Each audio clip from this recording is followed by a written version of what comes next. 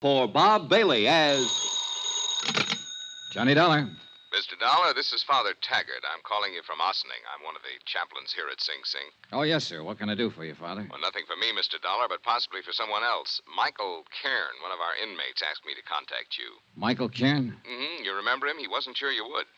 Old-time grifter and con man who got tied up with an insurance fraud a few years ago, blonde fella? Yes. Well, Michael wants to see you, Mr. Dollar.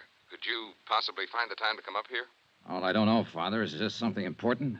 It is to Michael. Oh, well, look, I'll be in New York sometime next month. Maybe I'll get a chance to stop off. Well, couldn't you possibly make it sooner? What's the rush? He's going to be there quite a while, isn't he? Not very long, I'm afraid. Michael is dying. All right, Father, you can expect me.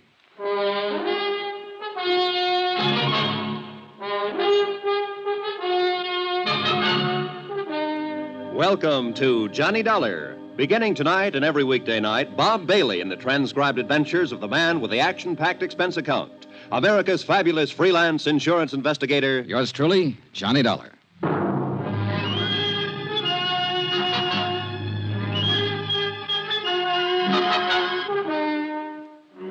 Expense account submitted by Special Investigator Johnny Dollar to the Allied Casualty and Insurance Company Limited, Markham Building, Hartford, Connecticut. Attention, Ed Barth, Controller's Office.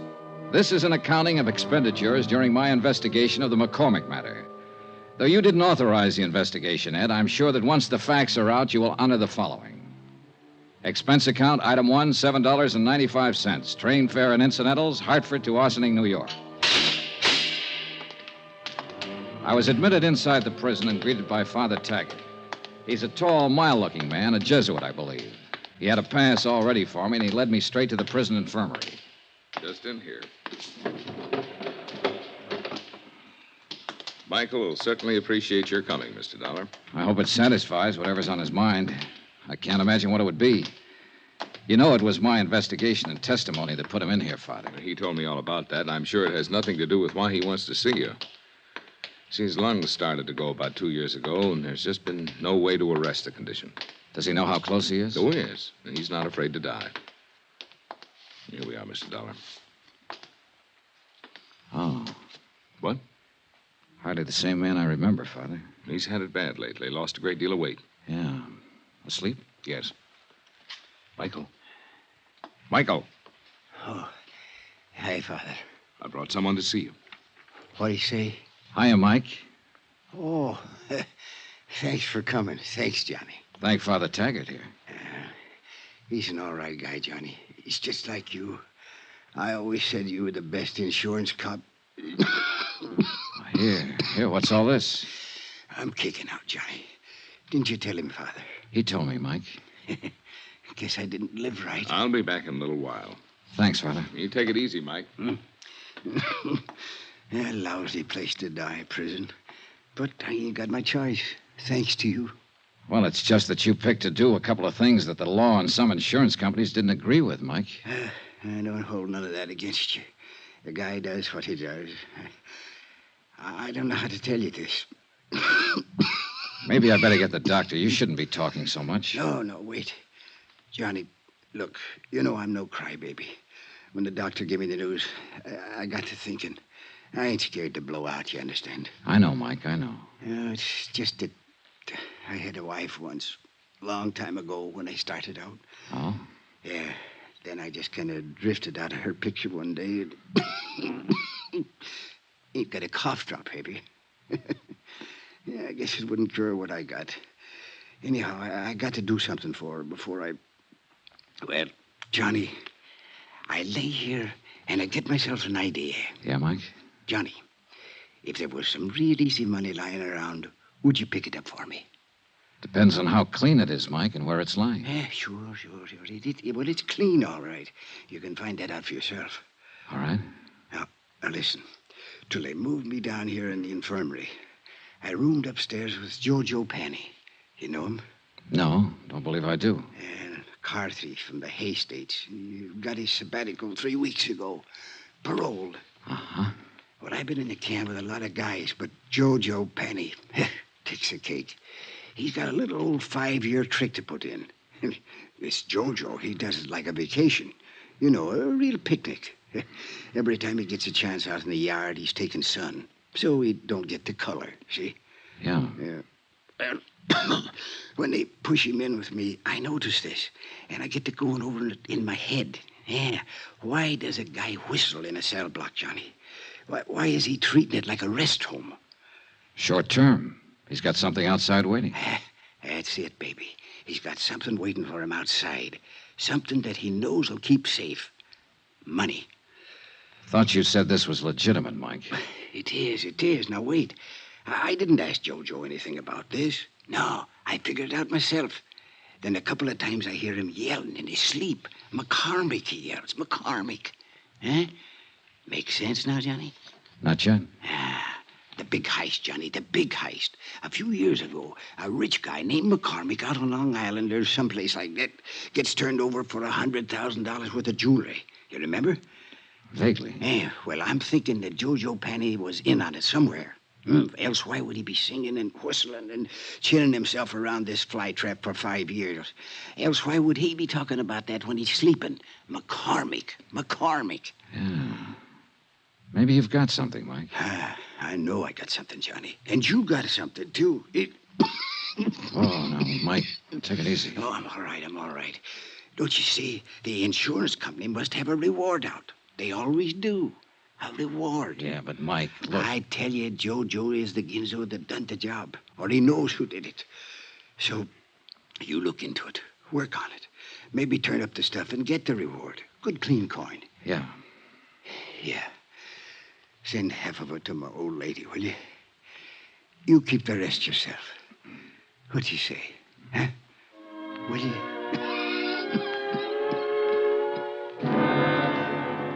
Ego facultati mihi ad apostolia, sedi tributa indulgentiam plenariam. Mike Kairen died 3 hours later. Et Filii, The last living thing he did was wink at me. Amen.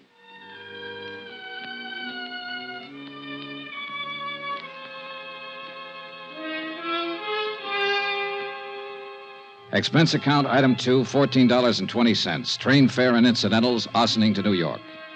I arrived at 2:15, dropped my bag off at the New Weston, and went over to the Metropolitan Police Station to find out what I could about the McCormick matter. It was all pretty much as old Mike had told me. A Julian McCormick living on Long Island had suffered a $100,000 jewelry burglary in 1951. 12 suspects had been arrested and released. The case was marked open and unsolved. Allied Casualty had been the insurance company involved. This is the adjustment office. Frank Porter speaking. My name's Johnny Dollar, Mr. Porter. I'm an investigator. Oh, I think I've heard of you, Mr. Dollar. Yeah? Wonder if you could give me a little information about a claim your company handled in 1951. A man named Julian McCormick out on Long Island. Gee whiz, long time ago. What about the McCormick claim? I might have some information on it. I don't know yet. It's a long chance. I'm at police headquarters, and I notice you investigated for the insurance company. I'd like to talk to you. Yeah, sure, but it's kind of late today. Tomorrow, okay? Well, you can tell me this right now. Is there any reward being offered? Gee whiz, kind of folds my sails. How's that? Well, asking about a reward. You sound like you can make full recovery and want to make sure that you'll be paid for it. Well, I said it was just a long shot. How about the reward? Well, that's pretty standard with us on cases like this. Yeah, I think it's 7,500, something like that. I'm not sure. Where are you staying? New Weston. Well, I'll look it up, get the exact figure, and call you there. How'll that be? Fine, thanks. That'll be fine.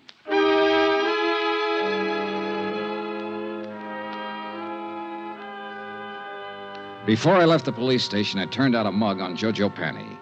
He was a big, broad-shouldered lad with plenty of beef, and a list of petty convictions, 4 of them in New York State.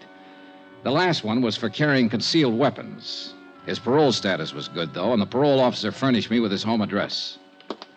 The Allen Hotel, rates day, week, or month, 115th Street.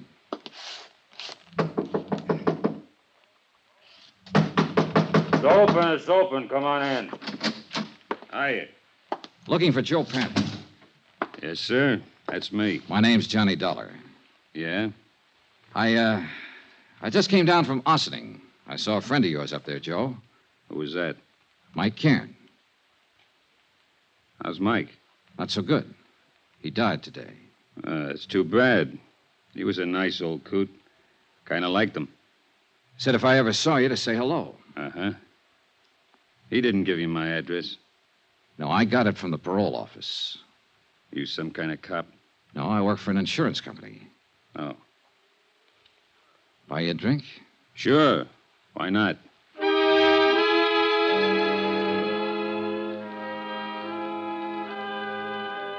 Expense account, item 3, $4 even for drinks. I wanted to look at Jojo Penney and talk to him and figure out how I was going to go about getting information from him. And the more I saw and the more he talked, the more I wondered if whatever he might have said about the McCormick case in his sleep happened to some other McCormick. After all, a man with a long list of petty thieveries is hardly ever involved in a slick, big-time safe-cracking job. That takes another kind of talent, and one I was sure that Jojo didn't have. So I just been taking it easy and looking around. I figure I can get a job pushing a truck or maybe a cab if I'm lucky. Got to get something to do. Parole officers kind of hard-nosed about things like that. Yeah. Drink up. Want one more? Oh, no thanks. 3's my limit. Like to keep in shape. Sure. Say, you got anything to do? Nothing special. Why? Thought I might go out to Long Island later on tonight to say hello to an old friend of mine. If you haven't got anything to do, come on along. You're okay, Bub. Sure, why not? This friend of yours, he's an ex-con, too? No, he never did any time. Just a friend. Want to say hello is all. Oh. Rich fella. His name's Julian McCormick. You're, very big with the hellos around here today, aren't you? Anything wrong, Joe? You probably are. Why do you say that? Nothing. Ever know anyone named McCormick? I knew a guy named Arnie McCormick once back in Salt Lake City. We were pals for a while. Oh. Yeah. Arnie was killed in the war. He'd got himself drafted in the infantry. Maybe he's related to my friend Julian McCormick out on Long Island. He wasn't related to anybody, not that bird. I'm leaving. I want to get up early tomorrow. Why not come with me? Thanks for the drinks. He drifted off down the street and left me standing there. And one thing I was sure of, he had the name McCormick on his mind. Whether it was the right McCormick or the right case, I didn't know. Anyhow, he was my one big lead. So I was back at his hotel early the next morning and talking to the desk clerk. Penny, did you say room 210? Yeah, that's right. Vamoose. What? He left bag and baggage last night. Well, where did he go? What's his forwarding address? He didn't say. Just left.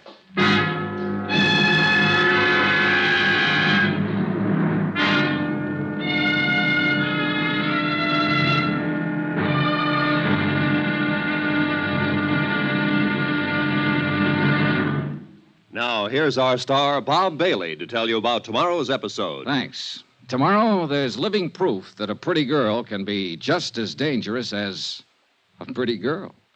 Join us, won't you? Yours truly, Johnny Dollar.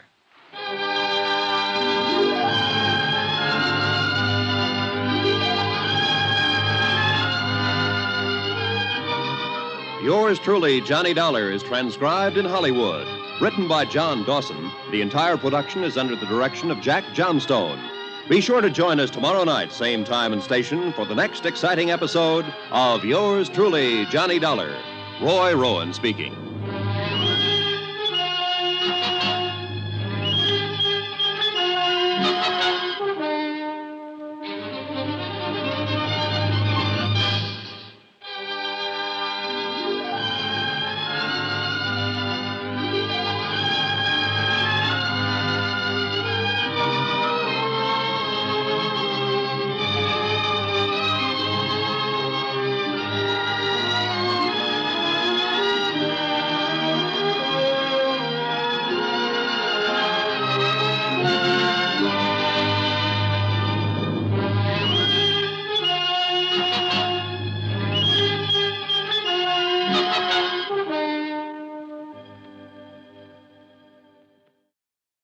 From Hollywood, it's time now for Bob Bailey as... Johnny Dollar. It's Frank Porter, Allied Casualty. Yes, Mr. Porter. Oh, call me Frank, Johnny. You phoned yesterday about the McCormick matter. I got all the stuff about the case on my desk here, and we're still offering $7,500 reward. Thanks for confirming it, Frank. Sure. You got a tip or something? An old con named Mike Kairen gave me a tip. About a guy named Jojo Penney. I'm working on it. Need any help? No, not yet. I might. Jojo pulled out of his hotel last night, bag and baggage. Oh, what are you going to do? I'm on my way to Long Island. Huh? I want to talk to McCormick himself. Oh. Johnny, Yeah? let me give you a tip for your own good. Don't bother Julian McCormick unless you've really got something. Could be dangerous. I think I've got something.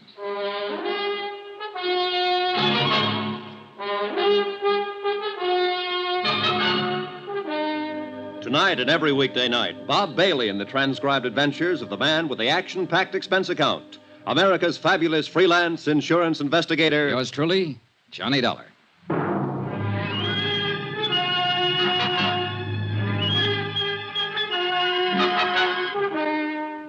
Expense account submitted by Special Investigator Johnny Dollar to the Allied Casualty and Insurance Company Limited, Markham Building, Hartford, Connecticut.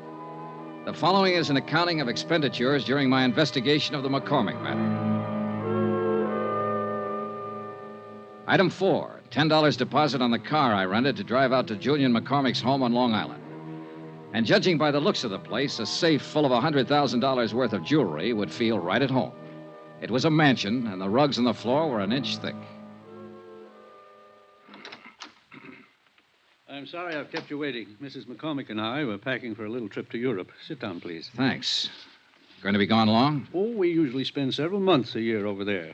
We're a bit late this year. Our reservations are for next week. I envy you, Mr. McCormick. Dollar, the name? That's right. Forgive me, but I don't seem to recall having heard of you before. Oh, it's okay. We never met.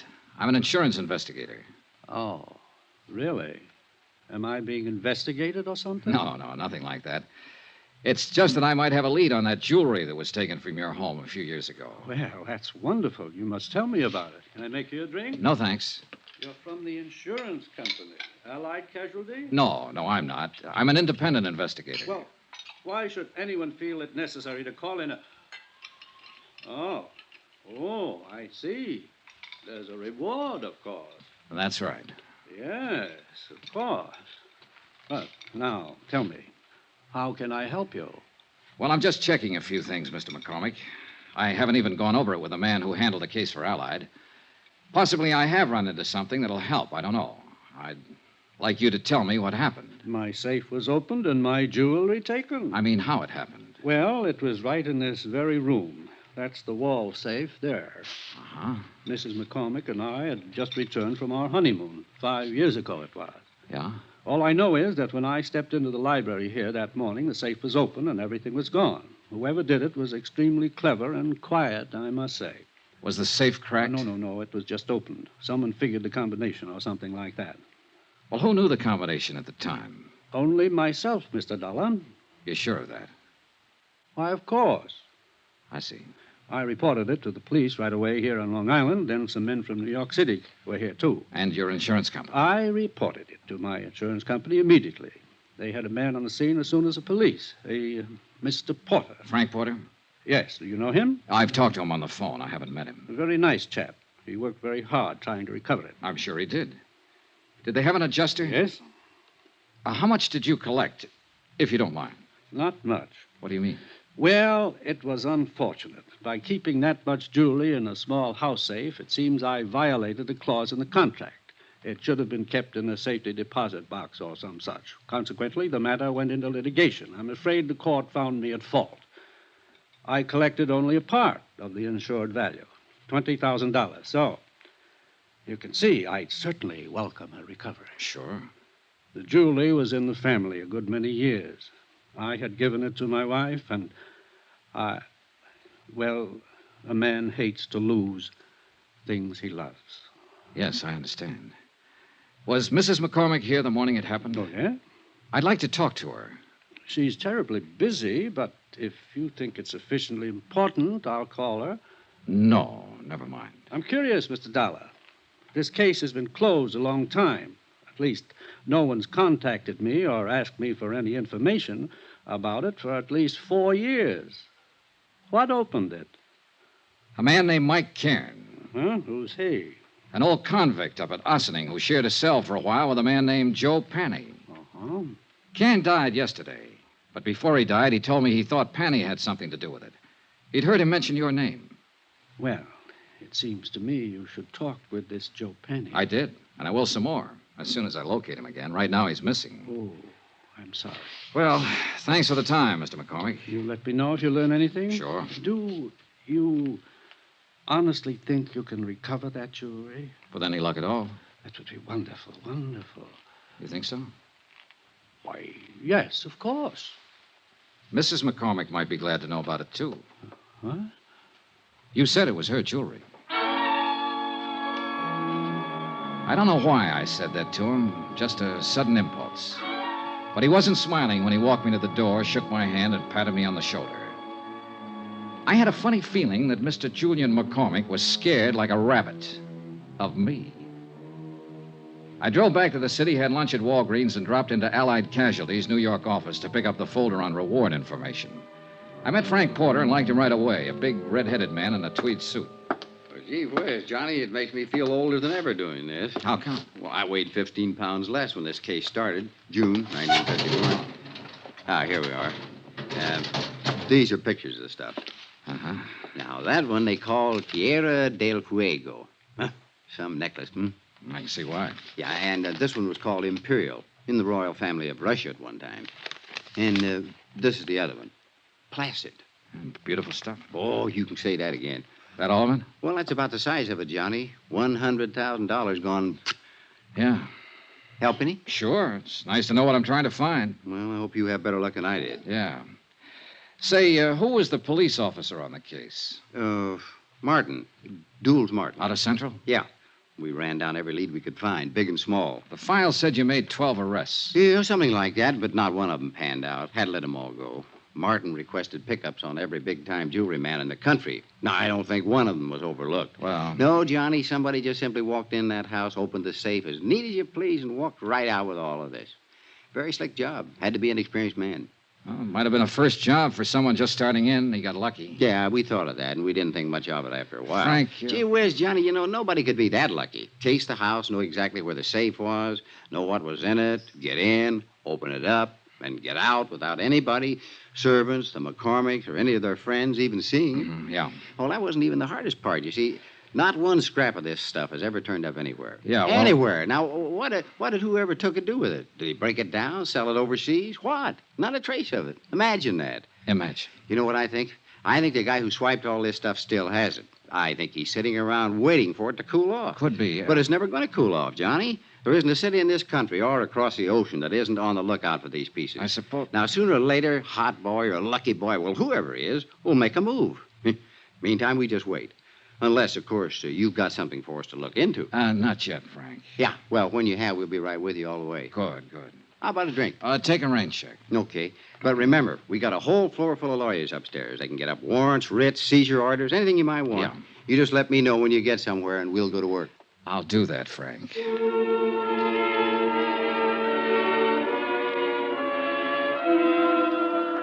I left Frank Porter and went back over to the parole office to see what had developed with Joe Penney. After all, if he didn't report in, he'd be in violation of his parole, be in real trouble. But nothing had developed. He hadn't put in a change of address, nothing. So I went back to my hotel and had some dinner. Then I shaved, changed my clothes. Expense account, item 5, $1.50 cab fare. I garaged my rented car, went back to Central Police Station, and pulled out the mug on Joe Penney once more, hoping to get a line on some friends or relatives of his where he might be staying. Up till then, things had been going pretty routine. Then a clerk from the parole offices stepped across the hall. Hi, Mr. Dollar. Hi. Thought it was you I saw in here. I wasn't sure. How's it going? Fine, fine. Talk to your friend Jojo Penney yet? Not today. Why? Well, you seemed awful anxious to talk to him, is all. I am. Why don't you go see him? You playing games? I've been trying to find out where he is all day. And I already told you. You what? Sure, I gave it to you half an hour ago when you phoned. When who phoned? Sure, about half an hour ago. Look, Joe Penney called in and told me his address. Yeah? I no sooner set down a phone and you call in and said, "This is Johnny Dollar. Have you heard from Joe Penney?" What? I said, "Yeah," and I told you his address, that's all. What address did you say? The Allen Hotel on 115th Street, same place he was before. What's the matter, you forget? It took me 10 minutes to get from the police station over to the Allen Hotel. 10 minutes of wondering who'd put in that call and used my name. I went up the stairs, 2 at a time, up to the second floor. And right at the top of the landing, I bumped into a dark-haired woman wearing a silver fur piece. Oh, I'm sorry. I didn't see you. It's all right. You hurt? No, not at all. Please, let me go past. I'm in a hurry. Yeah, I'd be in a hurry, too. What do you mean? The gun. What? You should carry it on the inside of your purse. Oh, I didn't... Suppose I take it. No, let go of me. Fingernails, huh? Give it to me. All right, take it. She'd given it to me, all right on the side of the head. It didn't knock me out, but it did knock me off balance, so I tangled up with the hall table. And that gave her plenty of time to scurry down the stairs while I got out of the furniture and back on my feet. By the time I got down the stairs and out on the street, she was nowhere in sight. No one yelled, "I'm shot." No one did anything but what they were already doing.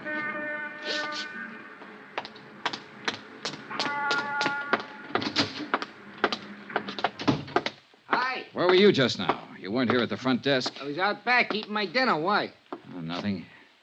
You happen to see that woman who just ran through here? No. Tall, dark-haired woman, about 30, wore a mink stole? Me? Yeah. Oh, you're kidding in this joint. Oh, brother. You still looking for Joe Penney? He lives here again, doesn't he? Yeah. Have you seen him? Where is he? Out. I sat down with myself and waited. A half an hour later, when the clerk went back to finish his dinner, I stepped over to the desk and borrowed his pass key and went back up the stairs to room 210.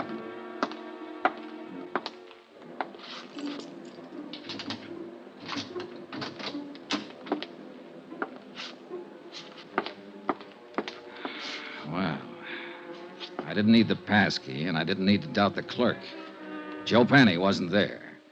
But all of his things were. The curtains were drawn and the windows closed. Every drawer had been pulled out of every dresser. The mattress on the bed was slit from top to bottom, and the rug had been ripped and turned over.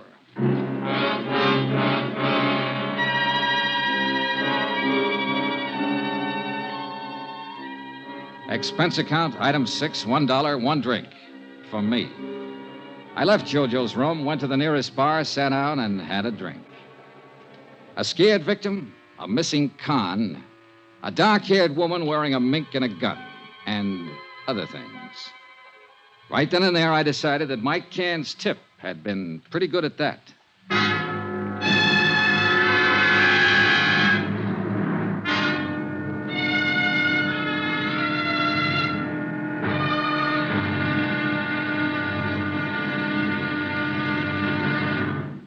Now, here's our star, Bob Bailey, to tell you about tomorrow's episode. Thanks. Tomorrow, a slight case of mayhem. When the right guy turns up in the wrong place. Join us, won't you?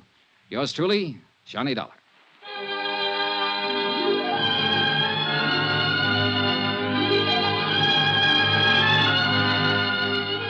Yours truly, Johnny Dollar, is transcribed in Hollywood.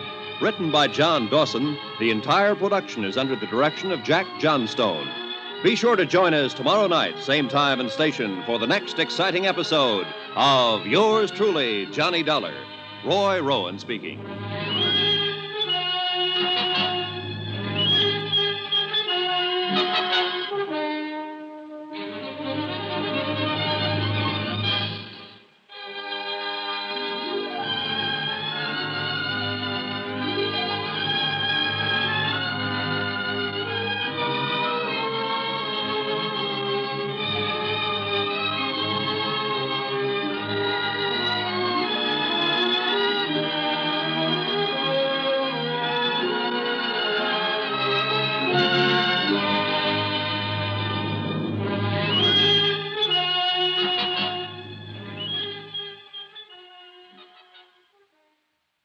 From Hollywood, it's time now for Bob Bailey as... Johnny Dollar. This is Dulles Martin. Lieutenant Martin? Yeah, that's right. I got a message you called while I was out and left this number. Yeah. I want to talk to you about the McCormick case, Lieutenant. McCormick? $100,000 burglary out on Long Island back in 1951. I was the officer in charge. Who are you? Insurance investigator. I got a tip that an ex-convict named Joe Penney might have pulled it. I'm at Penney's hotel.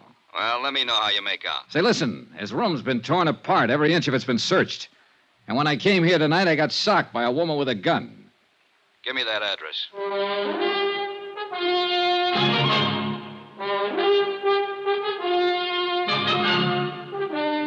Tonight and every weekday night, Bob Bailey in the transcribed adventures of the man with the action-packed expense account. America's fabulous freelance insurance investigator. Yours truly, Johnny Dollar.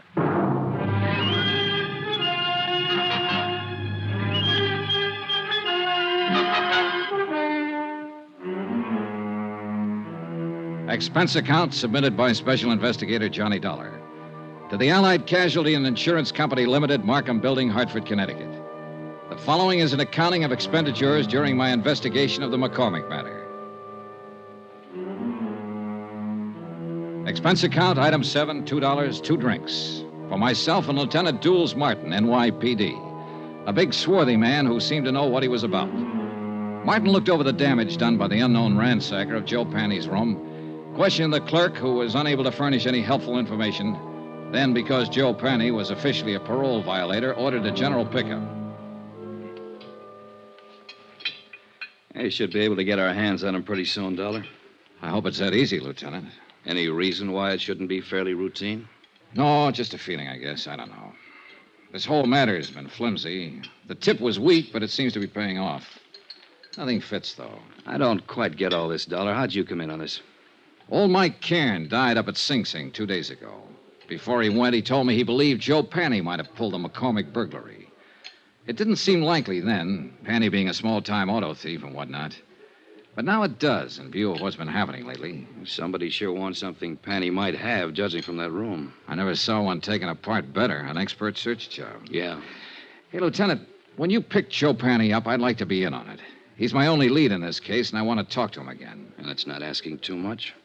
Now, Dollar, about this woman you saw. Pretty, about 30, dark hair, good dresser, wore a silver mink stole. The gun she socked me with was a little one, a 25 or maybe 32 automatic. Mm-hmm. You think she might have done the searching in Joe's room? What do you think? She was flustered and upset when I bumped into her, anxious to get away from the place. And, of course, the gun in her hand. Yeah. She sound familiar to you in this neighborhood? No. Could be anybody. Yeah. Well, that's about it, Lieutenant. Yeah? No, I got it. Oh, thanks. I suppose you talked to McCormick, got the full story of the burglary from him? Almost first thing, yeah. Well, I remember him when it first happened. Nice enough, but strange, I thought. This business about somebody phoning the parole office ahead of you to get Joe Penney's address, that stops me, though. That's hard to figure. You sure you're telling me everything? Sure, I'm sure. That part sounds crazy. Not if somebody knew I was looking for him, wanted to get him first. But who? How should I know? Well, we'll see what we will see. Can I drop you anywhere? No, thanks. I'll walk. You let me know when you pick him up. Sure.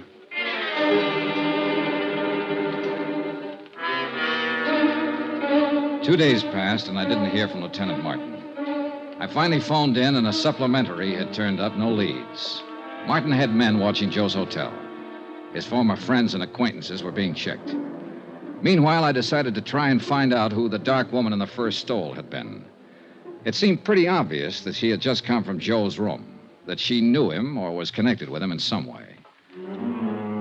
So once more, I combed over Joe Penney's file at headquarters, this time looking for a woman's name. The only one mentioned was an ex-wife who had divorced him 6 years before. Her name was Iris Carter.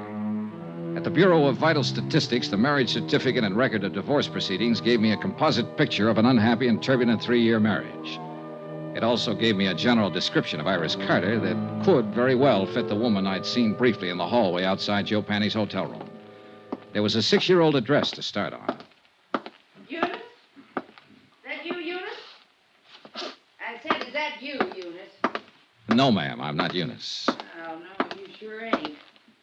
You seen her? I don't know. I really don't know her. Oh. Well, what do you want? I'd like to talk to the manager. I want some information. What's your name? Johnny Dollar. What kind of information are you looking for? Are you the manager? Yes, sir, I am. Well, I'm trying to locate a woman named Iris Carter. She might have used the name Iris Penney. She was married once to a man named Joe Penney. Lived here about 6 years ago. Were you here then? I was. Did you know her? I did. Did you know him? Yeah. He went to jail. Does she live here now? She don't. Do you have any idea where I can find her? I don't. Well, do you happen to know if she ever Why worked do you want her? Just to talk to her. When did she move out? Oh, long time ago. 5 years, maybe. Uh-huh. What's your business? Insurance. Oh. Well, what's up? Oh, nobody around here buys insurance. Well, we don't have to go into that. If you can think of any place I might get a line on her, I'd appreciate it. It seems to me she worked at a bookstore down the street. Down what street? Out there. Block or two down that way. I think she worked there. I don't know. You can try. Thank you, I will. My, you polite. You tip your hat. Say, tell me, do you remember what she looked like? Sort of. Yeah. Well? Oh, about as tall as I am. Nice. Pretty girl. Blonde or brunette? Dark hair. Almost black. Know any of her friends when she lived here? No. No, I couldn't tell you that. Why? Oh, I might look up one of them and ask her about her, that's all. You ask at that bookstore. I think she worked there.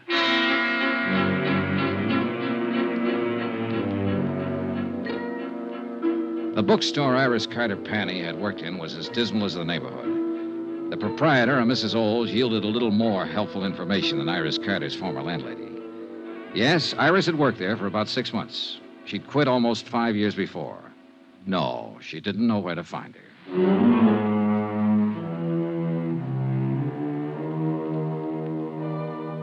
Expense account, item 8, $1.02 lunch.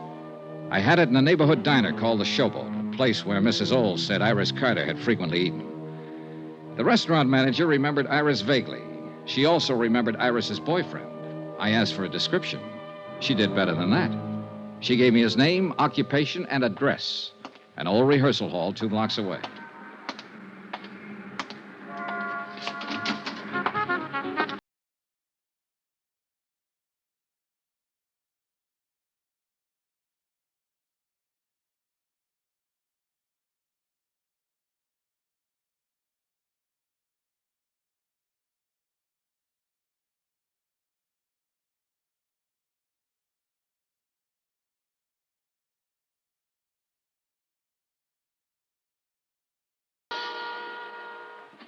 Okay, guys. Take 5.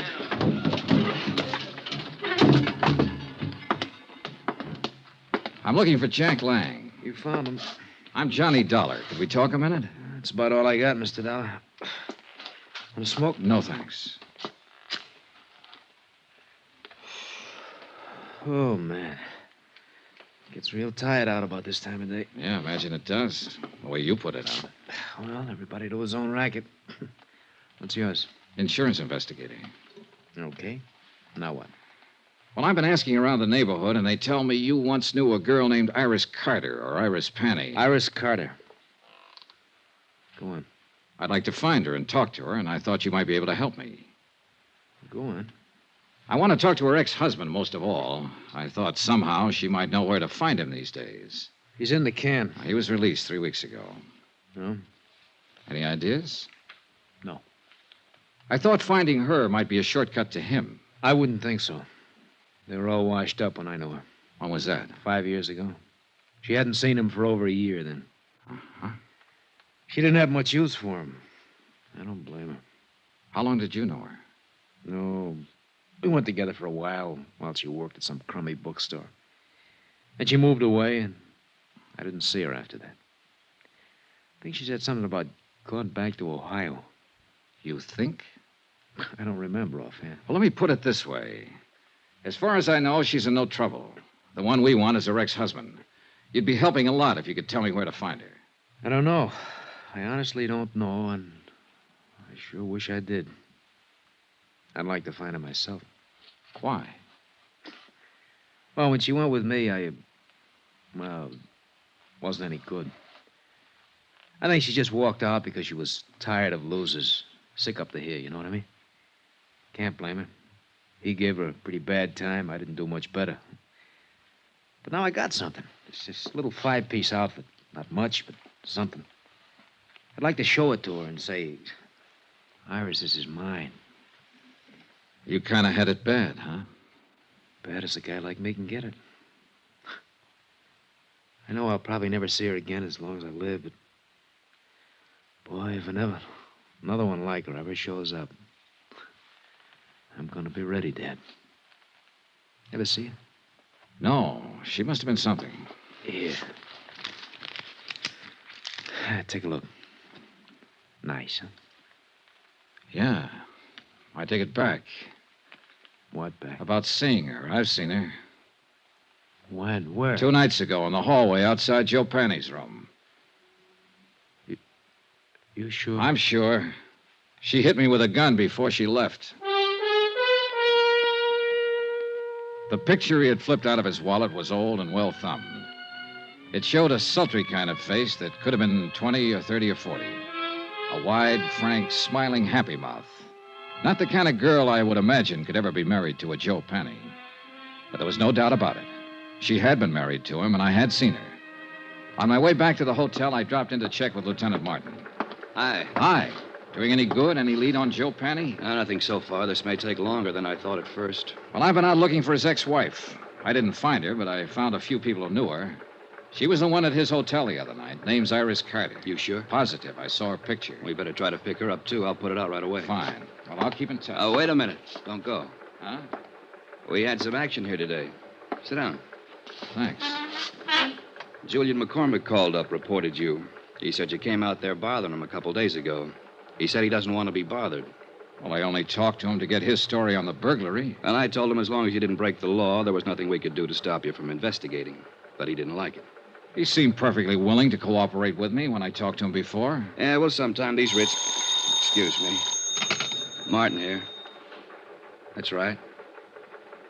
Well, how long ago? Okay. Well, they found your boy, Joe Penney. What? Yeah. He's on his way to the morgue. Harbor Patrol picked up his body a couple of hours ago, loaded down with slugs. Some case. And that ain't all, Johnny. Huh? His feet were burnt.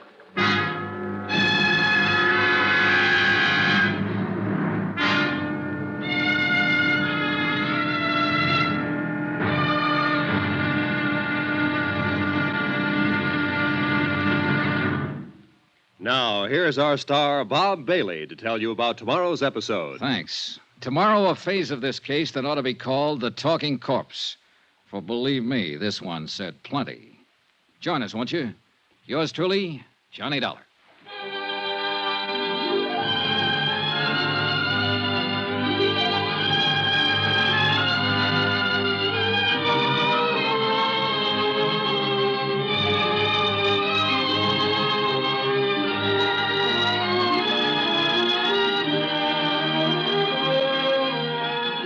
Yours truly, Johnny Dollar, is transcribed in Hollywood. Written by John Dawson, the entire production is under the direction of Jack Johnstone. Be sure to join us tomorrow night, same time and station, for the next exciting episode of Yours truly, Johnny Dollar. Roy Rowan speaking.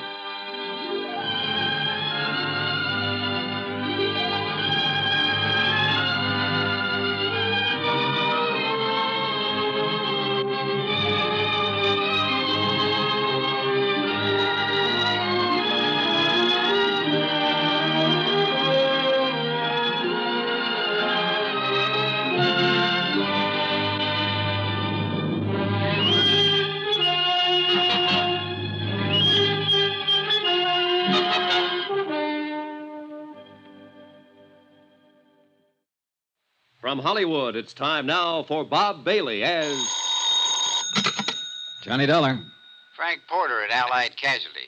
How's it going, kid? I don't know. You ever find Joe Penney? The Harbor Patrol found him floating around the harbor. He'd been shot and his feet were burnt. What? Gee whiz, torture. Well, what can I do to help?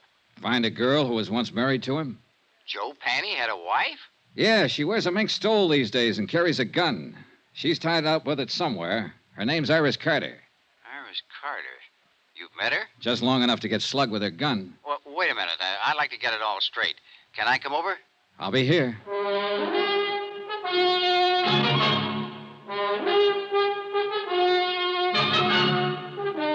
Tonight and every weekday night, Bob Bailey in the transcribed adventures of a man with the action-packed expense account. America's fabulous freelance insurance investigator. Yours truly, Johnny Dollar.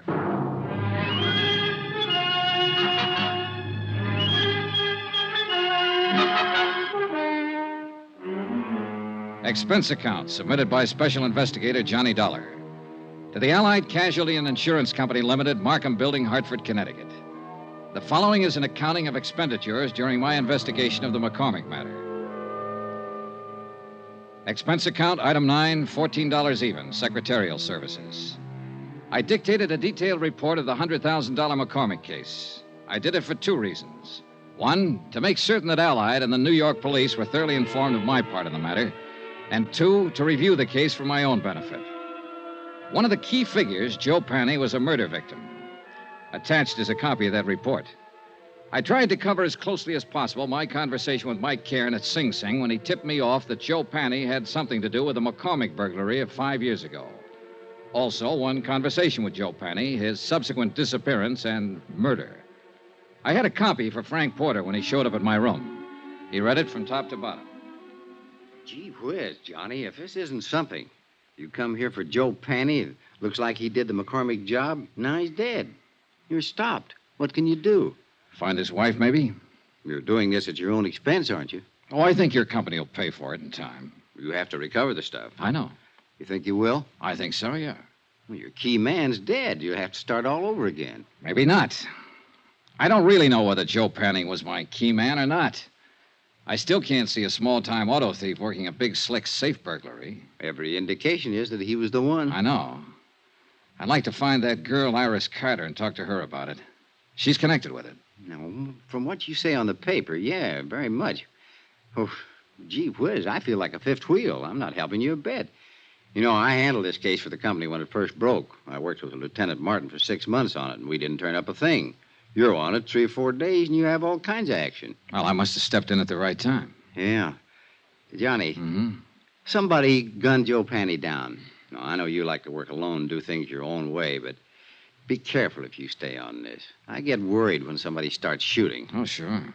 I didn't get that, though. What? If I keep on this, I wouldn't let it go now if my life depended on it. I'm going to find that woman, and I'm going to find the stuff. Sure. Well, gee whiz. Don't let anything happen to you. I won't. I talked some more with Frank Porter about the case. He repeated his offer in the name of Allied Casualty to help if he could. I told him I'd take it up on it if anything came up at all. He left. I was at Central Police Station 10 minutes later.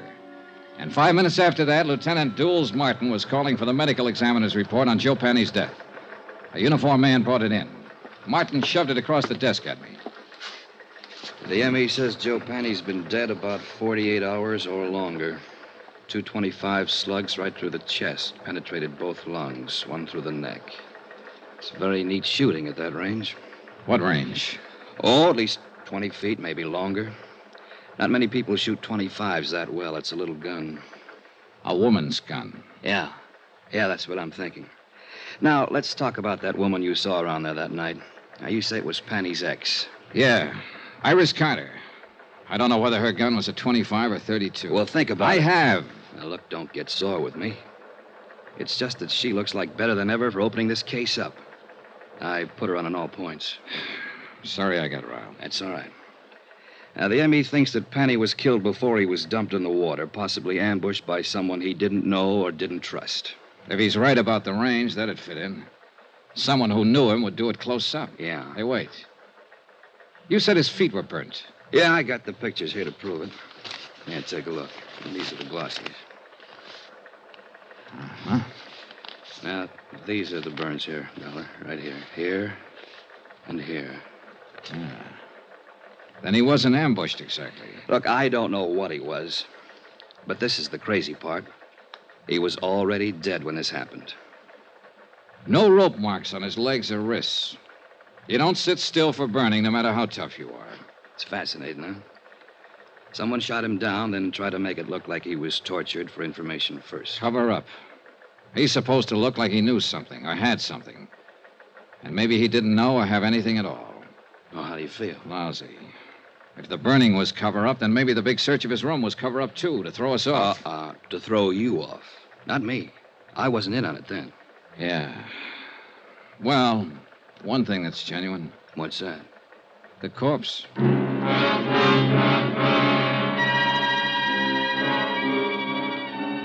An hour and a half later, a witness was delivered to the office of Lieutenant Martin. His name was Edmund Thompson. He sold papers in the dock area. Both Martin and I looked at him twice, and I could tell both of us were doubting the credulity of anything he might have to say. Hi. Hi. My name's Martin. This is Mr. Dollar. Yes, sir. Glad to know you both. Would you mind telling us everything you saw the other night? Tuesday night. Yeah, it was Tuesday. Sure, why not? I saw this guy dumped in the water. We understand that. Can you tell us the circumstances?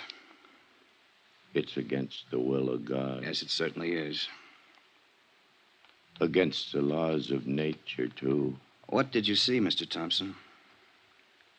I prayed for them both. You tried, Dollar? When did you pray? Right after I saw it. Yes, sir. On the street, huh? No. I was on the vacant lot. I was cutting across towards the docks. Oh. Then I see this car pull up. Long black car. A lot of chrome on it. This fella jumps out and goes around at the back. He opens the trunk, and he pulls this other fella out. Hoists him up, and he carries him over the dock. Then he just lets him go. Then you prayed. Then I prayed. I was a little too scared to do anything else.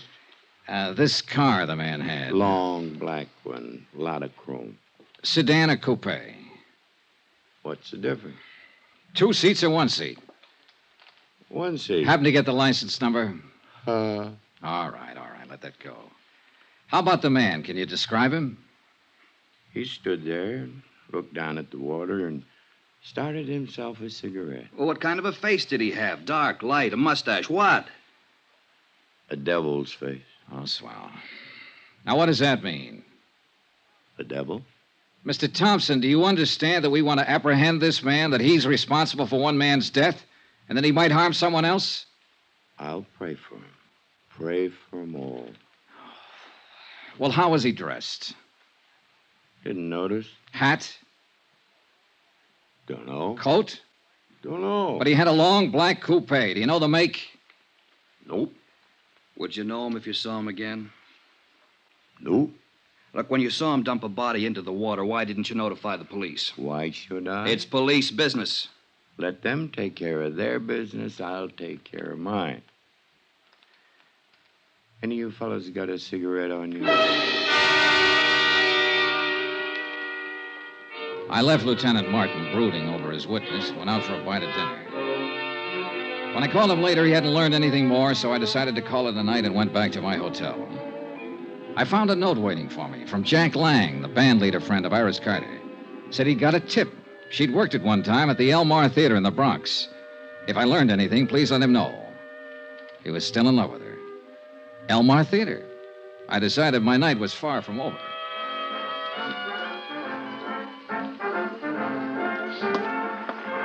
Hey, you. Buy a ticket out front if you want to look at the girl. I only want to see one. Her name's Iris Carter. Does she work here? I just told you, go buy a ticket out front. Just tell me this. Does Iris Carter work here? Is the name familiar to you? Have you ever seen her or heard of her? You give me any more trouble or clutch, I told you go out front. Can't you answer a simple question? I'm looking for Iris Carter. Iris Carter. You don't have to yell at Mister. He never heard of it. What? Call me a cop, Gloria. This guy's Pop, giving me... never mind. I'll take care of him. Come on, you.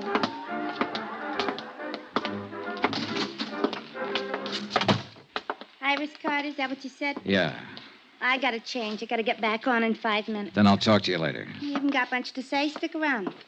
I'll change back at the screen. Okay. I'm Gloria Ward. Who are you? Johnny Dollar. What do you want with Iris Carter? I want to see her and tell her something. Tell me. Well, for one thing, her ex-husband's dead. What? Oh, better watch that screen. Oh. Say that again. Joe Penney, her ex-husband's dead. No kidding. That no good bum is really dead. Yeah. Where can I find her? She don't work here no more. Hasn't worked here in 4 or 5 years. She quit. Well, where is she? You took over from the old man out there when you heard me mention her name. You've satisfied yourself that I'm really looking for her, so suppose Don't flip with me, mister. I'm not satisfied about anything. Where is she?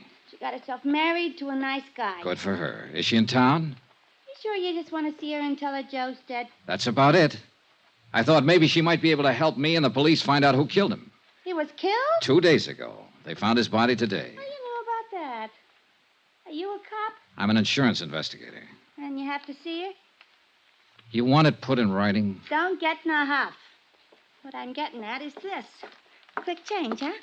Now listen. Iris is good. You know what I mean? And she's married to a nice guy now. Will any of this make her trouble? Not if she hasn't done anything wrong. Well, I can tell you she hasn't. If it does make trouble, it'd be a shame. She's set up nice, and I like to see a girl set well, don't you? Certainly. Well, I haven't seen her almost since she left here, but... Well, you look like a right kind of guy. I believe you. Thanks, Gloria. She lives out in Long Island now. Her name's McCormick. Iris McCormick. By the time I said goodbye to Gloria and walked out the stage door and got out into the alley, I thought I had most of it again. The ex-wife of an ex-con married a wealthy Long Islander named McCormick. When the honeymoon was over, the safe was robbed. Walking out that alley, I was wondering whether to phone the police or Allied Casualty first.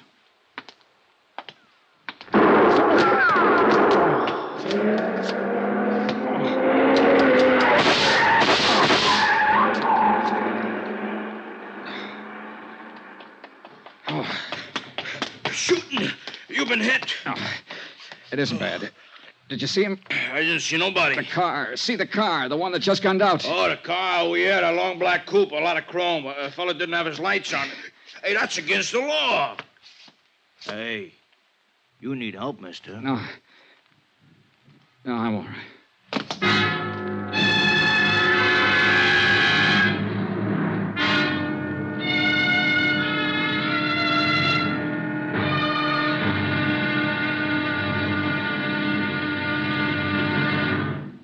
Now, here's our star, Bob Bailey, to tell you about tomorrow's episode. Thanks. Tomorrow, the end of the trail of a .38 caliber slug. Join us, won't you? Yours truly, Johnny Dollar.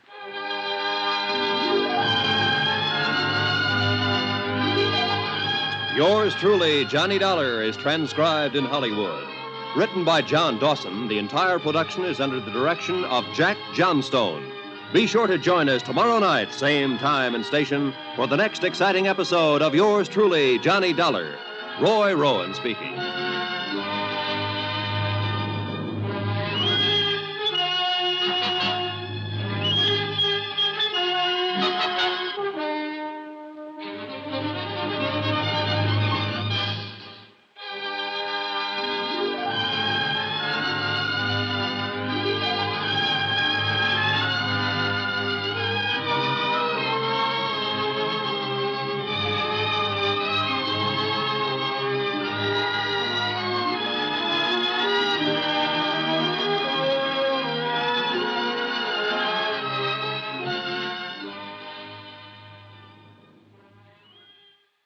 From Hollywood, it's time now for Bob Bailey as...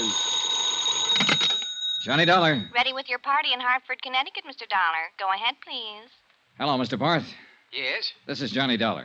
Johnny, what's up? Now listen carefully, Ed. I've just been shot. What? Oh, it's nothing serious. I'm backstage at the Elmar Theater in the Bronx. Johnny... I'm all right. Now listen to me. I got a tip from old Mike Kairen, a convict, that a man named Joe Penney might have had something to do with the McCormick case a few years ago. Yes, a jewelry case, $100,000. Well, Penney's been murdered. I didn't get a chance to learn anything from him, but I have learned that Penney's ex-wife is married to Julian McCormick. You've contacted our New York office? I've been trying to get your man Frank Porter at his home, but no one answers. It's going to be pretty nasty for Allied Casualty if she plotted with this Joe Penney to rob McCormick. Yeah. Do you want me to wait and let Frank Porter handle it? No. You go ahead. If somebody's throwing bullets around, they'd better be stopped before... Oh, well... By me rather than Frank Porter, huh? Okay.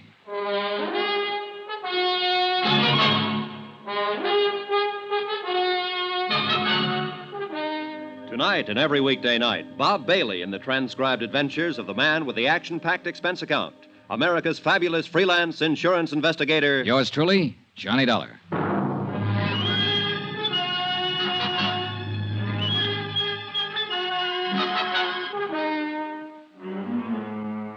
Expense account submitted by Special Investigator Johnny Dollar to the Allied Casualty and Insurance Company Limited, Markham Building, Hartford, Connecticut. The following is an accounting of expenditures incurred during my investigation of the McCormick matter. Item 11, $7.50, one bottle of scotch, which I sent the stage doorman out to get while I was calling Ed Barth at Allied Insurance. Apparently, everybody in the neighborhood thought the exchange of shots between me and somebody in a long black coupe were backfires. It was the doorman who dragged me back in the theater. You got yourself a boy now, mister. It's just a graze. I sure don't get you. Calling insurance people and not police. Somebody fires a gun at you, call the cops. Have another drink. That's the way it seems. Hey, where you going? You should see a doctor. Later. I went back outside in the alley where the shooting had taken place. 10 minutes of looking around, and I dug a pair of .38 slugs out of a telephone post.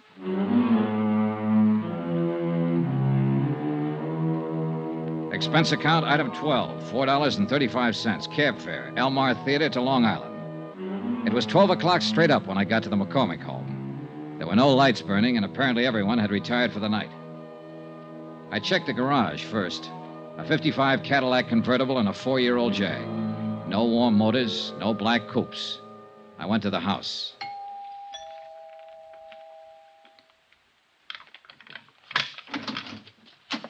Oh, it's you. Hello, Mrs. McCormick. No, please.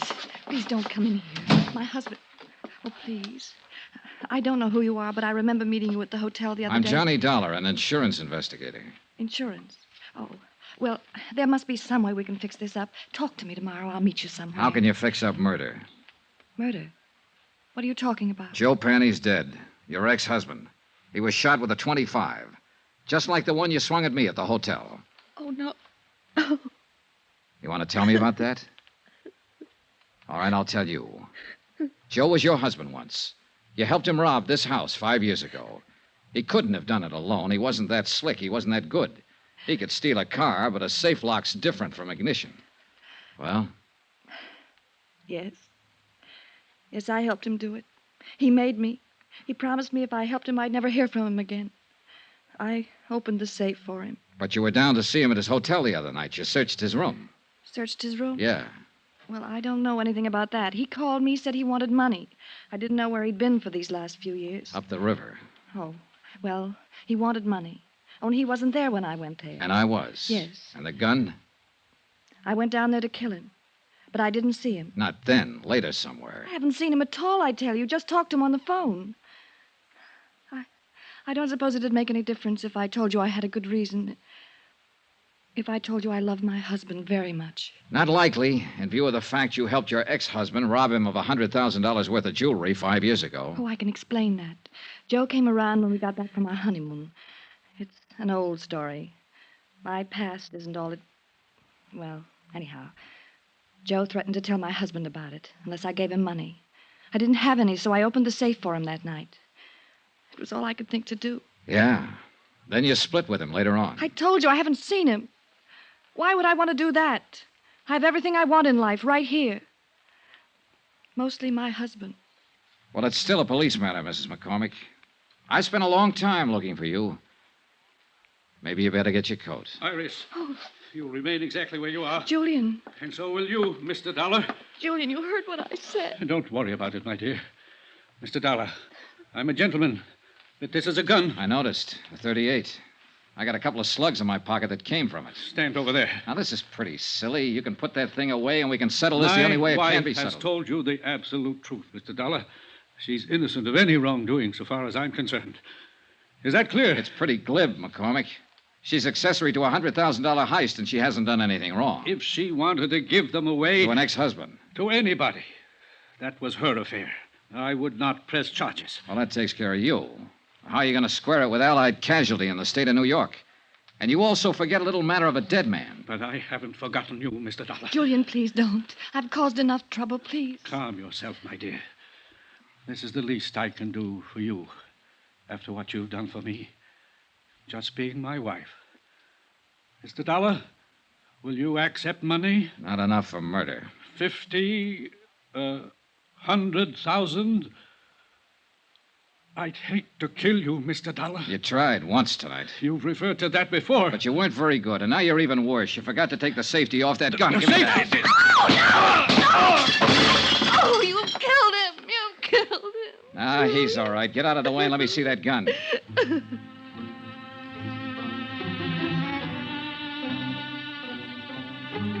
I wasn't interested in either one of them for the moment. I was looking at the .38 I'd taken from Julian McCormick. There was a smear of cosmoline still inside the barrel. I sniffed it, checked it, found all chambers loaded. It was a brand new weapon, and it had never been fired.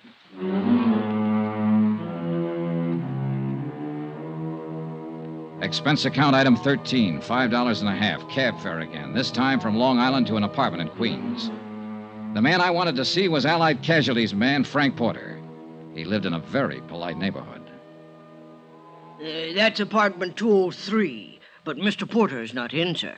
I'll wait for him. Yes, sir. It's all right if I sit in your lobby, isn't it? Oh, yes, sir. Yes, sir. But I'd prefer that you waited somewhere else. You would? Well, this is a rather exclusive apartment building, sir, and we don't like people loitering in the lobby. Well, I'm on a pretty exclusive mission. But you don't like the mud on my clothes and the tear on my coat, huh? Are you a friend of Mr. Porter's? Yeah. Good friend? He wouldn't mind if I waited in his apartment, if that's what you mean. No, sir. Impossible. But a couple of bucks can do wonders sometimes. It was quite a layout. Books, pictures, furniture, and whatnots that make living at home pretty agreeable. I propped myself up on a stool at Frank's little bar, poured myself a drink, and sat there waiting for him. I was like that a half an hour later when he showed up. He looked a little unsteady on his feet. Oh, gee whiz. Johnny Dollar. Hi. You're the last person in the world I expected to see. I'm glad to light and let you in. I didn't think you'd mind. No, not at all. I tried to phone you earlier tonight. You were out. I'm sorry. Chief Whiz, what's on your mind, Johnny? I wanted to tell you I was shot at tonight. What? I wanted to tell you I found out who Mrs. McCormick is and was. Since you were on the case first for Allied, I thought I'd tell you first. Well, gee whiz. Say, this is a nice setup. Full of nice things. Yeah. I've been in places like this before, Frank. They usually start at $300 or better a month. Good maid service, phone service. All those things cost money. A lot of money. Don't they, Frank? Gee whiz. When'd you tumble to it, Johnny? A little while ago when I was out on Long Island, Julian McCormick made me a proposition. He finally offered me $100,000. A lot of money. He sounded like he'd had experience making propositions. I should have tumbled to it a couple of days ago when you phoned the parole office after I left you. You used my name when you asked for Joe Penney's address. Yeah. I wondered if your tip was on the right track. I didn't figure Joe Penney was eligible for parole so quick. I had to get to him before you did. He wasn't the kind to keep his mouth shut. You shut it for him, didn't you, Frank? Mind if I sit down, Johnny? Now, go ahead. They'll be strapping you down one of these days. Gee whiz. No $150 a week investigating claims by nice places like this. It was one of those lucky things, Johnny. When I was called to Long Island to investigate that heist 5 years ago, I met McCormick's wife. Happened to recognize her as Joe Penney's ex. And you knew McCormick was in love with his wife enough to pay you to keep quiet. I gave him service for his money. The cops would have broken that case in 24 hours, but I covered up all the tracks I could find. And I made it real safe by seeing Joe send up the river. How? Just tipped off the cops to some of his hot car deals, and they picked him up. He happened to be carrying a gun, so he got the works. Then you just sat around drawing blackmail from McCormick. Gee whiz. Don't look at me like that, Johnny. Every guy has his price. How about you? That's the second offer I've had tonight. It's a good one. Joe Penney was a dumb guy. He picked up that jewelry and went right downtown and plunked it in a safe deposit box. It's been sitting there all the time he was up the river. Still worth... Sorry, Frank. You sure? I'm sure. Chief Whiz. Chief Whiz, Johnny, you are a good dick. You don't buy off. I just wanted to see, I guess. Sure, Frank. Well, do we go in quietly? You'd be surprised, Johnny, how quiet. You better dial for an ambulance if you want me to go to the trial. What? You You were good in that alley back of the theater tonight, Johnny, when I tried to knock you off. I followed you all night looking for my chance. You nicked me twice. Dial the doc. Quick. Gee whiz, it hurts. He died right there, without saying another word.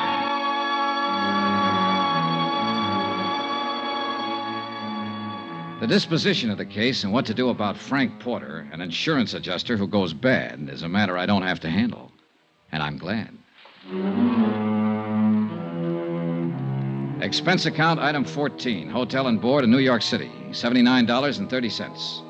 Item 15, $84, legal fees and incidental expenses involved in locating the widow of Mike Cairns, who it seems is still alive somewhere in Iowa and will accept half the reward as promised.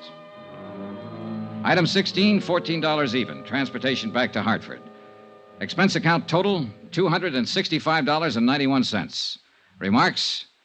Gee whiz. Yours truly, Johnny Dollar.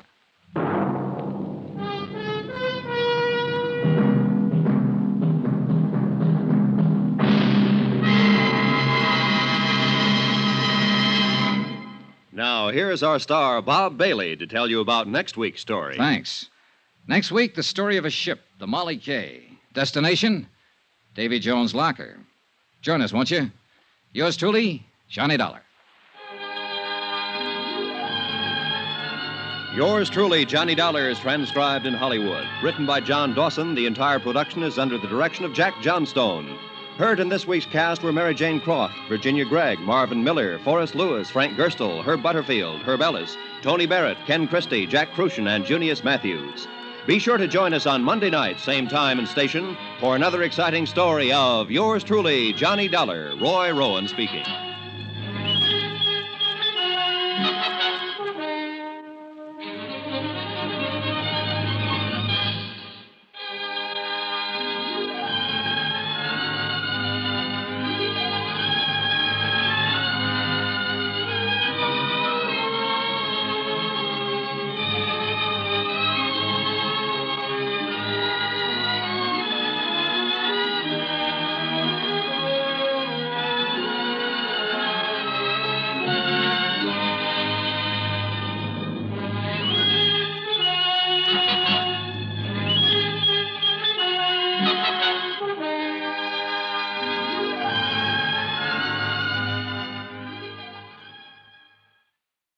From Hollywood, it's time now for Bob Bailey as Johnny Dollar. Dave Borger, Johnny, Marine and Maritime Casualty. Hiya, Dave. Awful. I'm in mourning, Johnny, for Molly Kay. Oh, sorry, Dave. You have my sympathy. Save it. This is money, not sentiment. We had her insured for a cool $500,000. You mean dames come that high these days? No, but a rusty old tub of a freighter does. What happened? She steamed out of San Francisco Bay bound for Yokohama. 20 miles off the Golden Gate, she upended and departed this world forever. Real sudden, huh? Too sudden. I don't like sudden things. Why don't you fly out there, Johnny? Take a look at the remains. Sure, as long as you're willing to pay for it. You're hired, but be careful. Don't get yourself killed. While I'm on an expense account? Dave, you've got a lot to learn.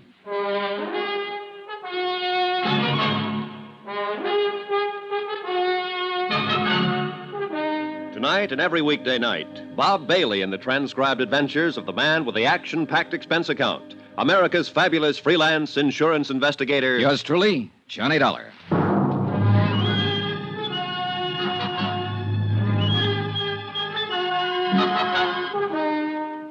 Expense account submitted by Special Investigator Johnny Dollar to the Home Office, Marine and Maritime Casualty Limited, Hartford, Connecticut. The following is an accounting of my expenditures during the investigation of the Molly K matter. Item 1, $164.50, plane fare and incidentals, Hartford to San Francisco.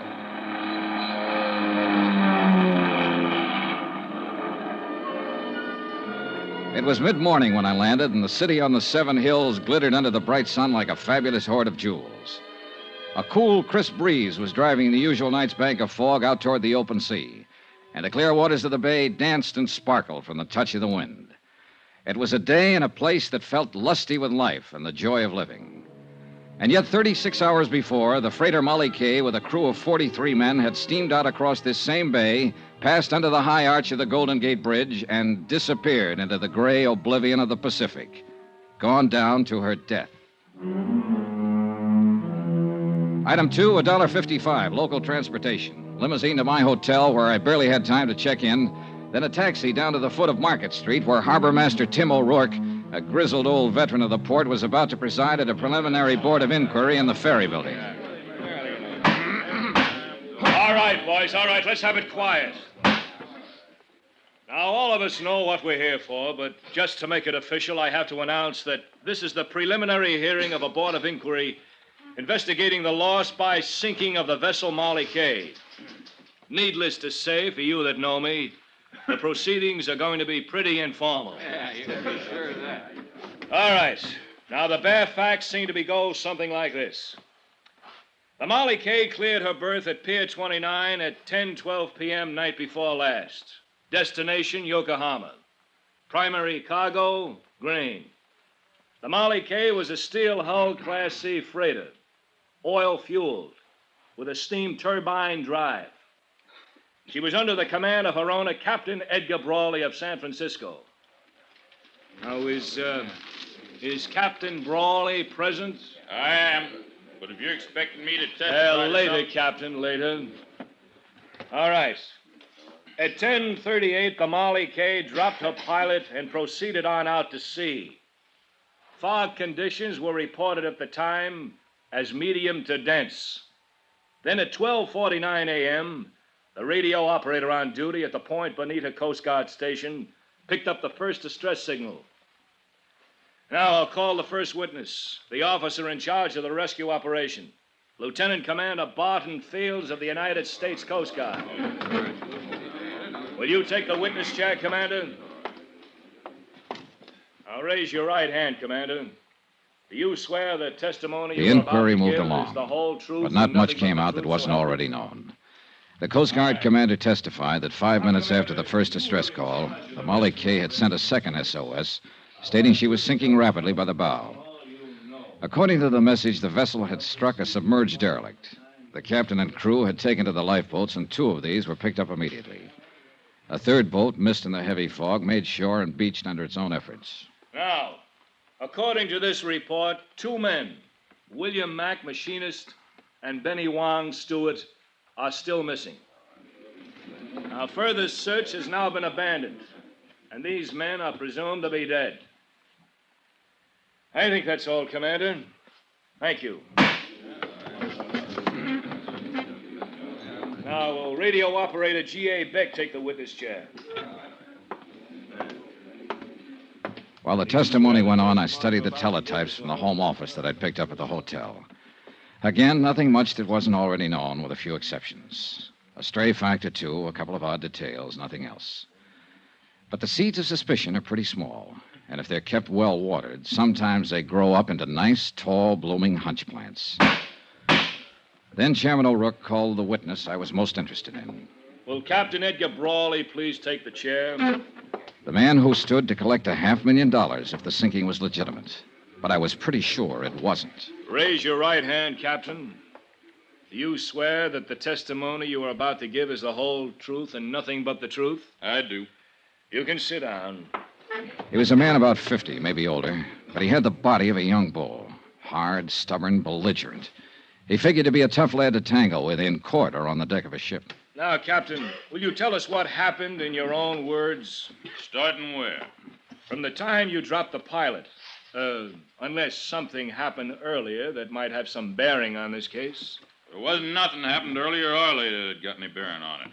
We hit a submerged derelict, that's all. Now, what more do you want to know? Your story, Captain. Just for the record. Be no different from what you've already heard from all the rest of them here. This is an official board of inquiry, Captain, whether you like it or not. I'll be the judge of what's important and what isn't. Yes, sir. Well, after we dropped the pilot, I set a course north 77 west, aimed to bring us into the main shipping lane by daybreak. Then I assigned the watches, had the deck gear stowed away, opened the trip log, got ready to settle down for the night's run. Normal procedure, in other words. That's what I told her. There wasn't nothing that was Go on with your story, Captain. My first officer took over the bridge, like he already told you he did, and I went to my quarters. What was the weather like at the time? Same as it'd been all evening. So foggy you couldn't see 100 feet from the bridge. And you took all the usual precautions prescribed for such a condition? Of course. Go on. Well, it was a while before midnight. I was still in my quarters, awake in my bunk when she hit. It was a big crash, like a torpedo had took us, and the lights went out. We started losing the headway, and a couple of minutes later, the engineer cut the engines and pulled his fires. Water had busted right through number 1 and number 2 bulkheads and was rising fast in the boiler room. Must have ripped half the bottom out of her. What did you do next? I called the engine room gang on deck, and, well, then I give the order to abandon ship. She sank less than 10 minutes after we got the boats off. Well, I guess that's about the size of it. Submerged derelict in the shipping lane. It was an accident, pure and simple.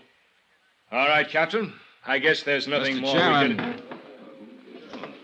Mr. Dollar? I wonder if I could have your permission to ask the captain a few questions. Well, it's kind of unusual, but like I said, this is an informal hearing, so, Captain Brawley, Mr. Dollar is a special investigator for the insurance company that holds the policy on your ship. His position here is unofficial, of course, and you're under no obligation. It's up to you. Well, I've told you all I know about it. I got nothing to hide, if that's what you're talking about. Not one single thing. All right. Let him ask till he's blue in the face. Go ahead, Mr. Dollar. Thank you. Captain Brawley, we've heard quite a lot about your last sailing for Yokohama, night before last. But there hasn't been any mention of the first time you started to leave, a little over a week ago. Had no bearing on this. Maybe not, but let's talk about it anyway. According to my report, you were 6 hours out of San Francisco when you radioed the Coast Guard to stand by. You had a cargo fire in number 2 hold. That's right. A little while later, you told them you had the fire under control, but you were returning to port. I wanted to check the damage, make sure the ship was sound. Yeah. So you laid up in harbor for a week. You filed a claim with our home office in Hartford for estimated damages of $6,300. Come to more. But when the company appraiser called at your office on Pier 29, you refused him admittance to the ship, and an hour later you wired Hartford and canceled your claim. That's right. A $6,300 loss, fully covered by insurance, and you suddenly decided not to make any claim for it? I'd have lost more if I had claimed it. How do you figure that? Because I had found out that I'd have to lay up here for another 2 weeks while that sneaking company of yours checked the facts, as they called it. I had a cargo on board. I had a delivery date ahead of me. Couldn't afford to waste 2 weeks. What caused the fire? I don't know. Who found it and reported it? A man named Bill Mack. All right. He was one of the 2 men that drowned when the ship went down. What of it? What are you trying to make out of it? All right, let's quiet down now. Let's have order in here. Now, at the time of the accident, Captain, the sinking, we're led to believe that it was a little foggy out that night. You doubt it? No, not in the least. That's why I can't quite understand how you managed to see that submerged derelict. I didn't see it. Then who did? Nobody, as far as I know. That fog, you couldn't see your hand in front of your face. There was no fog the next day. The Coast Guard searched the area for hours, and they didn't see it either. Well, it probably sunk when we hit it. Just what are you getting at, Dollar? How do you know there was any submerged derelict, Captain? What do you mean? You said there was a big crash. All the crew members described the accident as a sudden hard shock. In fact, one of them, Mr. Hawkins there, who was up forward on bow lookout, said it felt like a blast, like something... No, you don't. Oh, no, you don't. Mr. Hawkins. I didn't say it was no blast. What I said was it just kind of felt like one. You ain't gonna go putting no words like that in my mouth, Mr. Dollar. You ain't gonna get me mixed up in this. Mixed up in what, Mr. Hawkins? In this here whatever's going on, or whatever you're trying to claim is going on. I just don't know nothing about it, about anything. And I just don't want anybody putting words in my mouth, that's all. Claiming I said something I didn't. Well... Just what exactly is it you're hitting at, Mr. Dollar? Not hitting, Captain. I'm saying it. I don't think there was a derelict.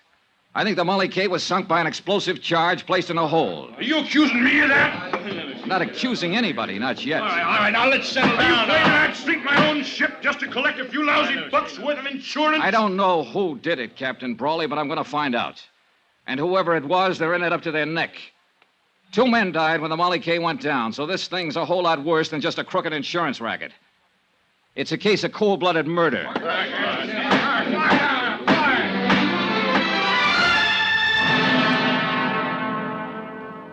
Outside, after the hearing adjourned, I turned west and walked along the Embarcadero. I looked at the crowds and the sunshine and the seagulls out over the bay. It was all brisk and bright and cheerful. But I felt cold in the pit of my stomach. They were scared in there, all of them, scared to death. The smell of fear in that hearing room was so thick you could cut it with a knife. And I meant to find out why.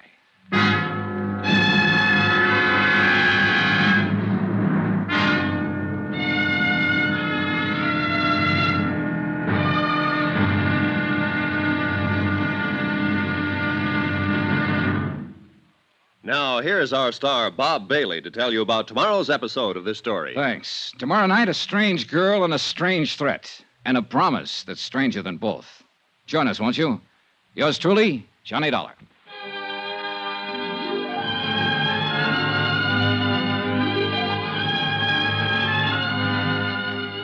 Yours truly, Johnny Dollar, is transcribed in Hollywood.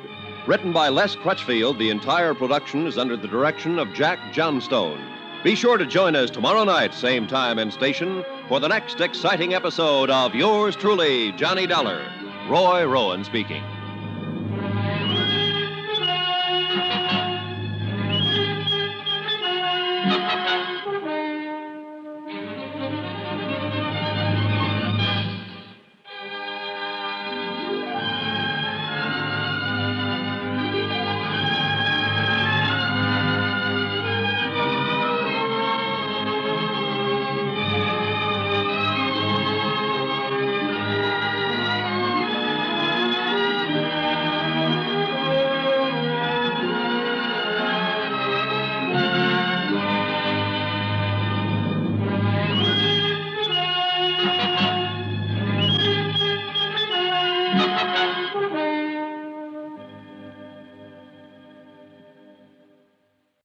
From Hollywood, it's time now for Bob Bailey as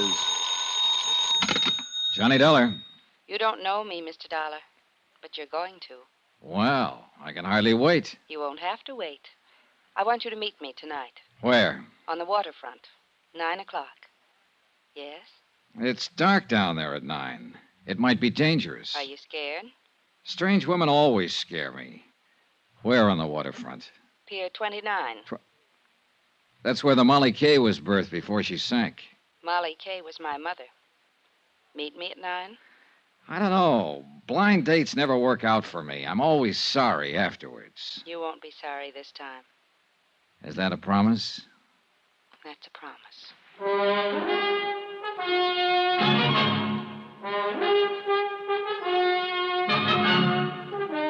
Tonight and every weekday night, Bob Bailey in the transcribed adventures of the man with the action-packed expense account. America's fabulous freelance insurance investigator. Yours truly, Johnny Dollar.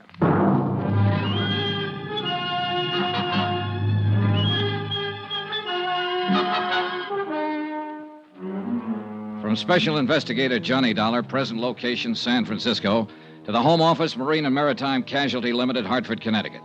Assignment, the Molly K matter. Expense account continued.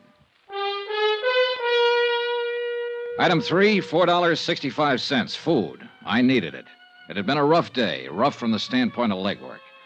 I'd covered most of the usual sources and usual angles, and for all I learned, I might as well have stayed in bed. The freighter Molly K had sailed out of San Francisco Harbor and gone down in the Pacific, and nobody wanted to talk about it. They were all too busy shaking in their boots and looking over their shoulders, scared to death. I was even beginning to look over my shoulder. Item 4, 70 cents. Taxi to the Embarcadero. Sure, I kept that blind date. I wouldn't have missed it for the world. Here, keep the change.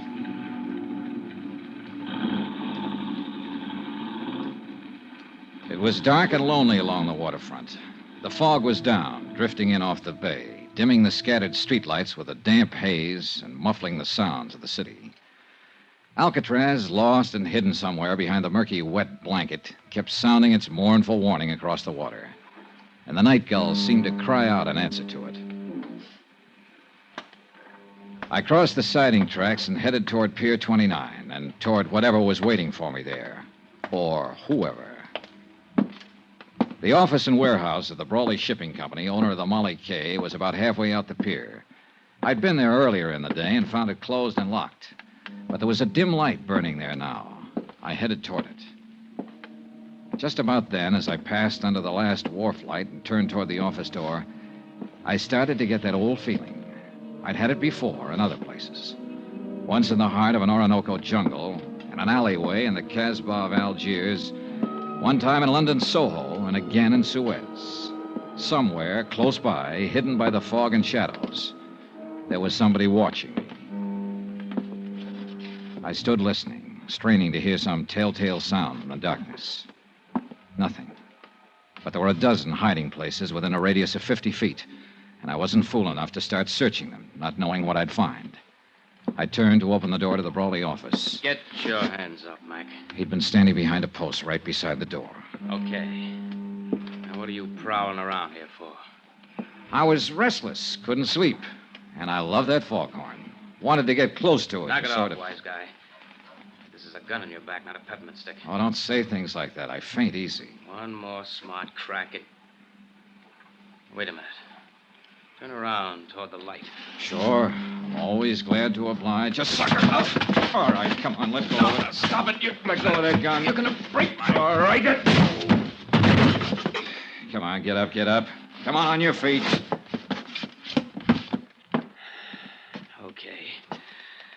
Okay, Dollar. So they're right about you. You are tough. Is that what they say? I've heard it around. Then how come you jumped me? I didn't know it was you, not till you turned toward the light. Just saw somebody was prowling around the office here. Who's there? What's going on? It's all right, Ellen. Dean, what are you doing here? I could ask you the same thing. Why, I just came down to do some work on the books and... Oh. This is that insurance investigator, Johnny Dollar. Yes, I know. What do you mean you know? I asked Mr. Dollar to meet me here tonight. Why? What are you up to? Nothing. I wanted to talk to him, that's all. Down here alone, at this time of night? Dean, suppose we talk about it tomorrow. Okay. That's the way you feel. Not a matter of how... We'll discuss it tomorrow. All right. Oh, the gun, Dollar. Do I get it back? Oh, sure. Here you are. Don't let anybody take it away from you now. Don't worry. They won't. I'll see you tomorrow, Dean. Yeah. Yeah, sure. Come in, Mr. Dollar. I followed her into a suite of offices that were a lot plusher on the inside than they were on the outs. Mahogany paneling, leather chairs, rugs, sofa, an open fire burning. Small, but cozy, like the girl herself. So we talked. The weather, the fog, the weather yesterday, how we like San Francisco, sparring-type talk. Then finally came the tip-off that we were going to get down to business. Would you like a drink, Mr. Dollar? I poured scotch for both of us, and the clink of ice served as opening bell for the first round. Mr. Dollar sounds so oddly formal. Do you mind if I call you Johnny? Johnny it is. And you? Ellen Brawley. I guess I am a little slow in introducing myself. But it upset me. Dean being out there, I mean. And acting the way he did. You're Captain Brawley's daughter. Yes. As I told you on the phone, Molly Kay was my mother's name. Father thought the world of her. It broke his heart when she died. Later, he named his ship after her. And now the ship is gone, too. Yes. Ellen, what about this man you call Dean? How does he figure in this? Dean Sutton, he's an exporter. I've known him for some time. He's not usually the way he was tonight. Jealousy always makes a difference. Jealousy? Sure, it's stuck out all over him. He just does business with my father.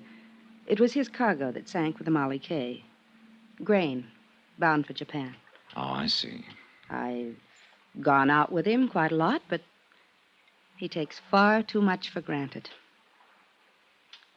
I'm a free agent, Johnny. I call my own shots. Yeah, I guess you do.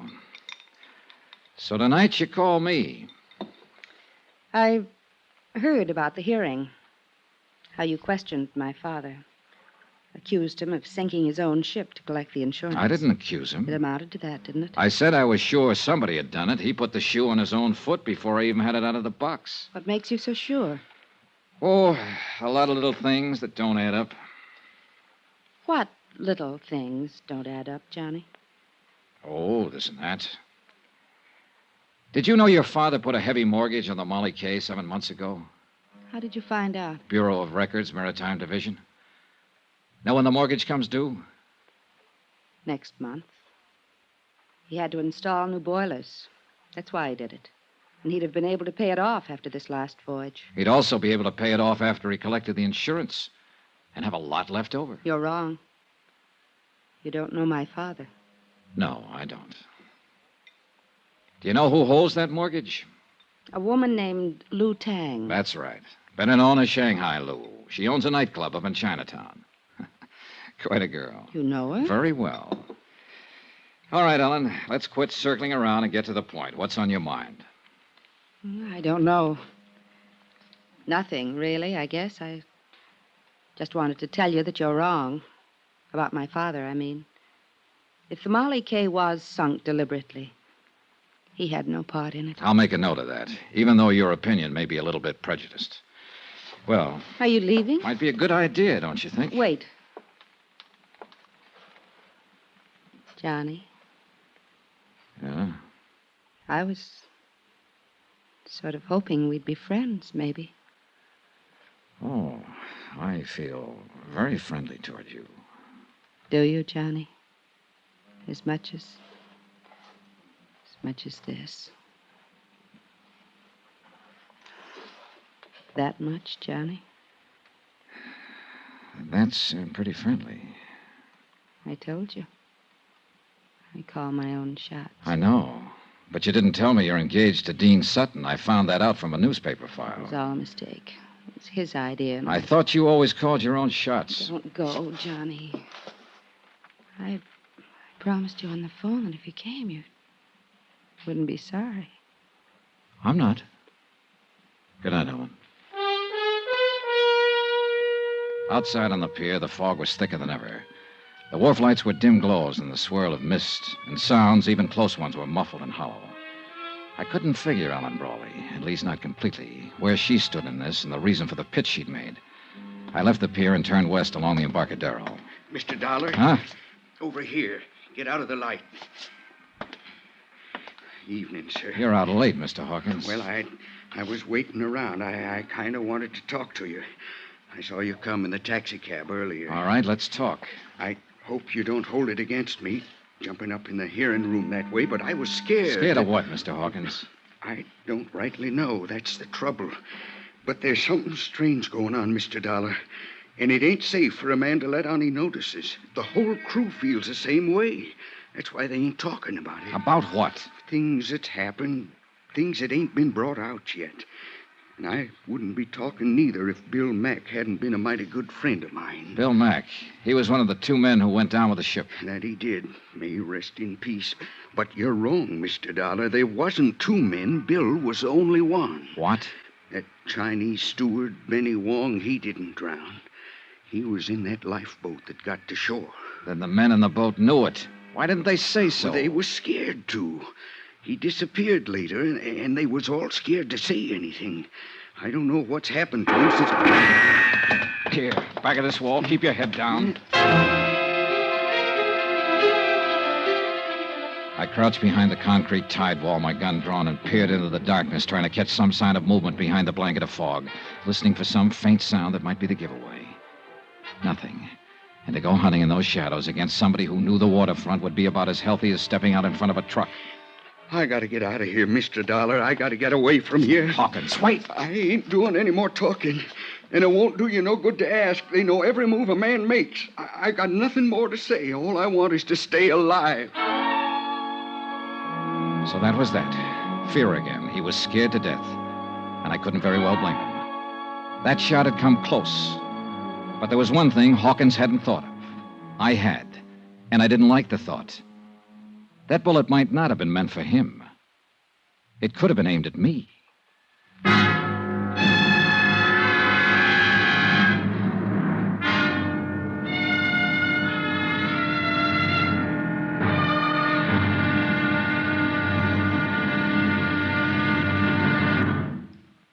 Now, here's our star, Bob Bailey, to tell you about tomorrow's episode of this story. Thanks. Tomorrow night, we find out that a dead man can tell a tale. It all depends on how he died. Join us, won't you? Yours truly, Johnny Dollar.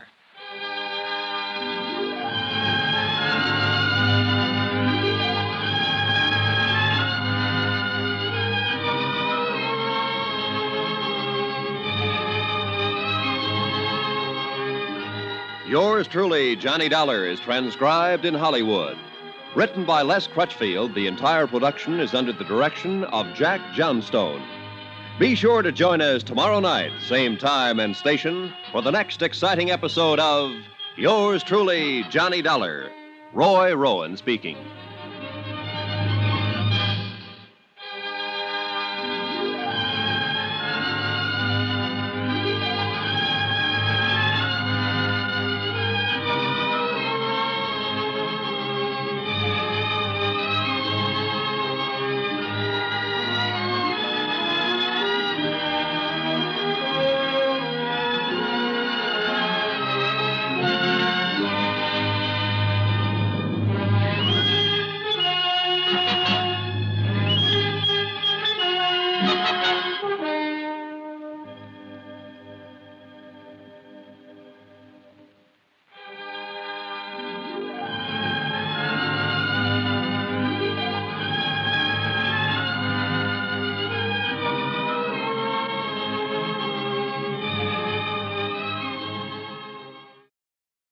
From Hollywood, it's time now for Bob Bailey as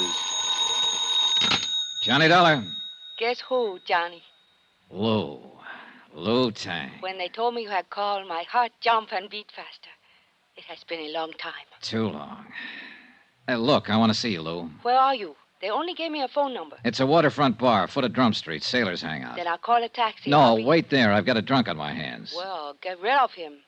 Or of her. Can't do it, honey. This is a valuable drunk. You wait. I'll get there as soon as I can. And look, will you do me a favor, Lou? Anything you want, Johnny. Well, there's a man named Benny Wong. I think he's been hiding out in Chinatown for the last 2 days. Can you find him for me? So that is why you're here. The sinking of the Marley K. That's right, Lou. Too bad, Johnny. I'm sorry to hear that. Awfully sorry.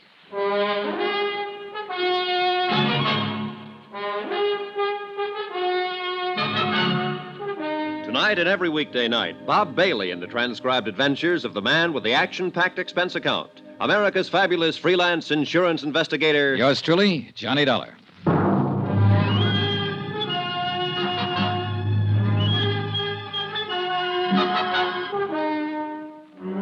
From Special Investigator Johnny Dollar, location San Francisco, to the Home Office, Marine and Maritime Casualty Limited, Hartford, Connecticut. Assignment, the Molly K matter. Expense account continued. Item 5, $11 even. Drinks. Consumed by one Josiah Hawkins, able-bodied seaman. Last berth, ship's carpenter on the freighter Molly K. And Hawkins was scared half to death. So the fear worked against the liquor, and the drinks weren't doing much good. Who was you talking to on the phone? A friend. You say anything about me? About me being with you? Nope. How about another drink, Mr. Hawkins? I had enough. What's the name of your friend, Mr. Dollar? Oh, you wouldn't know her. Just a girl I know here in town. No, a girl. Mr. Hawkins, did Bill Mack have a girl? Yes, he got himself engaged to a girl. I know what you're aiming at, Mr. Dollar. You're trying to play on my sympathy. He was your friend. That he was. One of the best. And now he's dead. Drowned in the Pacific when the Molly K went down. Whoever sank her is responsible for his death. You could help me if you would. It wouldn't bring him back. And I gotta think of myself. You're in more danger before you talk than you'd be afterwards. The whole idea is to keep you from talking. Huh? Sure, there's sense in that, all right. Somebody shot at you out there on the docks, tried to kill you. You'll never be safe as long as they're running loose. Well, Mr. Hawkins? The Molly K was sunk deliberate. We're sure of that, all of us that was aboard her. Things just wasn't right even before it happened. What things? Well, that fire, for one, 10 days ago, the first time we started out for Yokohama. Bill Mack was the one that discovered it. Did Mack think the fire had been set? That he did. He told the captain that. And you know what happened, Mr. Dollar? What happened? Captain Brawley knocked him down the bridge ladder. Told him to keep his mouth shut and not go around spreading wild rumors. All right. The second time you sailed, what happened? Well, as soon as we cleared the gate and headed out to sea, Bill and me was on watch. He had me cover for him while he sneaked down in the hold to see what he could find out. He still hadn't come back when it happened. I think you was right, Mr. Dollar, what you said at the hearing. What do you mean? We didn't hit no derelict. An explosion, that's what it was. In the bottom of the forward hold somewheres. I was on the bow deck right above it when it happened. What about that Chinese steward, the one who got ashore and then disappeared? Did you notice anything special about him? Benny Wong? Yeah. No. We was only a couple of hours out of port. I don't even remember seeing him. One thing, though, that seemed kind of funny at the time. What was that? The first mate done all the hiring for this trip, same as always, just one exception. Benny Wong was hired on by Captain Brawley himself. Uh-huh. And something else, Mr. Dollar. About Bill Mack being drowned. You was wrong about that. Bill Mack is alive? No, he was dead before the Molly K ever sunk. What? I went looking for him as soon as it happened. And I found him down on the lower boat deck, lying in a pool of blood. Somebody'd cut his throat. I'll have another drink now. I sat there looking at him across the table, not saying anything. There was nothing I could say. Bill Mack had been his friend. I thought over what he just told me, tried to fit it in with what I already knew. It didn't add up to an answer yet, not quite, but it was close, and it was getting closer all the time. Mr. Dollar, it's him. Huh? Captain Brawley over there. He just come in. Yeah, he's seen us, too. He's coming over this way. I gotta get out of here. Sit down, Mr. Hawkins. He won't start anything. You don't know him. You don't know how he is when he gets mad. No, but it looks like I'm going to find out. Well, Hawkins, seems like you're not very particular about the company you keep. Neither am I, Captain. Pull up a chair. What are you up to, Dollar? Offering him a bribe to testify against me? Don't need to. There's enough against you already. Yeah, there will be, more than likely, when you and them smart company lawyers get through. You insurance people are all alike.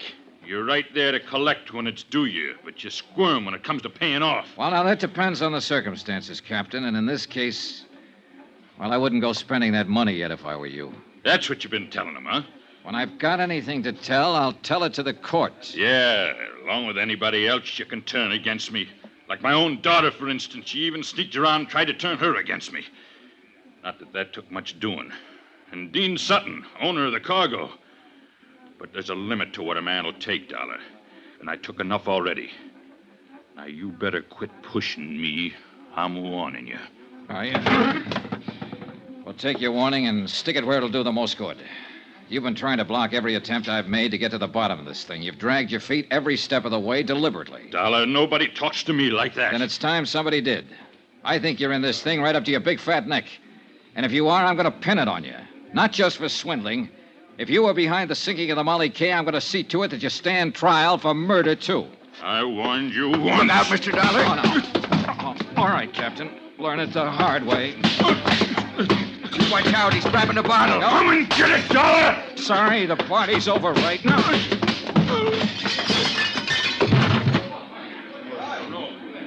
You better get out of here, Hawkins. He's not going to feel very friendly when he comes to. You're the only man I ever seen stand up to him, Mr. Dollar. There was one other one. Bill Mack. I left Captain Brawley lying there on the floor. They were throwing water on him when I walked out. I hadn't wanted the fight, but there'd been no choice. And it had given me one new fact to fit in. The captain's coat fell open when he hit the floor, and I saw he was packing a gun. Expense account, item 6, 80 cents. A taxi fare to Chinatown and a rendezvous with Lou Tang. Shanghai Lou. A strange woman, this one. Wise, shrewd, and alert. Hard and tough when she feels that way. Soft as a kitten when she feels that way. Her nationality, history, age, nothing certain about any of that. But there's one thing that is certain. She's the most beautiful woman I've ever known. It is good to see you, Johnny. How long has it been? Last year, Lou, in Paris. How could you forget? I didn't forget. I only wanted to see if you had. Kiss me, Johnny.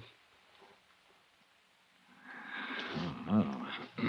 I came here to talk business. Oh, business. I don't feel like talking business. Simmer down, baby. Let's get married. All right. But first, When? let's... tomorrow. Now, if Why you... not tonight? It's too late. We'd have to wake somebody up. Always problems, reasons. I don't think you even want to marry me. Sure I do. I've been mad, too, for years. Then why didn't you in Paris? Lou, it's no time to go into that again. Look, I'm on a case, a rough one. And it's just possible that you may be mixed up in it. Johnny, I did not sink the Molly case, so there you are. That takes care of the business. Let's get married. Will you sit back down there? That does not take care of the business. What more do you want to know? Several things. Benny Wong, for instance. That man you asked me about? Yeah, they said he went down with a Molly K, but I found out different from one of the crew. I have not found Benny yet, but I have people looking, so why don't you and I... Lou, I've known you too long. You're not fooling me. Fooling you? The patter is good, but it's not covering the fact that you're bothered. You've always bothered me, Johnny. That's not it. How do you figure in this thing, Lou? I don't really know what you mean by this thing, Johnny. You had a pretty heavy stake in the Molly K. A $100,000 mortgage loaned to Captain Brawley. A sound business deal, that's all. I have investments in many ships that sail out of San Francisco. Ah, and of course the investment was covered by insurance. Naturally. I made sure of that before I advanced the loan. Don't let the soft brown eyes fool you, Johnny. I'm a hard-headed businesswoman. Yeah, I know. It was a business deal, nothing else. Showed every chance of being a profitable voyage. He was carrying a cargo of wheat. The Tokyo grain market has been advancing steadily for 3 months. As to what happened, I don't know anything about it. I don't understand it. That's straight, Johnny. That's all I know. What about this fellow, Dean Sutton? Do you know him, Lou? I've met him. I understand he's engaged to Captain Brawley's daughter. But beyond that... Pardon me a moment. I'll see who it is. The visitor was a young Chinese lad. She stepped outside to talk to him, and I lit a cigarette and waited for her. I thought over what she'd said, tried to see behind it, and to decide whether to believe it or not. Lou Tang was not a person you could push. I stood up when she came back into the room. You're not leaving, Johnny. Yeah, I think I'd better. But you'll see me tomorrow? You know I will. What if I were mixed up in this? Would you send me to jail? You know the answer. Yes. And you're the only man I know who would. I'd be gentle about it, though. I think you really would. You're sweet, Johnny. Awfully sweet. I'm a doll. I've made up my mind to take no part in this, to stay completely out of it. But I'm going to tell you something. What do you mean? That man who just came to the door, I've had him out looking for Benny Wong. Has he found him? Not yet. But he's found out something about him. Johnny, if the Molly K was sunk on purpose, how do you think it was done? By an explosion in the bottom of the Ford hold. Benny Wong was a demolition sergeant during World War II. He's rather well known as an expert on explosives.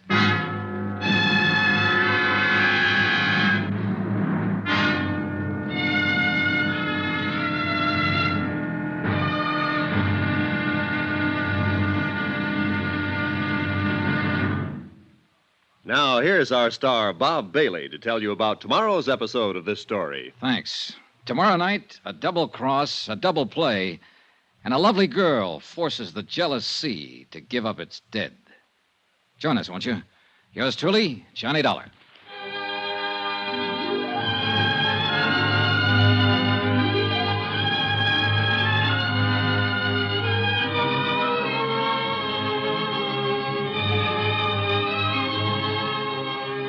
Yours truly, Johnny Dollar, is transcribed in Hollywood. Written by Les Crutchfield, the entire production is under the direction of Jack Johnstone. Be sure to join us tomorrow night, same time and station, for the next exciting episode of Yours truly, Johnny Dollar. Roy Rowan speaking.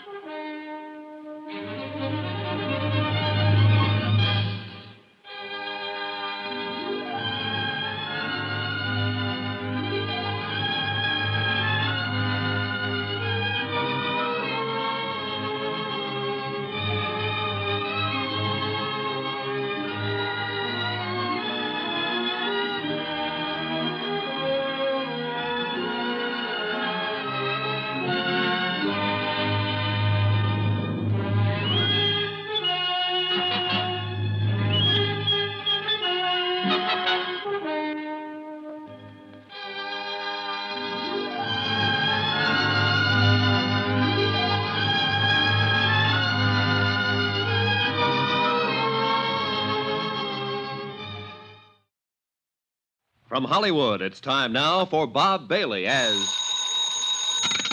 Johnny Dollar. Hi, Johnny. Dan McKay, Harbor Police. Dan, I was planning to drop by and see you about the sinking of the Molly K, but I've been pretty busy since I got here. Yeah, so I've heard. Johnny, you're under arrest. What did I do? Park in a red zone, walk in the grass? I'm not kidding. I mean it. Oh, what's the charge? Now, let's see. Assault and battery, aggravated assault, assault with intent to do bodily injury. Hold it, Dan. That's enough. But you want to know who signed it? I already know. That's practically an admission of guilt. You know that. But I've got witnesses. So is he. Huh? I think you'd better come down and talk about it. Or you'll send out the wagon, is that it? I'm serious, Johnny. All right, Dan. I'll be down.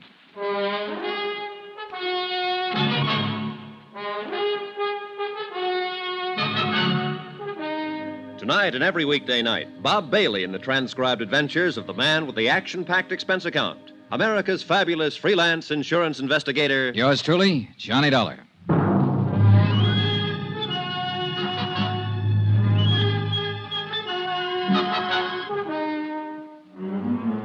From Special Investigator Johnny Dollar, location San Francisco, to the Home Office Marine and Maritime Casualty Limited, Hartford, Connecticut.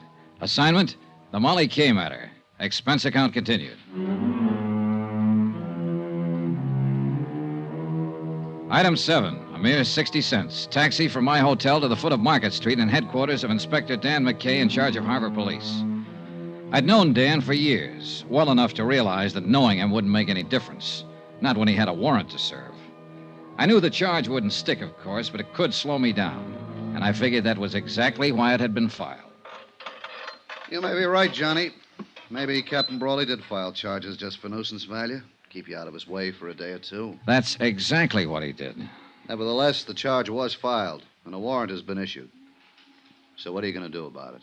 I know what I'd like to do about it. That's against the law, too. You know, you could be wrong, Johnny. Brawley may not be guilty of the Molly K sinking. I told you the whole story, Dan. The facts add up. What do you think?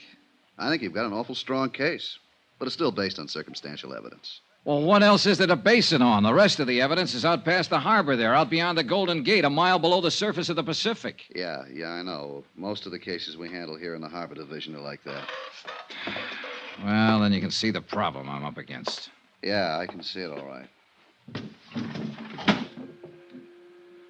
That's a big harbor out there, Johnny. Biggest natural harbor in the world.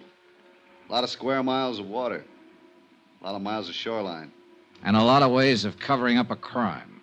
As far as disposing of physical evidence, it's true. Body can be thrown into the bay, a weapon, so on. Sometimes we recover it, sometimes we don't. It's tough, Johnny. Yeah, I imagine. Real tough. Hey, that's the SS Maritonia, arriving from Ceylon, Java, the Philippines. She'll dock at Pier 14. The cargo is probably spices, mahogany, raw ore. Nice-looking ship. Beautiful. They drive me crazy, Johnny, watching them here from the window. I should have gone to sea. Oh, well. Anyway, since we don't have physical evidence in a lot of cases, we've learned to rely on other things. Such as? The human elements, Johnny. You've turned up a lot of facts, true. You've made a good deal more progress on this case than I have. Than you have? What do you mean? Tim O'Rourke sent me the report of the inquiry board. I've been working on the case ever since. Now, you got a pretty convincing bunch of facts. But I know Captain Brawley. By reputation, at least. Look, Dan, I know what you're getting at. People who know Brawley think he's honest. O'Rourke said the same thing. Right. Tough, hard, violent temper, a slave driver, but not a crook. An honest man can get under pressure sometimes, get pushed beyond his depth. It happens every day. Yeah, but Johnny, even then, he reacts according to his pattern. Hey, here's what I'm getting at. That murder on board the Molly K just before she sank, you said Hawkins told you the man had been knifed. Now, I can see Brawley slugging somebody with fist, club, or bottle, or even shooting a man. But not a knife. It's not in his nature. That's what I mean by human elements. And you're right, Dan. I agree with you. I don't think it was Brawley who killed him. Here's the way I see it. Brawley was pressed for cash. The mortgage on his ship was due in 30 days. He was carrying that grain for Dean Sutton on a contingency basis. He might not make any money, or at least not enough. He was probably doing it as a favor to his daughter. She and Dean Sutton are engaged. Yeah, I know, So Johnny. the first time out, he tried setting that fire on board. It didn't work. One of the crew, Bill Mack, discovered it before it got started. The Molly K returned to port, and Brawley filed an insurance claim. Then he got scared off an investigation and withdrew it. That's all guesswork, Johnny. So far, his second attempt, he contacted an expert on explosives, Benny Wong. And Benny pulled off the job for him, blew the bottom out of the ship and sank it. And what about the knifing? Well, Bill Mack was suspicious. He was prowling around the hold and caught Benny in the act of setting the explosive. Benny killed him, figuring the sinking would cover for him. But by accident, Hawkins stumbled onto the body before the ship went down. Well, that adds up, Johnny. It's hard to argue with you. I just can't see a captain sinking his own ship. It's been done before. Yeah, I know. Not everybody feels about them the way you do, Dan. And $500,000 is a lot of money. That's true. But 25 years of command means a lot, too. Deep sense of responsibility. Integrity. Oh, pardon me. Inspector McKay. Oh, yeah. Just a moment. It's for you, Johnny. It was Lou Tang, Shanghai Lou. She'd called the hotel and found out where to reach me. For once, she didn't try to play games. She spoke briefly and straight to the point. And she told me what I wanted to know the most. When I hung up, I knew I was on the last lap. I had the case right in my hand. Well, what's up, Johnny? What is it? Dan, how would you like to come along and talk to the man who blew up the Molly K?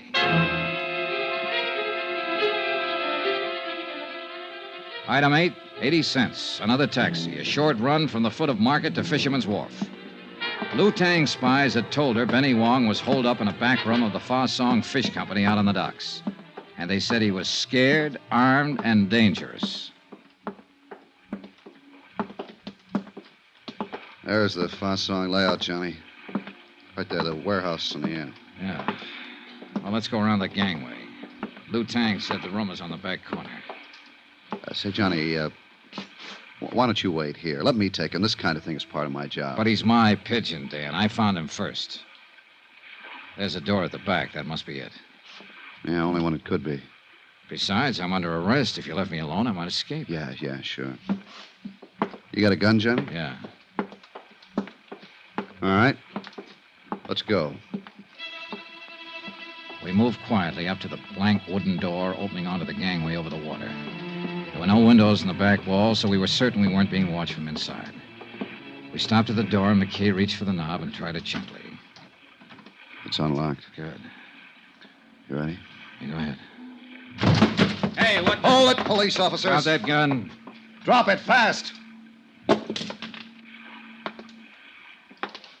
This doesn't look much like Benny Wong, Johnny. No, it doesn't. Now, look here. What do you do, Dean? Go around with a gun in your hand all the time? You're making a mistake, Dollar.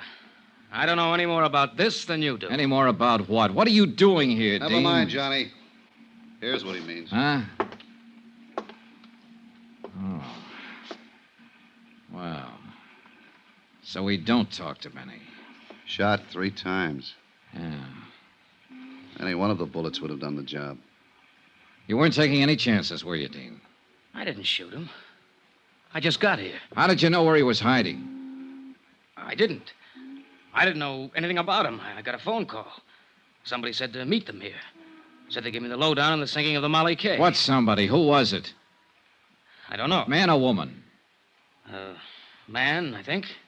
Voice was muffled, so I came here to meet them. And we find you standing over a dead man with a gun in your I hand. found him like that. I figured it was a trap. I don't know anything about it. Oh, no, of course you don't. You're just a babe in the woods. Hold it, having Johnny. Barking up a wrong tree. What do you mean? This man's been dead for several hours. Since early morning, I'd say.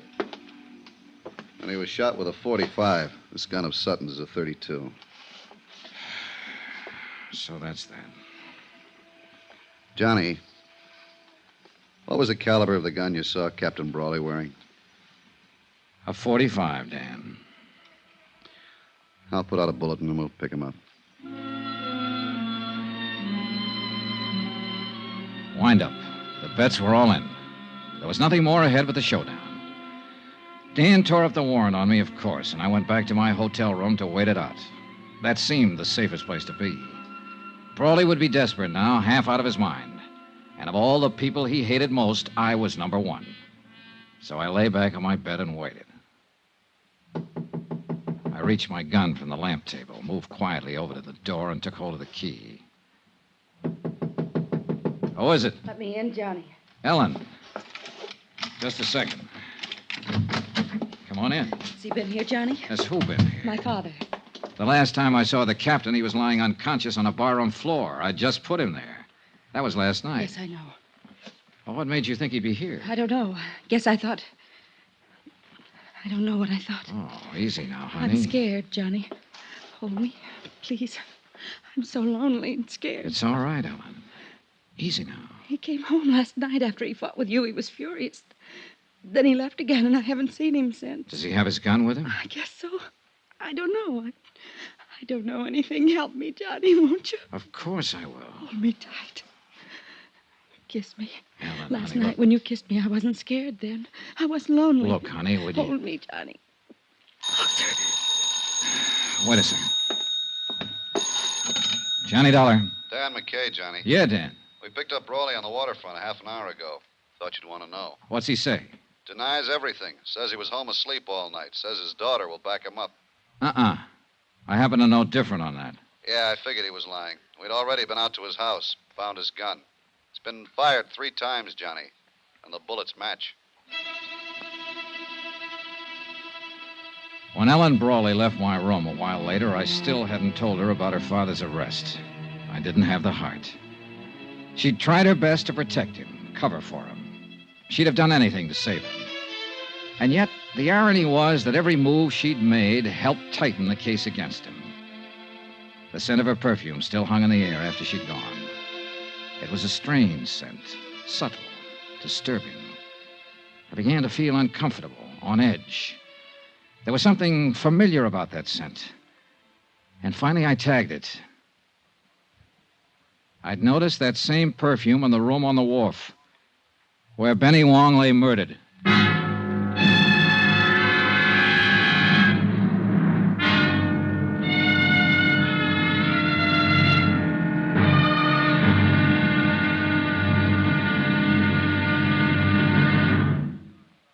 Now, here's our star, Bob Bailey, to tell you about tomorrow's episode of this story. Thanks. Tomorrow night, a deadly rendezvous on the fog-shrouded waterfront, and an explosion that rocked the city. The payoff.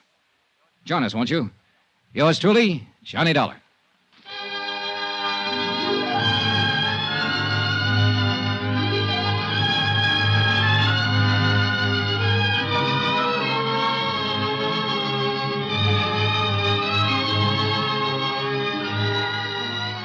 Yours truly, Johnny Dollar, is transcribed in Hollywood.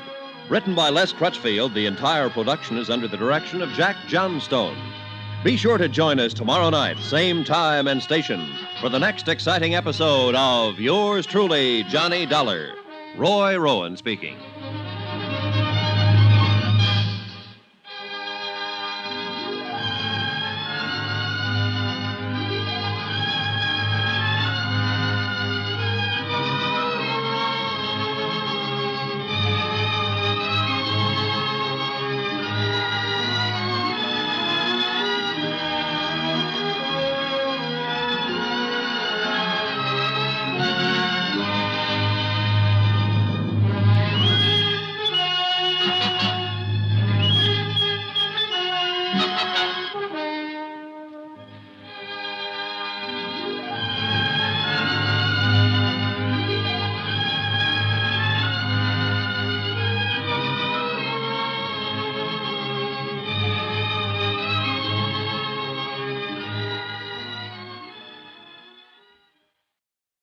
From Hollywood, it's time now for Bob Bailey as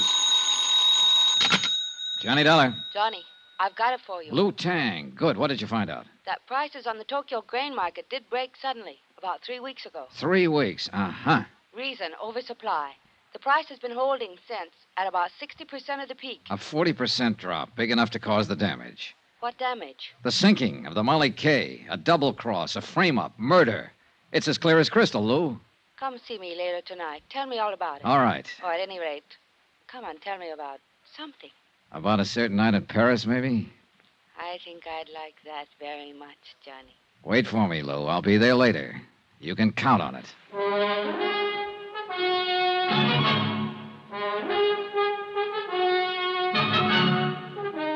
Tonight and every weekday night, Bob Bailey in the transcribed adventures of the man with the action-packed expense account. America's fabulous freelance insurance investigator. Yours truly, Johnny Dollar.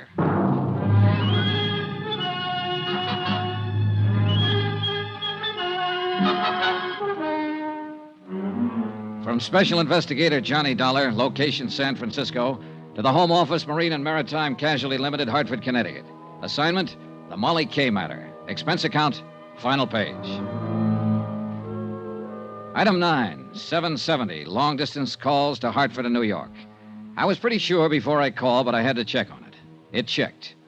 Item 10, 80 cents, taxi from my hotel to the waterfront office of Inspector Dan McKay, Harbor Police.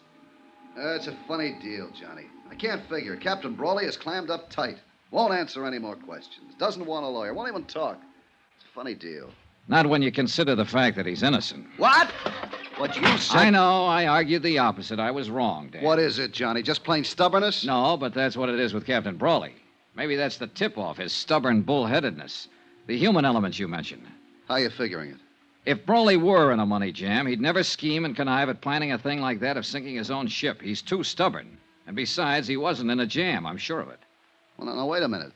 He had a $100,000 mortgage to meet. I finagled some information out of the bank. The Brawley Shipping Company has a free balance of nearly $150,000 in cash assets. But look here, Johnny. No, you look. I started out with a motive, and I built a pretty strong case on it. Even you agreed. Everything pointed toward Captain Brawley. Sure, because somebody was helping things point toward him. What do you mean? It wasn't just the ship itself that was insured. I'm still lost, Johnny. Keep talking. All right, look. That cargo of grain was also insured by the owner with another company, not mine. And for top market value, full price.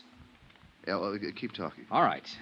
The Tokyo grain market broke just 4 days before the Molly K was due to sail the first time.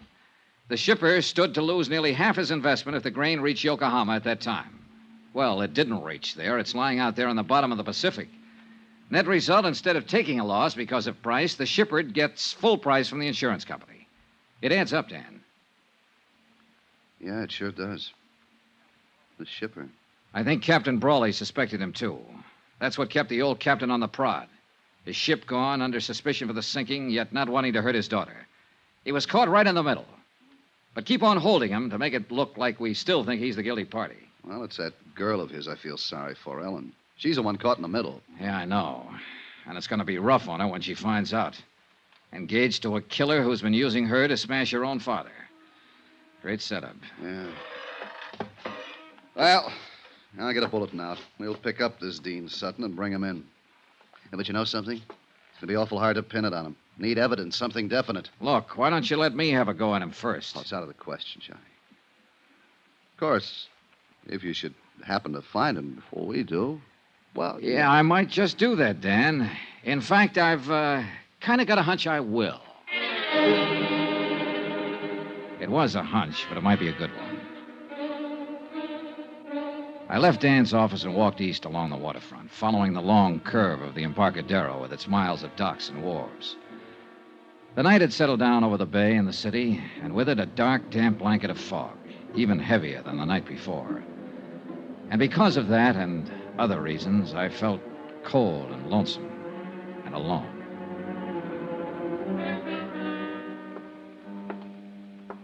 I turned off the Embarcadero and walked out Pier 29. I was about 30 yards from the Brawley warehouse when I was suddenly brought up short. On the water below me, tied to a wharf piling, was a light cabin cruiser rocking gently with a swell. It had no business being there. Pier 29 was a commercial berth. My hunch was right. I moved quietly to the edge of the wharf and stood watching the little cruiser for several minutes. There was no sign of life, no sound. Finally, I climbed over the dock rail, down the wharf ladder, and stepped onto the deck. Still no sound, no movement. I moved over to the companionway door leading down below decks and reached out my hand for the latch. Then I stopped short, caught suddenly by a sharp feeling of danger. It wasn't a sense of being watched. It was deeper, more subtle, more vague. I tried to shake it off, reach again for the latch. Then the boat shifted slightly, and the dim glow from the wharf light overhead moved across the hatchway door. Inches in front of my face, I saw the glint of bare copper wires, all set to make contact if the door was open. One more move, and I'd have been blown sky high. That boat was booby-trapped. There was a light burning in the office of the Brawley Shipping Company. I knocked on the door, drew my gun, then I stepped back and waited. I leveled the gun on the door. Johnny. Are you alone, Ellen? Yes, of course. Come on, let's get inside. What is it, Johnny? Have you seen Dean Sutton tonight? I tried to find him, but I couldn't. My father's been arrested, charged with murder. Yeah, I know, honey. I came here to go over the company records to see if I could find something that might help him, anything. Ellen, Johnny, look. Look at this mess. Somebody's been here. Files dumped in the middle of the floor, papers all over the place. Yeah, looks like they're planning to start a bonfire. Say, tell me something, Ellen. Does Dean Sutton own a boat? Yes. A light cabin cruiser named the Piper. Why? It's tied up at the wharf. He's around here somewhere. Well, what of it? What do you mean? Your father didn't sink the Molly K. Dean Sutton did it. But he wasn't even on board. He didn't have to be. He hired an explosive expert named Benny Wong to do the job. He got your father to take Benny on as steward. That's the man they're accusing Father of murdering. Dean is the one who did it, using your father's gun. But why? To collect the insurance on that cargo of grain. Oh, look, I know it's a rough deal, honey, and I know how you feel. But I guess your best bet is to chalk it up to experience. At least your father's in the clear now. I think I sensed it, Johnny. That something was wrong with Dean. Badly wrong. I guess that's why I felt like turning to you instead of him. Why I still feel that way. I think I'm going to cry. Then cry. Cry it out and get it over with. Come here, Ellen.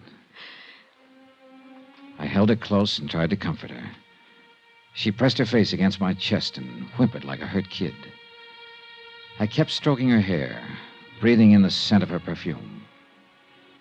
Perfume. The same perfume that had hung in the air of the room where Benny Wong was killed. The pieces shifted, fell into place again. The puzzle was finally solved, but too late. Because I could feel the muzzle of the gun she was pressing against my side. Easy now, Johnny. Turn around slow and get your hands up. That's the idea. Now stay that way. I'm a dead shot, Johnny. If you doubt it, ask Benny Wong. Right under my nose. Right from the start. How wrong can a guy be? As wrong as you were, Johnny. It had to be you. There was no chance for Dean to steal your father's gun and then return it. Not unless you were in on it with him. It was my idea. Dean's too weak to plan a thing like that. He has to be propped up and pushed. And you're just the girl to do it. You ought to know. Yeah, I do now. It's too bad. I like the way you kiss. Any chance of working something out, Johnny? Or are you too honest? So that's it. The next step is to get rid of Dean. And you've already got the trap set. Not yet, but I'll think of something.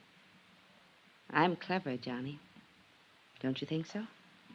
I heard footsteps coming along the wharf. Dean Sutton. I had only seconds to think of something, so I took a chance, edged back against the wall, inched over closer to the door. That's far enough. Don't push your luck. There's Dean coming now. He went after some gasoline. We're going to build a nice warm fire, and you're going to have a ringside seat. Come on in, Dean. We've got a visitor. Dollar. What do you know? So you walked right into it. Just like a The chance paid off. He walked between us, blocked Ellen's line of fire, and I jumped him. I grabbed him around the neck, held him as a shield, dragged him back out through the door, out to the wharf. Dean! Break loose! Let me get a shot at him! I was trying to get clear of the light before Ellen could blast me with that gun, and I made it. But Dean broke loose, came in me swinging. He slipped and staggered up against the dock railing. The railing broke, split in two, and we went over the side. We struggled back up to the surface. Dean's hands were clenched on my throat, and I couldn't break his grip. Ellen started firing from the wharf above us, not knowing who she'd hit and not caring. I took a deep breath and dragged Dean under the surface. But his hands were still on my throat, and I couldn't break loose. My lungs were bursting. My strength was going fast. I brought up my knee. He fell away from me. I was free to fight my way back up to the surface. I swam around in circles, getting my breath, watching for Dean, but he didn't come up. He didn't come up for 2 days.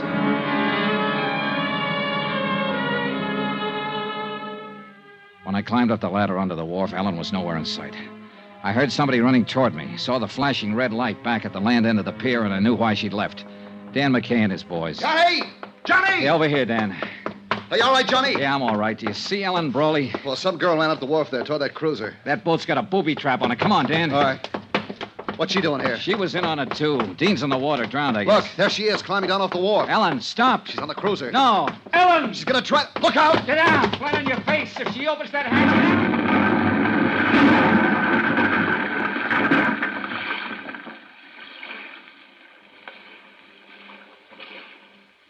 Blown to bits. Booby trap. They had it rigged for me, and she... No. She didn't know about it. That wasn't meant for me. They were both pulling a double cross. Dean set that trap for her. End of expense account, except hotel and plane fare back home. Total $547.60. Well, it looks like the company pays off on this one, Dave. The ship owner was innocent. But you'll make it back. I really feel sorry for Captain Brawley. He commanded his own quarterdeck for 25 years. Strong and proud and unafraid. He had a wife once named Molly Kay, and a ship named Molly Kay. And he had a daughter, too. And now the sea has taken all of them away from him and left him cast up on the beach, a broken old man. Bitter, beaten, alone. Yours truly, Johnny Dollar.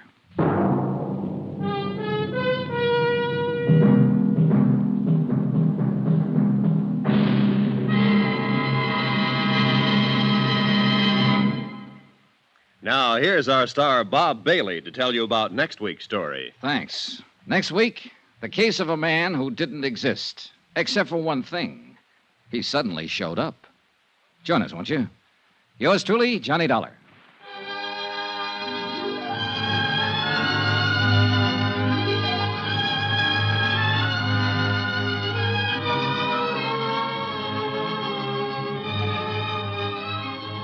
Yours truly, Johnny Dollar, is transcribed in Hollywood. Written by Les Crutchfield, the entire production is under the direction of Jack Johnstone. Heard in this week's cast were Virginia Gregg, Peter Leeds, Barney Phillips, Victor Perrin, James McCallion, and Hy Averback. Be sure to join us on Monday night, same time and station, for another exciting story of Yours truly, Johnny Dollar. Roy Rowan speaking.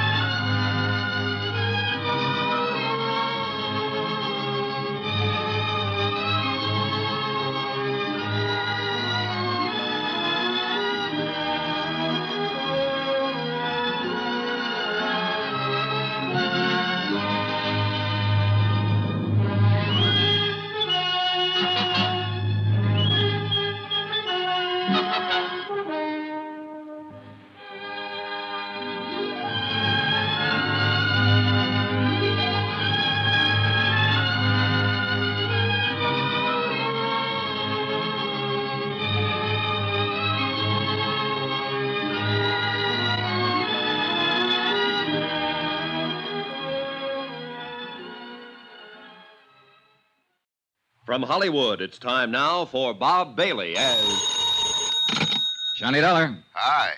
Pat Kelleher, Universal Adjustment Bureau. Good to hear your voice, Patsy. Thought you were transferred to Baltimore. That's where I am. Say, John, can you handle one for me? What kind of one? It's a life and accident policy Eastern Fidelity paid off 5 years ago. A man named John Reardon was the insured party. He died in 1950. Wife was a beneficiary. It's a crazy one. Well, go on. Eastern wants us to look into the matter QT. One of their officers has reason to believe Reardon is still alive. Why would he think that? Because he saw him 2 days ago. I'll get the first plane.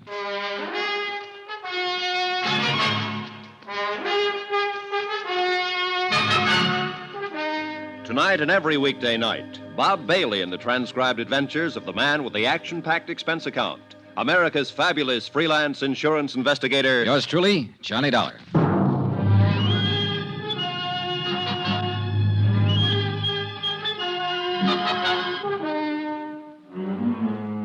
Expense account submitted by Special Investigator Johnny Dollar to the Universal Adjustment Bureau, Baltimore, Maryland. The following is an accounting of expenditures during my investigation of the Chesapeake fraud matter.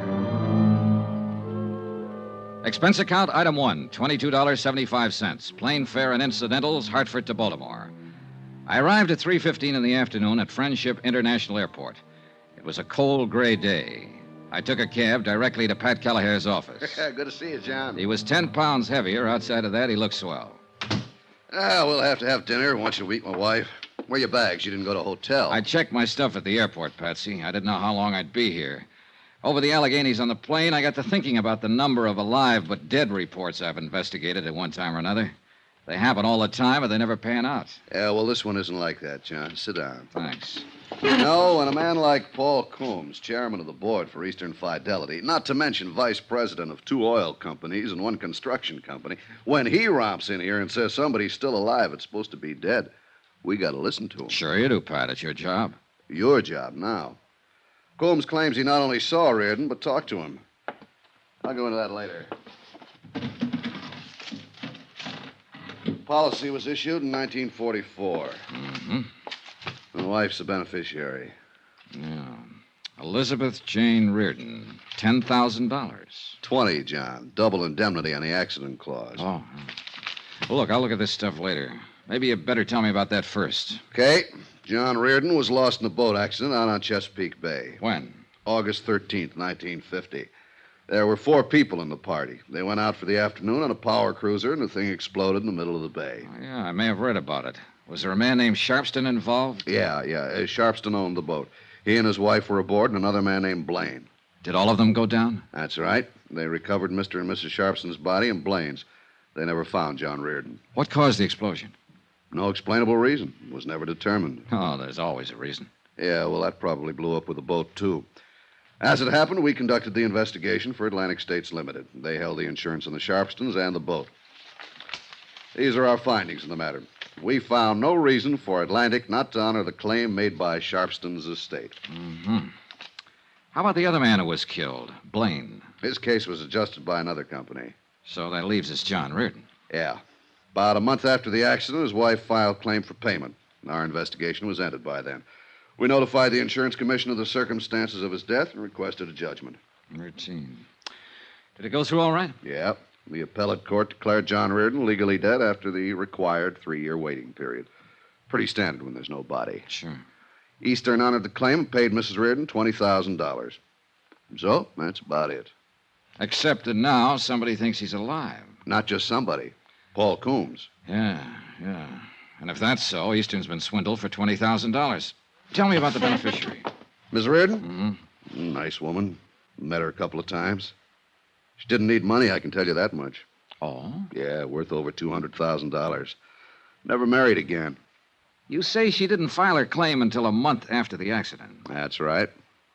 She ever give any reason for waiting that long? Well, she was pretty broken up about it. The money wasn't important particularly. Maybe she just forgot. Pat, I've got a question. What's that, John? How can you forget $20,000? Expense account item 2, $10 for drinks I had with Pat Kelleher while we talked some more about the Reardon case. At 7 o'clock that night, I had on a fresh shirt and a press suit. They seemed to impress Paul Coombs, vice president, chairman of boards, etc. Dollar? That's right, Mr. Coombs. Universal Oh, adjustment. yes, of course. Come in. I talked with Mr. Kelleher there. He sent you? Yes, sir. Yes. Oh, yes. I recall your name now. Yeah. Mm-hmm. Well, we can sit here, Mr. Dollar. Now, you hear about John Reardon, of course. That's right. I'm glad they sent a man like you. I'm glad you're the one who's going to look into it. You puzzle me, Mr. Coombs. No, I don't. And that's a compliment to your perceptive abilities, young man. As a matter of fact, you're here because you're only curious about me. You want to have a look at the man who thinks he saw John Reardon alive, right? I suppose so. You don't believe he is alive? I didn't say that. I admire your caution. I'm glad you're the one who's going to look into it because, well, John Reardon was a close friend of mine. Oh, I didn't know that. Yes, I knew him for a number of years. And Mrs. Reardon. He was a fine, sensitive man. I'm sure you'll know how to handle him when you meet him. You sound very certain that I will meet him, Mr. Coombs. There's no doubt in my mind about that. 3 nights ago at the Brown Palace Hotel in Denver, Colorado, I saw John Reardon. I walked up and spoke to him. I talked with him for 15 or 20 minutes. I know it was him. He didn't admit it. He denied it completely. He told me his name was Frank Bauer and that he had lived in Denver ever since the war. Frank Bauer? Yes. I was so certain it was John Reardon, I insisted. He laughed at me, seemed good-natured about it, even bought me a drink. I see. I asked him where he had lived before Denver. He said something about Toledo. I asked him if he'd gone to college there. He told me he'd gone to Ohio State. Told me he was an engineer, a mining engineer. Everything he told me seemed plausible and reasonable, except that all the time I knew he was lying. I knew his name wasn't Frank Bowers. That was John Reardon. How did you leave it with him? Well, the whole thing unnerved me somewhat. I'm afraid I looked like rather a fool. I simply caught my limousine out of the airport and came back here to Baltimore. Did you get his address in Denver? No. Any of his business connections, anything like that? No. Was he alone when you met him? There was no one with him. At the bar, he even ordered his drink the way John always ordered it. You know, like this. Oh, yeah. Well, a lot of people make that signal for 2 fingers of bourbon. Wore clothes the same way, too. Have you spoken of this matter to anyone outside of Pat Kelleher? No. I thought it should be looked into before I called up Elizabeth. Elizabeth? Elizabeth Reardon, John's widow. Oh, yes. It'll do no good bothering her just now. I'm afraid she'll have to be bothered. Why? Can't you investigate the information I've given you without upsetting everyone? With this kind of information, somebody's bound to get upset. Look, don't put restrictions on me, Mr. Coombs, or we won't get anywhere. You say John Reardon was a close friend of yours. Yes. I presume his wife was, too. That's right. A lovely, lovely person. Yeah, I'll keep that in mind when I talk to her. Maybe you aren't the man for this. You can get somebody else, Mr. Coombs. No. It's just that I suddenly had a strange feeling about it all. Depressing. If John Reardon is alive, and you seem to be certain of it, then I understand your feeling. How's that? Your friend's party to a $20,000 fraud, not to mention his wife. Possibly he's not as sensitive and she's not as lovely as you thought.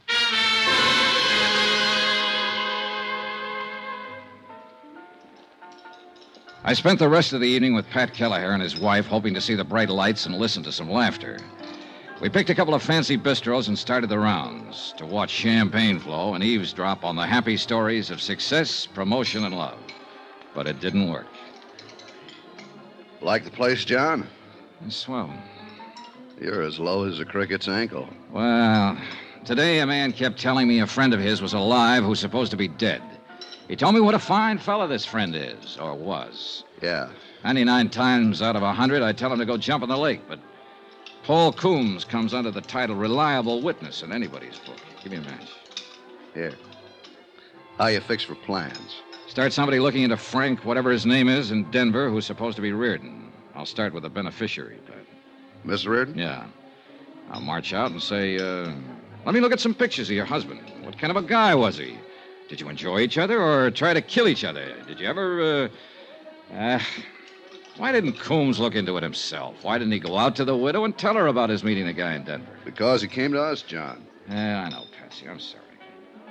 But the prospect of going to somebody, anybody, with a flimsy story like that makes me sore. It might get her hopes up that her husband's alive. And that's a lousy thing to do. Reliable or not, Coombs is probably all wet. Probably. Sour racket. Sour racket.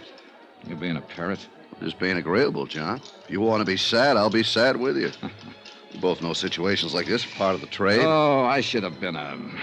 Oh, let's have another belt. Sure. Waiter. Well, John, maybe another way to handle Mrs. Reardon with that. That's her over there at the bar. Nice, isn't she? Hey, she is lovely. Hmm? Nothing. She looks a little tight. Yeah, well, I hear she gets that way quite a bit these days. Say, John, you want me to introduce you like a friend? It might make it easier. No, I'll handle it myself. Who's with her? Beats me. He's looking for a phone booth. Pat. Yeah. I may be able to find out what I want and not let her know what it's about. You mean right now? I mean right now.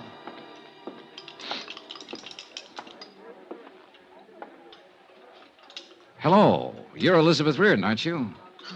Why, yes. Oh, probably you don't remember me. My name's Johnny Dollar. We met some time ago. I'm afraid I don't remember, Mr. Dollar. I'm in the insurance business. Don't remember? Well, where was it we met? No, I can't remember.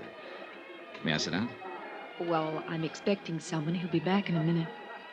Yes. Would you care for a drink? I have this one, thank you. Oh. How's John these days? John? Your husband, Mrs. Reardon. His name is John, isn't it? My husband's been dead nearly 5 years. Oh, I'm sorry to hear that. I mean, it must be... Well, this is very awkward. That's all right. 5 years. I could have sworn it was just 3 years ago I met you and John. In Denver. It couldn't have been. We were never there. Oh, well, pardon me. I sit here making bad conversation with you, and it's very apparent you're distressed. Look, I'm very sorry I upset you. Is there anything I could do? No. No, Mr. Dollar, you didn't upset me. You look like a very nice person. How long are you going to be in Baltimore? A few more days. Perhaps you'll come out to the house for a drink before you go back. Say tomorrow? Oh, I'd like that, Mrs. Reardon. You can call me. I'm in the book. Mrs. John Reardon? Yes. I will. Again, I'm sorry that I brought Do up... me a favor, Mr. Dollar. When you come to my house for a drink, call me Elizabeth. And please, don't mention my husband's name. I'd appreciate it very much if I never heard it again.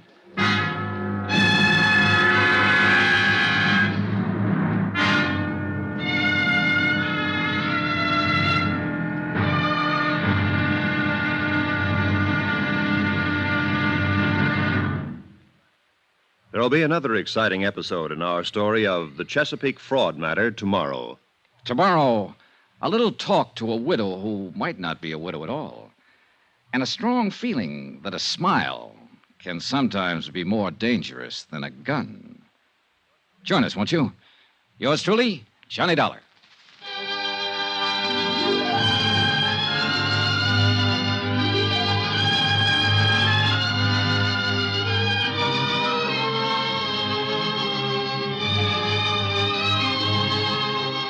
Yours truly, Johnny Dollar, starring Bob Bailey, is transcribed in Hollywood.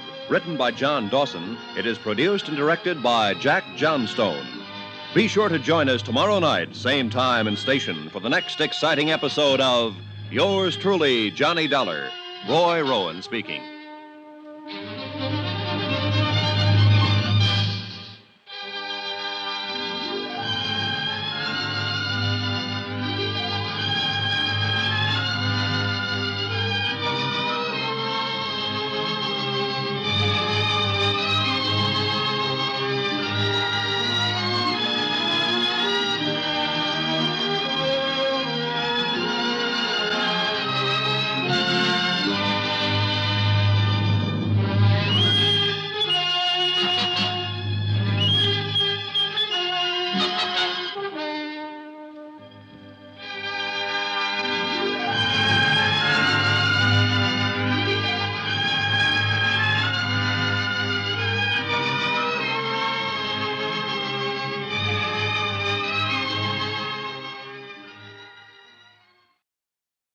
From Hollywood, it's time now for Bob Bailey as Johnny Dollar. Pat Gallagher at Universal. How'd you make out with Mrs. Reardon? I met her. She thinks I'm an insurance broker or something. I told her I knew her husband when he was alive. Industrial hazard lying. Part of the business, John. Did you find out anything that'll help you? I found out she's pretty upset about everything in the world. That's the only report you have for Universal Adjustment Bureau? Oh, she invited me for cocktails. I'm going to call her later this afternoon and keep the date. Maybe I'll get some information then. Cocktails, say. You made out okay. Oh, shut up.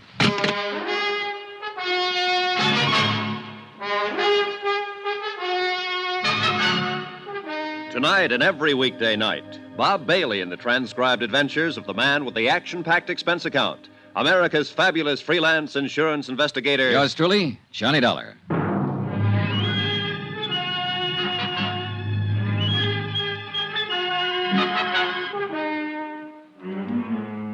Expense account submitted by Special Investigator Johnny Dollar to the Universal Adjustment Bureau, Baltimore, Maryland.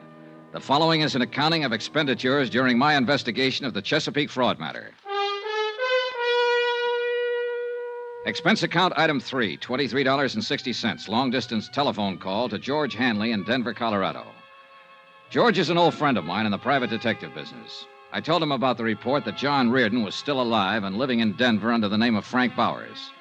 I requested him to gather information that would help in determining whether Bowers was really John Reardon or not. I spent the remainder of the day reading over the facts of the case as supplied to me by Pat Gallagher of Universal Adjustment. Expense account item 4, 10 cents, another phone call. This one to John Reardon's widow.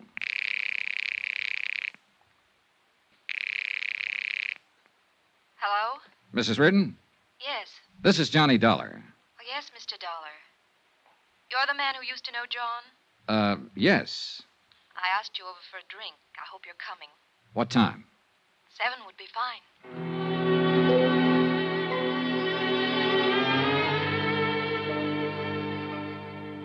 I was at her home at 7 o'clock, knocking on the door. It was a nice home, and she seemed like a nice person. Even nicer than the night before. I asked you to call me Elizabeth, Mr. Dollar. I remember. Yes, you also asked me not to mention your husband's name. I wish you'd forget that. I was upset last night when we met. Forgive me? How's your drink? Oh, it's swell.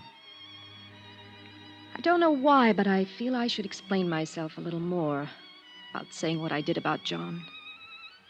I was very shocked at his death. I suppose I still am, even though it was 5 years ago. It always disturbs me when I'm reminded of it.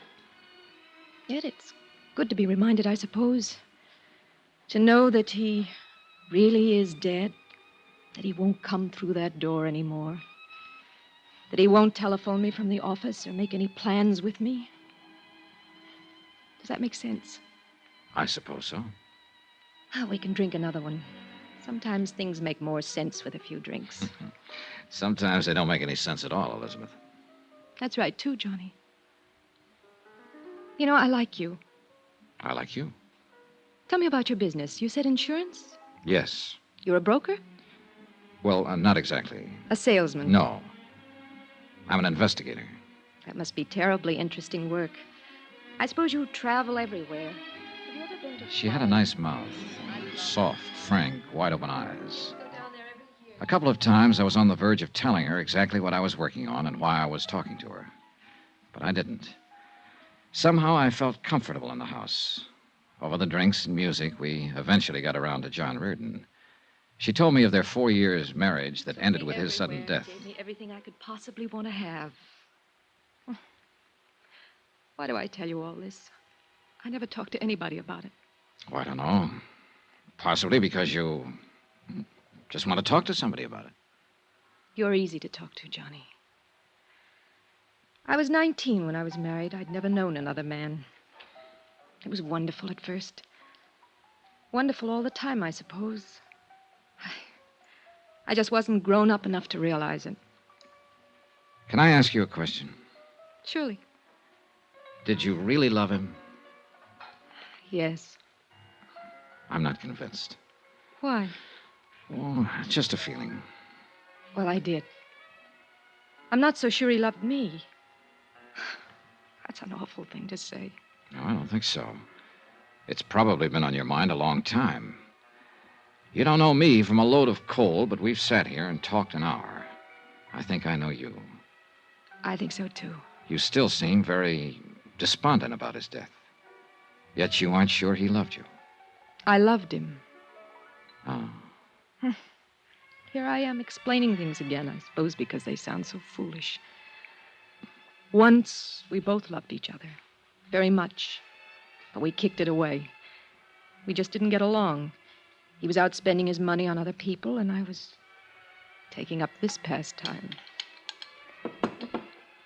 Can you tell when I've had too much? No. Thank you. Thank you awfully. Oh, Hugh. Elizabeth. Johnny, this is Hugh Bryan. This is Mr. Dollar, Hugh. Hello, Mr. Dollar. How's your drink, Liz? Fine. Now tell me again, who is this? This is Mr. Dollar. What's your business, Mr. Dollar? I haven't seen you around before. Obviously, you just met Miss Reardon, or you would never start drinking with her. I wouldn't? No. That's true, Liz, isn't it? He was a friend of John's, Hugh. Well, that's nice. I don't think I ever heard him mention your name. I was a friend of his, too. As a matter of fact, his attorney. Hugh, you don't have to do this in And front since of John is no longer here, I've undertaken to look after some of the problems he left behind him, as an old friend would. Elizabeth, say good night to Mr. Dollar. Now, look here, say good Hugh. night to him. He's just leaving. Maybe it's better right now, Johnny. Good night. Do you want me to leave? She just said it would be better. I'll call you at your hotel. Good night. Good night, Mr. No, you still have something in your glass. Finish your drink. Okay. An old friend of John's. That's good. Very good. It is? She picked you up in a bar last night. I saw her. I was with her. You never knew John Reardon in your life. You have no business being here, and I don't like cheap opportunists invading her home. Evidently, you can talk to her any way you want to, and she'll take it. Why, I don't know. But don't talk to me that way. I don't have to take anything. You were just leaving, weren't you? Hugh Bryan was a large, bristling sort of man with a smooth manner. I didn't like him, and he didn't like me. Expense account item 5, $18. Even cab fares, lunches, etc., in and about Chesapeake Bay, talking to the principals connected with the boat explosion death of John Reardon. One of these was Lieutenant Jack Halverson, United States Coast Guard. You want some coffee? If I have to go out in that wind to get it, no. Make it right here for just such occasions. Just a sec, I'll plug her in. There. Brother, someday. It's nice in the summertime. Now, what can I do for you? Tell me about the boat going down. You made out the report for the Coast Guard. You mean the Sharpston's boat? Yeah. We have a reliable witness who thinks that one of the passengers, a man named John Reardon, didn't go down with it at all, that he's still alive. You said you had my report. Those are the facts. But you picked up 3 bodies. Why not the 4th? Why not Reardon's? Well, we searched the bay for a solid week looking for his body. We used every piece of equipment at our disposal. We did everything we could. But you didn't find him. First you come in here complaining about our weather, now you're mad about the way we run the Coast Guard. I'm sorry. It's a very lousy-sounding apology. What do you want to find out? How that boat exploded? Why you couldn't find Reardon's body if you found the others? Now, look, if a bunch of rich jerks want to take a high-powered boat out and they don't know the first thing about high-test fuel or engine running, they're doing it at their own risk. That help? Yes, something. I wish you could have put it on the report. That's my ideas, buddy. The report just has the facts. Now, for the other, about finding Reardon, I don't know why. He blew up, went down, or drifted out to sea. If his body had been in the bay, we'd found it. Was there a chance he might have survived and been rescued? All we had left of the boat was pieces of wreckage, and if he was rescued, it was never reported, and I wouldn't know about that. Could that have happened? Sure. I could be an admiral tomorrow, too. It was 4 o'clock in the afternoon when I got to Elizabeth Reardon's house. You? Hello, Mr. Bryan. Is Mrs. Reardon in? No. Then I'll wait. It's important that I see her. I thought I made it clear to you last night I didn't want her being molested. You did make it clear and cruel, Mr. Bryan. Now, I'm here Any business for her comes to me first. I'm an insurance investigator. I know that. She told me. But she didn't tell you because she didn't know, and I didn't want her to know. that I'm working on a case that involves her. What? I have a report that her husband might still be alive. Come in, Mr. Dollar. I'll have to admit that Hugh Bryan's concern was as genuine as his surprise. He led me into the house and we sat at the bar. Only this time, no one had a drink. He listened while I told him about the report of Paul Coombs, that John Reardon was living in Denver under the name of Frank Bowers. Do you think there's any truth to it? It doesn't matter what I think, Mr. Bryan. I have to investigate it. Yes, of course. And if he were alive, it'd be the best thing in the world. Would it? Of course. She's been lost without him all these years. She needs him, Mr. Dollar. She always needed him. This little bit of drinking has been going on too long. These tearful little episodes with one man or another. Oh, yes, I mistook you for one of those last night. I apologize for that sincerely. Actually, Mr. Dollar, she's been quite a task. Uh-huh. Well, maybe I better talk to her now. Do you have to? There's certain information I'd like to get. I think she's the only one who can give it to me. You'll have to tell her about the report? Yes. And there's probably so much talk. But it'll give her a terrible kind of hope. All right, I'll get her. Oh, you'd better mix one for her. She'll need it. Wait a minute. Yeah? I need vital statistics on Reardon. Pictures, handwriting samples, everything. Could you help me gather them? I'll do anything I can. Well, then there's no need to bother her, is there? You're a gentleman, Mr. Dollar. I don't know why. I do. You don't want to hurt her any more than I do. An hour later, I was back in my hotel room. The next day, I had an appointment to meet Hugh Bryan and get all the material I had asked for. I was more depressed than ever about the case. About then, the phone rang. Johnny Dollar. Johnny? Yes. This is Elizabeth Reardon. Please don't look for him. What? Just forget it. Did Hugh Bryan tell you what I was about? I overheard you two talking. Don't bother with it. John's dead, and that's that. Promise me. Promise you won't do anything else. I'm sorry, Elizabeth. I have to investigate it. Johnny, is that final? I'm sorry. I don't have any choice. Elizabeth? Elizabeth!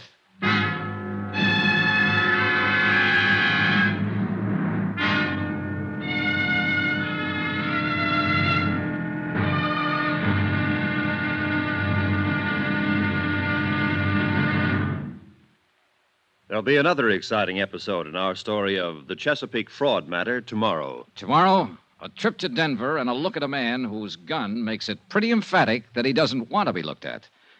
Join us, won't you? Yours truly, Johnny Dollar.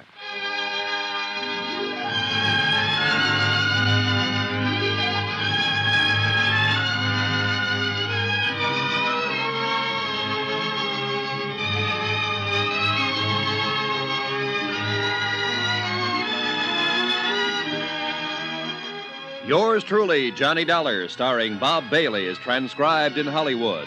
Written by John Dawson, it is produced and directed by Jack Johnstone. Be sure to join us tomorrow night, same time and station, for the next exciting episode of Yours truly, Johnny Dollar. Roy Rowan speaking.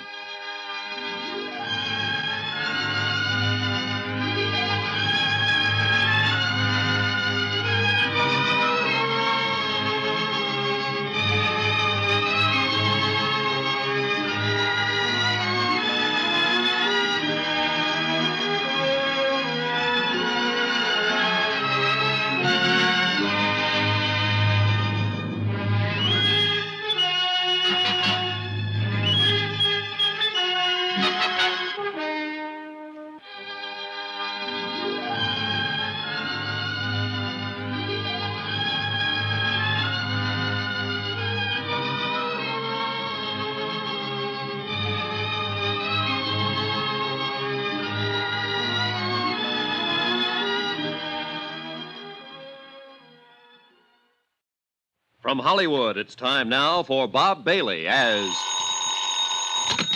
Johnny Dollar. Hugh Bryan, Mr. Dollar. How are you this morning? Not so good. I didn't sleep very well. How'd you do? I think I have about what you want on John Reardon. Well, if you haven't, I can get it from Mrs. Reardon. What? Well, I thought you didn't want to tell her about the report, that her husband might still be alive. She knows. She overheard us talking last night. Oh. Well, what do you want to do? I might as well look at what you have and get this over with. How about an hour from now? I'll be waiting for you.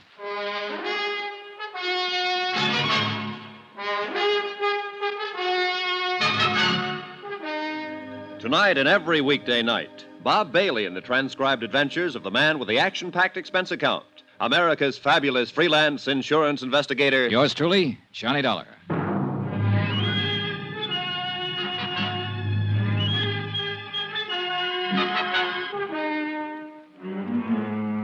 Expense account submitted by Special Investigator Johnny Dollar to the Universal Adjustment Bureau, Baltimore, Maryland.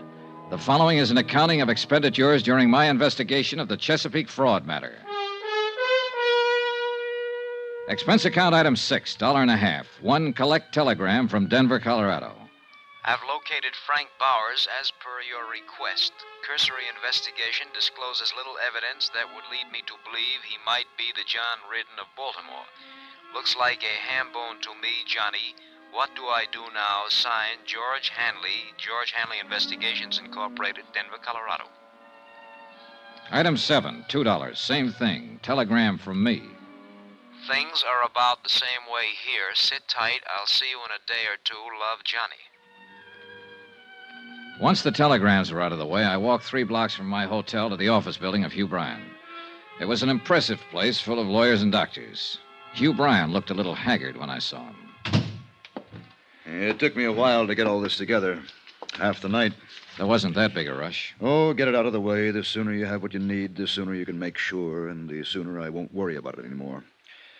Did you talk to Elizabeth yet today? No, just last night. Oh, I thought maybe she might have called you this morning. I'm so sorry for that girl. Well, don't feel too bad, Mr. Bryan. We both did everything we could to keep the report that her husband might be alive from her. Awkward as it was. Yes, I know. I still don't understand it, I guess. Well, a man named Coombs, an insurance official, thinks he saw Reardon in Denver last week using the name Frank Bowers. He's sure that Bowers was Reardon. If he turns out to be Reardon, the insurance company's been taken for $20,000 they paid to Elizabeth Reardon, just to set you straight. Well, that'd make Elizabeth party to a fraud. And John. Lord knows that's silly. Well, silly or not. Yes. Well, here's what I have. Now, this is one of the last pictures taken of John Reardon. Mm-hmm. Have the negatives? Yes. Here. And these are some vital statistics on him. The physical part I got from his doctor. Mm-hmm. He stood an examination about a month before the accident. This the doctor's name here? Yes. Now, these other things are in his background and education. Here, a copy of his marriage license, birth certificate. How did you get hold of these things? Well, I handled a lot of business for John, filed a lot of his papers for him. These were just packed away. It took a while to find them. Hey. A copy of his fingerprints? Oh, would those help? More than any of this other stuff. Fingerprints aren't standard papers in anybody's file. Before John went in the Army, he did some engineering work for the proving grounds in Aberdeen. Oh. He was fingerprinted there. It was a gag at the time. He had a set of his own blown up and put on the wall in a picture frame. You know, just a joke. Yeah. I dug them out of his personal things. Now then, here's a copy of his financial records, tax returns and whatnot. I spent about an hour in Hugh Bryan's office going over material that would help me in the investigation. The pictures and fingerprints were the most helpful items. After I'd finished, I went back to my hotel, packed my bags, and checked out.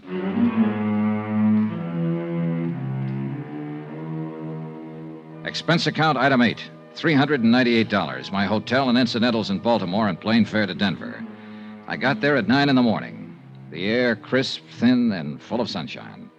I rented a car at the airport and drove into town. A half an hour later, I was talking to my detective friend, George Hanley. How do you like Denver, old pal? I haven't been here for a few years. Doesn't look the same. Bigger and better, huh? They're thinking of putting up buildings as big as those mountains over there. I love it. So does the wife. I'm glad. You ought to try a place like this for a while, Johnny. Maybe I will. Ought to find yourself a girl and settle down. Let's us settle down, Georgie. Huh? Oh, sure. How'd it go? You asked me to look into Frank Bowers. I looked into him as much as I could without talking to him. There you are, Johnny.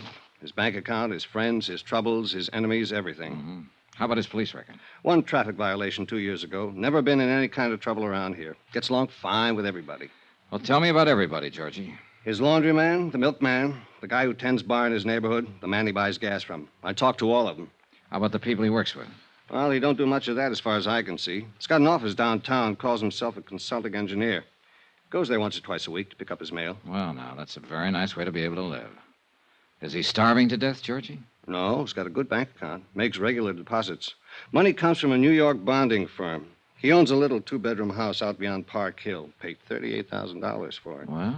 Sleeps in one bedroom, uses the other one for a kind of studio. Putters around with clay, oils, and according to the nosy dame who lives across the street, he tries to write. How about his friends? Lots of them. Pays his bills, gets drunk now and then, normal. Tell me about his wife. He hasn't got one. Lives alone. Find out who he goes with, Georgie? No. As much as I could find out, he doesn't go with anybody. Enemies? Well, the guy in the cleaning shop hates his guts. Bowers doesn't like his shirts with starch. Did you check out the residency business? As far as I could. He bought that house out in Park Hill in 1951. Paid cash for it. Record of the sale gives his former residence is Toledo, Ohio.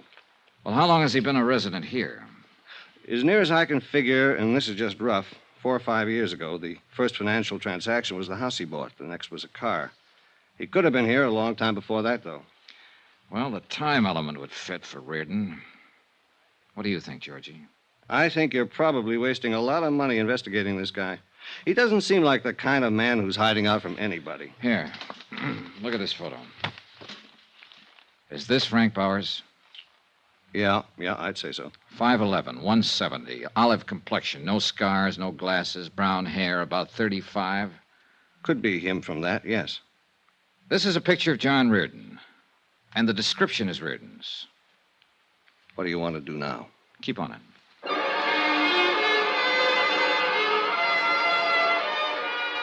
I got George Hanley busy making a check with some people in Toledo who could find out whether or not a Frank Bauer had once lived there. Then I took my rented car and drove out to the address Hanley had given me. It was in the east side of the city near the airport, a one-story frame house, a 53 Merc in the driveway. I'm looking for Mr. Frank Bowers. Oh, who are you? Johnny Dollar. Oh, I'm Frank Bauer. Well, I'm an insurance investigator, Mr. Bowers. I'd like to talk to you. Oh, come on in. Thank you. Take a chair anywhere, huh?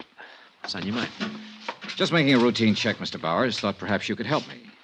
Well, I don't know anything about my neighbors, if that's that kind of thing. No, I'm running down a report that came across our office in Baltimore. Baltimore? Ever been there, Mr. Bowers? No. Swell place on Chesapeake Bay. Well, I like Denver. What's this all about? Well, do you happen to remember a few days ago when you were at a place called the Ship's Tavern? Well, that's in the Brown Palace. This was last Friday, to be exact. Should I remember? What'd I do, steal an ashtray or walk out on a check? Well, a man from Baltimore was there that day, Mr. Bowers. His name was Coombs. Paul Coombs. You met him. Well, did I? Yes, right at the bar. You had a drink or two with him. Well, I might have. I don't know whether to admit it or not. What are you getting at? I don't understand this. I know it seems confusing. Maybe this will help. Take a look at this. Mm-hmm. Now, you must admit you look a great deal like the man in that picture. Yeah. I suppose I do. Well, I'll be darned. Hey, I'd do it that. You know, this could be a picture of me. That's why I'm here, Mr. Bowers. You see, the company I represent insured the man in this picture for quite an amount of money. His name was John Reardon. He was lost in a boat accident in Chesapeake Bay 5 years ago. The Mr. Coombs who met you at the bar here last week thought you were John Reardon. Well, I don't blame him. But I'm not. Close, though. Now, want to smoke? Oh, thanks. Thanks. Sure. Mr. Coombs was a lifelong friend of John Reardon's. I have his sworn statement here about that meeting with you and the certainty of his identity. You do? Yes, right here. Would you like to see it? Well, not particularly. I understand you went to Ohio State. What year did you graduate? I didn't go to Ohio State. Look, what is this, huh? Well, that's what you told Mr. Coombs. It's in the statement. Oh, I remember that bird now. Oh, I might have told him anything, Mr. Dollar. You know, he's one of those inquisitive kind, real sure of himself. Yeah, I remember. Look, don't tell me they sent you all the way out here from Baltimore. They did. And that guy say so? Mm-hmm. Well, that's funny. Did you go to college, Mr. Bowers? What? I'd like to clear up that detail. Did you go to college? Well, yes. I went to Carnegie Tech, 36 through 40. You haven't lived all your life in Colorado, then. Where else have you lived? Look, do you have any right to ask me questions like this? No, but you'll help me a lot if you'll answer them.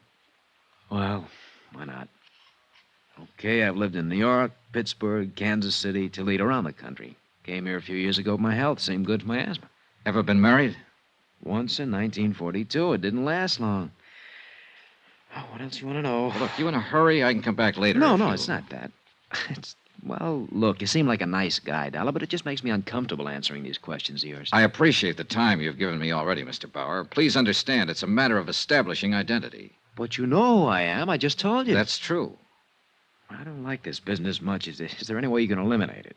The most positive identification would be from fingerprints. Oh? Now, Mr. Bauer, I'm not so much interested in who you are as in proving that you're not John Reardon. If you volunteered a set of fingerprints, it'd save me a great deal of work and you a great deal of trouble. Well, sure, why not?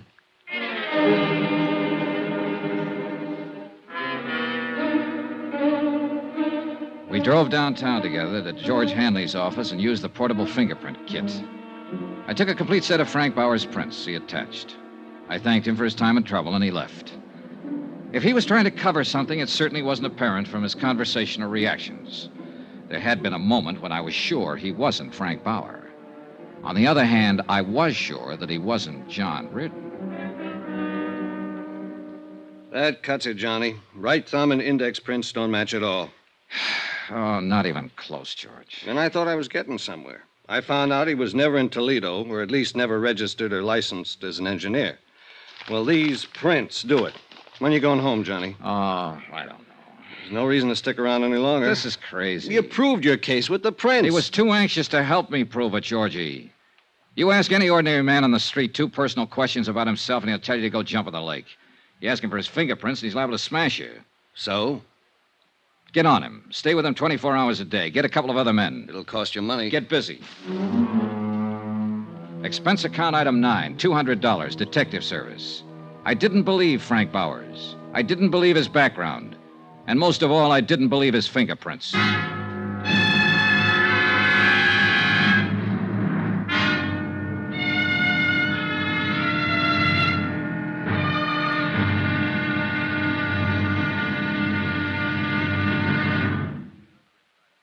There'll be another exciting episode in our story of the Chesapeake fraud matter tomorrow. Tomorrow, another man comes to Denver.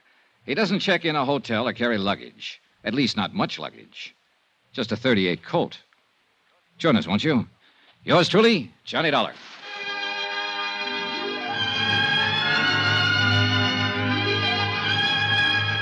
Yours truly, Johnny Dollar, starring Bob Bailey, is transcribed in Hollywood. Written by John Dawson, it is produced and directed by Jack Johnstone. Be sure to join us tomorrow night, same time and station, for the next exciting episode of Yours truly, Johnny Dollar. Roy Rowan speaking.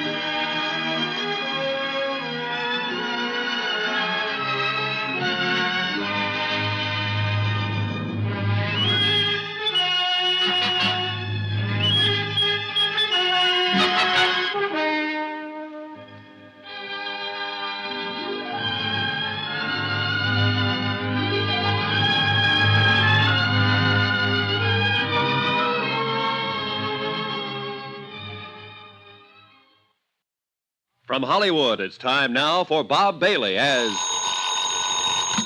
Johnny Dollar. This is Western Union, Mr. Dollar. Message for you from Baltimore, Maryland. Okay, go ahead. Received your air special regarding investigation of the Chesapeake matter. You've proved Frank Bowers of Denver is not John Reardon of Baltimore. Fingerprints don't lie, therefore logical to believe John Reardon really dead. Come on home. Your expenses are running too high. That's signed Pat Kelleher, Universal Adjustment Bureau. Should I mail this to you? No, that's all right. Can I send an answer? Yes, sir. Pat Kelleher, Universal Adjustment Bureau, Baltimore, Maryland. Fingerprints don't lie, but people do. All the time. For all sorts of reasons. It may be finished as far as you're concerned, but I'm just beginning. Love, Johnny.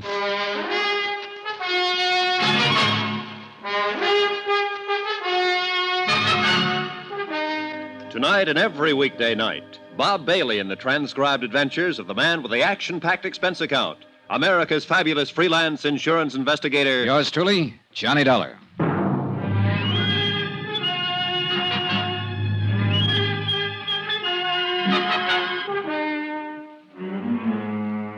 Expense account submitted by Special Investigator Johnny Dollar to the Universal Adjustment Bureau, Baltimore, Maryland.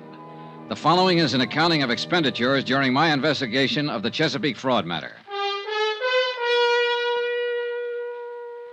I'd set out to prove that John Reardon had not died back in 1950 in a boat accident on Chesapeake Bay. To prove that he was still very much alive in the person of one Frank Bowers, currently living here in Denver, Colorado. Everything, all I could learn of the man's history, reports from his neighbors, friends, even his fingerprints, everything indicated he really was Frank Bowers. And yet, for some fool reason or other, I wasn't convinced. Expense account continued. Item 10, $63 for one overcoat. Denver can be a very cold city when the wind comes in from the north and it decides to snow. Almost as cold as the damp wind off Chesapeake Bay on a certain day back in 1950. Hi. Hiya, George. How's it going? Well, I watched Bauer's house from 6 last night till 2 this morning. He read a book last night in the living room. He made a phone call, and then he went to bed. And then I went home and went to bed. How many men have you got working? 2 others beside myself. We're keeping an eye on Bowers round the clock. I go on again at 6. Okay, good. I don't know why, Johnny. He isn't your guy, and you know it. Fingerprints proved it. We can watch him from now till doomsday, and nothing's going to change that. Oh, look, don't you start, Georgie. Huh? I got a wire from my home office this morning telling me to close it up and come on home. Why don't you close it up and come on home? I like to make dough. I'm in the private detective business, but I hate to see an old pal doing a lot of work on nothing. Why don't you shut up? Sure. We can go on like this forever, can't we, Johnny? Ah.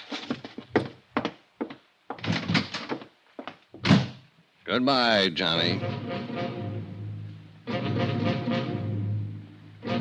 I walked around the streets of Denver trying to enjoy the sights. But mostly, I wasn't enjoying anything. I was thinking about the whole case from beginning to end, and my only reason for hanging on and being stubborn about it was the fact that Frank Bowers had been too anxious to cooperate. Too anxious to help me prove so easily that he was not John Reardon. And then something else happened. He got anxious once more. Yeah? Mr. Dollar, this is Frank Bowers. Oh, hello. You didn't tell me where you were stopping. Phoned everywhere in town. Wondered how you made out. Made out? Yeah, with my fingerprints. Oh, yeah. Well, they don't match at all. Oh, then I'm not your man. Guess not, Mr. Bowers. Well, I was just curious. Didn't hear from you after you took the sample of my prints. Well, that was pretty nice of you to help me out. How can I thank you? You could buy me a drink if you want to. Hey, you're on. All right, meet you at 6 at the Ship's Tavern. It was the voice of a confident man again. An overconfident man. The kind who sandbags in a poker game, who knows about a boat ride and a horse race. And so help me, I knew I was right about him. Expense account, item 11, $14, booze. For Frank Bowers and myself in the Ship's Tavern. The same bar, incidentally, where a week before, a close friend of the deceased John Reardon had run into Bowers and sworn he was John Reardon. When Bowers came in, he was followed by George Hanley, as per my instructions. I saw George pick a stool at the far end of the bar. Well, I suppose you'll be packing up and leaving the old Mile High City pretty quick now, huh? Did I say that, Frank? No, but I just suppose it. You will, won't you? Oh, I haven't decided yet. What do you think I should do? Huh? I said, what do you think I should do? Are you kidding me? Well, maybe I'm just kidding myself. But you don't seem like the kind of fella you should be, somehow. Oh, I don't, huh? No. Now, you were too nice about answering questions when I came out to your house the other day. Too nice about letting me fingerprint you so I could compare the samples with John Reardon's prints. Too nice about calling up and asking how it all came out. Came out bad, thank you. I'm a pretty nice fella. Yeah, that's what the book says. What book? I had a private detective friend make one up on you before I even got here. Friends, enemies, money, and whatnot. All very nice. Of course it is. You know what your trouble is, Dolly?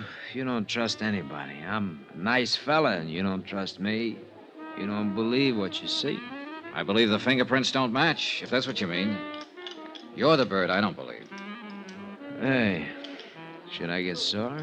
If you want to. I'm not gonna. You know why? Because I'm a nice fella. Sure you are. But you ought to get mad when a man calls you a liar. Oh, you didn't call me a liar. I meant to. You're a liar. You know what? I'm not a nice fella all the time. I'd kind of like to hit you in the face or something right now. You're needling me. Am I? Uh-huh. I think I better call up a girl I know, see what she's doing for dinner. Well, see if she's got a friend. No, you're too nasty, friend. You sit tight. Order me a drink. I'll be back in a jiffy. He's a little drunk. Sure he is, George. He's also worried. Any particular reason for getting him that way, Johnny? Yes, he's using the booth in the lobby. Scoot out there and see if you can get a line on who he might be calling. Right. A long 10 minutes later, Frank Bowers came back to the bar. He was weaving a little when he got on the stool next to me. George Hanley followed him back inside and took his place at the end of the bar again. She's busy. Took her a long time to tell you that. She's a girl who takes a long time with everything. Oh, what's her name? Huh? What's her name? The girl you just called. Oh, Rita. Rita. Well, here's to Rita.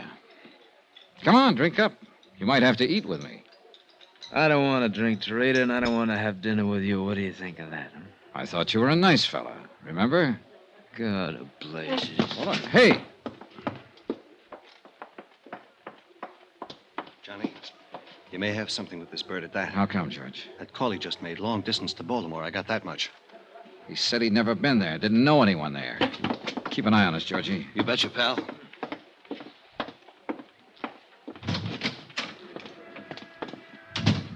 Hey, Frank.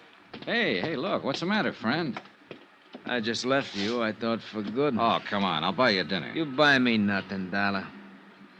Go on back to Baltimore. Why don't you? What? Why don't you go back to Baltimore? What's that supposed to mean? Just what it means. Well? Maybe we better talk some more. Fine. My car's in the lot here. Okay. You're after me, aren't you? Well, let's say I met you yesterday to get some facts.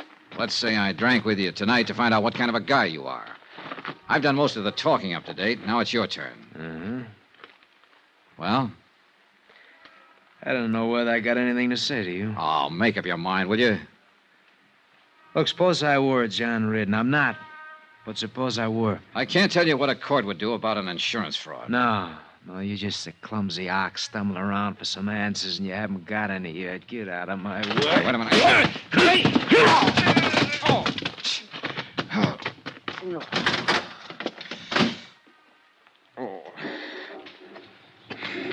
He's a very handy fella. I didn't want to interfere, Johnny. Stay on him. See where he goes, what he does, Georgie. Hurry. You all right, pal? Sure. Hurry. I wasn't all right at all. Frank Bowers was not only big, but fast, and he caught me off guard. I went back through the hotel lobby up to my room and lay down on the bed, and I waited for the phone to ring. Sooner or later, it'd be George Hanley or Frank Bowers' tale reporting some development that had solved the whole case. But the phone didn't ring. Nothing happened. No one phoned, no one came by. I went to sleep about 1 o'clock.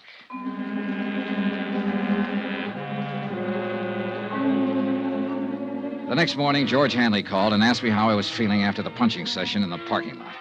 He reported that Frank Bowers had jumped in his car, driven straight home, and gone straight to bed. Expense account item 12, 48 cents, postage. Cost of mailing a sample of Bowers' fingerprints to Washington, D.C. At 8 o'clock that night, I had another phone call. Hi, baby. This is George Hanley. How do you feel? Okay, what's up, Georgie? I'm still keeping my eye on Frank Bowers. He's nervous, all right. Been staying in the house all day. I can see him walking back and forth in the living room. He must have smoked a package of cigarettes every hour. Uh-huh. Has he used the phone? Yeah. Looks like long-distance stuff again. You know, place the call, hang up, then wait for the operator to call back. Possibly Baltimore again. Possible. How about it? I'm thinking. Where are you? Right across the street from his house? Be right out. The heater in my rented car wasn't working that night. I remember that part very well. My feet and hands were numb with the 10 below weather when I flicked off the lights and pulled up alongside George Hanley, stationed across the street from Frank Bauer's home. It's some weather. Yeah. How's Bauer doing?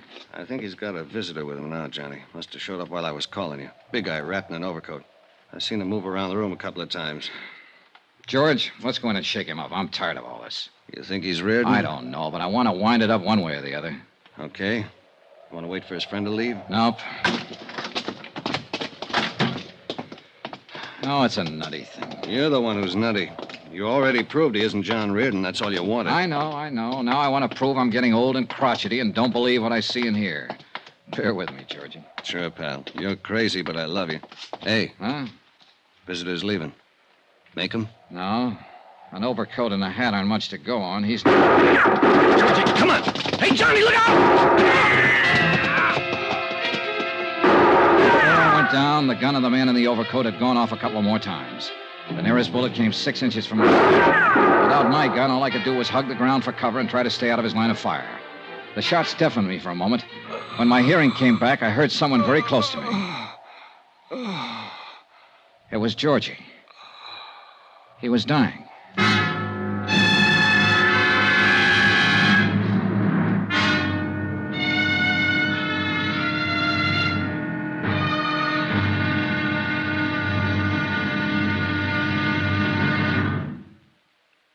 There'll be another exciting episode in our story of the Chesapeake fraud matter tomorrow. Tomorrow, proof that an insurance case is one thing, murder of a pal is something else. Tomorrow, the wind-up. Join us, won't you? Yours truly, Johnny Dollar.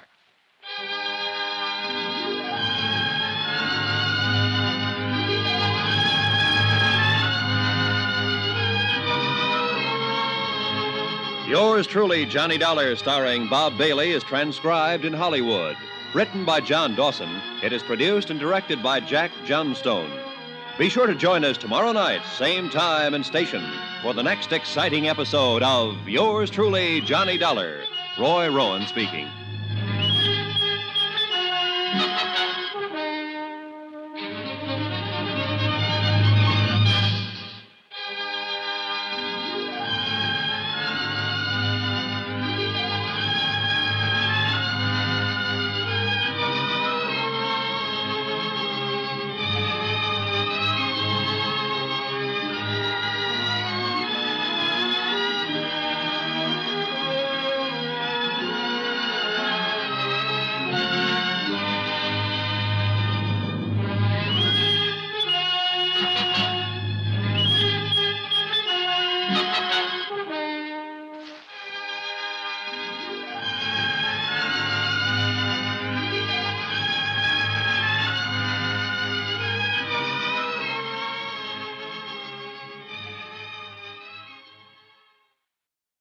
From Hollywood, it's time now for Bob Bailey as...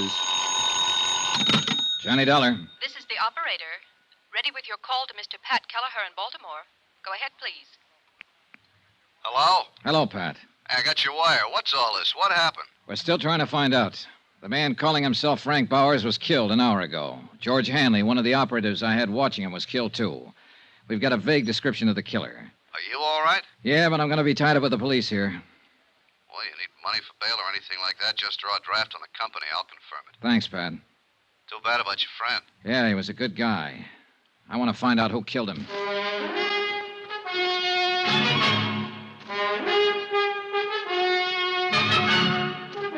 Tonight and every weekday night, Bob Bailey in the transcribed adventures of the man with the action-packed expense account, America's fabulous freelance insurance investigator. Yours truly, Johnny Dollar.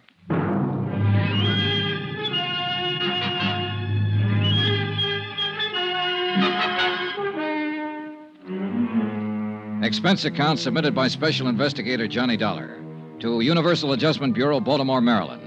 The following is an accounting of expenditures during my investigation of the Chesapeake fraud matter. Expense account continued. Item 13, a quarter for some aspirin. It turned out to be a long night.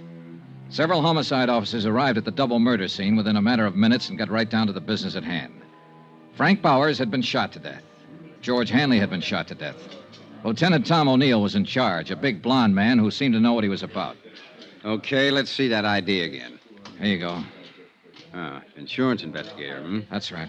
Okay. What was your business here with these two men? My home office in Baltimore had reason to believe that Frank Bowers was really a man named John Reardon. Reardon was supposed to have died 5 years ago. I was sent out here to investigate it since there had been a $20,000 claim in the matter. Sure. I hired George Hanley to help me out. He was keeping an eye on Frank Bowers. I came out earlier tonight to give him a hand and the shooting began. Any idea who did it? A big man in a top coat and a hat. I really didn't get a look at him, Lieutenant. I was busy with George Hanley. Sure. You carry a gun? Sometimes. I didn't have one tonight. You tried to chase the killer? I said I was busy with my friend. Yeah, that's right, you did. Well, how was your investigation coming along? Frank Bowers' fingerprints didn't match the samples I had for John Reardon, but it didn't satisfy me. There were a lot of things about him personally I couldn't accept. I harassed him a little last night, and he got pretty excited and slugged me. This was after I found out he'd been trying to call Baltimore. Who in Baltimore? I don't know. Well, tell me about this harassing. We'll make a check with the phone company. Well, I needled him purposely, trying to scare him into a blunder. I think I was doing pretty good. I'll never know now. Uh-huh. What else you got to say about your case? Well, that's about it, Lieutenant. It is, huh? Well, that's all I got to say because that's all I know about it. Next time, be careful with your needling tactics. Boy. I was doing what I thought best on the case. Sure you were. You were doing swell. You let a friend of yours get shot down in front of your eyes. Not to mention the other guy. You can't give us a description of the killer or a hint at the motive. Now, maybe George Hanley wasn't a friend of yours at that. Why, you... Dad, take it easy, kiddo. Take it easy. Remember to blow the bell, and I'm sorry. You've had quite a night. Nobody in your business or mine knows what's behind the door when he kicks it in. I'm just a cop trying to get straightened out, so I push too hard sometimes. We'll get it taken care of. Nobody walks in a man's house and shoots him down without somebody hearing something or seeing something. I mean, somebody besides you. Now, my men will cover every house in the block, in this whole area if we have to. Bound to be somebody somewhere. The dogged Lieutenant O'Neill turned out to be 100% correct. In fact, he turned out to be 300% correct. For by 11 o'clock the following morning, his men had located 3 different people who had information about the brutal murders of Frank Bowers and George Hanley. The first was a man named Randall who had lived across the street. He had seen Bowers open his front door and admit the unknown killer. He said he wore glasses. The second was a paper boy who had come to collect while the killer was there. He stated that the killer and Bowers were arguing when he came up to the door. The third witness, a housewife, gave the most important information as to the man's description. He was a good deal taller than Mr. Bowers. How much taller? 3-4 inches at least. I saw him standing in the doorway from here. He had on a brown tweed topcoat. My husband has one just like it. How old would you say he was?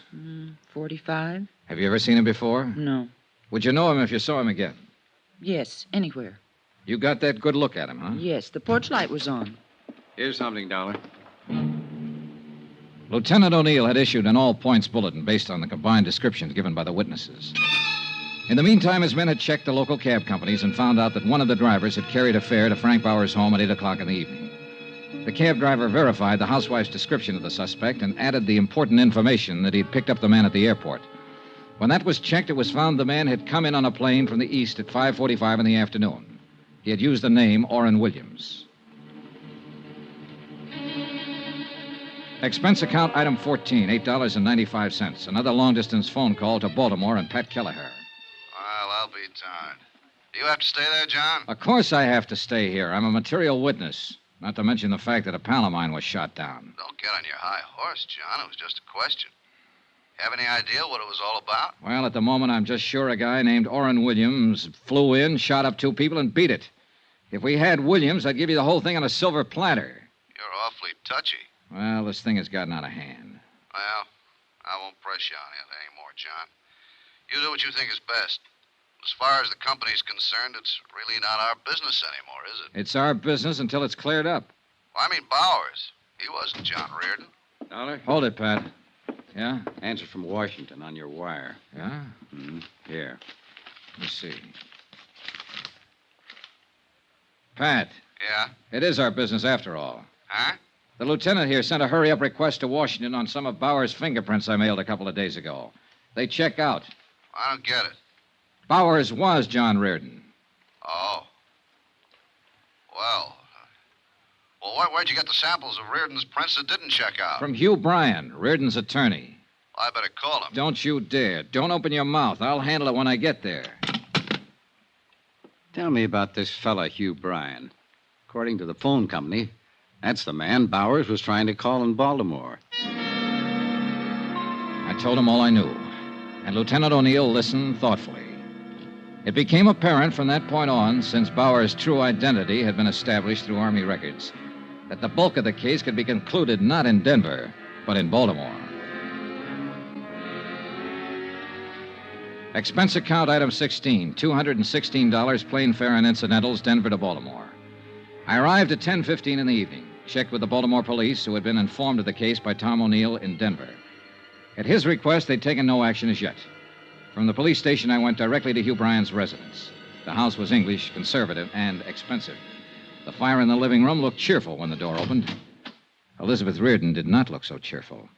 Hello, Johnny. Hello, Mrs. Reardon. Didn't expect to find you here. No, I suppose not.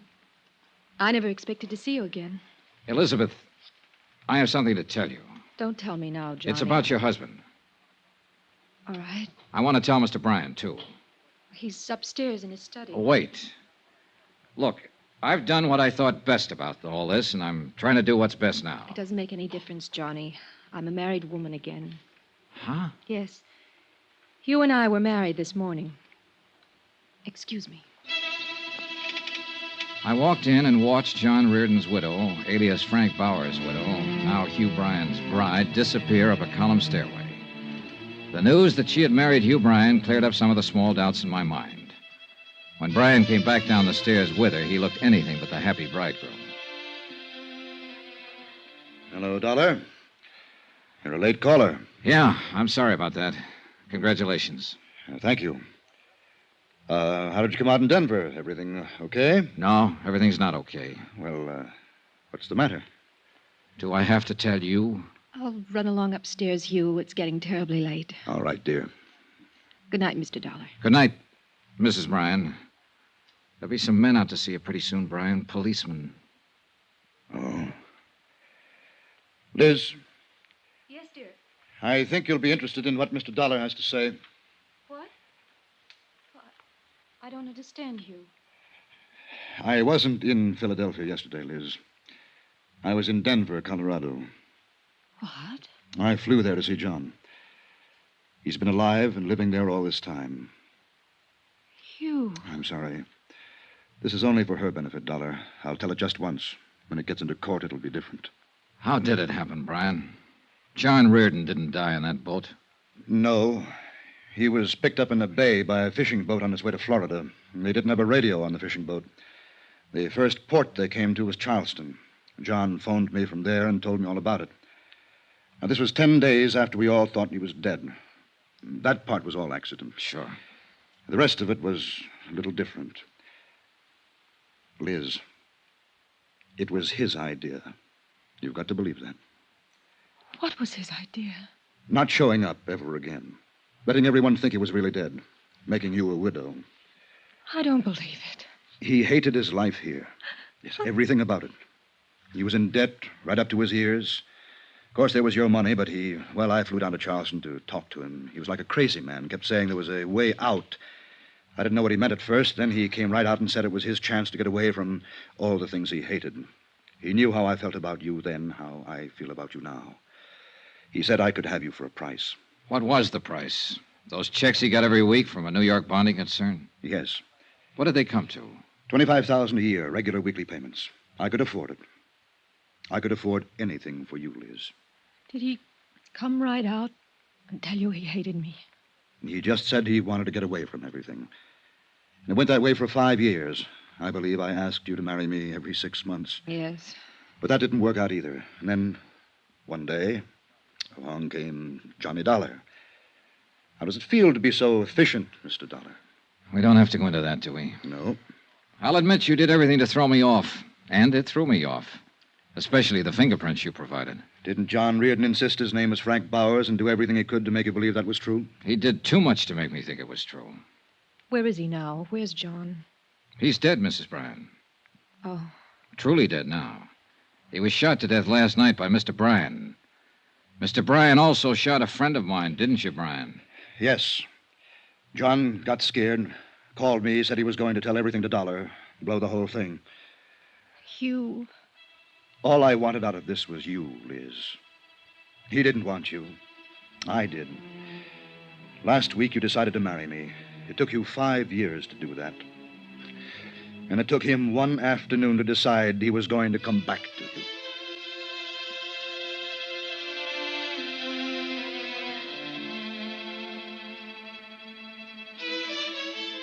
The proof that John Reardon's widow is guilty or not guilty of a fraudulent insurance claim is a matter for Eastern Fidelity to decide. The matter of Hugh Bryan and 2 murders is a matter for the courts.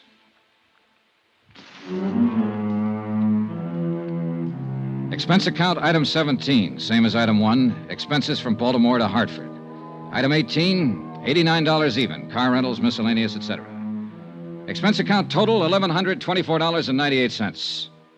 Yours truly, Johnny Dollar.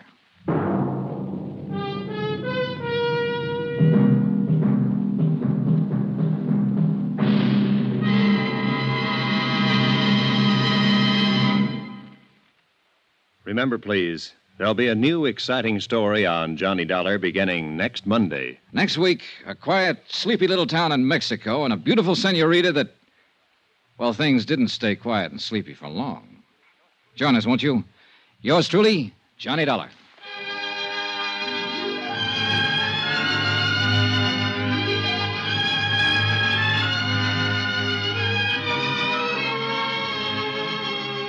Yours truly, Johnny Dollar, starring Bob Bailey, is transcribed in Hollywood. Written by John Dawson, it is produced and directed by Jack Johnstone. Heard in this week's cast were Gene Bates, D.J. Thompson, Hy Averback, Will Wright, John Daner, Tony Barrett, Paul Dubov, and Forrest Lewis. Be sure to join us on Monday night, same time and station, for another exciting story of yours truly, Johnny Dollar. Roy Rowan speaking.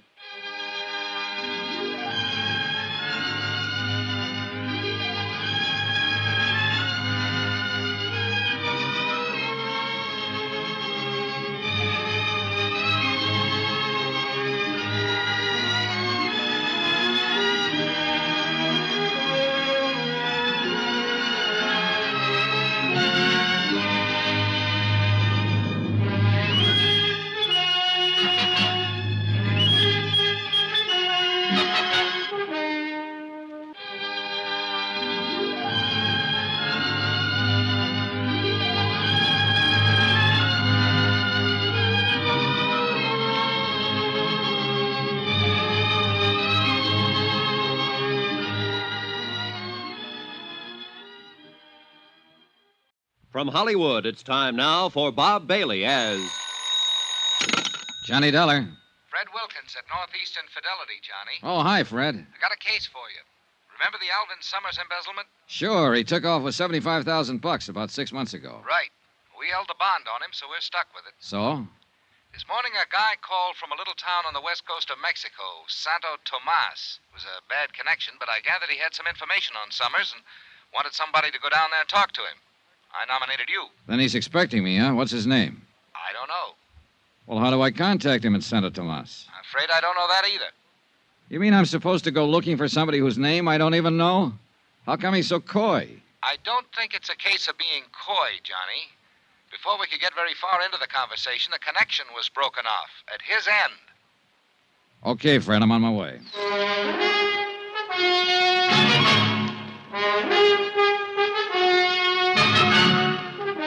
Tonight and every weekday night, Bob Bailey in the transcribed adventures of the man with the action-packed expense account, America's fabulous freelance insurance investigator. Yours truly, Johnny Dollar.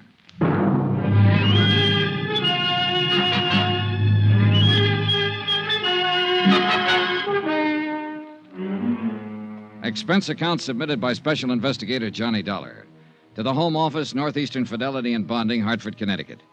The following is an accounting of expenditures during my investigation of the Alvin Summers matter. Item 1, $220, plane, train, and boat fare to Santo Tomas, Mexico. For a town trying to be a resort, Santo Tomas shouldn't be so hard to get to. The last lap was by far the worst. A creaky, twice-a-week boat from Mazatlan. And I may be wrong, but it looked to me like the only outfit interested in making a resort out of Santa Tomas was the big new hotel up on a cliff overlooking the sea, the Playa del Mar. The rest of the town just didn't seem to care. It was a sleepy fishing village. A dilapidated pier, a long curving beach with the jungle crowding in on it, and a miscellaneous assortment of adobe shacks huddled here and there, sort of digging their feet into the ground. Even at a distance, the Playa del Mar looked too rich for my purpose, so I checked in at the other hotel. It was an old two-story job in town that I found after carefully detouring around a belligerent rooster scratching up a meal in the street outside. Once inside, I couldn't help feeling that the rooster was better off. It was small, dingy, and hot. I signed the beat-up ledger that passed for a register, and a little character wearing a ragged shirt with no collar, a big grin, and a baseball cap swooped down on me and grabbed my suitcase. Right up the stairs, senor. Okay. Are you the star of the Santa Tomas 9 or something? ¿Qué? The baseball cap. Oh, it's a first-class hotel here. I got to wear a uniform. Oh, sure. Silly of me. Which way? Follow me, senor. You come here to fish? Not exactly. My cousin has a very good boat to hire a cheap. Sorry. Oh. Well, if you're here on just a vacation, I'll be glad to show you the scenic sights for a very small fee. Hey, look, promoter, before you start making a career out of me, how about showing me my room? Okay, senor. Here. It's a very nice room, no? Oh, sure. Hey, look, can we get a little air in here? Oh, see, I turn on the overhead fan. It's better, no? No. There's a balcony out here? Oh, see, with a beautiful view of the ocean, Senor Dollar. Beautiful. The only thing I can see is the wall of that building across the alley. But if you climb up on the railing and stand in the corner and look over the roof of the building, there in the distance you'll see the... Beautiful. Look, Benito, senor. Benito, I gather that in addition to a few other assorted enterprises, you're the bellboy in this establishment. I do everything. Oh, must really be a strain. Oh, see, I'm always straining. Been in Santa Tomas long? Si, senor. Too long. Have you heard my name mentioned around town lately? Anybody asking for me? No, senor. Holy rats. Oh, the door to the balcony. Oh, it's nothing, senor. Only the fan. What? Well, when the fan is on, the door, it blows shut. You're jumpy, senor. Huh? See, you are jumpy. Yeah, well, I'm in a good business for it, but, Tell me, did you ever hear the name Summers? Summers? Senor, in Santo Tomas is always Summers. Okay. I mean a man named Summers, Alvin Summers. Here's his picture. Take a look. Ever seen him before? Senor, in this heat, it's a strain to use the memory. Yeah, well, you think this might make you forget the heat? Quien sabe, Senor Dollar, it might help. Here. Oh, $5 American. Gracias. Now, how about it? Si, senor. I have seen this man. Here in Santa Tomas? I think so. Where? How long ago? I don't remember, but I'll try to find out for you. Okay, Benito. That bill I gave you, I've got a few more just like it if you can locate the guy in this picture, Alvin Summers. Or if you can find anybody who's asking about me. Senor, for that kind of money, I'll not only find him, I'll bring him to you on a silver planter. Item 2 on expense account, $5 American to Benito the bellboy. Flying blind the way I was in this deal, I figured I needed all the help I could get. And who knows, Benito just might turn something. After he left, I stretched out on the rickety bed and tried to figure out a plan of operations. I had to make myself conspicuous if I wanted the man who'd called the home office to contact me. On the other hand, if Alvin Summers himself was in the vicinity, I'd have to be pretty inconspicuous to stand a chance of getting anywhere near him. Trying to do both at the same time might not be exactly easy.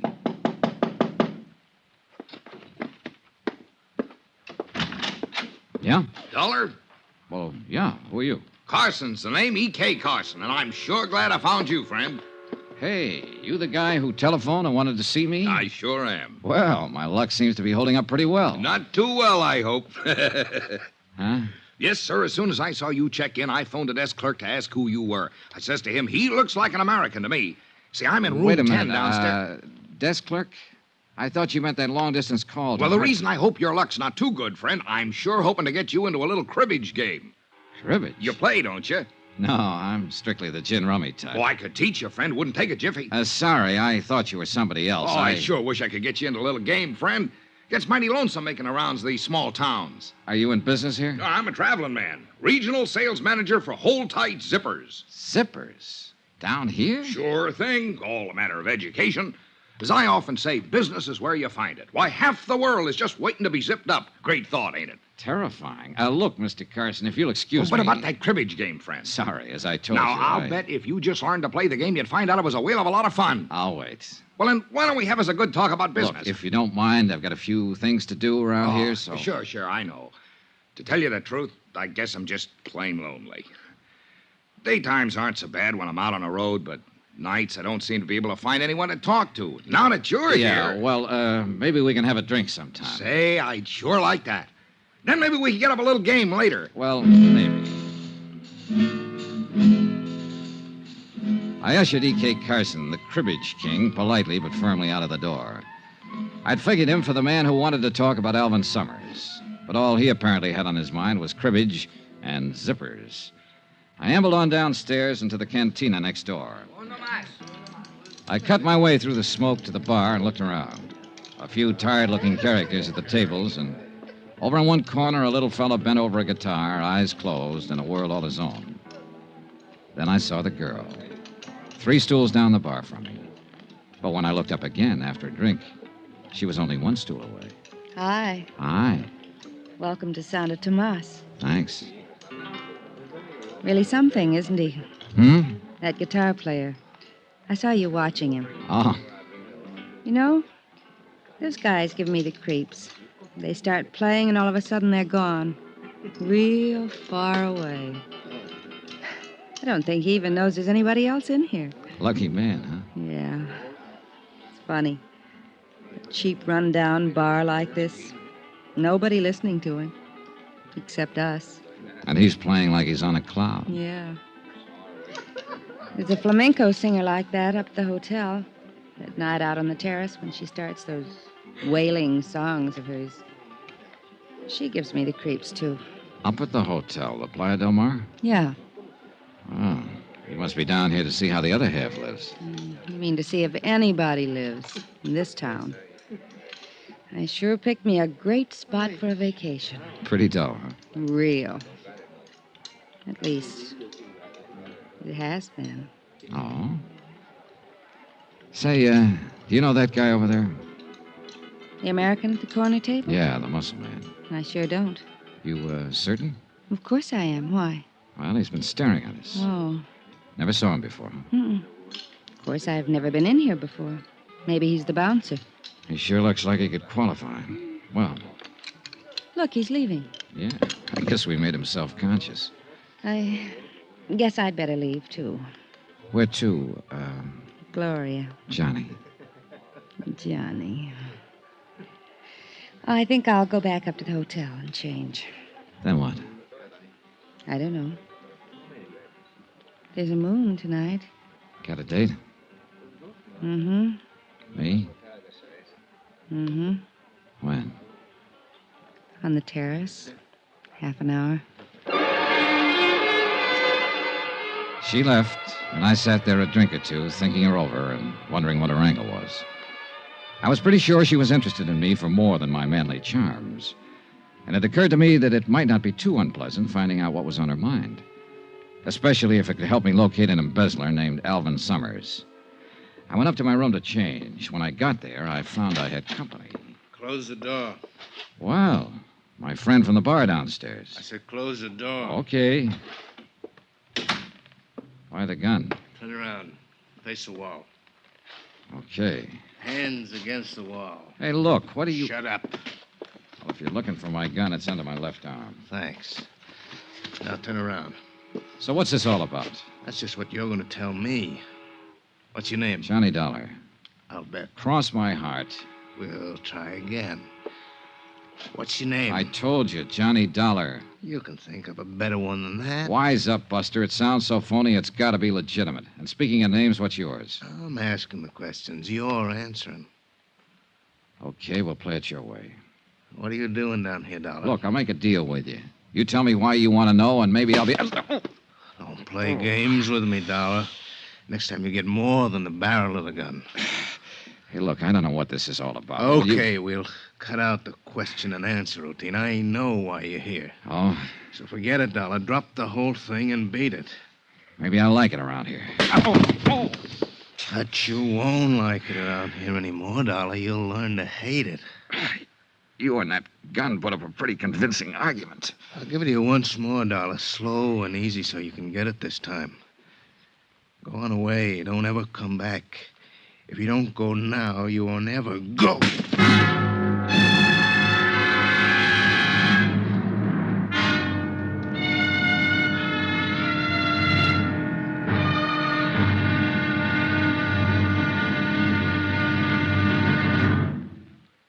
There'll be another exciting episode in the story of the Alvin Summers matter tomorrow. Tomorrow night, a threesome on a moonlit beach. A beautiful girl, me, and a guy with a knife. Join us, won't you? Yours truly, Johnny Dollar.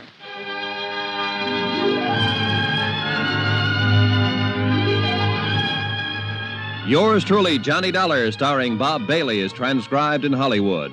Written by Robert Reif, it is produced and directed by Jack Johnstone. Be sure to join us tomorrow night, same time and station, for the next exciting episode of Yours truly, Johnny Dollar. Roy Rowan speaking.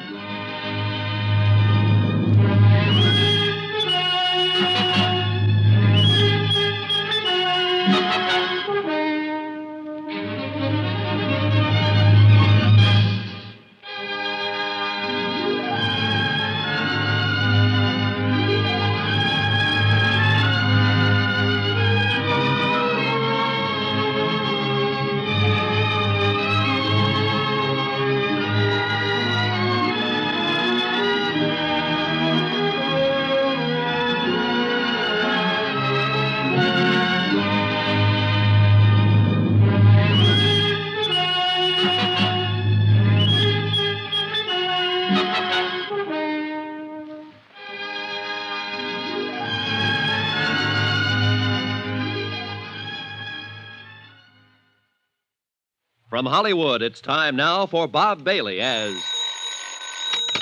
Johnny Dollar. Where have you been, Johnny? I thought we had a date. Oh, Gloria. I'm sorry, baby. I've already had a date. What? Remember the big gorilla at the corner table downstairs in the cantina? The one who kept staring at us?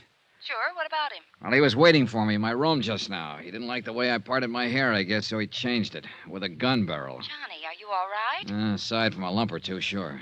Sounds to me like you need a little nursing, Johnny. I always do. It's beautiful out on the terrace tonight.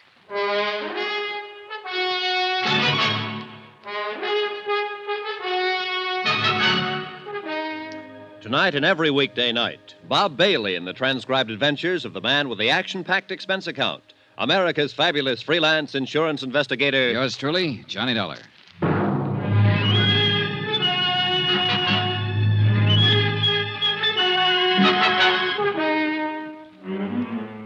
Santo Tomas, Mexico. Expense account submitted by Special Investigator Johnny Dollar. To the Home Office, Northeastern Fidelity and Bonding, Hartford, Connecticut. The following is an account of additional expenses during my investigation of the Alvin Summers embezzlement case.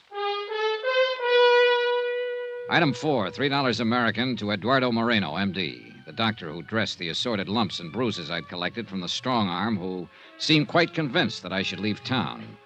For a moment, I'd figured he could be the man who was to contact me with information as to the whereabouts of Alvin Summers, the embezzler. But as it turned out, all he wanted to say to me was goodbye, and he said it very convincingly. But Gloria was waiting for me. She definitely seemed to want to get better acquainted. And although I didn't know what her angle was, I figured it might be fun finding out.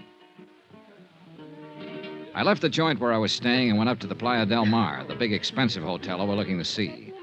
There was a terrace with some tables and a flamenco singer wailing at the moon. Gloria was at one of the tables. Hi. Johnny, what in the world happened to you when I talked to you over the phone? I'm sorry I'm late, Gloria. You can see by my face I ran into kind of a rough detour. You all right now? Yeah. Johnny, you said it was that man who kept staring at us in the bar where we met? That's the one. Real charming fella. Muscles, too. What happened? I went to my room to change before coming up here. He was waiting for me, worked me over. The general idea was I should leave Santa Tomas in a hurry. But why? I don't know, yet. But somewhere along the line, I'm going to make it a point to find out. Cigarette? Thanks. Well, looks like things are picking up a little. How so? I told you I'd found this place pretty dull so far, but now, with you getting beat up and told to get out of town, it's beginning to sound a little more interesting. Well, I could do with more dullness and a few less bruises, believe me. You must be down here on a lot more than just a vacation, Johnny. Oh, I don't know.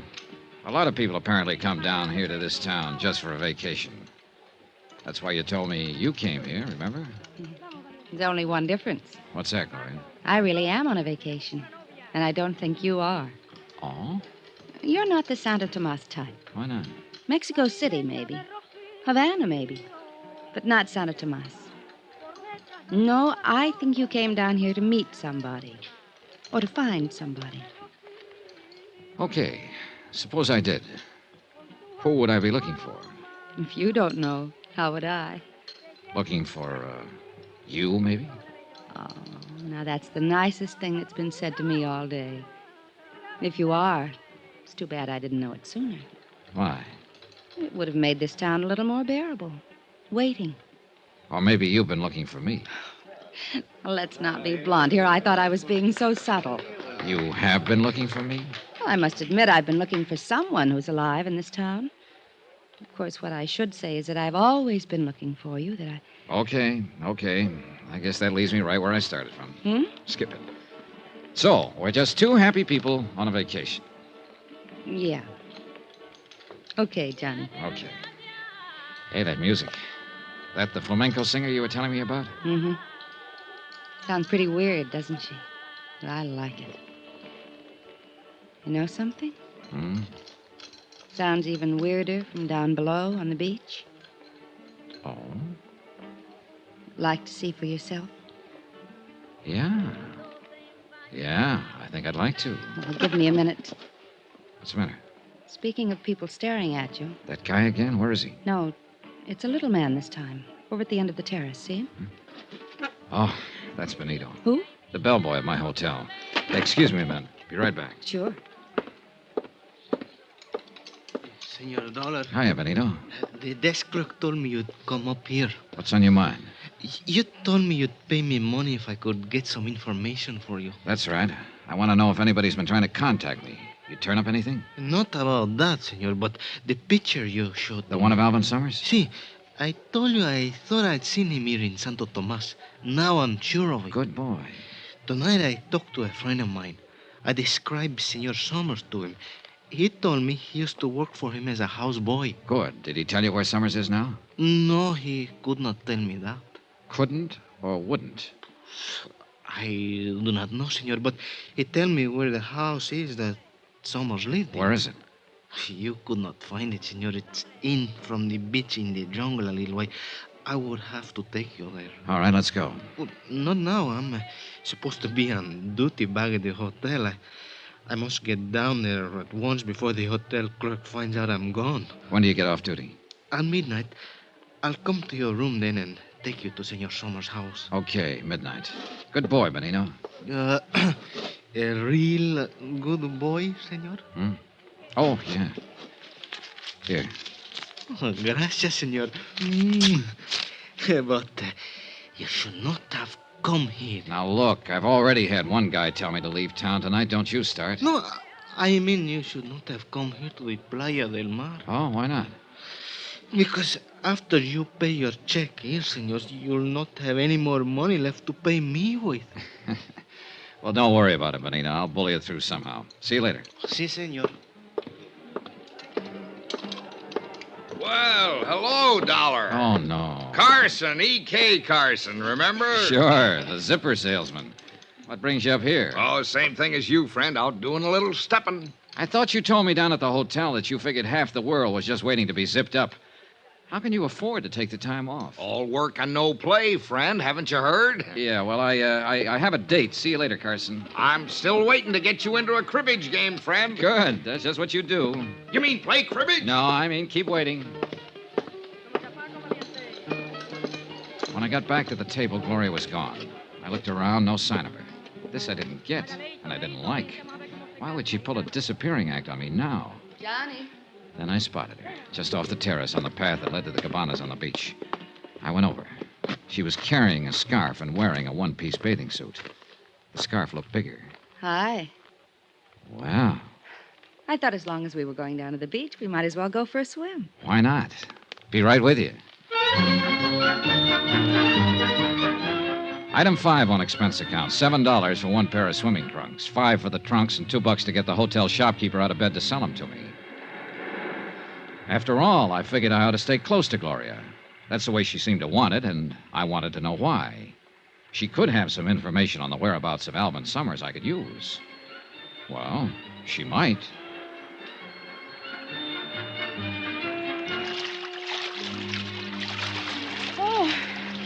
Oh, that was fun. Yeah. Come on, there's a place over against the rocks at the foot of the cliff. Okay. What do we do now? Build a fire and roast marshmallows? I'm sorry, I didn't bring any marshmallows. Oh, it's just as well. I'm strictly the hot dog and beer type anyway. Here we are. This is my place, Johnny. I come down here almost every night. Oh, it's nice. I told you there was a moon tonight. Yeah. And the flamenco singer. Music comes right down the rocks to us. Doesn't she ever get tired? Doesn't seem to. What's she singing about? Do you know? Uh-huh. It's about a man in jail in a little town. His sweetheart tosses a rose to him through the bars. It drives him crazy. Cheerful. There aren't any walls around you, Johnny. Oh? The only trouble is, I don't have a rose. Well, who needs a rose?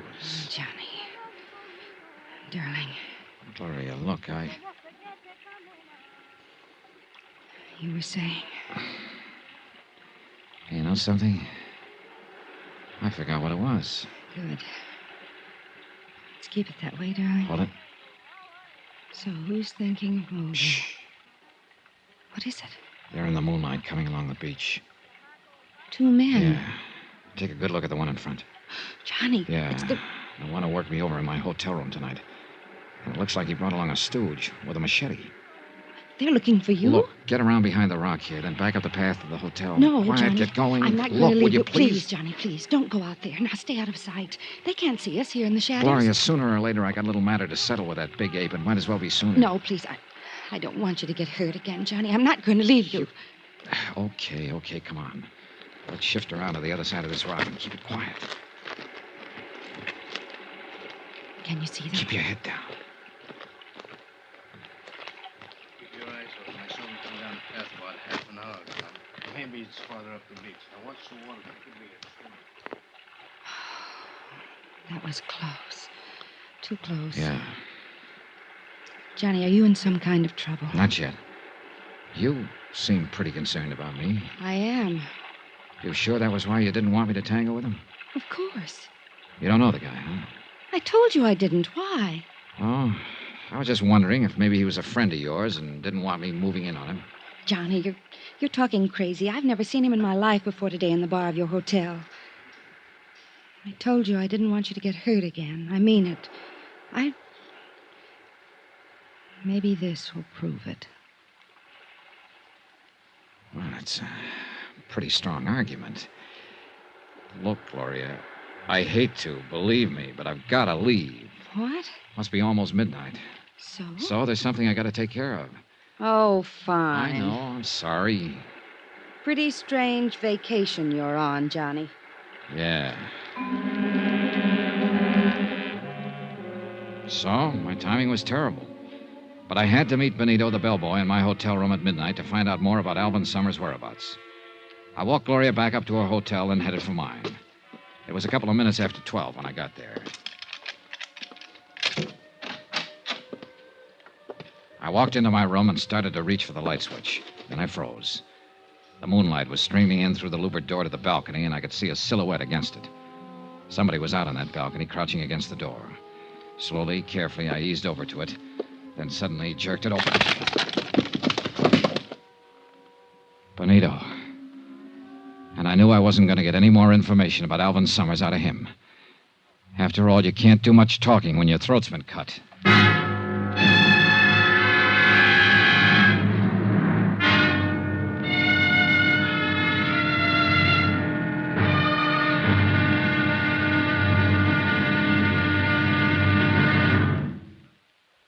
There'll be another exciting episode in our story of the Alvin Summers matter tomorrow. Tomorrow? Well, there are some people you just wouldn't want to meet in a dark alley. But sometimes it can't be helped. Join us, won't you?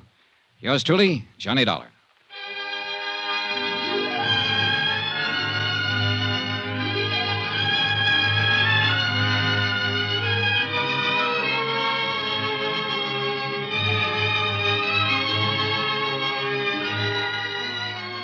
Yours truly, Johnny Dollar, starring Bob Bailey, is transcribed in Hollywood. Written by Robert Reif, it is produced and directed by Jack Johnstone. Be sure to join us tomorrow night, same time and station, for the next exciting episode of Yours truly, Johnny Dollar. Roy Rowan speaking.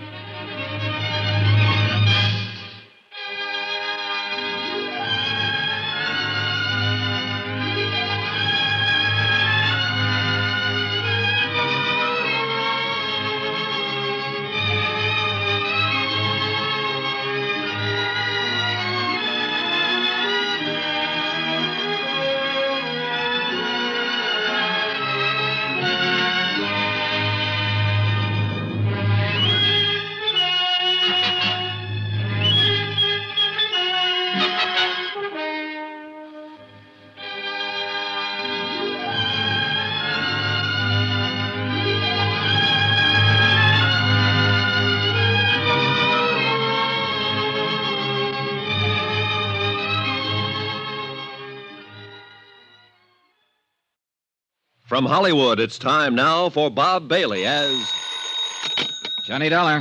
This is Lieutenant Gomez of the Santo Tomas Police Department. Oh, yeah, Lieutenant. I have been trying to reach you for some time. Sorry, I was out making some funeral arrangements. It is about the dead man that I wish to speak to you, senor. Fire away, Lieutenant. What's on your mind? Precisely the question I was about to ask you. What do you mean? Surely I do not need to remind you that Benito Escanza was found dead in your hotel room earlier this evening. You certainly don't. But I've already told one of your cops the whole story. Perhaps not. I suggest that you come to see me so that we can discuss it further. Is that an invitation or an order? Let us call it an invitation. But if you do not accept, we will have to come and get you.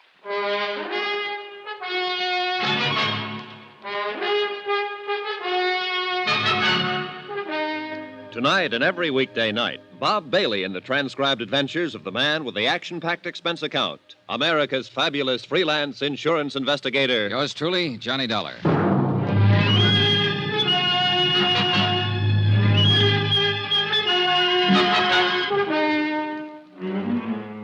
Santo Tomas, Mexico. Expense account submitted by Special Investigator Johnny Dollar. To the Home Office, Northeastern Fidelity and Bonding, Hartford, Connecticut. The following is an account of additional expenses during my investigation of the Alvin Summers $75,000 embezzlement case. Item 6, $25 American. Funeral and burial expenses for Benito the bellboy. Somebody had to do it, and he apparently had no family. After I made the arrangements with the town's undertaker, I went back to my room and received Lieutenant Gomez's polite but firm invitation to drop in on him. So I went on down to police headquarters. Sit down, Senor Dollar. Thanks, Lieutenant. So?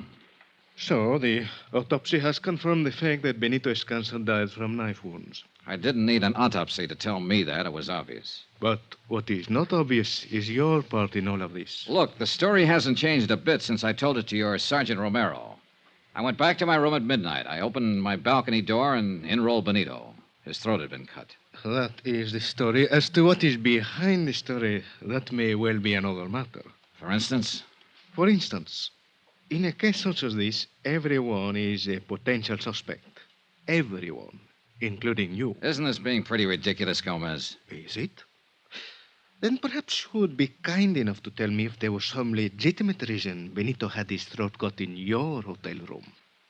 Well, in the first place, if you're interested in alibis, I've got one. Indeed? Indeed. I was with a girl named Gloria Harris up at the Hotel Playa del Mar all evening. You can check that. Oh, you may be quite certain that I am checking on all your activities this evening, senor. In the second place, if you're interested in motives, I don't have one. No? Why would I want to kill Benito when I was hoping to get some information from him? Information of what sort, Senor Dollar? Oh, I guess I better start at the top, Lieutenant. Here's my card. You're an insurance investigator. That's right. About 6 months ago, a man named Alvin Summers up in the States embezzled $75,000 from the company he worked for. The outfit I'm representing in the deal wrote the bond on him, so they were stuck for the money. $75,000. A couple of days ago, they got a long-distance phone call from down here in Santo Tomas. The man who called claimed that he had information about Alvin Summers. That's why I came down here. Now, who was the man who telephoned? We don't know. I came on the chance that he might contact me here, or that I might get some kind of lead on Alvin Summers' whereabouts. And have you? No, on both counts. Benito said he knew about a place where Summers used to live. He was going to take me there tonight. But apparently somebody had other ideas, and a knife to back them up. I see. Nobody has tried to contact you? Oh, sure. Several people have, but always for the wrong reason. First, there was a man named Carson, a zipper salesman. He contacted me for the purpose of setting up a cribbage game. Cribbage? What is this cribbage? Oh, now, that's something I hope I never find out. Hmm? Then there was a strong arm who bounced me around with a gun barrel and suggested politely that I wanted to leave town. Oh? What did he look like? Well, he was heavy in the shoulders, thick neck, low forehead, short dark hair, scar over the bridge of his nose. Scar? That would be Senor Kraus. You know him? I know him by sight. Well, who is he? What's his pitch? That is something I do not know. Senor, you must understand that Santo Tomas is a rather strange town and a dangerous one. Come in. Hey, Lieutenant. Can't you see that I'm busy, Sergeant Romero? What is about Senor Dollar? Oh? Well, what is it? Well, I have talked to a Senorita Gloria Harris at the Hotel Playa del Mar. She said that Senor Dollar was with her throughout the evening. Very well, Romero. One thing more. We have just arrested a man, American tourista, Senor Carson. I will talk to him when I have time. Hey, wait a minute. That's the zipper salesman I was telling you about. Indeed? Yeah. Hey, look, maybe he ties into this deal after all. What's the charge? Romero? Is disturbing the peace. Oh, great. Just when I thought I had a lead. What's the matter? He got a few too many under his belt, maybe? Well, Romero? Here's the report. The Senor Carson is outside. Gracias. That will be all. I will talk to the man. See you, Lieutenant. Senor Donald, if you know this man, perhaps you had better come with me. Okay. Dollar!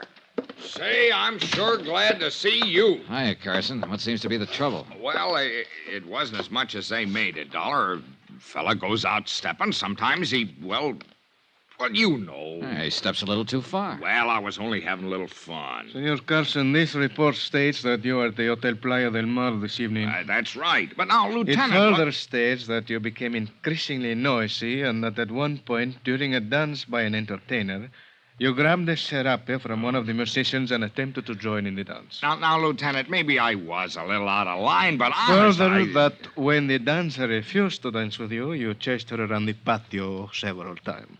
Trying to sell her a zipper, maybe? Oh, no, Dollar, let up on a guy, will you? And that finally, when the musician attempted to get his serape away from you, you broke his guitar over his head. Say, when you get going, you're a real tiger, aren't you? Are these things true, Senor Carson? Well, I suppose the facts are correct, but they sound different somehow down here. I was just trying to have a little fun, you know. See, Sergeant Romero will conduct you to the magistrate. Romero! Well, Dollar, you're just going to stand there and not do anything? After all, we both live at the same hotel, and... And? Oh, you're a big help. What'll happen to him, Lieutenant? Oh, you will have to pay the damages, and there will be a fine. Which will probably go on his expense account. Lieutenant, you started to tell me about this Beetlebrow Kraus who put a few dents in me. I started to say that before the people from Mexico City built the new hotel, this town unfortunately used to be something of a haven for undesirable characters from the United States. Fugitives, huh? Some of them still remain. And although I know very little about Senor Krause, it is probable that he is one of them. Could be. You say that he and Senor Carson are the only ones who have made any effort to contact you? Yeah, except for Gloria Harris, of course. I still haven't found out what's on her mind. I mean, what else is on her mind. She says she's down here on a vacation. Indeed. In that case, it has certainly been a long vacation. What do you mean? She has been here for several months, to my knowledge. Well, well. Now, that's very interesting, Lieutenant. Thanks. Anything else you want to ask me about Benito? Not at the moment, but I suggest you remain available. You know where to find me. One moment, Senor Dollar. Hmm? A word of warning. As I told you, this town can be a dangerous place. I would suggest that you be quite careful. Yeah. And one thing I wish to impress upon you. If you are at any time tempted during your investigation to take the law into your own hands, I assure you that you will regret it. Well, in that case, I hope you're around when and if I need you. Whether or not I am available, the warning still applies. Okay. Be seeing you. Johnny, Wow, Gloria. I thought you were tucked in for the night. I couldn't sleep, so I called your hotel. Oh? They told me that the bellboy had been murdered, that you were at the police station, so I came down here. Is there anything I can do? Not for Benito, I'm afraid. He was killed in your room? Yeah. You think he could have been killed by mistake? Mistake? You mean maybe I was supposed to be the target? Hey, it's a thought. Johnny, you're in trouble of some kind. I wish you'd tell me what it is. You're not just down here on a vacation. Speaking of vacations, Gloria, let's Johnny, what is it? keep looking straight ahead. There's somebody across the street in the shadows. He's tailing us. Can you see who it is? When he goes past that light, I'll be... Well, what do you know? My old friend Krause again. You mean the man who came to your room and was looking for you on the beach? That's the boy. Funny how he always seems to pop up when I'm with you. Johnny, I tell you, I don't know him. Doesn't matter right now. Come on. Turn into the alley here. Okay. Now keep going straight down this alley and out the other end. Go back to your hotel, and I'll call you there later. I may be a while. What are you going to do? Wait for him. No, Johnny. Look, Gloria, don't give me any argument this time. Get going. After she was out of sight, I ducked into a doorway. Then I waited. Yeah, Krause was following all right. I waited until he got right up to me. And I dove at him. You! That's right, me. Drop the gun. Drop it. Yeah, this time I'm ready for you, sweetheart. Funny thing about me, Krause. I don't like guys working over me with a gun barrel, ever. All right. Now you're going to tell me what this is all about. Why you've been tailing me. Why you worked me over with a gun barrel in my room last night. I want to hear all about it. You know why. Talk. I said talk. You're not taking me back. Taking you back? I know you came down here after me, but I ain't going back. What are you talking about? I know what happens to a three-time loser. Three-time... Want me back home, you gotta carry me. Hey, wait a minute. You ever hear of a man named Alvin Summers? Oh? How about Gloria Harris? No. You sure about that, Krause? Look, Don. Look, I'm telling you the truth. Yeah, I guess you are. You're too punchy right now to give me a routine. Yeah, I think I get it. You're wanted in the States. You figured I was a cop and came down here to make a pinch. Brother, right now, I sure wish I was. You mean you... No, I'm no cop. Oh. Guess I made a mistake. You sure did, Buster. No hard feelings? Oh, no, not at all. I just love the feel of a gun barrel whipping across my face. Krause, I got a nice little piece of advice for you.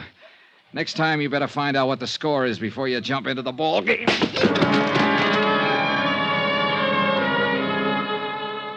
I left him there in the alley and went back to my hotel. Then, just as I was about to open the door to my room, I heard someone moving around inside. I went quietly down to the end of the hall, out the window, then eased along the balcony back toward my room. Inside, it was dark, but I could make out someone bent over my luggage, searching it. I edged across the room. Slowly. Then I lunge. Ah! Hello, Gloria. Johnny, Yeah, Johnny. Helping me unpack, maybe. look, I can explain, Johnny. You know something? That's just exactly what you're gonna do.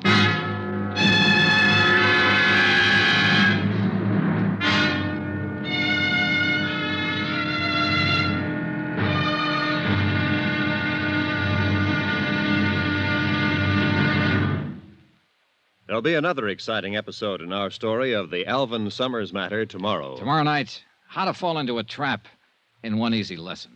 Join us, won't you? Yours truly, Johnny Dollar.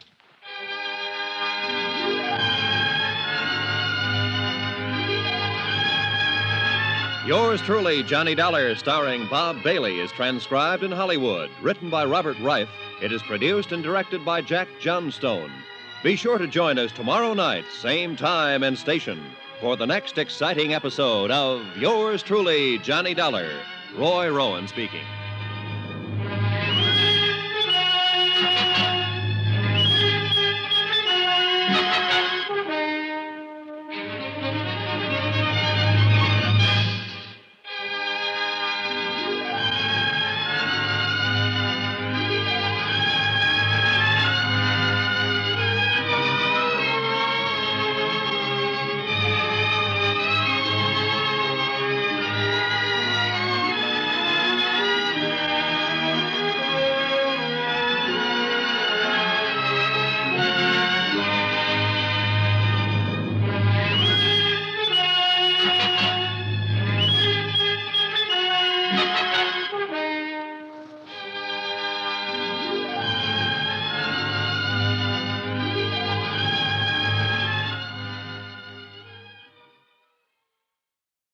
From Hollywood, it's time now for Bob Bailey as Johnny Dollar. Yeah, remember me, sweetheart? Johnny, I didn't I'm the think... guy you were making the big pitch for. Dancing, moonlight on the beach, the complete routine.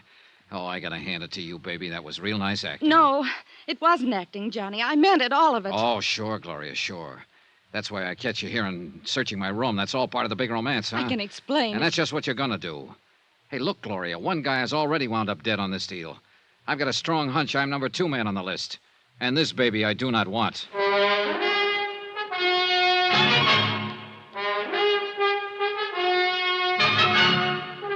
Tonight and every weekday night, Bob Bailey in the transcribed adventures of the man with the action-packed expense account, America's fabulous freelance insurance investigator. Yours truly, Johnny Dollar.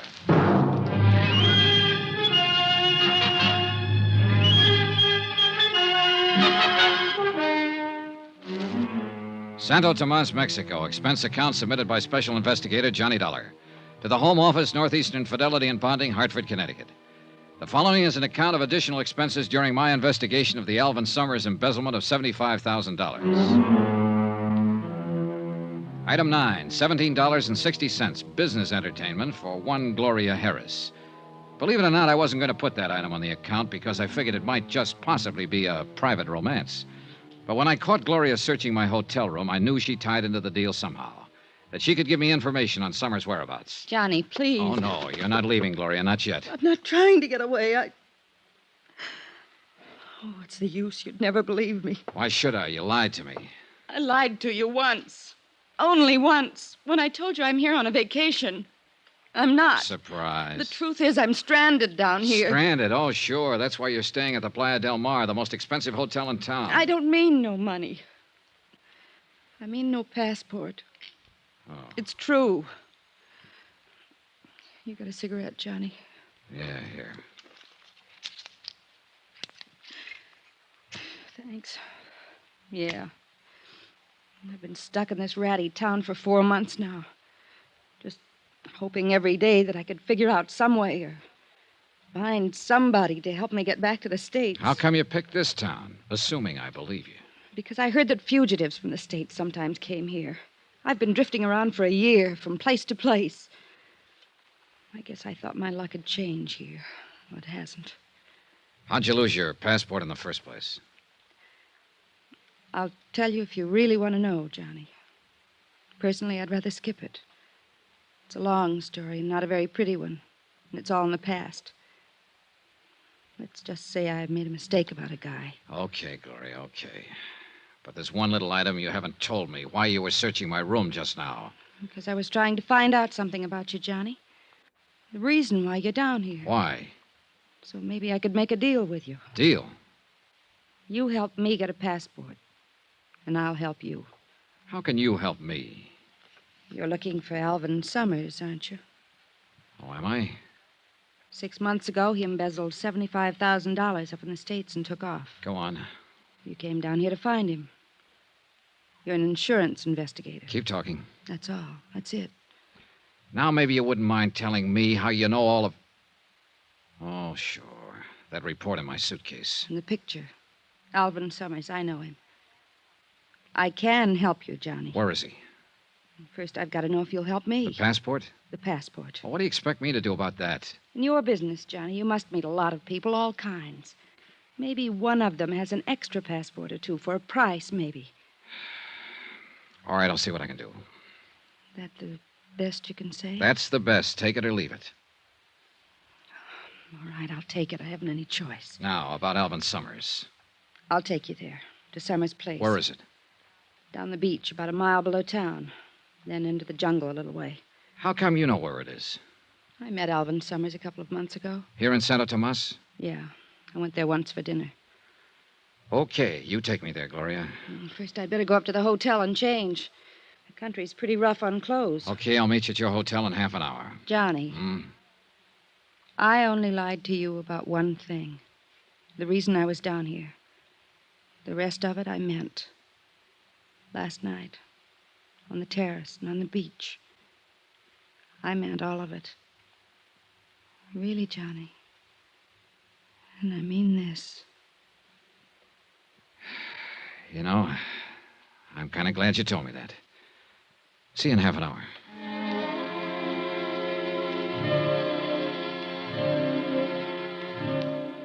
I stayed there a while after she left, going over the case in my mind. Maybe she was telling me the truth. But whether she was or not, I had to follow up any lead I could find, because I was getting nowhere the way things were. Half an hour later, as I was starting out of my room to go pick her up, my phone rang. It was a long-distance call from the States. Fred Wilkins at Northeastern Fidelity, Johnny. Hi, Fred. Well, how's the fishing down there? Fishing? As a matter of fact, it hasn't been so good so far, Fred. That's too bad, but I'll bet the swimming is all right, huh? Whoa there, what's eating you? I didn't send you down there for a vacation. Well, you got a great sense of humor. You should see this place vacation. Then what have you been doing down there? Well, what do you think I've been doing? I've been looking for whoever it was that telephoned you and said he had information on Alvin Summers. You couldn't have been looking very hard. He called me again this morning. He what? That's right. He wondered if I'd sent anyone down there yet. Hey, look, Fred, this guy is not easy to find, believe me. And I think I know why. Obviously, somebody doesn't want him to talk, and that somebody could be Alvin Summers, about one jump behind him. Summers, you think he's around there? Could be. I'm leaving right now to find out. I've got a lead on where he lives. There's somebody at the door. I'll call you when I get anything. Do that. Brother. Fishing. Oh, Lieutenant Gomez. Well, look, I'm in sort of a hurry right now. This will not take long. Okay. What is it, Lieutenant? Early this morning, one of my men found Senor Kraus in the alley. How is he feeling? He had been badly beaten. He would not tell us anything, but it was fairly obvious who had done this to him. So? So, the last time we talked, Senor Dollar, I warned you not to attempt to take the law into your own hands. Now listen, Gomez, if you think I'm going to take a pistol whipping like he gave me and not do anything about it, Do you gotta... not misunderstand. I care nothing about Kraus personally or what happens to him. I'm thinking about something more important. For instance? You are looking for Alvin Summers, a man who quite obviously does not want to be found. So? So, when you find him, it is quite possible that there will be trouble. Granted. But let's face a few facts, Lieutenant. You and your boys can't help me. You're in charge of the Santo Tomas police force, all 2 men. And I imagine you've got a few other things on your mind besides an embezzler from the States and an insurance investigator. That may So well that be means true. I've got to do it on my own. Very well, Senor Dollar. This morning I attended the funeral of Benito Enscanza, who was killed because he had information about Alvin Summers. If you find Summers and take the law into your own hands again, I fear I may have to attend another funeral. Yours. That's what I liked about Gomez. He was the cheerful type. Well, I picked up Gloria at her hotel and we headed for Summers' place. We walked down the beach about a mile below town. The beach kept narrowing as the jungle crowded closer and closer to the water. This place is in from the beach a ways. There's a little path pretty soon that leads in. You could walk right by it and never see it. Here it is. And that's just what we'll do. Hmm? Walk right by it. I don't want to lead anyone else here. There's nobody else on the beach. I'm not talking about the beach. That's a regular jungle in there. 20 people could be watching us, and we'd never see them. Oh, I guess so. Okay. Now we'll go in here, then work our way back to the path. Brother, this is pretty thick in here. Yeah.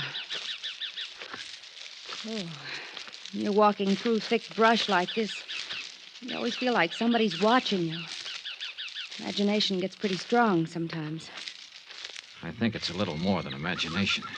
What do you mean? Stop a minute. Listen. I don't hear him. Johnny. Yeah, somebody's tailing us again. Look, keep moving straight ahead. I'm going to circle and see if I can intercept him. All right, but be careful. Gloria moved on, and I started circling to the right. Every few seconds, I'd stop and listen. Yeah, he was still there. I pegged the direction of the sound and started edging toward it slowly. Then my foot caught on a butt. I scrambled to my feet and kept going in the same direction. There was a small clearing ahead. I reached it, stopped, and listened. Nothing. Whoever I was chasing seemed to know the country better than I did. He'd disappeared.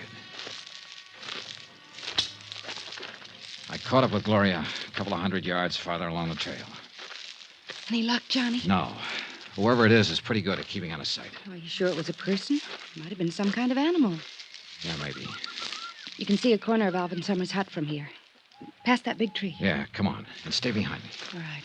If there's any trouble. You think there will be? Look, a guy who's this careful about hiding doesn't usually welcome visitors. Quiet now. No sign of life.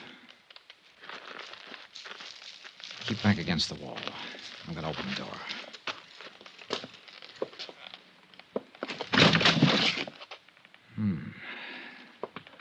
Okay, Gloria. Nobody home, huh? Nobody home. Well, he seems to have a pretty comfortable place here. You like to live in jungles.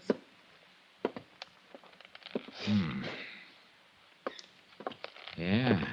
What? Looks like he hasn't been around for several days. Oh? The food in these cupboards, pretty moldy. Yeah, I guess they've cleared out. They? Uh-huh. He and whoever was here with him. What makes you think someone was? For one thing, 2 sets of dirty dishes over there. Maybe he just wasn't neat. He'd have to have been awfully neat to use 2 toothbrushes and 2 kinds of toothpaste, and 2 people have been eating at this table. See the crumbs? Maybe there's something around here that could give you a clue to where he might be now. Maybe. If he's still alive. What do you mean? You think he isn't? Oh, I don't know. But if somebody else was living here, too, it could mean he had a partner in this deal. And it's a funny thing about that kind of playmates. Sooner or later, they start quarreling about who's going to hold the marbles. $75,000 worth in this case. Johnny, if he is dead, that leaves you nowhere. Maybe not. Hey, listen. What? Yeah. Sounds like our shadow is somewhere outside. Keep talking, Gloria. Normal tone. I'm going out the back way and see if I can spot him. Why don't you look around the hut, Johnny? Gloria kept up a line of patter while I slipped out the back door and into the brush. I listened. Do you want me to do anything? Nothing but the sound of Gloria's voice. Johnny? He had to be somewhere near. But where? I worked my way around to the front of the cabin, still under cover. No sign. I kept on around the other side. Then, as I started to climb over a fallen tree trunk, I saw a shadow out of the corner of my eye. Hold it. Don't turn around. The voice was behind me. I could see the rest of the shadow now, a hand with a gun. And I knew it was zeroed in on my backbone. I said hold it. I'm holding. Drop your gun. Kick it backwards, quick. Hey, look, whoever you are... Don't turn around. Okay. And don't try to move.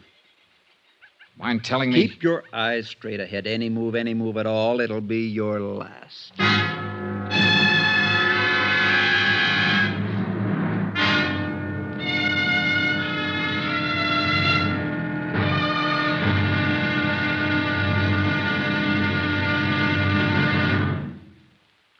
There'll be the final exciting episode in our story of the Alvin Summers matter tomorrow. Yes, tomorrow, how to find out what you've been looking for the hard way. Join us, won't you? Yours truly, Johnny Dollar.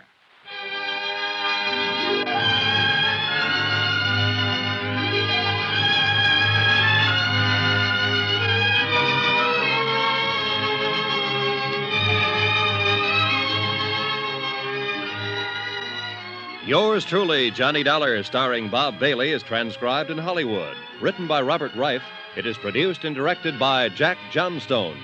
Be sure to join us tomorrow night, same time and station, for the next exciting episode of Yours truly, Johnny Dollar. Roy Rowan speaking.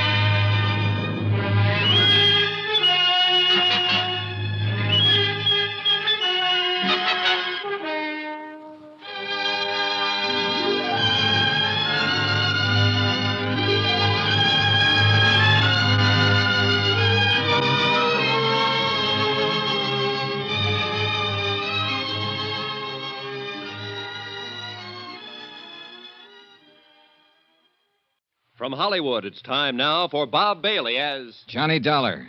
I told you, that's my name. What do you want, an affidavit? I've got to be sure. Look, you've got me out here in the middle of the jungle with a gun in my back. Don't turn around. And I can't even see you. You think I'd be kidding you at a time like this? Any move at all, and it'll be your last.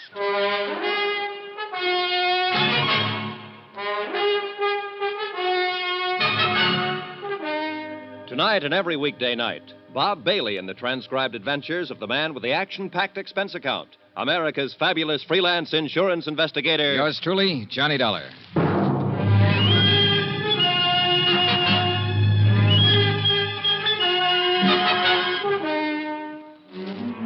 Santo Tomas, Mexico. Expense account submitted by Special Investigator Johnny Dollar.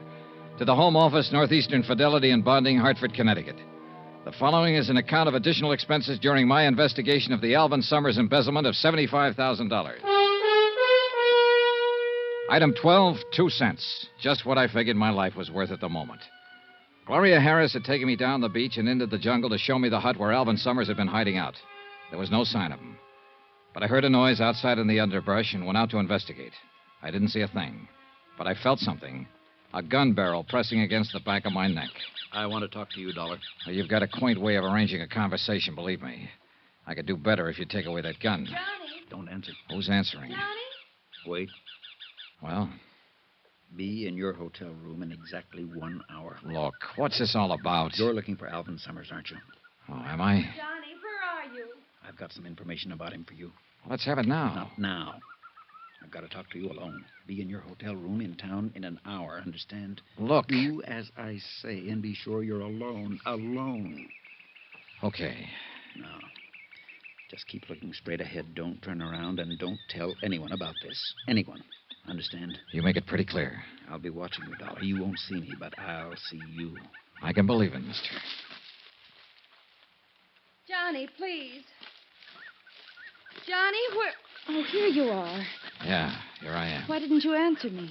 I came out here looking for a guy, remember? How am I going to find him if I start shouting at you? But I got worried when you didn't come back to the hut. Yeah. That noise you heard outside, did you see anything? No, I didn't see a thing. Johnny, didn't you find anything to give you a lead on where Summers might be? I don't know. But you said if I helped you find him, you'd see what you could do about getting me a passport back to the States. Yeah, sure. Come on, let's get out of here. It suits me fine. This place gives me the creeps, all these trees and vines. Broad daylight, but you can't see a thing. I know. My imagination's still working overtime. I've got that feeling we're being watched again. Funny, isn't it? Yeah, real funny. We kept on toward the beach. Gloria was fidgeting because she thought somebody was watching us. I was fidgeting because I knew somebody was. And I had a strong hunch he was the man whose long-distance phone call to the States brought me down to Mexico in the first place. We got back to the beach. I took Gloria up to her hotel, then went down to mine in town. As I crossed the lobby toward the stairway to the second floor, out popped a familiar face. Hello, friend. Oh, Carson. Lieutenant Gomez let you out of jail, huh? Oh, now let's get one thing straight, friend. I never was actually in jail. Well, you're lucky. I've seen the jail. Huh?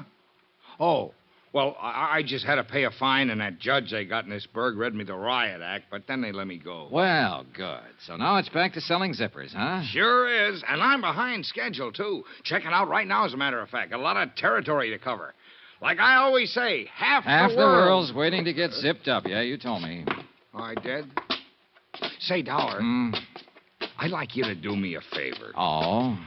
That little trouble I got into last night up at the Playa del Mar Hotel, I'd sure appreciate it if you'd keep quiet about it when you get back to the States. You mean you don't want anybody to know you got plastered, grabbed a serape, and did the fandango? Now, Dollar. Or broke a guitar over the musician's head? Now, can't we just forget about that? Believe me, I had until you reminded me. Now, Carson, I'm reasonably sure we don't know the same people and won't be seeing each other again. I'd say the secret of your lurid past was pretty safe. Well, I sure hope so, friend. But about not seeing each other in the States, I was planning on looking you up. Goody. Yes, sir, I got a deal for you. Sorry, but I have all the zippers I can use at the moment. No, that's not what I mean, friend. I've been trying to get you into a cribbage game, remember? How can I forget? Well, instead, I'm going to look you up in the States and let you teach me to play gin rummy. How could I be so lucky? Oh, sorry. I think that's my phone. So long, Carson. I'll sure look you up back in the good old USA, friend.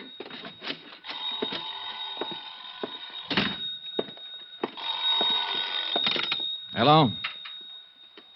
Hello? Hello? Keep your hands on the table. What?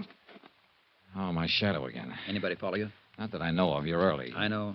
And I searched your room. That's become an old Santo Tomas custom. To make sure you really were Johnny Dollar. So now you know. What about it? You can turn around. Oh, no. Maybe you'll tell me what... Wait a minute. A decent shave, and you'd match that photo I have in my suitcase. Alvin Summers. Yeah. I'm Alvin Summers. I don't get it. I had you figured for the man who made that long-distance call to the States that tipped me off to come down here. You're right about that, too. You put the finger on yourself? If you want to call it that. Well, what happened? Your deal go sour on you, maybe? Yeah. Yeah, okay, sit down. Take it easy. Tell me about it. I'll turn on the overhead fan. Pretty stuffy in here.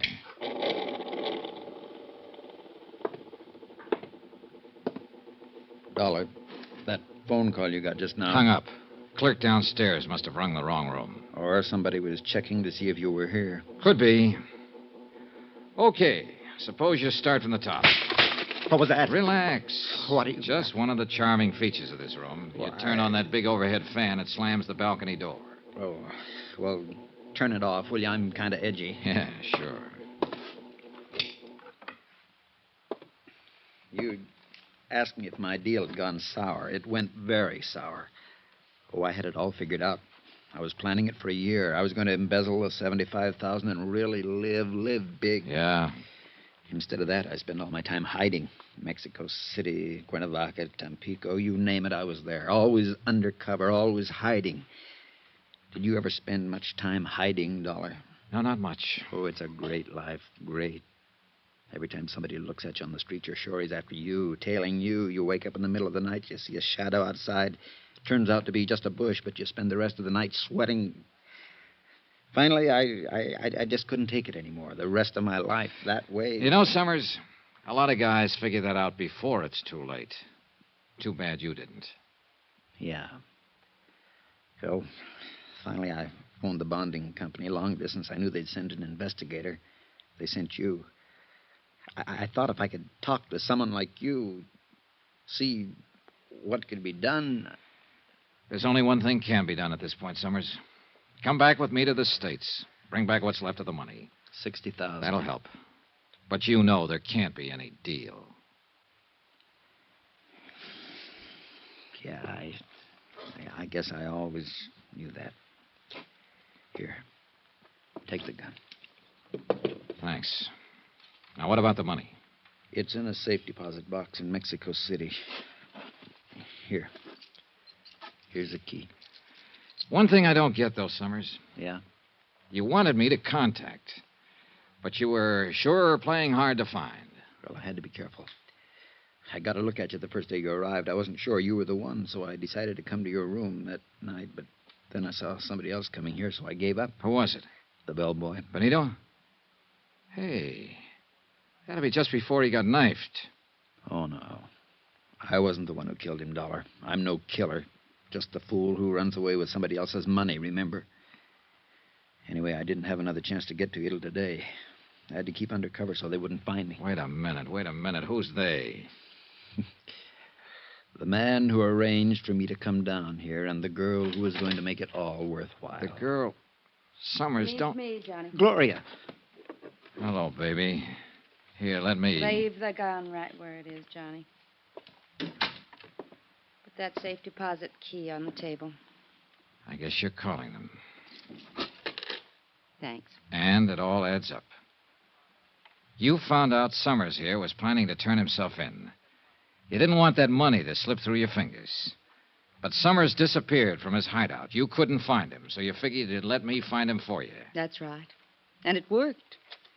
And you're so right about that money. You think I'd give it up now? Gloria. Keep out of it, Alvin. If you want to go back and be a Boy Scout, that's your business. The money stays with me. Johnny, Yeah?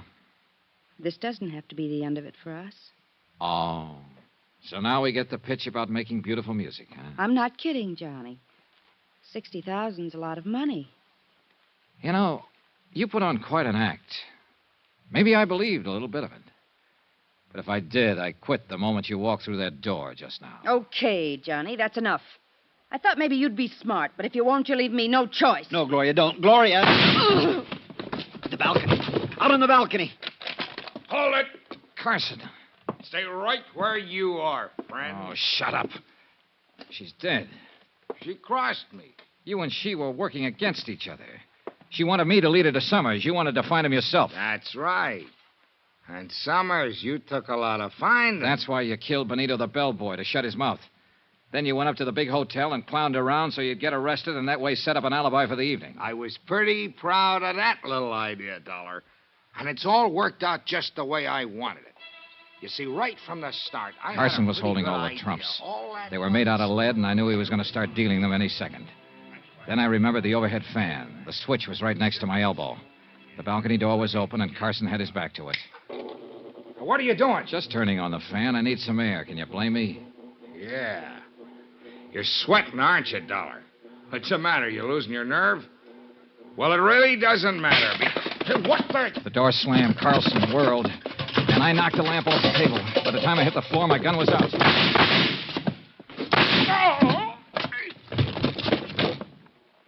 I picked up the lamp and lit it again. Summers was crouched in a corner. Across the room, sitting on the floor, was Carson, staring stupidly down at the red bullet hole in his side. I picked his gun up off the floor. Dollar! Summers, call the police station. Lieutenant Gomez. Yeah, all right. Help me, Dollar. It hurts. Yeah, it hurts. But not as much as it hurt Benito and Gloria. You finally got me into a game, didn't you, friend? And you lost. Expense account item 13. Double the amount of item 1. $440. Transportation back to the States for Alvin Summers and me. And you know, I turned him over to the authorities as soon as we got back. That's the way he wanted it. Gloria? Well, once in a while I get to wondering if she really meant some of the things she told me. Not that it matters. Conclusion of report. Expense account total $923. Yours truly, Johnny Dollar.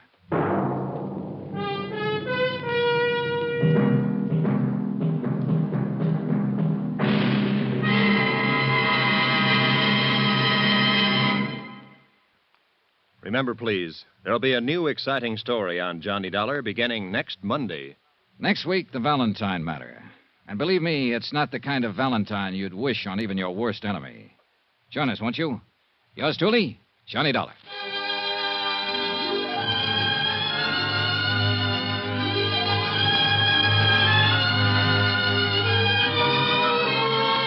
Your Yours truly, Johnny Dollar, starring Bob Bailey, is transcribed in Hollywood. Written by Robert Reif. It is produced and directed by Jack Johnstone. Heard in this week's cast were Virginia Gregg, Marvin Miller, Don Diamond, Tony Barrett, and Parley Bear. Be sure to join us on Monday night, same time and station, for another exciting story of Yours truly, Johnny Dollar. Roy Rowan speaking.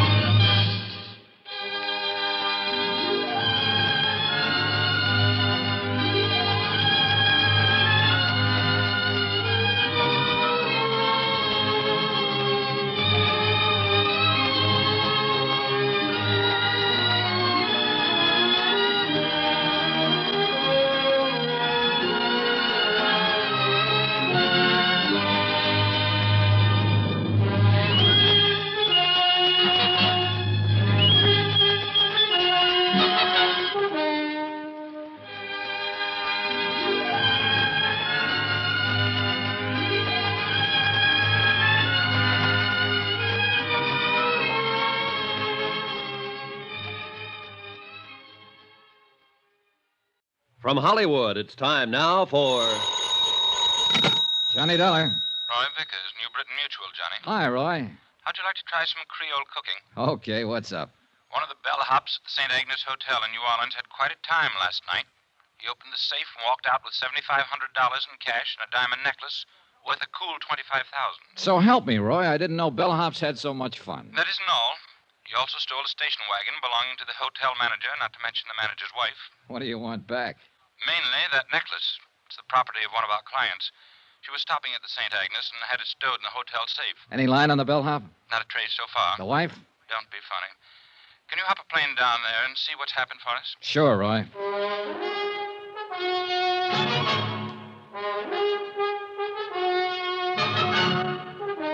Tonight and every weekday night, Bob Bailey in the transcribed adventures of the man with the action-packed expense account. America's fabulous freelance insurance investigator. Yours truly, Johnny Dollar.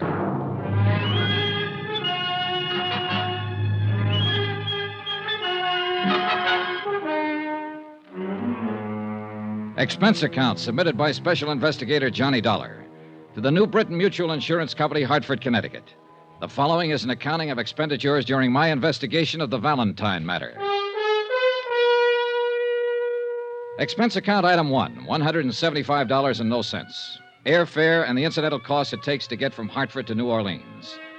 Once there, I was more than surprised to discover the police had wound up the whole case.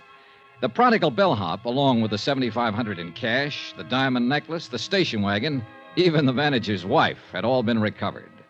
Everything and everyone tearful, but intact. I reported this development to all parties concerned, phoned the airport for a reservation back to Hartford, which they said would be the following afternoon, and then looked around for something to do. I found a spot on Burgundy Street that seemed to be less crowded than the others and settled down for the evening. That's where it happened. He was sitting alone, tall, gray-haired, rugged. A face full of some 50-odd years, I guessed, and full of some other things no one could guess. It was 3 drinks at the bar before I made out who he was, who he had been. A man who was once big, in a way that only Prohibition made them big. This seat taken? No. Mind if I sit down, Mr. Valentine? Well, you can't be that old. How old? Old enough to recognize me. Recognize you from your picture. A long time ago. Time. I guess I could tell you more about that than anybody. You a cop? No, I'm an insurance investigator. You were a cop once? Once. Can I buy you a drink, Mr. Valentine? Dan's enough. Sure. You're doing better than the boys in the force.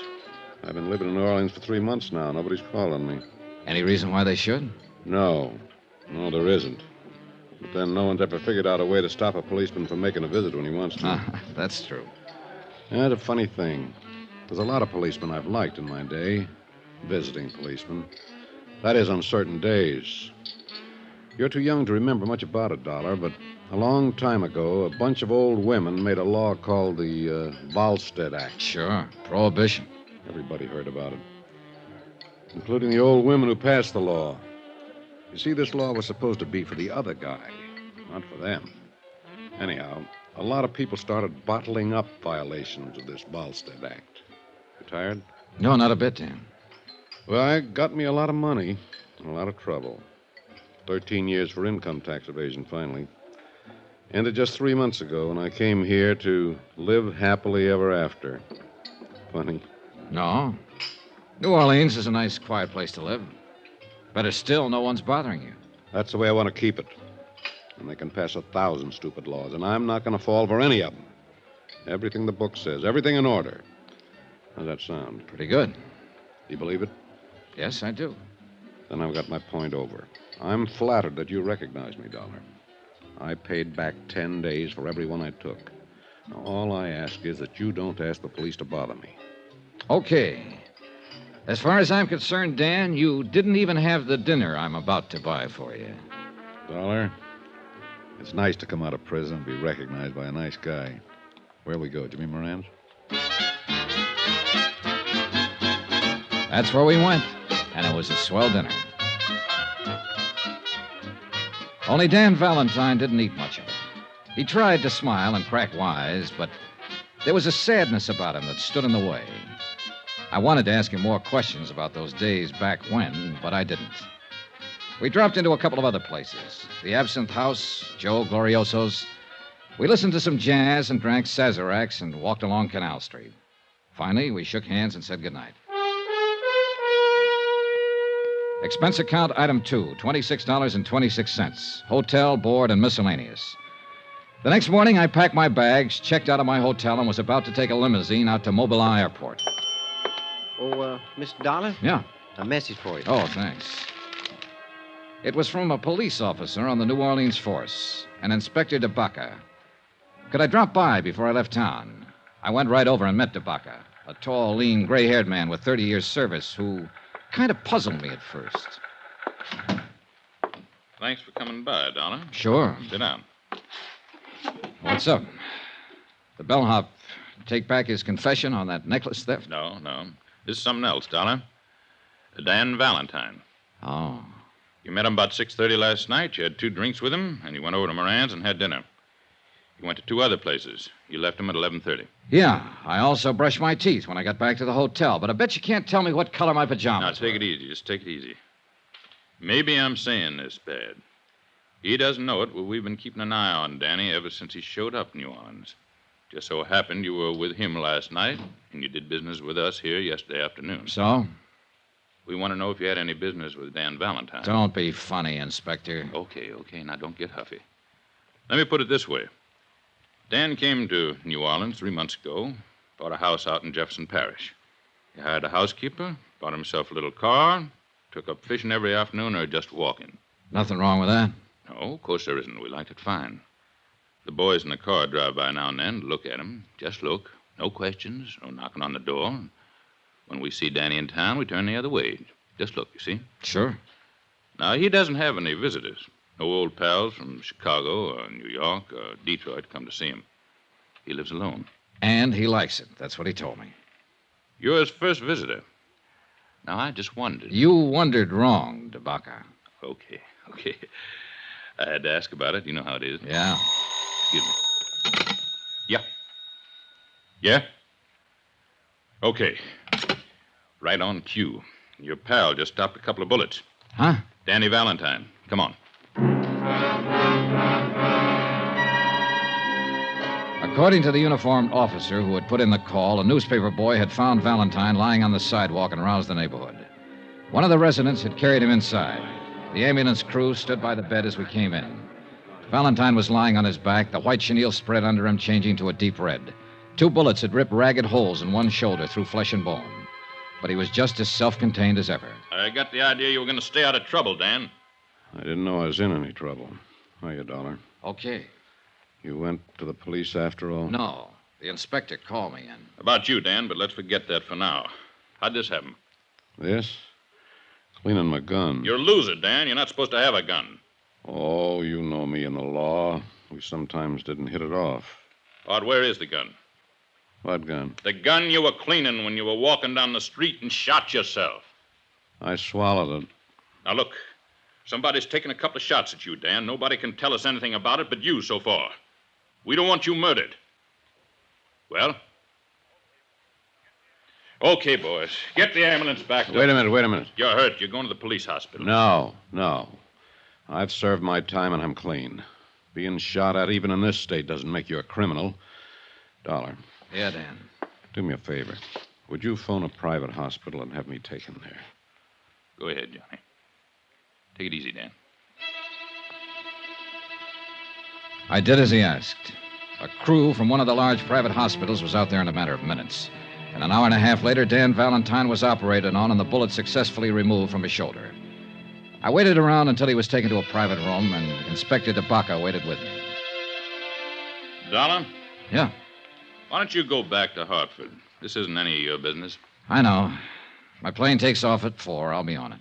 Well, why are you waiting around here? Oh, to see how he is, I guess. You pal of yours? I just met him last night. You know that. But you're waiting around. Yeah.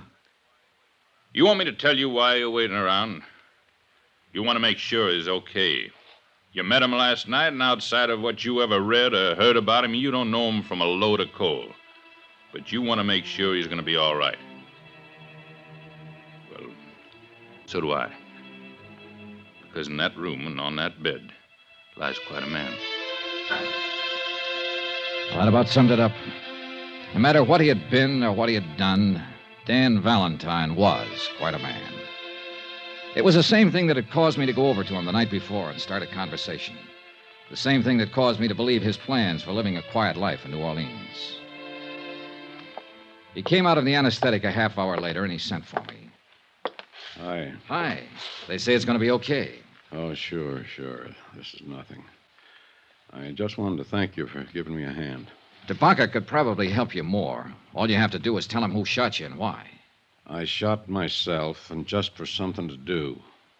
Look, Dan, I have a fair idea of how tough things were for you and how tough they can be now. But Inspector DeBacca understands it, too. He'll do everything he can to help you. But you have to help him, Dan. DeBacca's a good boy. You're right. You'll tell him who shot you? If there was any way he could help me, I'd let him know first. I'll handle this myself. Guess you'll want to be getting your airplane. Yeah. Good luck, kiddo. Same to you.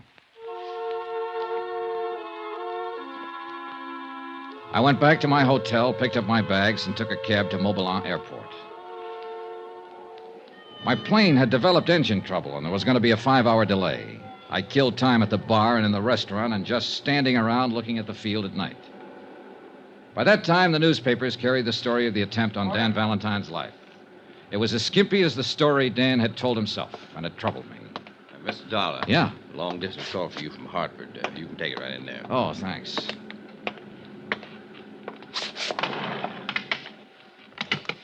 Johnny Dollar. Roy Vickers, Johnny, at New Britain Mutual. Glad I caught you. Just waiting for my plane back to Hartford now. This story about Dan Valentine's in all the papers up here. Have you read it? Yeah, I was in on it in a way. Somebody shot at him today. He won't tell who. Says he'll handle it himself. Can you find out, Johnny? I don't know. Why? We carry a $50,000 policy on him. If somebody's trying to kill him, we'd like to know all about it. You mean I can stay here and work on this? Yes. Okay, Roy.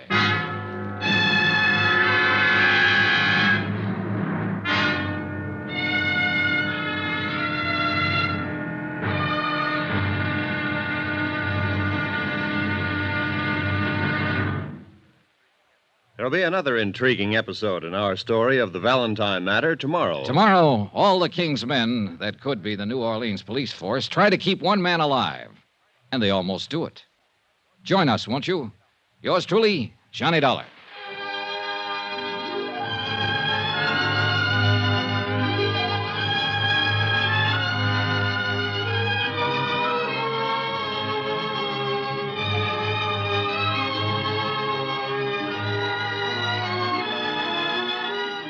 Yours truly, Johnny Dollar, is transcribed in Hollywood. Written by John Dawson, it is produced and directed by Jack Johnstone. Be sure to join us tomorrow night, same time and station, for another exciting episode of Yours truly, Johnny Dollar. Roy Rowan speaking.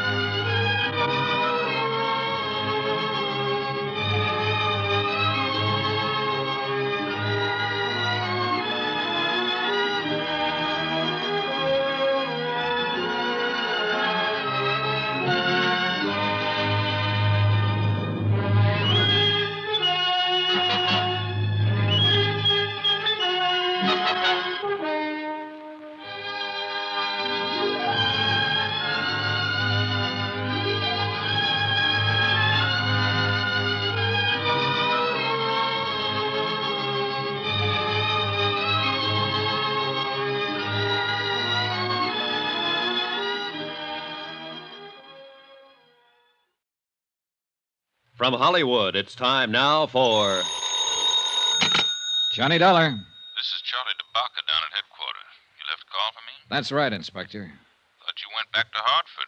What now? The company I represent happens to hold an insurance policy on Dan Valentine. They asked me to stay here in New Orleans and look into this attempt on his life. How'd they hear about it so fast? Well, it was in all the papers and on the wire services. Valentine's always been news, ever since Prohibition. Yeah, a guy like him would be. Well, you know as much as I do, Dollar. No leads yet. He's still quiet about the whole thing? Just like a mouse who won't open up, except to say he'll take care of it himself. Maybe it'll help matters when he finds out the insurance company's interested. You know something? What?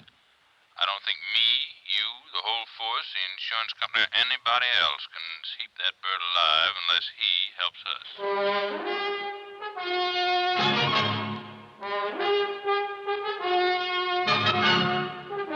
Tonight and every weekday night, Bob Bailey in the transcribed adventures of the man with the action-packed expense account, America's fabulous freelance insurance investigator. Yours truly, Johnny Dollar.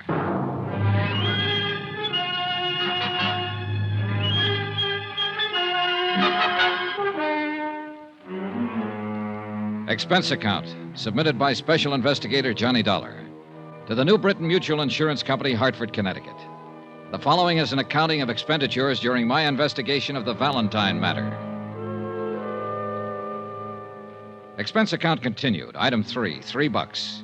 One telegram to Roy Vickers in Hartford requesting a copy of the policy contracts between New Britain Mutual and Dan Valentine, plus the name and location of the beneficiary and any other data on the case.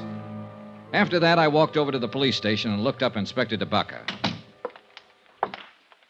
Sit down. Thanks. I don't quite get this, Dollar. What's your part? Well, the insurance company would like a full report on everything that's happened, that's all. You could give them that on the back of your thumbnail, couldn't you? Not quite, Inspector. Oh, you mean a separate report from what we have? Something like that, yes. Well, it's their dough. They can spend it any way they want to, I guess. If there's any reason for them canceling the policy on Valentine, they'll do it. The fact that somebody shot at him a couple of times and came near killing him is one thing. The fact that he won't open his mouth about it is another. They're looking for a way out? I didn't say that. They just want to make sure about everything, that's all. An insurance policy's a contract, mutually beneficial to both parties. Both parties have to keep the line of that contract. They don't figure Danny Valentine's running around shooting himself for insurance money. Inspector, they don't figure anything. Well, now that you've been official, be unofficial. What's your idea? Well, Valentine's got a legitimate policy with the company. They don't want to see him killed. They tell me to investigate the shooting. Actually, they're telling me to see to it that he stays alive and well. Well, that makes sense. Good luck. If you'll sort of let me tag along on the case, I'd appreciate it. Well, we'll see. Oh, what's the matter now? It just occurred to me. Valentine bought a house out in Jefferson Parish 3 months ago, a couple of days after he was released from a federal pen. Now, he's lived there quiet, minding his own business, keeping his nose out of trouble. Yeah. Well, as long as a man does that, even a man with a background like Valentine's, as long as a man does that, we don't bother him, and he doesn't bother us. Well, so? So what happens? Yesterday, you meet him and have a couple of drinks with him. Hello and goodbye. Boom, boom. He gets shot twice. By somebody, somewhere. You a bad news boy? Now, that's as wild as you can get. We had nothing together except the drinks. You sure? I'm sure. Well, I'm thinking about it just the same. Here. Be back in a minute.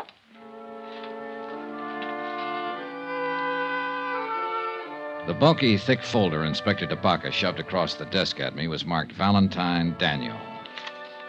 It started in 1915 and was fat with yellowed clippings all the way through 1942. It was a pretty good history of Dan Valentine and the age he lived in. He was born in Ireland and had fought in the Irish Rebellion. He was regarded as both hero and scoundrel. For his own good, he came to America. Somehow, he started out in the wholesale drug business. And understandably, it was an easy step to making prohibition alcohol, and an even easier step to make prison on an income tax evasion charge. The folder mentioned a wife and a daughter who seemed to have successfully avoided most of the newspaper headlines that had involved Dan Valentine. There was one picture of Mrs. Valentine taken in 1928. That's about as far as I got when DeBacca came back into the room, not alone. Interesting stuff? Very, Inspector, very. Well, here's something more interesting. My men have been covering the neighborhood where the shooting happened yesterday afternoon. This man's a witness. This is Mr. Dollar. He's an insurance investigator. It's Willie Blakely. Oh, how do you do, sir? Hope you can help us, Willie. Well, I can try, I really didn't see too much. See, I was on my milk truck, and I saw this fella, this big fella, walking down the street. What's his name? Dan Valentine. Yes, sir. Well, he was just walking, like for an early morning walk, and then I saw this car come around the corner, and there were a couple of men in it. What kind of car? I think it was a Buick sedan. I'm not sure. It was a black car. You happen to get the license number? No. All right, go on. Well, sir, this Mr. Valentine, he looked up when he saw it coming, and he stopped. You know, kind of funny. No, I don't know. Tell me. Well, you know, like he was surprised. Do you think he was surprised at who was in the car? Yes, sir, that's it. He sort of smiled. Not a hello kind of a smile. Sort of a sad smile. Didn't wave, just stood there. I couldn't see the men in the car by then, so I don't know how they were looking at him. Did you see them as they rounded the corner? Yeah, just a couple of fellas, dark coats and hats. Would you know them if you saw them again? I don't think so, Captain. Okay. 2 men. Yes, sir. So this Mr. Valentine stopped and looked at him and given this kind of smile. He recognized them, you think? Oh, yeah. And then I heard a noise, you know, something like whack, whack. And Mr. Valentine fell down, and the car drove off. Did Valentine go for a gun? No, sir. What did you do then? Well, I got out of there. Why? I didn't know what was happening. I didn't want to get hurt. You didn't even try to help him? No, sir. I was scared. I didn't know what that whack, whack was, sir. It took you all this time to tell us about it. Sorry, Captain. Dollar. Yeah. You got something to worry about. Hmm? That noise he was talking about didn't sound like regular gunshots, or he would have said so. Silencer. What else?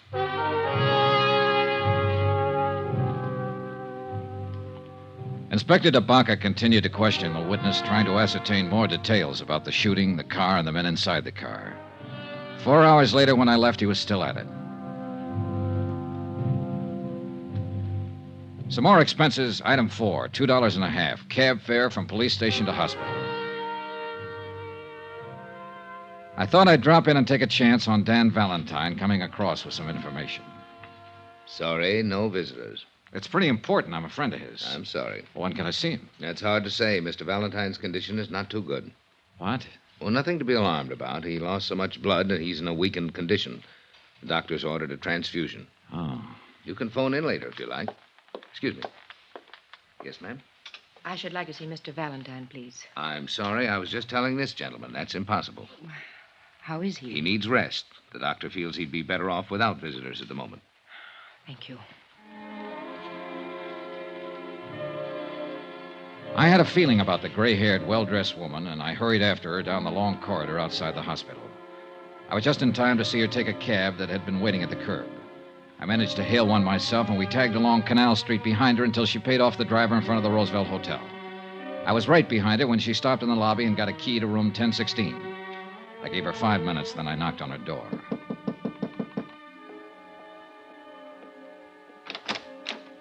Yes? Hello, Mrs. Valentine. My name's Johnny Dollar.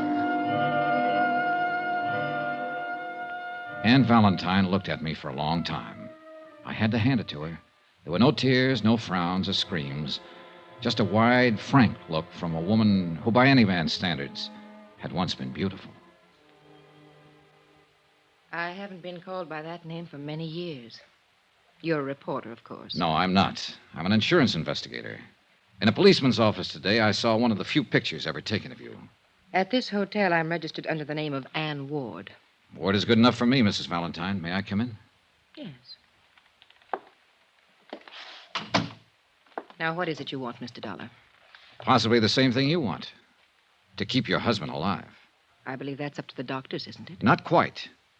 If he was shot at once and he won't help the police find out who did it, there's a reasonable chance he'll be shot at again. Do you know who did it? Well, who it might be. Look, the police have found a witness who describes 2 men as having done the shooting. Can you add anything to that? Mr. Dollar, I haven't seen Dan in over 13 years. I haven't written to him, talked to him, or contacted him in any way, either while he was in prison or these last few months he's been out. I see. It was his idea. But he must have had a reason. He did. Our daughter. Oh. She believes that Ward was her dead father's name. Do I make myself clear? Yeah. I read about the shooting. I caught the first plane here because I thought I might help Dan. My daughter thinks I'm on a little vacation by myself. You don't believe me, do you? Well, in view of what you've just said about not having written to him for 13 years. That was the way he wanted it. I was never ashamed of Dan, never. He was ashamed of himself and how his activities might affect us. He gave me everything I ever had out of life. In New Salem, that's where we live, and live very well because Dan saw to that part of it before he went to prison. We are considered very proper people, Teresa and myself. Dan sacrificed a great deal for that consideration. I think that you sacrificed a great deal yourself, Mrs. Valentine. When I go back to the hospital to see him tonight, he'll probably tell me to pack my bag and go home, that there's nothing to worry about. But there is something to worry about, isn't there, Mrs. Valentine? He won't talk about it, and you won't talk about it, and both of you know all about it. Oh, Mr. Dollar, you're a very young man. I'm sorry if I sound like I could help you. I can't. Please go. I went back to my hotel and had some dinner. Then after a while, I put in a phone call to the hospital and found out I could talk to Dan Valentine between 7:30 and 9. About then, a special delivery came for me. It contained the information I wanted regarding the policy on Dan Valentine. I noticed that the beneficiary was a dual affair, wife and daughter, Anne and Teresa Ward. I had to check with Inspector DeBaca just once more. No luck. He had been unable to identify or locate the two killers described by the witness. He was trying to trace the car. 7:30 on the dot, I was at the hospital. The reception desk seemed reluctant to talk and referred me to the head nurse, who happened to be out to dinner, who referred me to the surgical nurse, who took me aside and told me to find a crystal ball. Mr. Valentine's gone. We have no idea where. How could he be gone? We started to give him a transfusion. He jumped up suddenly, knocked down one of the male nurses, grabbed his clothes, and ran out of the hospital. Just as simple as that. I thought he was in a serious condition. Keep your voice down. He was in a serious condition, and it's going to be critical pretty soon. Running around town bleeding from 2 bullet wounds. If you want to keep him alive, Mr. Dollar, you better find him and find him fast.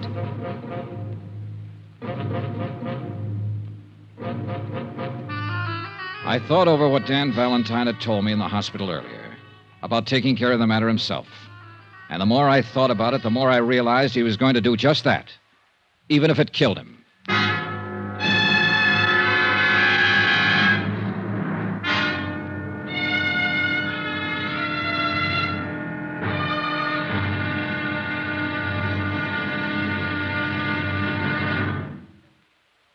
There'll be another intriguing episode in our story of the Valentine matter tomorrow. Tomorrow, what happens to a 30-year-old grudge when somebody explains it with bullets?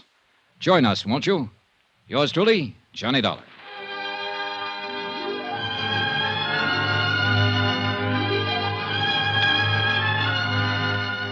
Yours truly, Johnny Dollar, starring Bob Bailey, is transcribed in Hollywood. Written by John Dawson, it is produced and directed by Jack Johnstone. Be sure to join us tomorrow night, same time and station, for another exciting episode of Yours truly, Johnny Dollar. Roy Rowan speaking.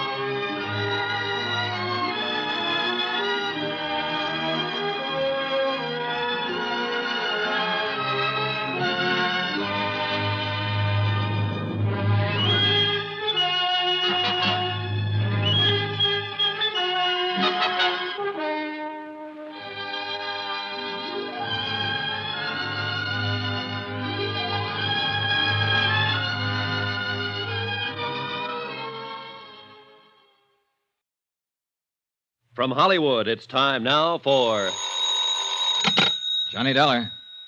This is Ann Ward, Mrs. Valentine. Have you heard anything about Dan? Nothing, Mrs. Valentine. The police are looking everywhere for him. I went to the hospital tonight and they told me he walked out. He might die, Mr. Dollar.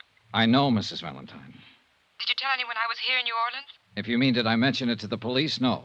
Thank you, Mr. Dollar. That was very kind of you. But it makes me mad that I didn't, Mrs. Valentine. I know you don't want anybody to find you're related to him because of your daughter.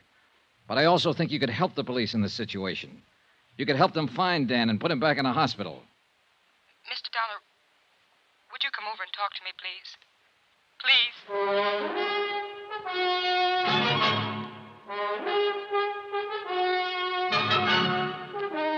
Tonight and every weekday night, Bob Bailey in the transcribed adventures of the man with the action-packed expense account, America's fabulous freelance insurance investigator. Yours truly, Johnny Dollar.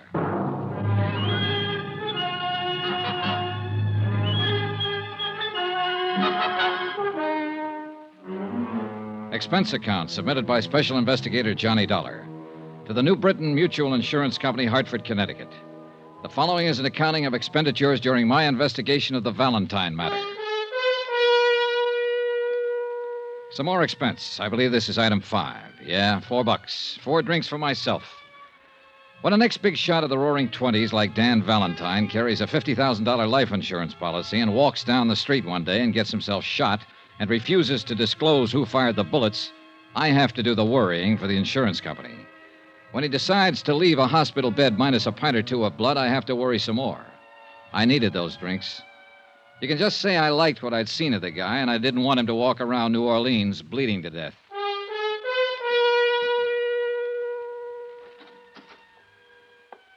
In here, please, Mr. Dollar.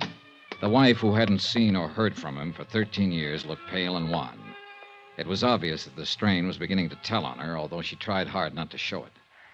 Doesn't it ever cool off in New Orleans? Sometimes. But I'm not here to talk about the weather, Mrs. Valentine. You know that.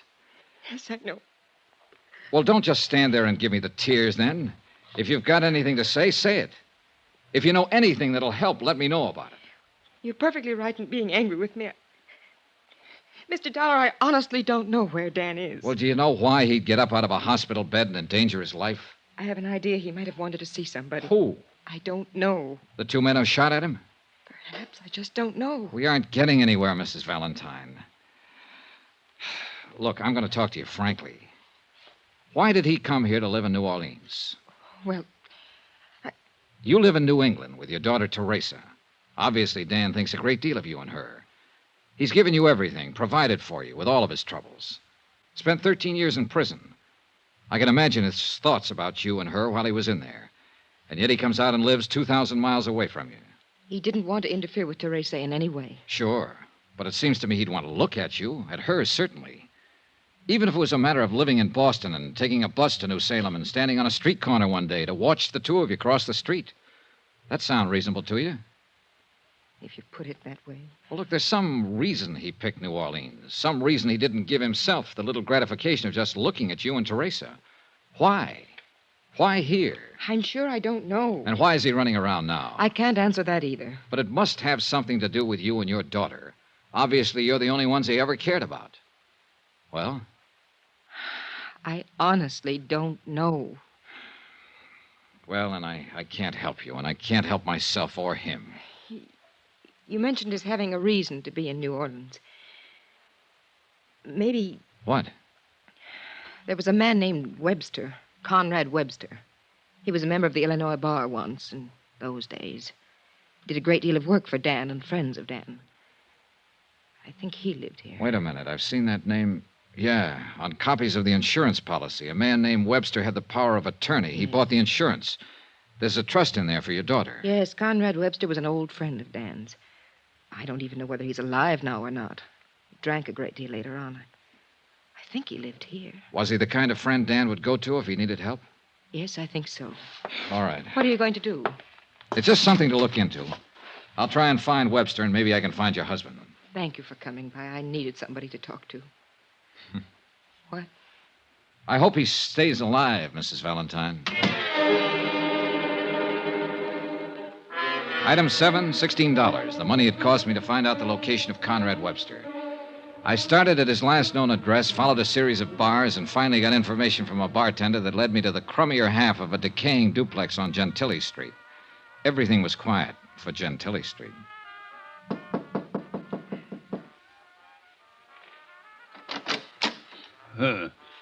Young man, the drugstore delivers what I need most.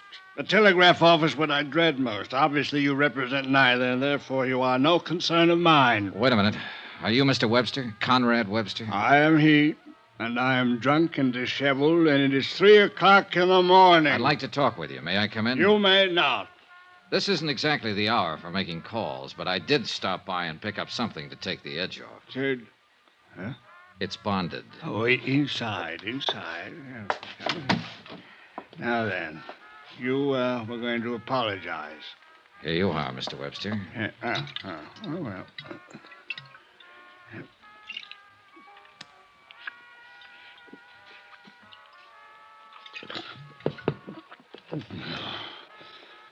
Now then, as long as this lasts, you will last. All right.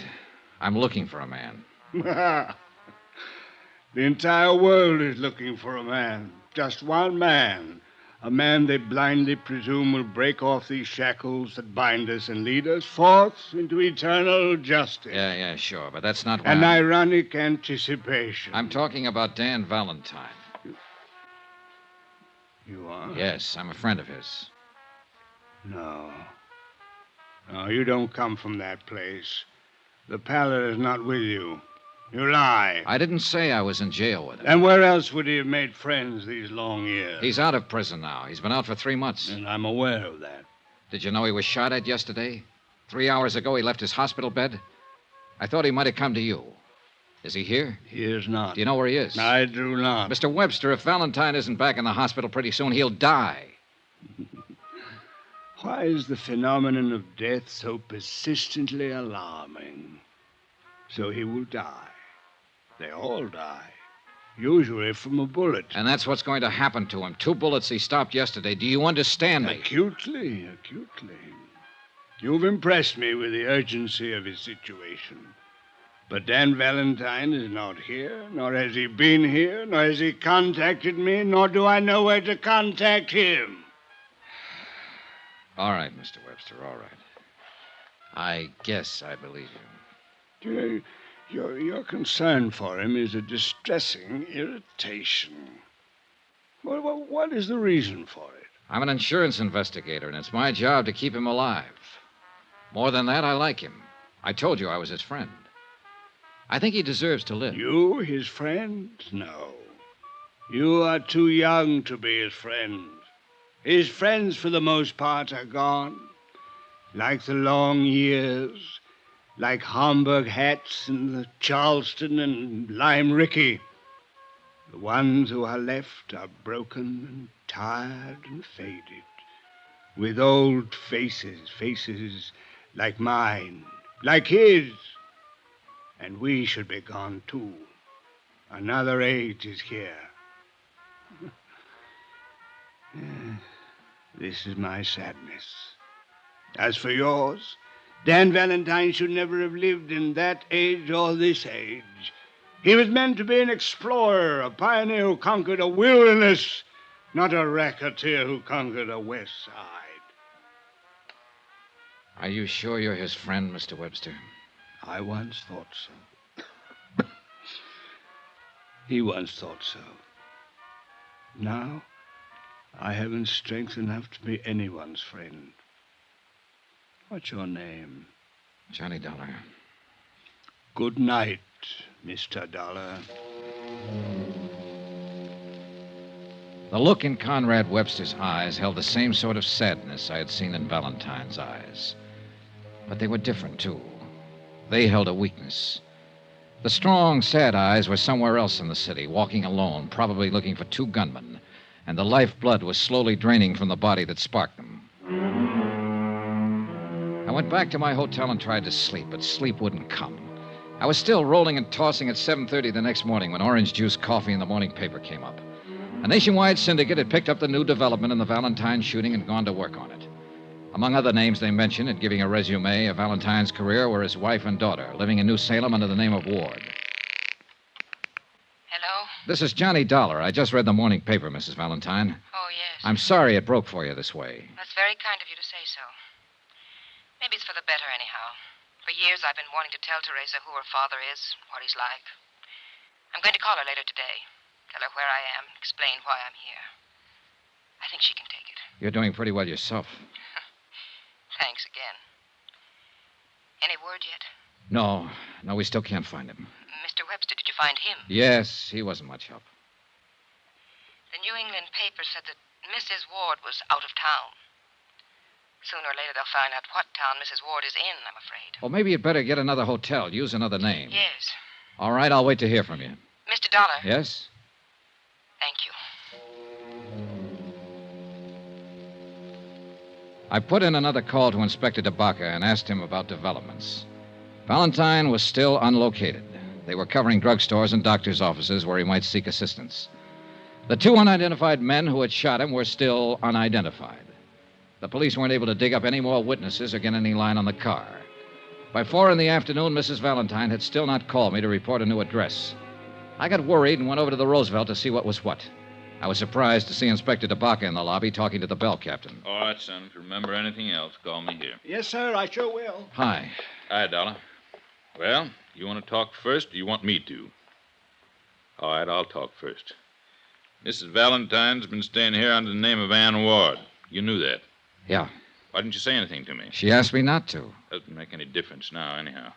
That boy over there called us a little while ago. He said that Dan Valentine came in here this afternoon, went upstairs, came back down 15 minutes later with Mrs. Valentine. They both left together. Yeah, he must have seen the story in this morning's paper and guessed she was in town. That's the way I see it. Well, we're right back where we started from, and I'm about sick of it. We're a little better off. 2 people are easier to find than 1. We found them all right at 7 o'clock that night, and it was easy. 3 squad cars were already drawn up in front of the little hotel, and I noticed with a sinking heart that a hearse was there also. Dan Valentine and his wife were dead.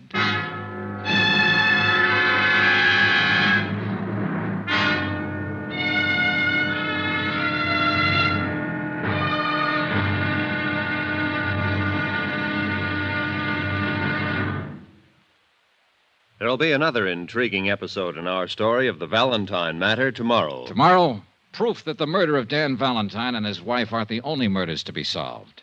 Join us, won't you? Yours truly, Johnny Dollar.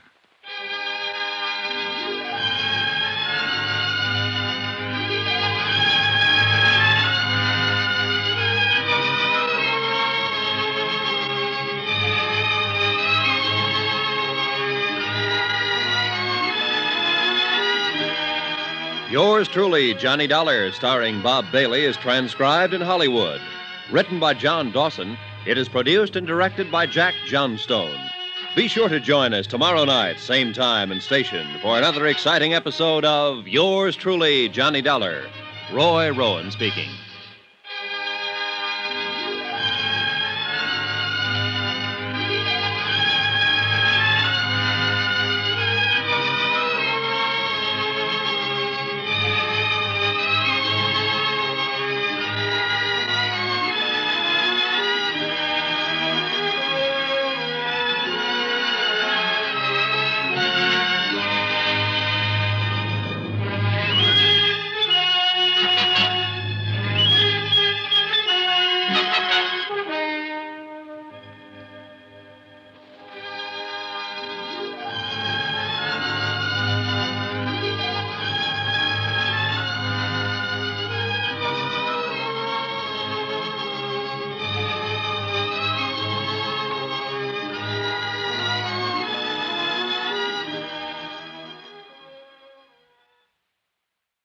From Hollywood, it's time now for...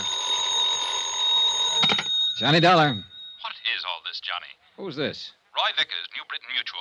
What happened to Valentine? He was gunned down last night going into a hotel with his wife. No. The police here are turning the city upside down, trying to get a line on 2 unidentified gunmen. Well, couldn't you keep him alive? I couldn't even find him. Well, this is no time to be yelling at each other. I just left his daughter. Huh? She filed claim already? Through that lawyer Webster? No. She didn't even know anything about him until the papers broke the story. Well, I'm sorry I got annoyed for a second. Do what you can, Johnny. They'll want a full report. Sure, Roy, sure.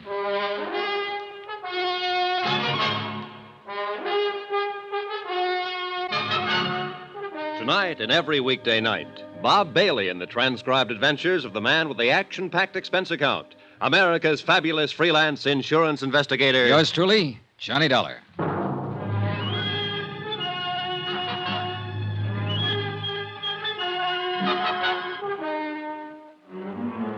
Expense account submitted by Special Investigator Johnny Dollar to the New Britain Mutual Insurance Company, Hartford, Connecticut. The following is a further accounting of expenditures during my investigation of the Valentine matter. Item 9, $7 for dinner. I had it with Inspector Charles DeBaca, New Orleans Police. He was a haggard, tired-looking man about that time. All of us were. You want some more coffee? No, no, thanks. 2 men, both about 6 feet, wearing dark suits and hats, medium to slight builds, one possibly 35, the other possibly 40. Well, that about ties up with the description of the 2 men who plugged Valentine earlier and earned him a place in the hospital. Yeah. We got more of a chance this time, though. Be some other witnesses. Somebody has to tell us what kind of a car they had and what direction they went. One thing, they weren't using silencers anymore. No, but they did a professional job. I think Valentine knew him, climbed out of that hospital bed to go out looking for him. Sounds reasonable. How do you figure the rest of it, Inspector? Well, Valentine saw the newspaper story and knew his wife was in town. He went over, got her, and I take it they were going to check into a new hotel when their friends showed up. She just happened to get in the way, huh? Sure. Why'd anybody want to shoot her? Why would anybody want to shoot him? Well, because no matter what he was now or how he was playing it, he still lived pretty hard way back then. A man who's lived the kind of life he has and done the things he has is bound to make a few enemies he'll remember. No, I think it has something to do with his family. I agree with you that Valentine probably made enemies all over. But he wasn't the kind of man to get excited about any of those kind of people. He pretty well knew how to take care of himself and handle trouble. That's why he was out looking for them. You sound pretty certain. It seems to me that if Valentine had been expecting trouble from some of the old-timers, he'd have carried a gun. Well, you got a point. But then again, he was pretty gentled up. You know how he spent most of his time? Painting. Huh? And that house he bought out in Jefferson Parish is covered with pictures he's done since he's been out. Oils. Pretty good, too. When he wasn't painting, he was listening to music. You'd hardly think of Danny Valentine taking up the arts. Hardly ever. Well, I've got to make a call and get busy. Yeah. Inspector. Yeah? Any objection to me going out and looking around that house? It's your privilege. Personally, I'm going to look around town for a couple of gunmen. Anyone out there now? His cook, name's Giacchino. Nice woman. Okay, I'll keep in touch with you, Inspector. Do that. Dollar. Now what? You forgot to tell me you looked up the old family lawyer, Conrad Webster, the other night. Oh, I was trying to find Valentine, the same as you. Well, if you happen to run into Webster again, you tell him to drop in and see me. Huh? He's missing. I didn't know what to say to that, so I left him standing there and went back to my hotel and shaved, changed clothes, and tried to go over the whole thing in my mind. I did phone into the police station and find out that the slugs that had killed Valentine and his wife were from an Italian-make pistol, a Rumbero, 37.5 caliber. So far, untraced. Expense account item 10, cost of cab, from my hotel to Danny Valentine's house in Jefferson Parish.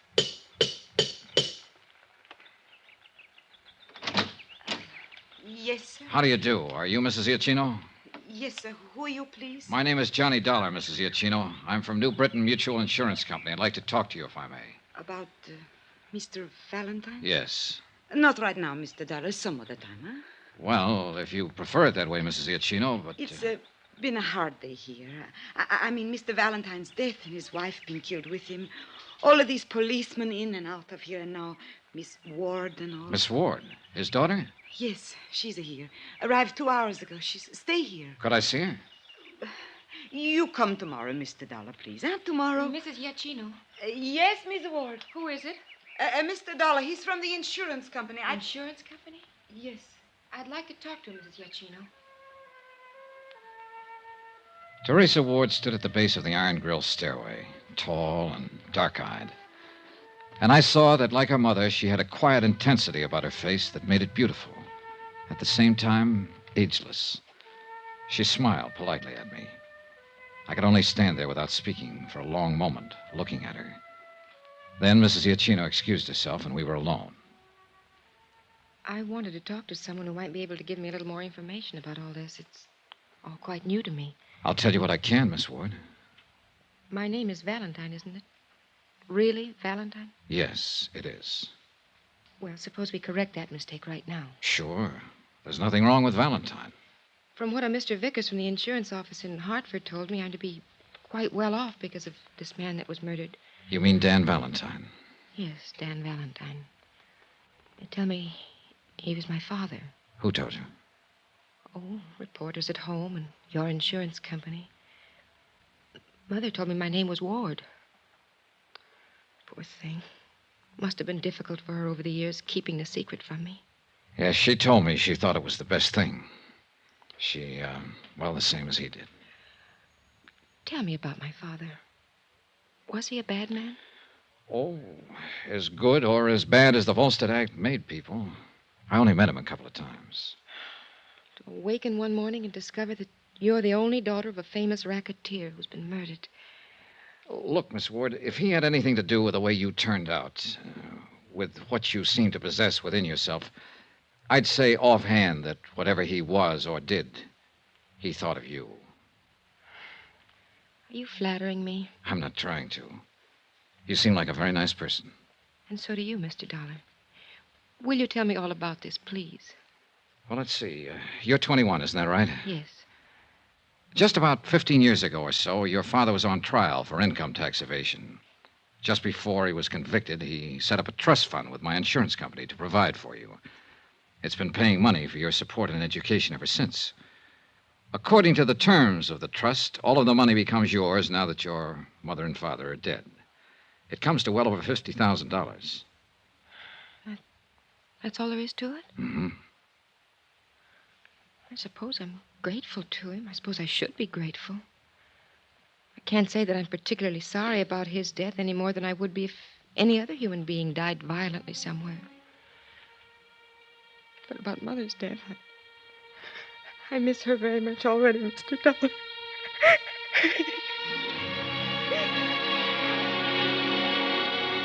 She was holding up pretty well until that point. Then she let go. I held her in my arms and I talked to her. I told her what I knew of her father's life and death. She told me how she'd been reared so far removed from anything that might have connected her in the least way with the Valentine name.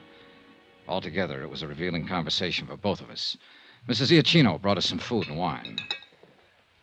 How long will you be in New Orleans? Until all of this is straightened out? You mean until they find out who killed my mother and father? Yes. How about you? Oh, I really don't know. After the funerals, I suppose I'll go back. But I wanted to see him, to see what he looked like, what kind of life he led. He was just an ordinary man, wasn't he? You seen these pictures before? No, this is my first time in the house. Look like Italian landscapes to me. Very good. Mm-hmm. Must have been something he had with Mother. She was from Italy. May I ask you something? Yes. How do you feel about him now? Is this for your report? For myself. Well, since you've been here, these last 2 hours, I've begun to think of him for what he was. My father, I mean. I'd like to know why he was killed and who did it. Will I see you again? I hope so. Terry. Yes? I hope so very much. So do I, Johnny.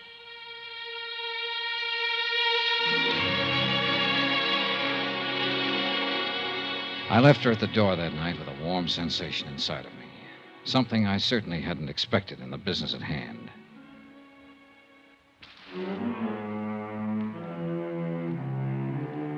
The next morning, I was back at the house talking to Mrs. Iacchino.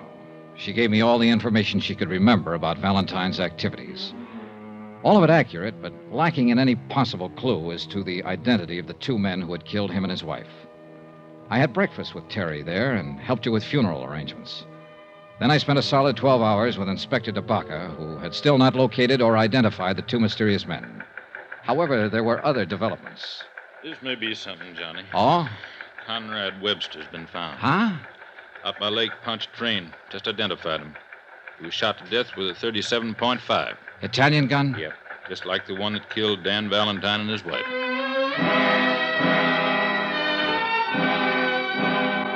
It later developed that the slugs taken from Webster's body, when compared with those that had killed the Valentines, were fired from the same weapon.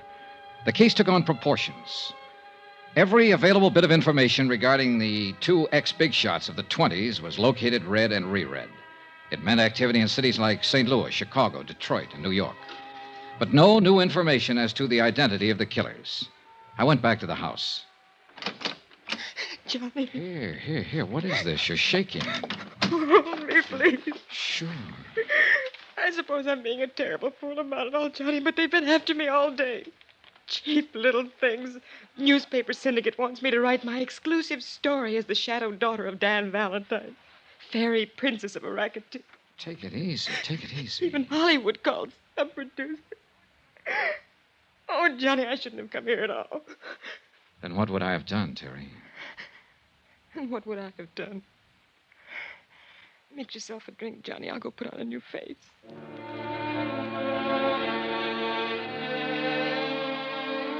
It had become apparent to me in the short time I'd known her that she'd grown to love the memory of her father. Also, that the pressure of all that had happened was beginning to take its toll on her.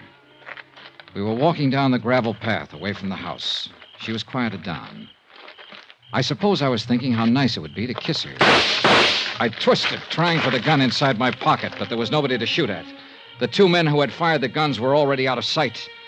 I was alone with Terry Valentine, who was hanging on the gate. I caught her before she fell. Why me? Johnny, why? She was dead before I could answer.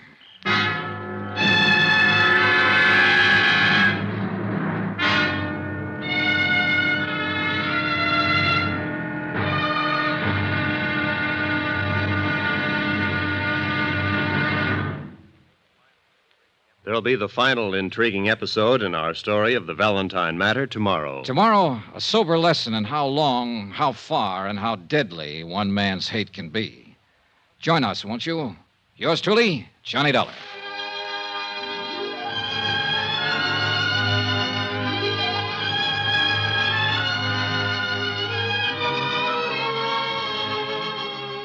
Yours truly, Johnny Dollar, starring Bob Bailey, is transcribed in Hollywood. Written by John Dawson, it is produced and directed by Jack Johnstone. Be sure to join us tomorrow night, same time and station, for another exciting episode of Yours truly, Johnny Dollar. Roy Rowan speaking.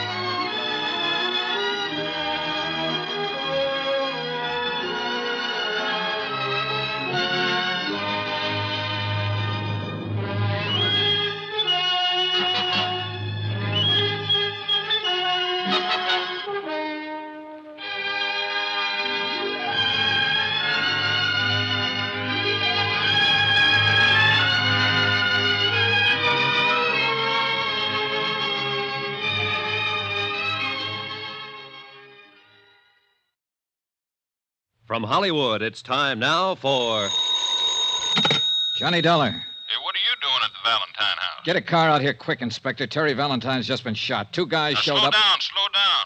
When did all this happen? A few seconds ago. Ambulance? No good, DeBaca. She died in my arms. Oh. Well, do you think they're still around there? They must be. I'm going looking. Now, wait a minute. This is a police matter. You stay put. I'll have a car there in 5 minutes, and you can... Johnny, I heard that. Your gun. Now, look, you're all wound up. Don't do anything.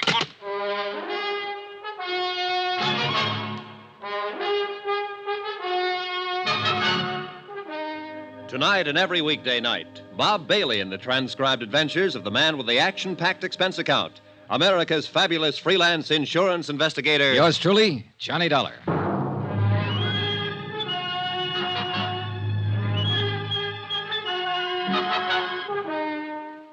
Expense account submitted by Special Investigator Johnny Dollar to the New Britain Mutual Insurance Company, Hartford, Connecticut. The following is an accounting of further expenditures during my investigation of the Valentine matter. Dan Valentine, ex-gangster, and, of course, your policyholder. But then his wife was killed, too. Then his lawyer. Then his daughter. The girl that I... 30 seconds after Terry Valentine died in my arms, I was stumbling down the gravel path that led from her house to the road. It had all happened so suddenly, I can't say that what I did from there on or what I felt was entirely rational. All I know is I hadn't heard a car leave the area, which meant the two killers were still somewhere nearby. Then, in the dim light, I saw the car. A man was climbing into it. Hey! Hey, stop! Stop or I'll shoot! Stop!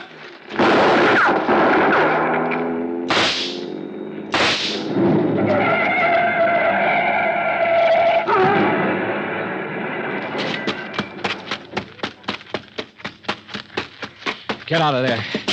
Get out of there and get your hands up. I'm a hit. I'm afraid to move. Come on, get out. Come on. I'm coming. You two, come on. It's no use on him, mister. He used up. You got him real good. Ooh. I need a doctor. Help me get to a doctor. Stop right there. Doctor. Stand still. You pretty tough fella. What's your name? Sisto. Sisto what? It's good enough for you. I need a doctor bad. Listen. Tell it to me. Tell it to me right now. If you don't tell it to me now, you'll never tell it to anybody. Tell it! No. Tell it! I need doctor. Tell it! I die first. Johnny! What is this? Who's he? He's going to kill me. He's going to kill me. Now, you better give me that gun, Johnny. Estate will take care of him. Thanks. I should have done it. I wanted to do it. I know, son. Come on, let's get out of here. But I didn't get out of there. I waited around while they dug the body of the other man out of the smashed-up car, and while they carried the still, limp form of Teresa Valentine away. She was the third member of the family who had died violently within 3 days.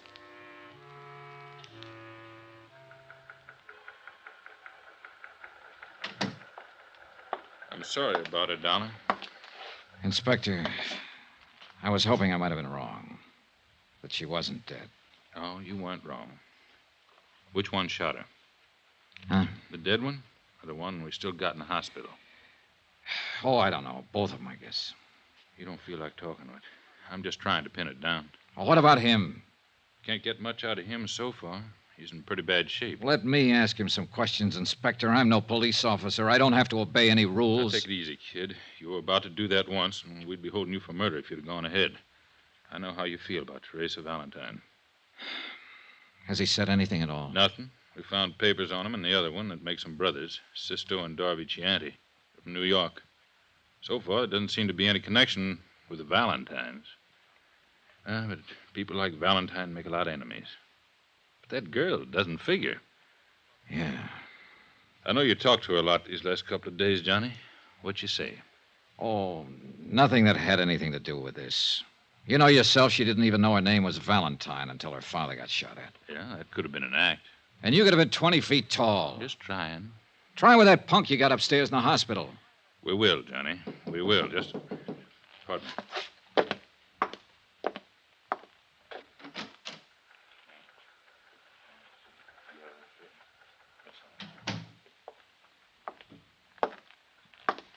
Johnny, I got bad news. Maybe I spoke too soon.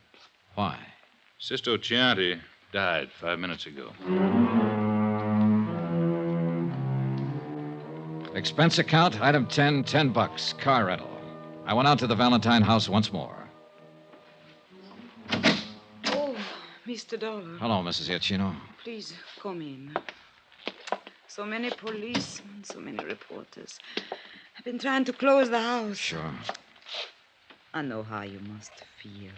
I mean about her. What of these Chianti brothers? Well, we don't know much about them yet. The New York police are still doing a rundown on them. Don't let me stop you, whatever you're doing. I'll just look around if you don't mind. All right. Oh, well, one thing. Yes? Did Mr. Valentine make any provision for you?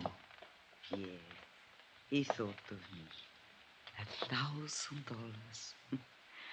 Whatever he was, the man I knew was kind and good. And his sins had been forgiven him. I spent 2 hours or better going from room to room, looking at the oils that Dan Valentine had painted. Pastoral scenes, happy scenes, gay scenes, all of them with colorful Italian backgrounds. I was thinking about that when I walked into Inspector DeBacca's office late that afternoon. I don't get it, Johnny. Don't get what? Here. This came from New York on the Chanty boys. Oh? They came to this country when they were 18 and 21. Both of them were naturalized citizens, lived with their father. Records? Not a thing. No trouble ever. What else? That's about it. New York police can't seem to locate their old man. Disappeared about a week ago. Lived on the east side. What's about him? That's another funny thing. He's taken out his papers and was due for an examination with the immigration people this week. They're looking for him, too.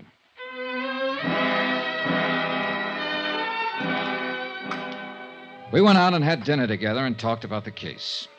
It had been a strange one. The deaths were useless, the motives unknown. I parted company with Inspector DeBacca and went back to my hotel to trouble it out with sleep. About 11 o'clock, I had a phone call. Johnny Dollar. This is DeBacca. Old man Chianti just showed up at our city morgue and wants to take his 2 sons back to New York for burial. 20 minutes later, I was standing in the coroner's office while Inspector DeBacca led a small, wizened old man into the room and sat him down on one of the chairs. Mr. Chianti, it's Mr. Dollar. How do you do? Mr. Chianti? I read about you. You killed my boys. Is it so? Yes. They'd killed 4 other people. I know. But why did they kill the Valentine family, Mr. Chianti? Why did they kill Conrad Webster, the lawyer? Do you know why? I know. Then tell me. They're all dead now. I'm still alive, Mr. Dollar. He refused to talk about his sons or any of their activities. DeBacca held him to answer to the immigration officials. He remained in his cell, silent and noncommittal to all visitors, including the chaplain. I appeared before the coroner's jury the following morning and was cleared of any charges. Pietro Chianti still had said nothing. And he looked at me as though he was going to keep on saying nothing. Mr. Chianti? I see you, Mr. Dollar. More questions? Dan Valentine's wife was your daughter, wasn't she? Wasn't she? All right, you don't have to admit it. I have a copy of the marriage license right here. It came from New York this morning. She was my daughter. Is that all you have to say now? I no talk. Then I will, Mr. Chianti. Because your daughter, Mrs. Valentine, had a daughter herself, Teresa. A lovely, wonderful girl that your 2 sons killed. I happen to know that girl. I might have been in love with her, I don't know. But I do know. She had to die, too. What? This Conrad Webster, Mr. Valentine, and my own daughter and granddaughter, they had to die. All bad. You? See, I order it. You ordered it? And who are you? God? I am the father. When a daughter marries a bad man, only bad can come from it. The granddaughter was then bad. He come to our village many years ago. Take her away. He and the man Webster help him. It lived with me. The stealing of my own flesh and blood. All this time it grow inside of me. I am old, but I keep on living. Only so I can come here and find him and destroy him. And her. And the daughter. And the lawyer man who helped him. And I destroyed them through my sons. A whole family. Vendetta. Was that it? If you like. Vendetta. He was a bad man who did bad things. Batman.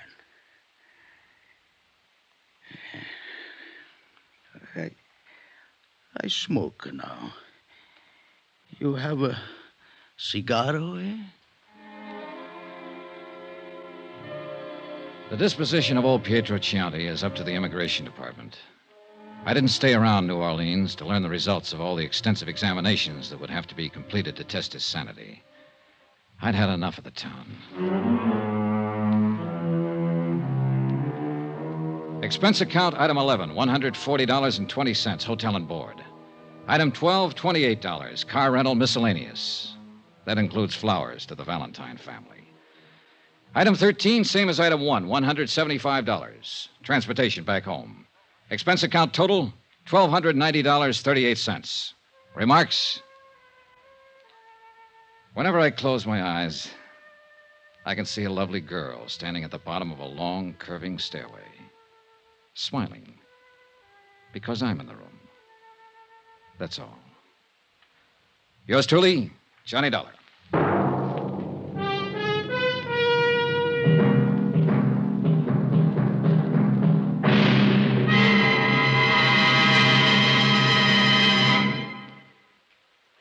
Remember, please, there'll be another exciting story for you beginning next Monday night. Monday, the Lorco Diamond matter, in which a trip to Algiers makes Come With Me to the Kasbah sound like an invitation to a Sunday school picnic.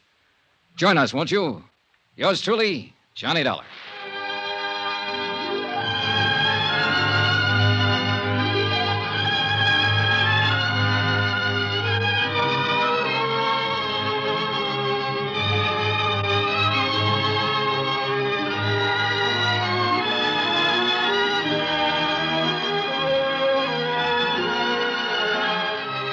Yours truly, Johnny Dollar, starring Bob Bailey, is transcribed in Hollywood.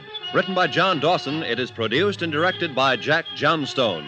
Heard in this week's cast were Lillian Baeff, Betty Lou Gerson, Barney Phillips, Will Wright, Forrest Lewis, Marvin Miller, Jay Novello, and Jack Moyles.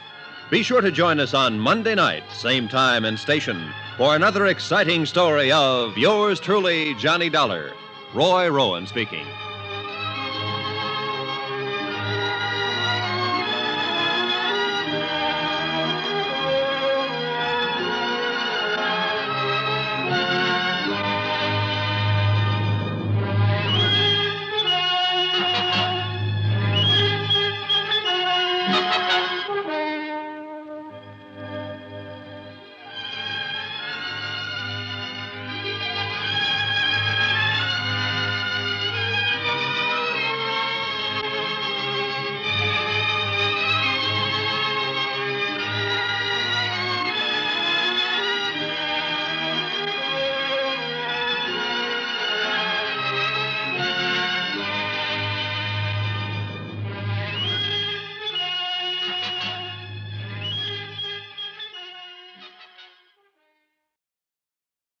From Hollywood, it's time now for Johnny Dollar. Ben Tyler, Johnny. Transworld Fidelity. Oh, hi, Ben. Are you free at present? If the price is right. I mean, are you on a job? It's beginning to sound like it. Can you be on a plane for Algiers in 2 hours? Sure. Who's the client? Lorco Limited, Amsterdam. You know, they're the... Diamond Cutters, an old firm. Big-time deals all over the world. Check. What happened? Oh, one of their couriers just dropped dead in the Algiers airport. Oh, too bad. He was carrying a briefcase with $100,000 worth of set stones. Top-grade diamonds. Don't tell me, Ben. Let me guess. That's right, Johnny. The briefcase is missing.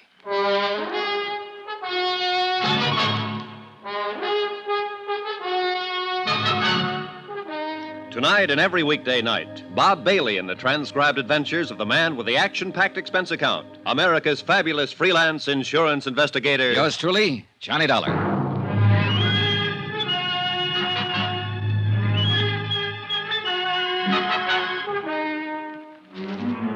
Expense account submitted by Special Investigator Johnny Dollar to the Home Office, Transworld Fidelity Company, Hartford, Connecticut. The following is an accounting of my expenditures during investigation of the Lorco Diamonds matter. Item 1, $324.60, transportation. A routine plane flight to North Africa and the city of Algiers.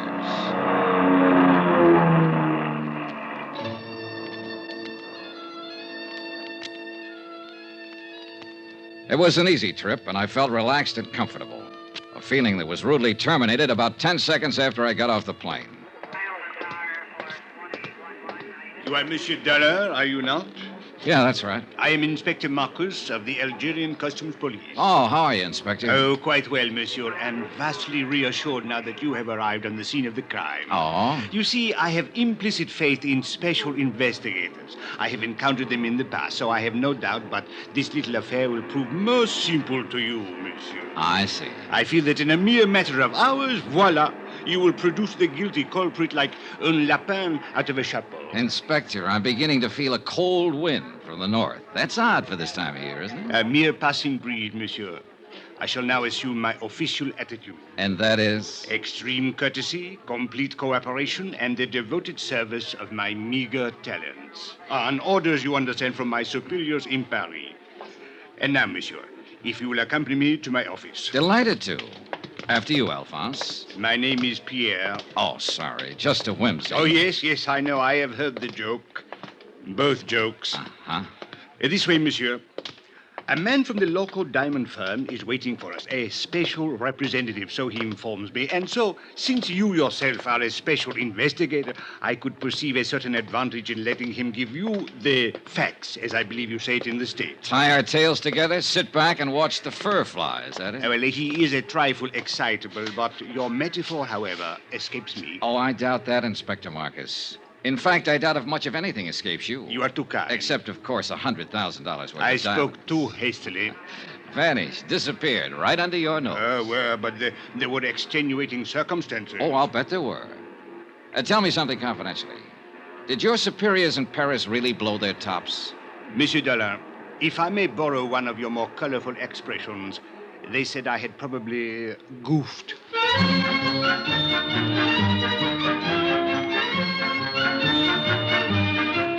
I'd met that same attitude before with local officials. To them, sending in an outsider implied they couldn't do the job themselves. And Inspector Marcus was on an even hotter spot. The air terminal was a port of entry to Algeria, under his jurisdiction, Customs Police.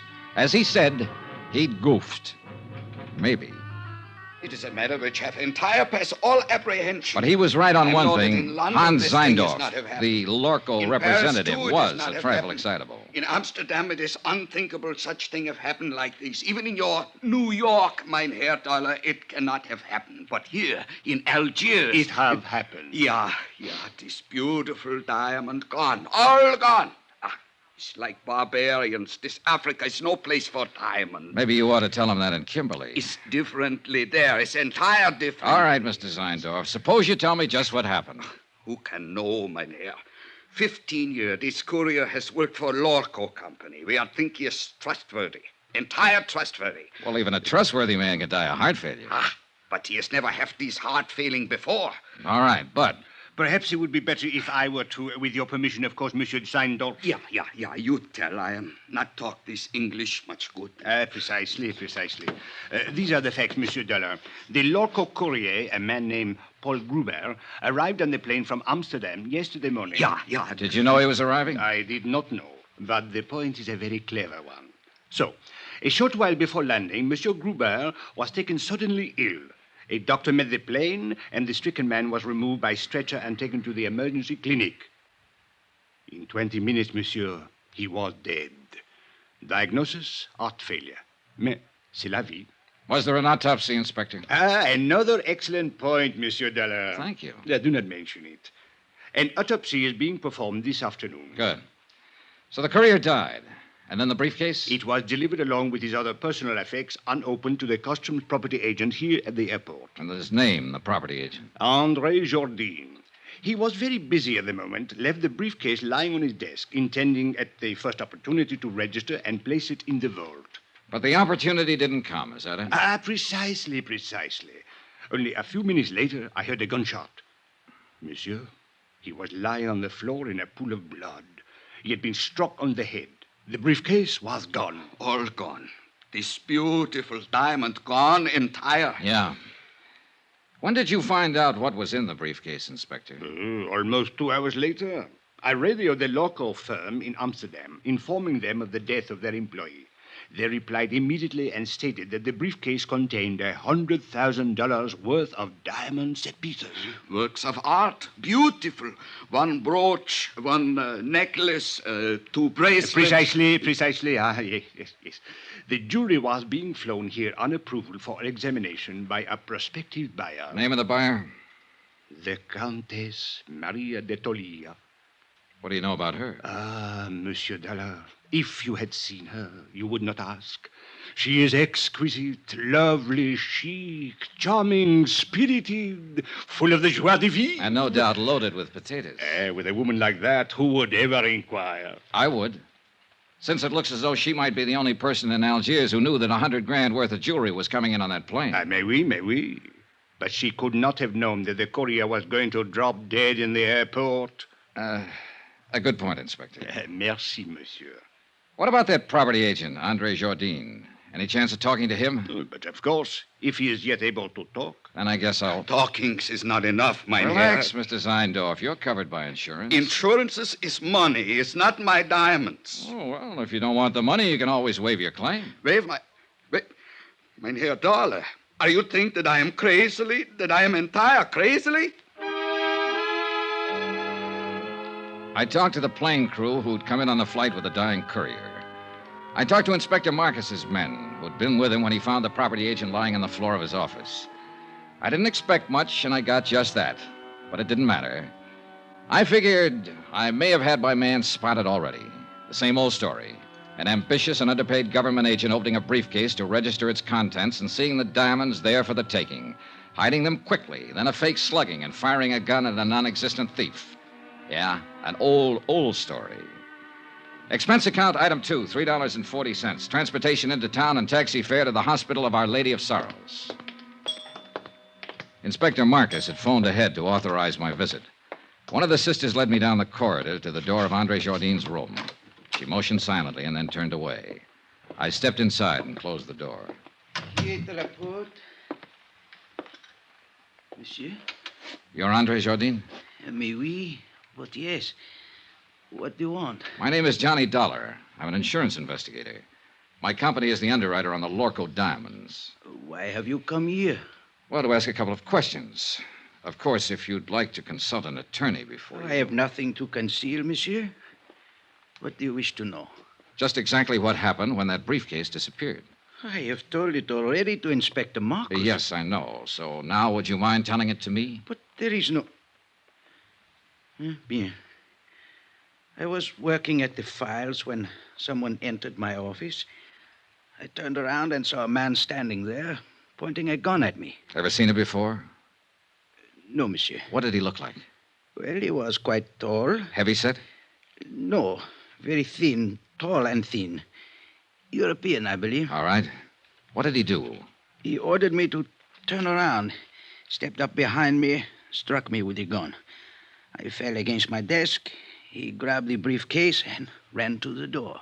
You were still conscious? Oui, monsieur, but in terrible pain. I fumbled for my gun in the drawer of the desk and fired one shot. It is all I can remember. Uh-huh. You hadn't by any chance opened that briefcase? I had been too busy. And you didn't know what was in it? Not until they told me today. Andre, I wonder if you'd mind if I lifted a corner of that bandage and took a look at that wound on your head. If you are careful, it is very painful. Oh, sure, I'll be careful. Lie still now, please. It'll just take a second. I'll lift this edge and... I think I am lucky to be alive. Yeah, very lucky.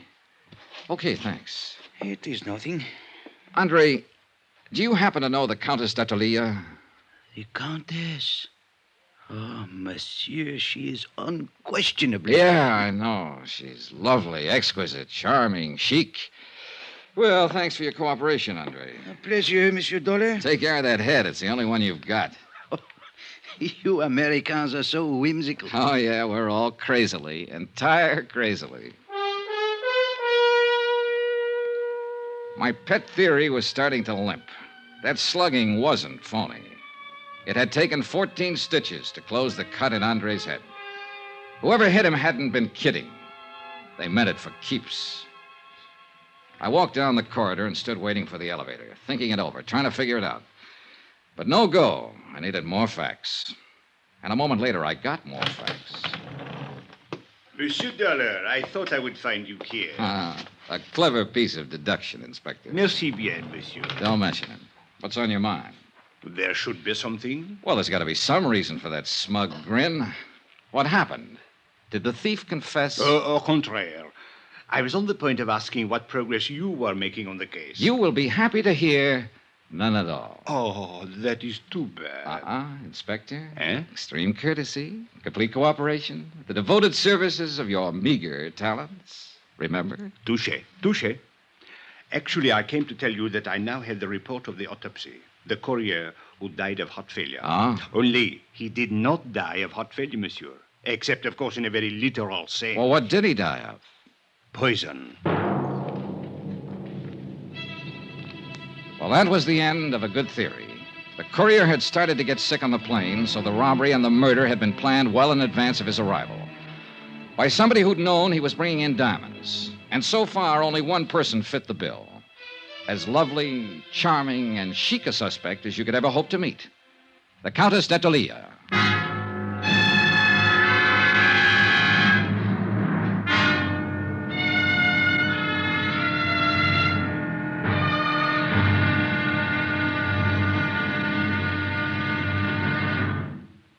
There'll be another intriguing episode in our story of the Lorco Diamonds matter tomorrow. Tomorrow, a lovely woman lies beautifully, and a sinister whisper drifts out of the Casbah. Join us, won't you?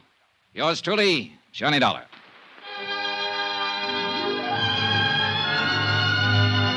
Yours truly, Johnny Dollar, starring Bob Bailey, is transcribed in Hollywood. Written by Les Crutchfield, it is produced and directed by Jack Johnstone. Be sure to join us tomorrow night, same time and station, for the next exciting episode of Yours truly, Johnny Dollar. Roy Rowan speaking.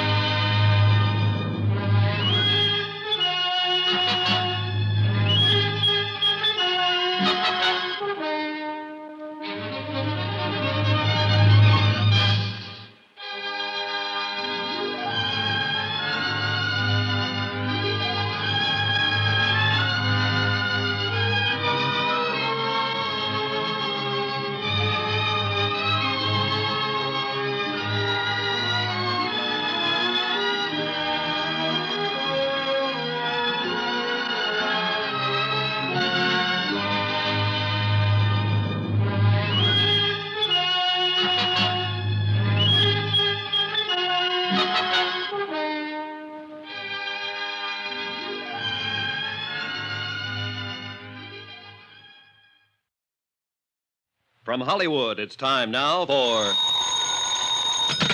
Johnny Dollar. This is the Countess d'Atolia. Oh, yes. My maid tells me that you were trying to reach me by telephone. That's right, Countess. I want to talk to you. Where are you now? At my residence, of course. Did you think I might come running immediately to your hotel, Mr. Dollar? Not after hearing your description. I'm seldom that lucky. What is it exactly that you wish to talk about? $100,000 worth of diamonds and a dead man. I'm a special investigator I know who you are. I investigate before I call you. Wow, not only beautiful, but clever. This ought to be interesting. I'm afraid I don't entirely understand your flippancy. Then suppose I come over and explain it to you. Say around 8 o'clock? I'll make a definite effort to be here. You know something, Countess? I think it's about time somebody built a small fire right under that lovely little complacency of yours. I'll be there at 8 with matches.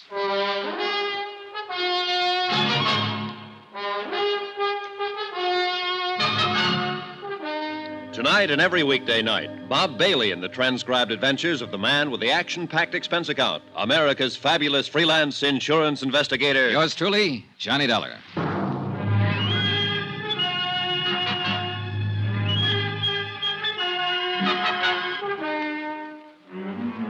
From Special Investigator Johnny Dollar, location Algiers, North Africa, to the Home Office Transworld Fidelity Company, Hartford, Connecticut. Assignment, the Lorco Diamonds matter. Expense account continued. Item 4, $6.80, dinner and appetizers. I'm never any good trying to spar with a lovely female suspect on an empty stomach. I was finishing up on black Algerian coffee and white Algerian brandy when a slightly green-eyed Algerian police inspector sauntered up to my table. Monsieur Dollar, you special investigators really do live well. In the lap of luxury. Pull up a chair, Inspector. Join me in a sarsaparilla? It is on your expense account? Be my guest. Merci, monsieur. Bon, my favorite brand. Help yourself. Merci. Anything new? Nothing at all. A complete impasse. À la votre santé. Mm-hmm. What about the man who sat next to that courier on the plane? Find out anything about him? I'm still working on it, which is to say, of course, my men are working on it. You police inspectors really do live well. I have to do my own legwork. But the glory, Monsieur Dollar, to come into a mysterious affair which has all the local police baffled, and to solve it immediately in one brilliant feat of deduction, to leave everyone gasping with admiration, to make one's exit to the sound of great applause. Not so fast, Inspector. I'm still back there with that brilliant feat of deduction. You have not yet found the solution? Just on the verge. Then I will drink to your success. With your brandy, of course, and with your permission. Go ahead. Drink up a storm. But I'm afraid I'll have to leave you pretty soon, but you can still go ahead. No, monsieur. I suggest you change your plans. You will learn nothing which has any bearing on this matter. Which plan do you mean? That of questioning the Countess d'Ortelier. Now, who found that out? Well, as a matter of fact, she phoned me and inquired about you. Oh, so that's how she investigated me. Went straight to headquarters. Mais oui. Remarkable woman. Talented, beautiful. Et cetera, and so on. And along with it, it's 9 to 1. She's in it right up to her pretty neck. No. She's really not the type. This is an excellent brandy, monsieur. An Algerian brand, I notice. All right, Inspector. Let's bypass the byplay and lay him out face up. I think I prefer it to cognac. I don't know how she does it, but she's got you hypnotized. Just mention of her name and you go into a tailspin. Every cockeyed one of you. Exquisite. Lovely. Maybe so, but in my book, she's a real suspect. Elucidate, monsieur. Well, it's simple enough. She's the only person in Algiers, that we're sure of at least, who knew that a shipment of diamonds was coming in on that plane. Why? Because she's the one who ordered them. Monsieur, it is even simpler. She could not have poisoned the courier because she was not on that plane. She could not have stolen the briefcase from the customs property agent because it was done by a man. So, where is your case? An accomplice, a man, with the Countess calling the shots for him. What man, monsieur? Well, you got a good point there. Merci bien. Don't mention it. But from the influence she seems to have, it might be any man in Algiers. Inspector, it wasn't you by any chance. You raise a very interesting point. Now, suppose the Countess should ask me to kill someone for her. I wonder what I would do.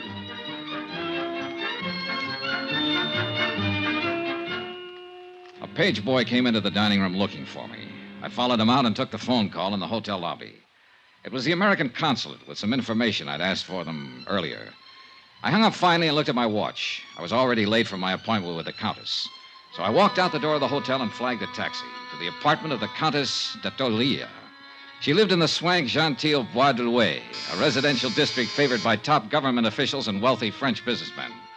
But the building she lived in was a little frayed around the edges, and the maid she'd mentioned was nowhere in sight. The pieces were starting to fit together. Good evening, Mr. Dollar. Countess? Since you are here, won't you come in? Thanks. This way, please. I'm rather surprised that you came. I was really not expecting you. Yes, I know. Did Inspector Marcus find you? Look, suppose we get it straight right now. You seem to have a lot of influence with the inspector, and probably with his superiors, too, from what I hear. Sit down, Mr. Dollar.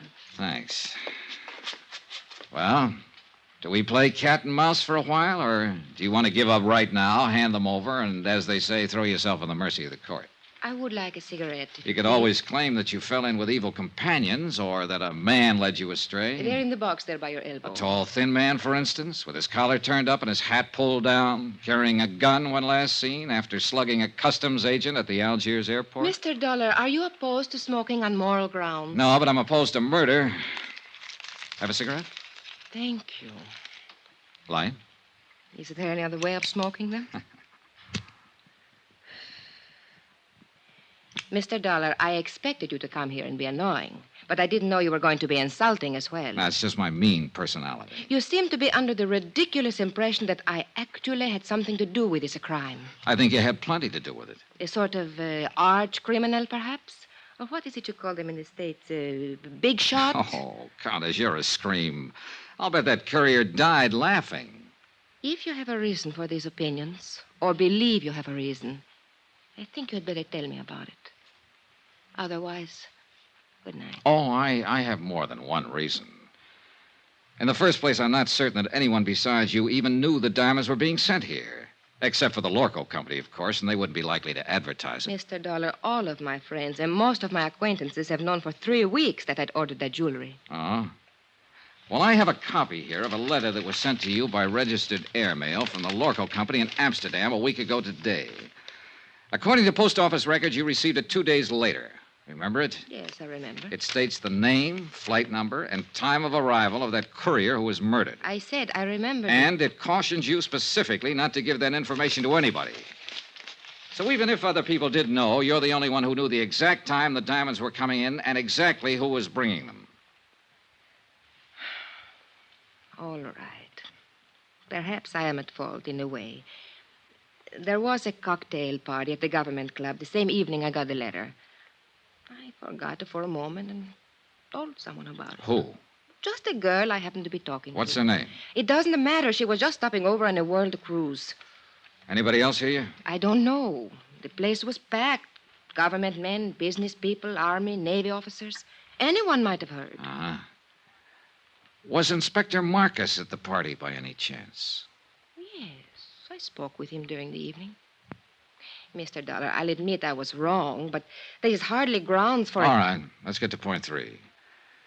The Countess Maria d'Attalia, Italian by birth, title inherited, old family. Goes back through one line, in fact, to Lucretia Borgia. I did not poison the courier. Your family estates were confiscated by Mussolini.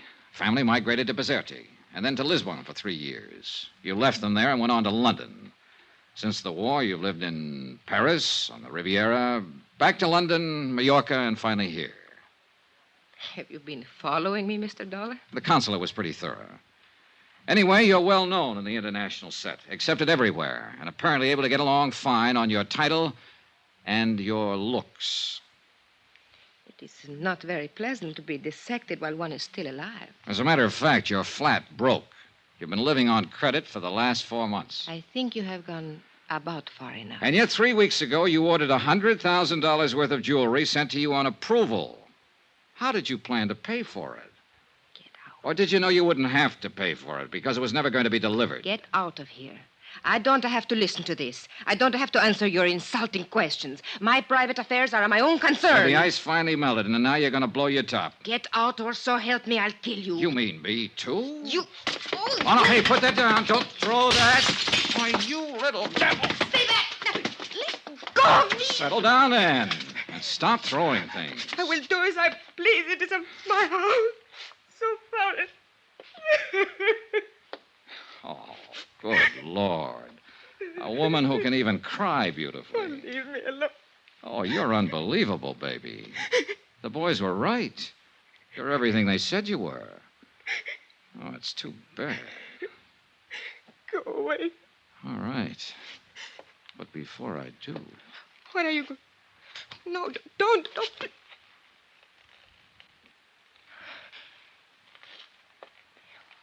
Why did you kiss me? It beats me. Just call it a sudden impulse. Then you have changed your mind? You don't really think I'm guilty? Oh, honey, I still think you're in this up to your ears. And I'll still bring you to trial if I can. And I still want to kiss you. You figure it out. Why figure, Johnny? I liked it, too. Oh, you ought to be locked up. If for no other reason, just to protect the guys who... What is it, Johnny? What are you going... That cigarette in the ashtray. Put it out fast. Get the windows open, all of them. Where's your kitchen? Back through the hall. Johnny, what are you going to do? Stay alive, if I can. It was gas fumes, one of the bottled gases they use for cooking in the higher-priced apartment districts. The concentration had been building up and finally seeped into the drawing room. If we'd lit another match, we'd have been blown to bits. The kitchen was dark, but I didn't dare snap a light switch. One spark would do it. So I held my breath and followed the sound and finally found the range. Every burner valve was wide open. I could vaguely make out a glass-pane door opening onto a terrace. I grabbed a breath of air and moved toward another door that looked as though it might open into a hall. It didn't. It opened into a closet, and on the closet floor there was a body.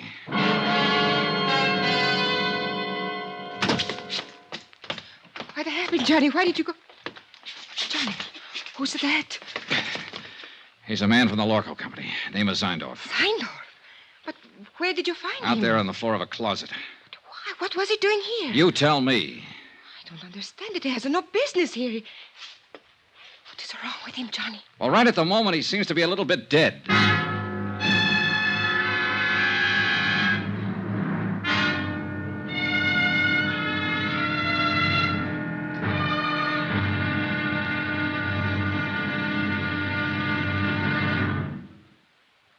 There'll be another intriguing episode in our story of the Lorco Diamonds matter tomorrow. Tomorrow, a desperate fight in an Algiers alley, a killer is named, and a lovely lady confesses her shame.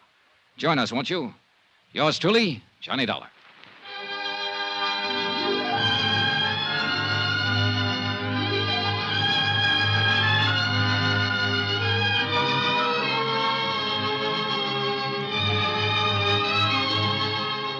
Yours truly, Johnny Dollar, starring Bob Bailey, is transcribed in Hollywood. Written by Les Crutchfield, it is produced and directed by Jack Johnstone. Be sure to join us tomorrow night, same time and station, for the next exciting episode of Yours truly, Johnny Dollar. Roy Rowan speaking.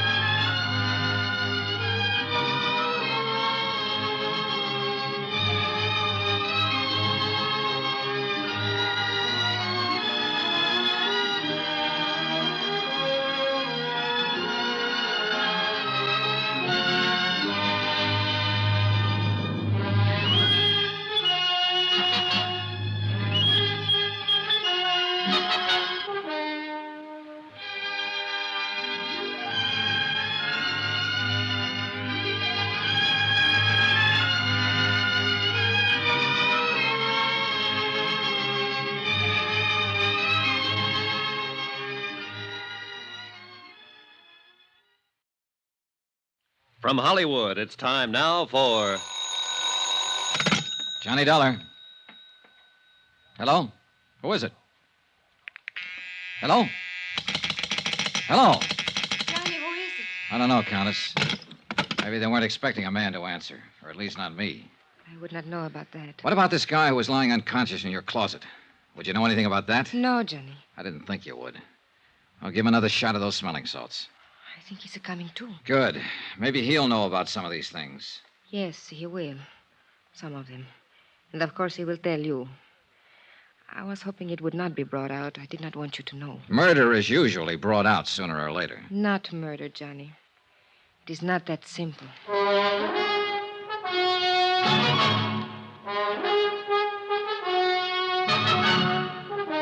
Tonight and every weekday night, Bob Bailey in the transcribed adventures of the man with the action-packed expense account, America's fabulous freelance insurance investigator. Yours truly, Johnny Dollar.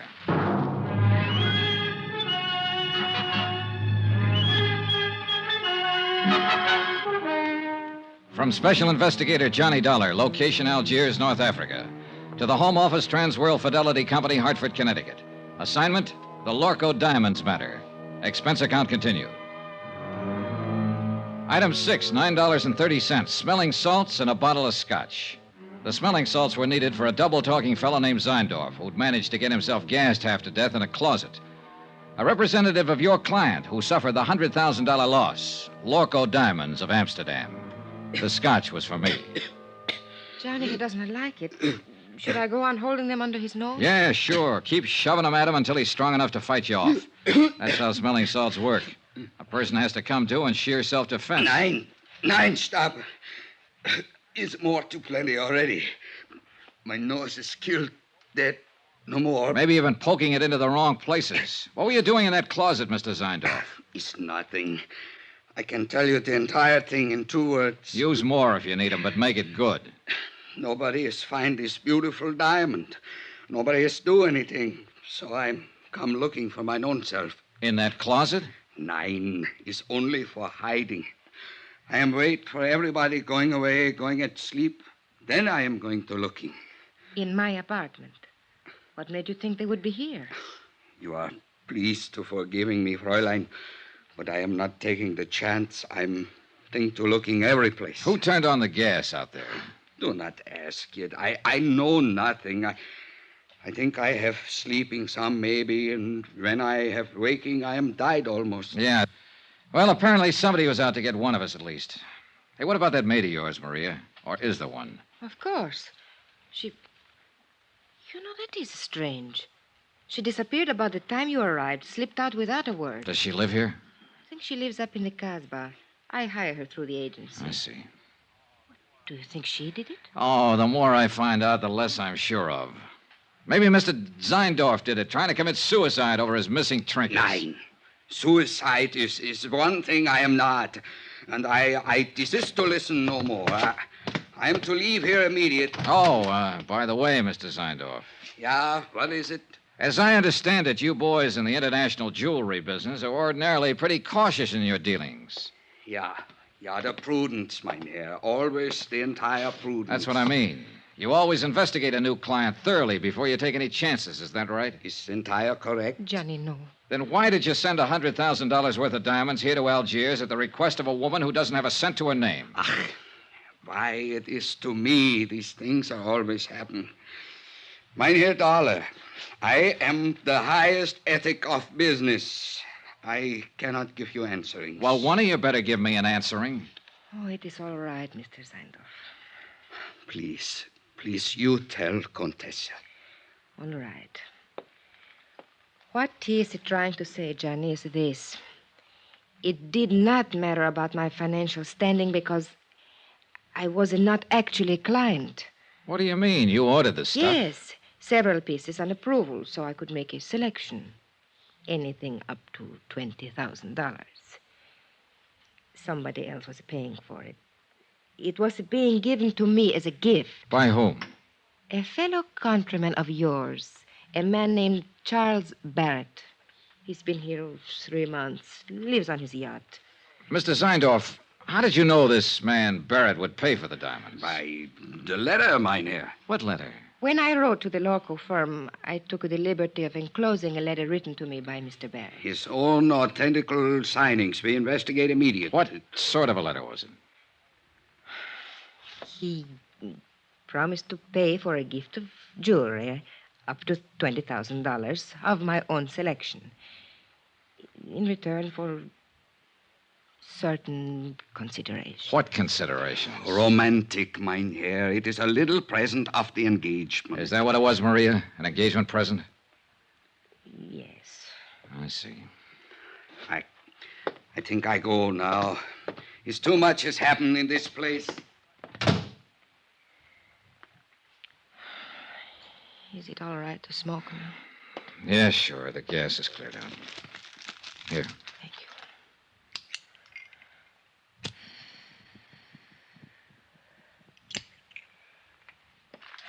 you. I wish you hadn't kissed me, Johnny. I thought you said you liked it. I did. That is why I wish you hadn't. Are you trying to say that... Oh, relax, Johnny. I am not a child. No, I have not fallen in love with you any more than you have with me. But I could, very easily. What about this man Barrett? What's he like? Oh, an overbearing, spoiled, middle-aged little boy. The price sounds kind of high. What else is there? Ever think of working? Where? At what? In Italy, yes. But you know what's open there for an impoverished countess. Yeah, I know. And I suppose you can't get a work permit anywhere else, is that it? Oh, forget it, Johnny. All I know how to do is be highly ornamental, say the right things to the right people, do the right things at the right time, and eat by stealing caviar at cocktail parties. You go hungry a lot that way. Yeah, I guess it's rough. Well, don't let it throw you, honey. You're not the first girl who married for money. What? I guess you don't understand. Nobody has said anything about a marriage. Oh, I see. Well, Johnny, I imagine you will be leaving now. So, good night, Johnny. Goodbye. For all the progress I'd made in the case, I might as well have stayed at home. Another fish off the hook. Logical suspect number one had been the customs property agent Andre Jardine. But the blow on the head that sent him to the hospital hadn't been faked. And that, plus the fact the diamond courier had shown symptoms of poisoning before the plane even landed, seemed to leave Andre in the clear. And now, number two, Maria Countess d'Atalia, was apparently able to supply another answer every time she needed one. And her answers were backed up by Hans Zeindorf, Lorco's own representative. We were shortcutting through the harbor district when I began to realize that the same car had been behind us ever since we'd left Maria's. It was a low-slung English job, expensive and easy to recognize. Driver. Oui, monsieur? Hit the gas a little harder. See if you can shake that car behind us. Mais oui. The other car picked up speed to match ours and still held the same distance. Hey, try a couple of fast corners. I want to make sure. Yeah?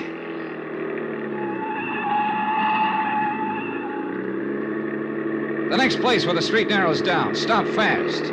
Swing crosswise. Block off the road. I want to stop that guy and have a talk with him. Hey, you understand what I mean? Mais oui, monsieur. Just like in the movies. Yeah, well, something like that. Hey, there's a place coming up. Let's have a go at it. You do not worry. I will do it good. Yeah, I only hope we've seen the same movies. Now, monsieur. I was out of the cab fast and running back down the street. The other driver had jammed on his brakes and finally skidded to a stop against the curb. I reached for the handle, jerked the door open, and the man inside came out swinging. A big man, little on the beefy side, but plenty tough. I didn't know him, never seen him before. He fought silently and fought hard, but he was a sucker for a left. I knelt down on the pavement and started to go through his pockets. I hadn't even noticed the other car pull up. Nom de chien, Monsieur Dollar. Huh? Do you merely plan to rob him, or do you also intend to cook him and eat him? Oh, you really get around, Inspector. A policeman must socialize, monsieur. It broadens the outlook. Come, we walk. My chauffeur will take care of reviving your victim. Do you happen to know the victim? Mais oui. He's Monsieur Charles K. Barrett of Chicago. Maria's ex-boyfriend. Something of the sort, I believe. How did you happen to get here so conveniently? Oh, I was following you.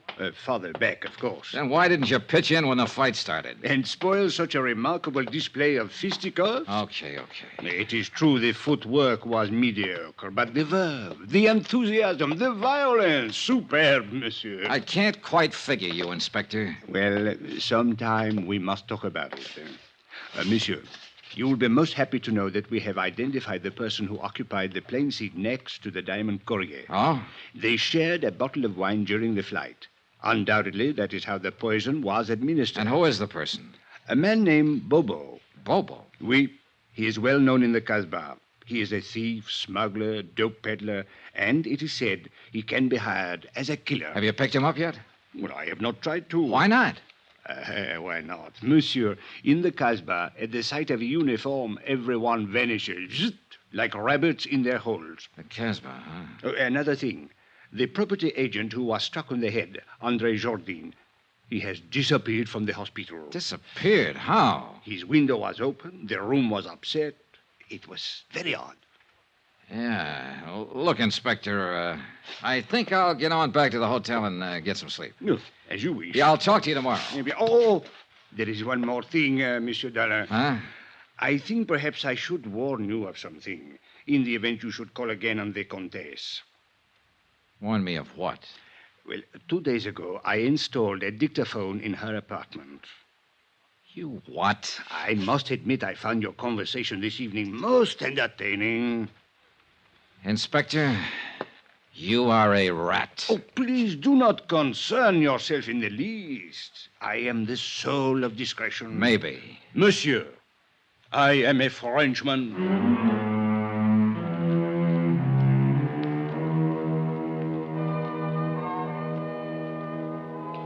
Twice tonight, the Casbah had been mentioned. The strange, mysterious native quarter on the steep hill behind the city. Maria had said her maid lived there. And now Bobo, who'd given poison wine to the diamond courier.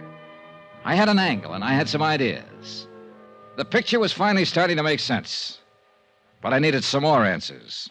And the trail led into the Casbah.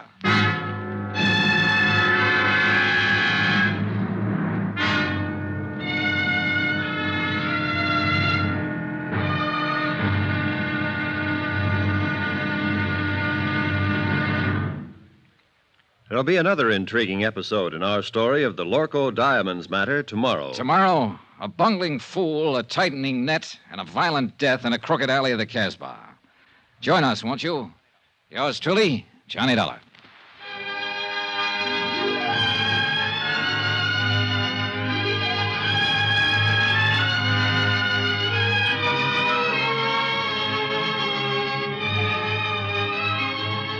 Yours truly, Johnny Dollar, starring Bob Bailey, is transcribed in Hollywood. Written by Les Crutchfield, it is produced and directed by Jack Johnstone. Be sure to join us tomorrow night, same time and station, for the next exciting episode of Yours truly, Johnny Dollar. Roy Rowan speaking.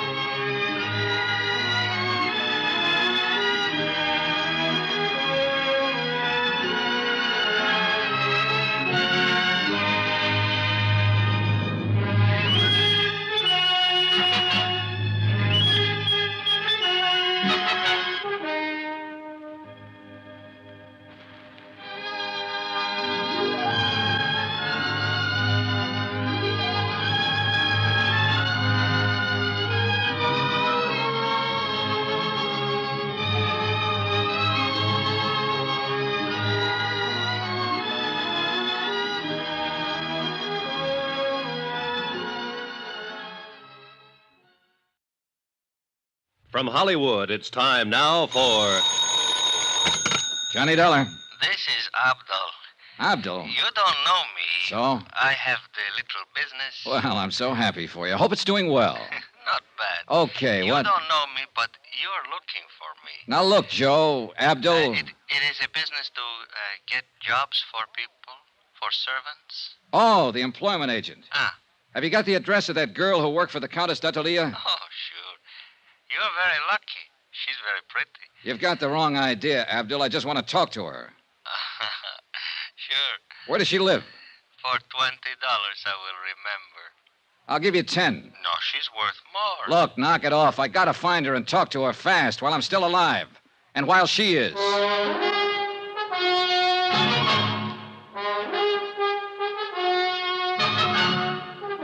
Tonight and every weekday night, Bob Bailey in the transcribed adventures of the man with the action-packed expense account, America's fabulous freelance insurance investigator. Yours truly, Johnny Dollar.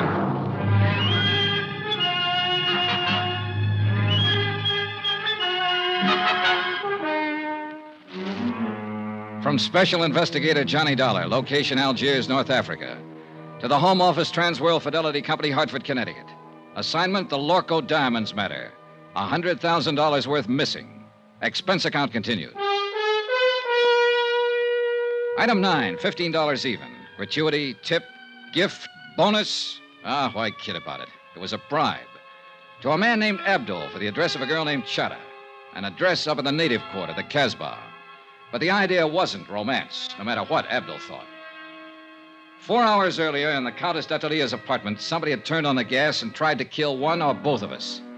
It was 9 to 1 that the somebody was Chada the servant. I wanted to ask her why. I'd put my coat on and was just on the point of leaving my hotel. I slipped a gun into my side pocket and moved over to the door. Yeah, who is it? Charlie Barrett. The guy you beat the daylights out of a couple hours ago, you know what I mean? No hard feelings, Dal. I just want to talk it over.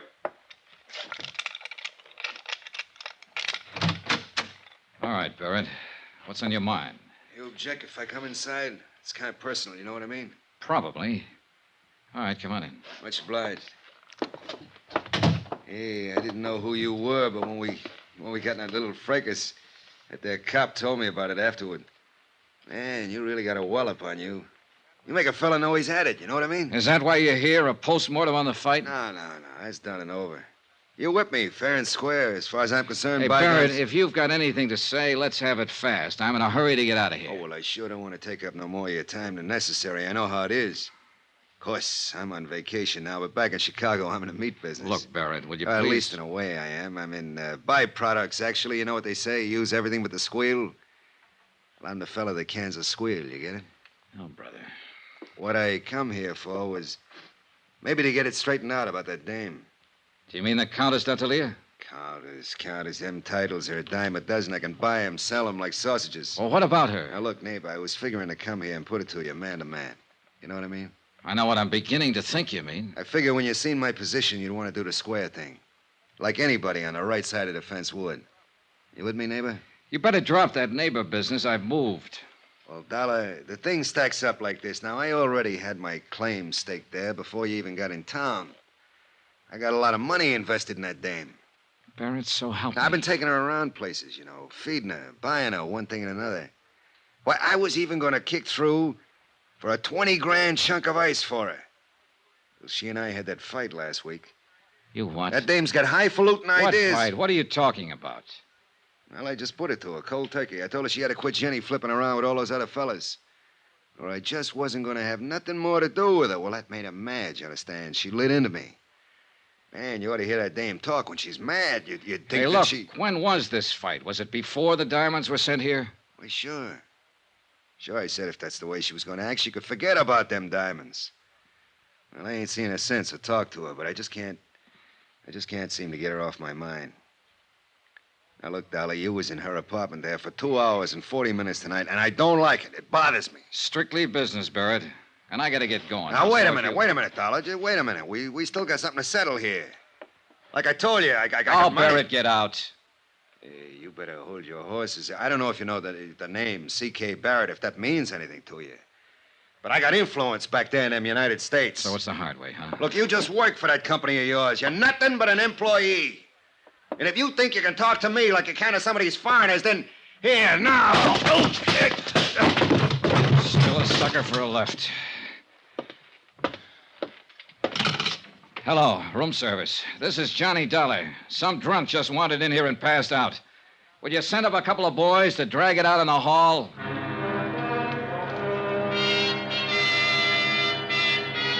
Expense account item 10, $5.30. A tip to the bellboys and taxi fare to the Casbah. The taxi dropped me off at the end of the causeway, and from there on I walked. It was late, well after midnight, but the narrow, crooked alleys were teeming with life. Some of it out in the open, some of it under cover. Small groups of people met together here and there along the cobbled streets. Men of 24 tongues and dialects. And women, too, slipped silently in and out of the dark doorways, or crouched over tables in the dim-lit cafes and coffee houses. Groups usually fell silent when I passed and stared with hostile curiosity. The Casbah, backwash of North Africa. Little known, seldom bothered, and scarcely policed. And for an outsider, especially at night, more dangerous than dynamite. The address Abdul had given me turned out to be a coffee house, but it could still be legitimate. And there was only one way to find out.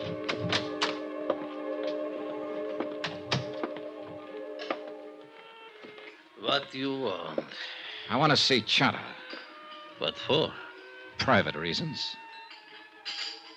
Chata's not here. Where can I find her? Take a seat. Table in the corner. Maybe she come. I took the seat, ordered coffee, and waited. A wrinkled old Arab squatted on a rug in the middle of the room and played strange, weird melodies.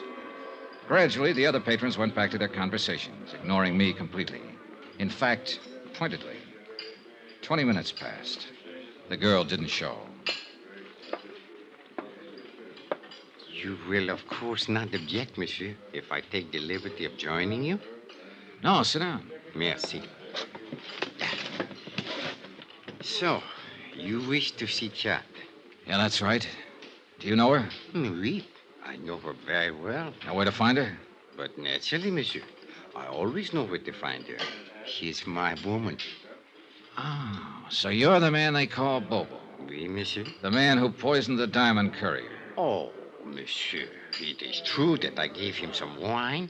A little, not much. But I think perhaps it was a bad vintage. Yes, most unfortunate. It was for him. Well, perhaps it was for the best. Life is so uncertain. But I do not wish to think of such unpleasantness. Instead, let us talk about diamonds. Let's talk about killing, or attempted killing. Is Chana the one who turned on the gas in the Countess's apartment? It is possible that she did that. On whose orders? It was nothing personal, monsieur. I didn't even know that you were going to be there. I see. Then you really meant to... Diamonds, monsieur. That's enough of this foolish talk of killing. All right. All right, what about the diamonds? You were sent here by the company that has insured them. Is that not correct? Yeah, that's right. And this company would like very much to recover these diamonds? That's why I'm here. C'est bien. Now, I'm told that these companies sometimes give large rewards. Agree to an arrangement of a sort? Make a deal, you mean? With no questions asked. Yes, exactly. Now, is this thing true, monsieur? Is it possible that you would... Do you have the diamonds, Bobo? Well, let us say that I'm able to direct you to their location. You could almost call that a confession. What does it matter, so long as we are in the Casbah? Oh, yeah, sure. I imagine you have been spotted all over the place. At least 30, right in this room. I am in no danger here, monsieur. Tell me something. You didn't pull off this job by yourself. Who else was in on it? I only wish to talk about the diamonds. Well, can we come to an arrangement? Bobo, I don't make deals with murderers. It is better that you do not use such words, monsieur. It's true, though, isn't it? That is not the question. It is only that I resent the insulting way in which you... Bobo, calm down. Why you coming here? Bobo! Wait. Did you arrange for the police to come here, monsieur? I'm as surprised as you are, Bobo. Consider this matter of the deal. We will talk more at some other time, eh? The patrons rushed for the doors, and in 1 minute flat, the coffee house was empty. Even the owner was gone. I was the only one left. 3 minutes later, the inspector, with a flying squad of 20 men, came bursting in from the street. Well, Monsieur Dollar, I'm happy to find you are still alive. Why don't you get lost somewhere? For you, I think it most fortunate that we arrive in time. Oh, sure, in time to follow up the only lead I had in this case. To lose a suspect is better than to lose one's life, monsieur. Look, Inspector, I was holding a gun in my pocket, covering Bobo from the second he sat down at the table. But, monsieur, So 30 men or not, if it had come to a showdown, he couldn't have done a thing. Because he'd have been the first one to get it, and he's smart enough to have known that. But I thought Let's face it, Inspector, you've done it again. You goofed. But I was only thinking perhaps... Mon Dieu, what is to happen next?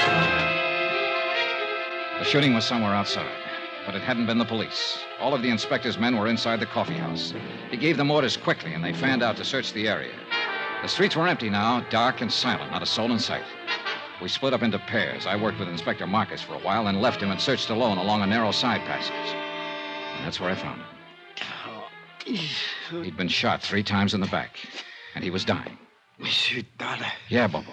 You can't forget that deal, I think. Yeah. It's a little too late for deals now. Who was in on it with you, Bobo? Look, you've got nothing to lose by talking. You know that, don't you? Accept my honor, monsieur. As a citizen of the Casbah. Who shot you? A dragon, monsieur.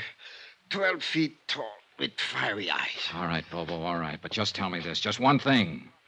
Are you the man who attacked the property agent at the airport, the man who slugged Andre Jourdain? Oui, monsieur. I do it very good. No, almost I kill him. It's too bad.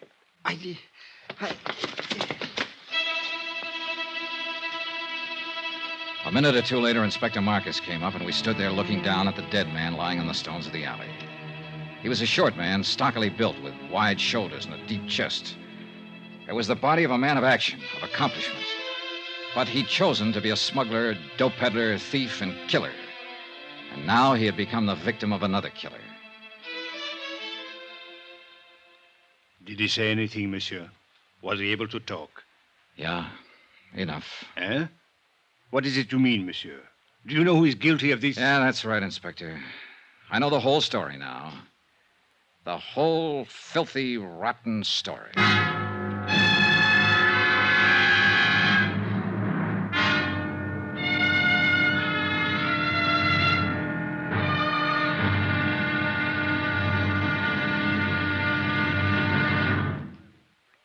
There'll be the final intriguing episode in our story of the Lorco Diamonds matter tomorrow. Tomorrow night, the odds are set. The last chip is down. It's the last spin of the wheel. And death is the croupier. Join us, won't you? Yours truly, Johnny Dollar.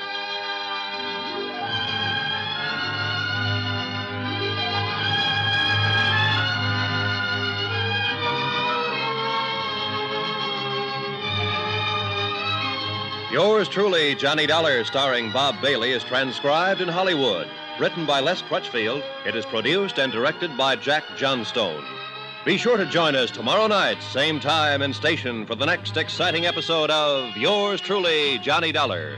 Roy Rowan speaking.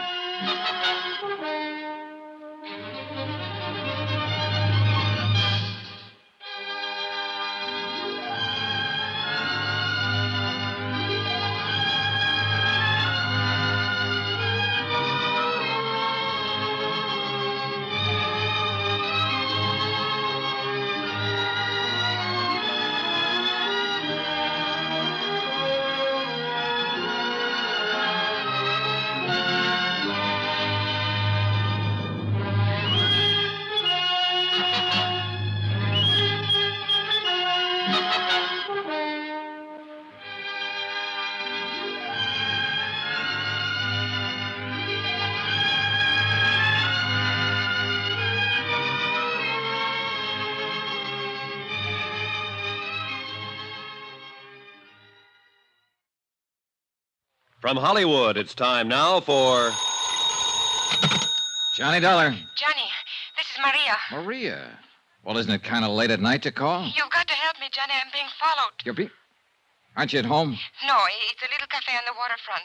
I came in here to phone. Why the devil did you have to go out? Everything was set up. If you'd stayed home, you'd have been safe. What are you trying to do, get yourself killed? Johnny, this is no time. Where are you? What's the name of the place? The Marrakesh, number 41 Rue de la Mer.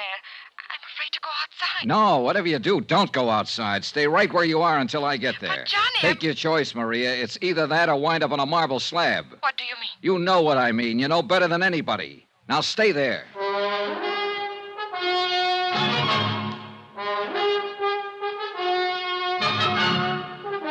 Tonight and every weekday night, Bob Bailey in the transcribed adventures of the man with the action-packed expense account, America's fabulous freelance insurance investigator. Yours truly, Johnny Dollar.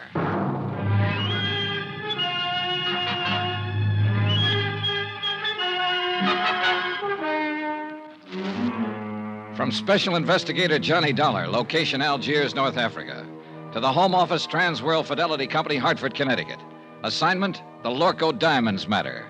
$100,000 in jewels stolen and a murder. Expense account continued. Item 12, $2.20. Taxi fare to the waterfront of the Marrakesh Cafe. There was no time to lose and no time to get help from Inspector Marcus. A half hour earlier, he'd set a trap, and he and his men were staked out around Maria's apartment house waiting. But apparently, she'd gone to the cafe before he got there. So now the whole thing had blown wide open.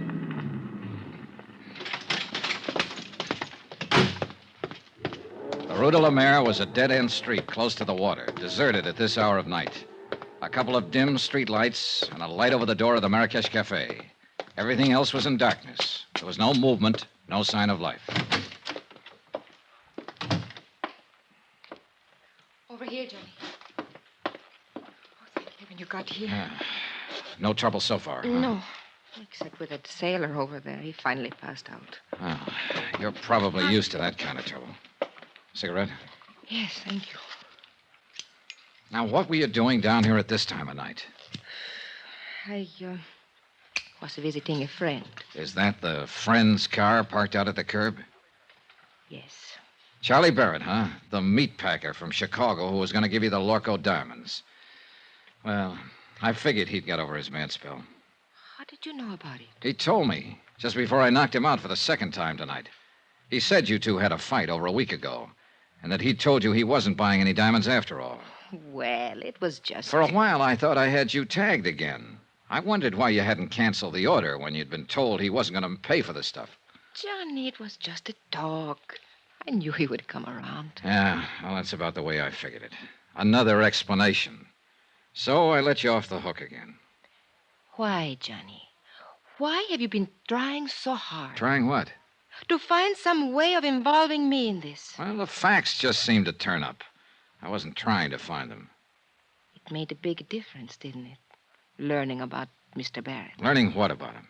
That I was accepting a $20,000 gift from him. Why should it? Your life's your own. It did, though. Before that, you were... Well, you seemed to be interested. Sure. You're a very beautiful woman. And that's all it was? What more did you want? All right, Johnny. Forget it. I don't blame you. Hey, tell me something. What about Barrett? Now that you've kissed and made up, is the engagement back on again? I haven't decided yet, Johnny. Ah. Well, come on. Let's get out of here. I'll take you home. Do you think it's safe? There was no sign of anybody around when I came in. Whoever it was probably got scared off. Oh, I was scared to death. When I saw the lights of the cafe, I jammed on the brakes and ran for the door. The other car was right behind me. Get a look at the driver? No. How'd you get hold of Barrett's car? Borrow it? He gave it to me. Not a bad night's work. It's a good car. Get in. You really play rough, don't you, Johnny? Sometimes. It depends on the... Get down, quick, back of the car. It came from across the street. It's pitch black over there. What are you going to do? Look, Maria, you're safe as long as you're back of the car here. Well, what about you? I can't get a shot from here. I'm pinned down. I'm going to make a run for that stone curb. Try to draw a shot and see where the flash comes from. Be careful, Johnny. Oh, don't worry, kid. I'm the carefulest guy you ever saw. All right, now sit tight. Here goes. Are you all right, Johnny? Yeah, I think I got him spotted. Let's see just how close I get. There's somebody running away. Yeah, so do I. Now, where the devil? Why don't they get some streetlights down there? That car that's starting up. Yeah, I see it. They're getting away. One lucky shot might... Ah. Give me your keys. Wait here. I'm going after No, him. no, I'm going with you. Then pile in. Hurry up. Let's go. A few blocks away, I picked up the taillights of the other car and poured on the gas to keep hanging on. We roared through the empty streets along the waterfront, then swung into the coast road and headed out of the city. The model I was driving had been built for road racing, and barring accidents, I didn't figure the car ahead had much chance of shaking me. It was a narrow, winding road following the rocky edge of the headlands, and the curves were sharp and dangerous, especially at the speed we were traveling. Finally, it happened. The car ahead roared up a steep grade and missed the curve at the top. It rolled over and over, the headlights cutting crazy patterns in the blackness as it plunged down towards the beach.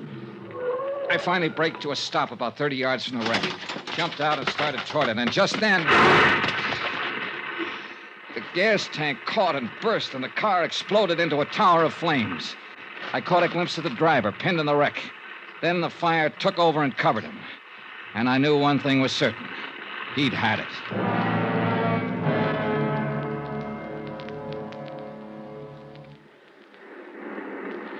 It's dying down. Yeah. The gasoline is all burned now. What a terrible way to die. What way isn't? I guess... Johnny, could I have a cigarette, please? Yeah, sure. Here you go. Thank you. Yeah, light up, Maria, while you watch him burn. What a horrible thing to say. It's quite a relief, though, isn't it, knowing you're safe now? Well, of course it's a relief when someone has just tried to kill you, and now you know that they... That's true, but it's not what I meant. I don't think I understand you. What I meant was you're safe, because now he won't be able to talk. Able to... Who won't be able? Do you mean you know who's in that car? Of course, and so do you. It's the customs property agent, Andre Jardine. Andre? Sure. Who else would have any reason to kill you, since he was the only one left after... Oh, I guess you haven't heard about it yet. Bobo's dead, too. What? Who is Bobo? Your other partner. Andre shot him in the back earlier tonight up in the Casbah. So you're doubly safe now, Maria. They're both dead. And for everything else, you've got an explanation. With just one exception. I don't even know what you're talking Oh, about. now, don't be modest. Actually, it was quite a scheme, whether you thought it up or Andre Oh, did. you are out of your mind. The idea was to make sure the diamond courier died, either on the plane or at least before he got through customs. That way, the courier's briefcase would be sent to Andre's office. Then Bobo was to help Andre fake the stick-up. But Bobo turned out to be a tough cookie. This may be true, Instead but of sticking to plan, he decided to go for broke. When he slugged Andre, he tried to make it stick, but Andre managed to reach his gun, so he ended up in the hospital instead of the morgue. What has all this got to do with me? Then Andre got the idea of a double cross. He left the hospital, went into the Cosmo to look for Bobo. He found him, and he killed him. I still don't see His next step was a natural, to knock you off and keep the whole take for himself. We expected it, and we were ready for him. Inspector Marcus is staked out right now at your apartment house, waiting for Andre to show up. We didn't know you'd already gone out earlier. Well, all of this may be true, Johnny. But why do you insist on trying to fit me into the picture? Because that's where you belong. I mentioned the fact that you'd been able to come up with an explanation every time you needed it, with just one exception. What exception? Both Andre and Bobo have tried to kill you this evening. Why? Unless you were in on this thing. What reason would they have? Well, I don't know. Of course. Why should I know? I don't know why they tried to kill me, Johnny. Oh, a good answer, Maria. And it'll probably work. Yeah, you figured that one out fast. I don't know what you mean. No, caution. Well, Who has the diamonds? I will before morning. Johnny, why couldn't you... Knock it off, kid. You got the wrong guy. It won't work with me. It could. Sure, I know. You're beautiful, charming, lovely. And you're rotten. Rotten right to the core. What are you doing, Johnny? Going back to town. Well, wait for me. Goodbye, Maria. Johnny, wait! Johnny!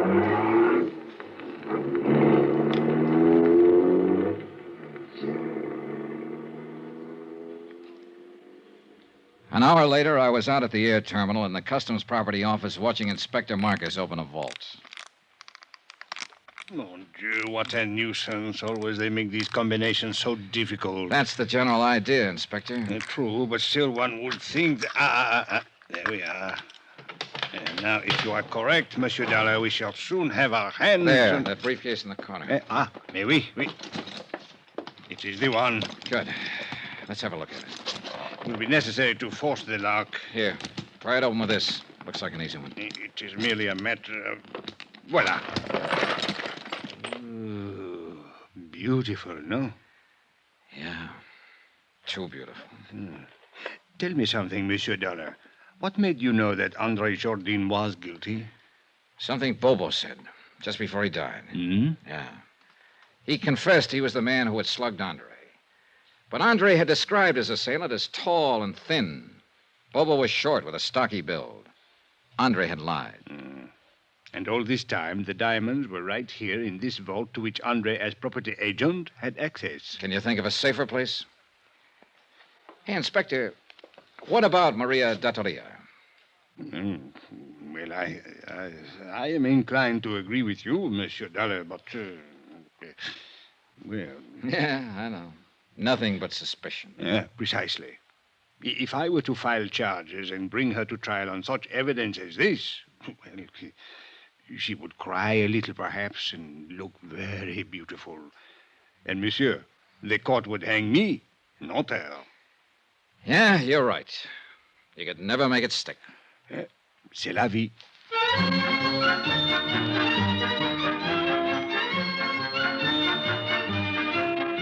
Expense account item 13, $624.80. Hotel, meals, and incidentals in Algiers, and transportation back to the States. Expense account total, $1,214.60. End of expense account. End of report. Remarks? Social item. To be circulated widely. The Countess Maria Dattolia was married yesterday to C.K. Barrett, a big tycoon in the meat business. The happy couple will make their home in Chicago. All companies in that area who may be asked to underwrite insurance on the life of C.K. Barrett don't. Yours truly, Johnny Dollar.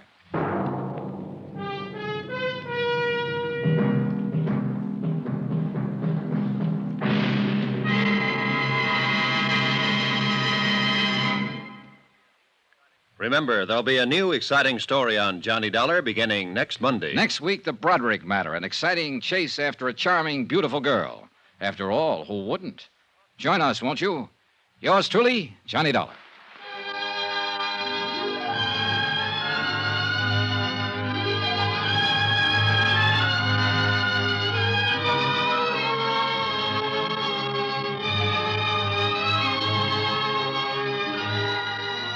Yours truly, Johnny Dollar, starring Bob Bailey, is transcribed in Hollywood.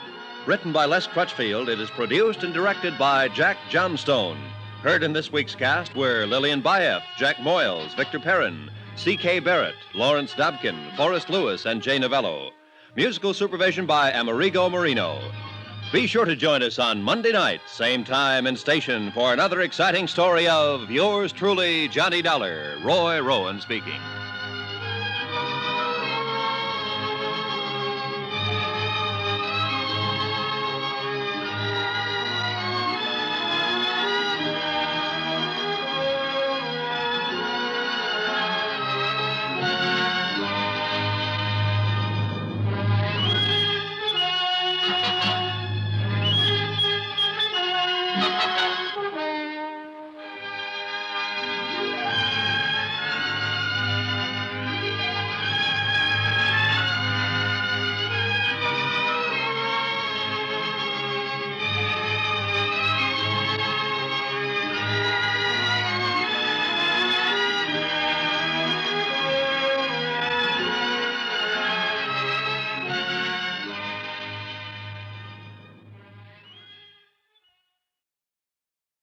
From Hollywood, it's time now for Johnny Dollar.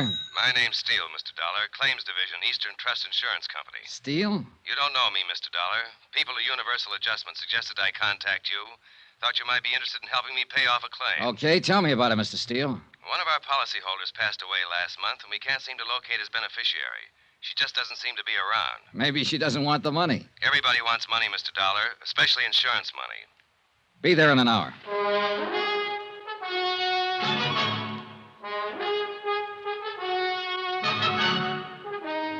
Tonight and every weekday night, Bob Bailey in the transcribed adventures of the man with the action-packed expense account, America's fabulous freelance insurance investigator. Yours truly, Johnny Dollar.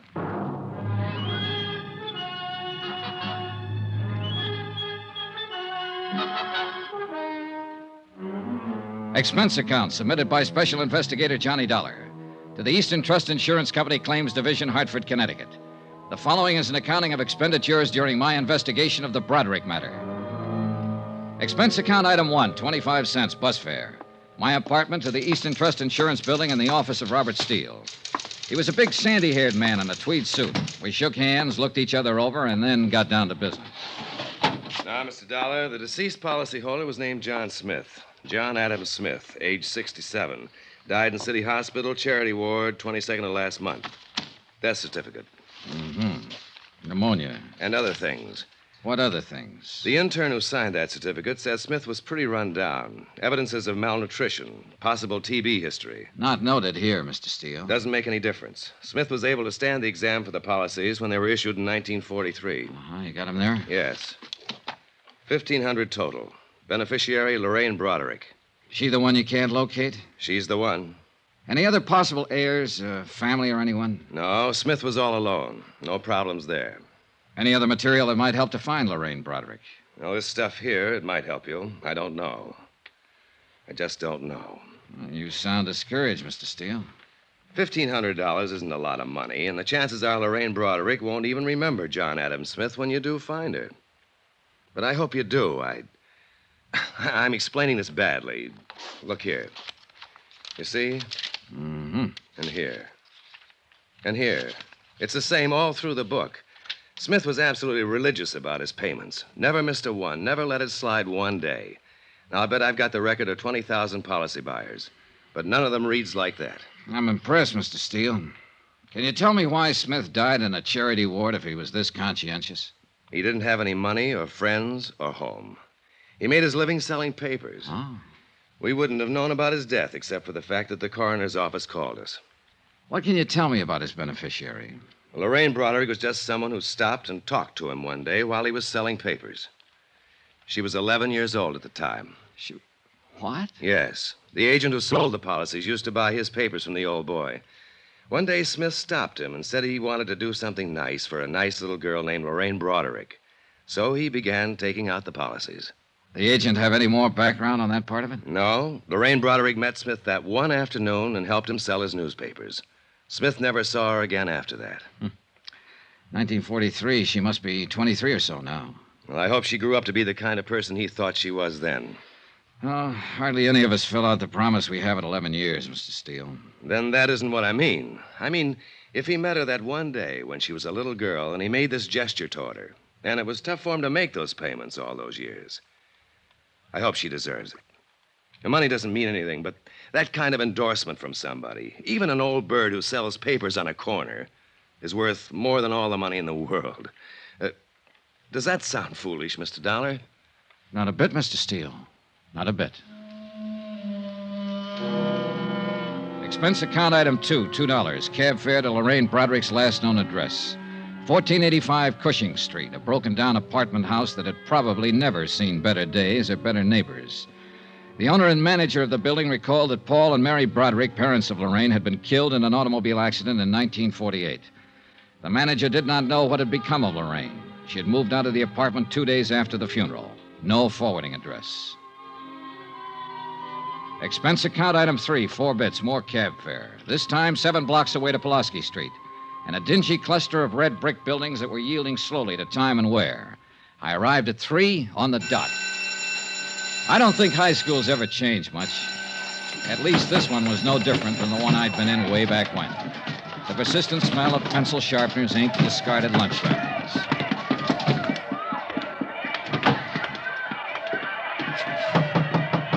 Yes? Sister Mary Regina? Yes, may I help you? Good afternoon, sister. My name's Johnny Dollar. I wonder if I could talk to you a moment. Dollar. Yes. Are you sure you shouldn't be speaking to Sister Amadea in the grade school? I don't believe we have any students named Dollar. Oh, no, sister. I don't have any children in school here. I've been hired by Eastern Trust Insurance Company to locate a beneficiary on one of their insurance policies. I thought perhaps you might help me. Well, I'll try, Mr. Dollar. I took a chance and came here because it was the nearest high school to the girl's address. Her name is Lorraine Broderick. Lorraine Broderick? Yes. The last trace I have of her was in 1948. She was about 17 then, possibly still in school, possibly this school. Lorraine Broderick. Mm-hmm. Sound familiar, sister? In a way, yes. Oh, there are so many, Mr. Dollar. Yeah, I just met about 3,000 of them out in the hall. Yes, I know. 1948. Benson, Brady, Broderick, Lorraine Mary Broderick. Oh. Yes, Mr. Dollar, your guess was very good. She was here in St. Charles from 1945 to 48, yes. I wonder if there's an address listed there, home address. 1120 Seaton Place. Oh, my, that's quite far from here. Parents deceased, guardian. Oh. Anything wrong, sister? Why, I remember Lorraine now, Mr. Dollar. Her parents were killed in an automobile accident in her senior year. Yes, and she went to live with her uncle, James Broderick, at this Seaton address. Oh, yes, I remember that lovely girl. She was in Sister Hildegard's class. That ties up with what I know about her so far, sister.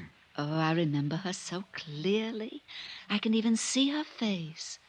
Perhaps that was it, her face. Like an angel's, gentle and fresh and wonderful. The man who left her the insurance money must have thought the same as you do, sister. He saw her one day when she was 11. Oh, I have an annual from that year, Mr. Dollar. Would you like to see Lorraine? Yes. Right here. Yes, here we are. That's Lorraine Broderick. Beautiful, isn't she? Sister Mary Regina pointed to a group picture on one of the pages. It was labeled Girls Fidelity. Lorraine Broderick was in the first row, one of 30 or 40 self-conscious little girls wearing identical self-conscious expressions. Her hair appeared to be deep brown or black, her features soft and slightly cherubic. Undeniably, Lorraine Broderick had been a beautiful young girl. In all probability, she was a beautiful young woman. wherever she was. By 5 o'clock, I'd been to her uncle's address on Seton Place. There I learned that Uncle James Broderick had died of a heart attack in 1950. The people at the address reported that Lorraine had lived with him up until the time of his death. She had worked in a dentist's office, they told me. As far as they knew, she still worked there. I made a phone call. Yes, sir? Johnny Dollar, Mr. Steele. Oh, how are you going on Lorraine Broderick? Well, I might need some help. Have you got a man? Sure. I've got her traced up to 1950, Steele. She worked for a dentist here in town. Uh-huh. Probably got her job in his office right out of high school. That meant she pretty well had to get it through a professional agency. That sounds reasonable. I'll get a man to check the agencies in town that specialize in that. Let me know.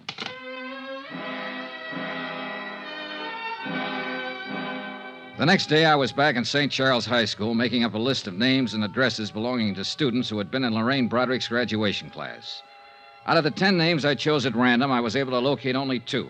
Both girls, both married. Both remembered Lorraine Broderick. Neither of them had seen her since graduation. Neither of them was able to furnish any helpful information. Expense account item 5, 10 cents, 1 phone call. Steele again. You want to take this down, Dollar? Yeah, okay. David Pollard. That's Dr. David Pollard. 2950 Tremel Lane. Lorraine Broderick went to work for him as a receptionist in 1949. Got it? Got it. What's his office address? Suite 210, Majestic Building.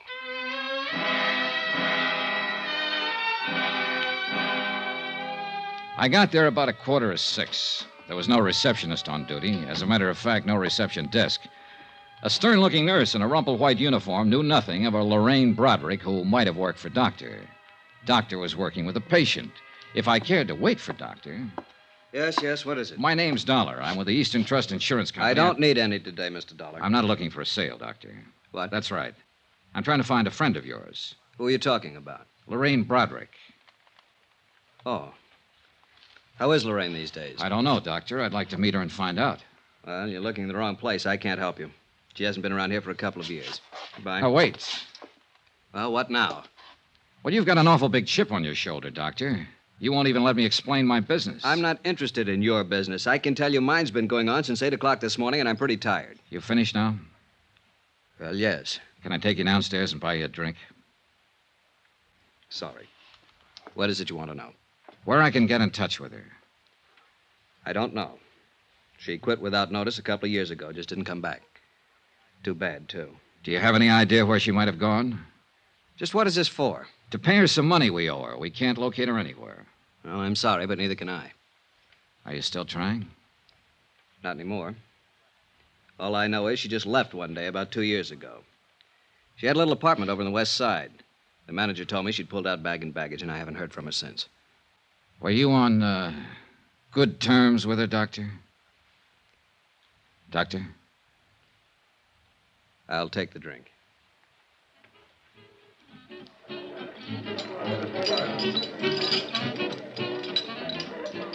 Don't misunderstand me, Dollar. She was a real sweet girl. But there was something about her. I don't know. I hope you find her. Or maybe I don't. What are you talking about? She had plans of her own, plans she never told me about. Look, I was in practice 3 years when she came to work for me, fresh out of high school. With all of it, she still made me feel like a little boy in knee pants. That smile of hers you could take 2 ways. And the look that went with it. I'm sure she's met a lot of men since she walked out on me, and I'll bet all of them have found out the same thing. What's that? That they've been taken. You mean money? Oh, it wasn't the watch or the necklace or the loans every now and then. It was being taken worse. You know, being used and knowing you're being used. I don't quite get it. And I'll make it clear. That sweet, fresh, beautiful little girl was out to do everything and everybody for all she could get. She's rotten, you know, just plain rotten.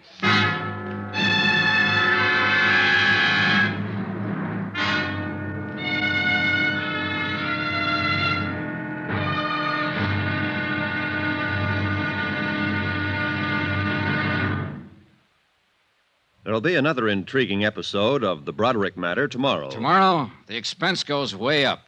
Yeah, it costs money to prove how wrong one man can be. Join us, won't you? Yours truly, Johnny Dollar.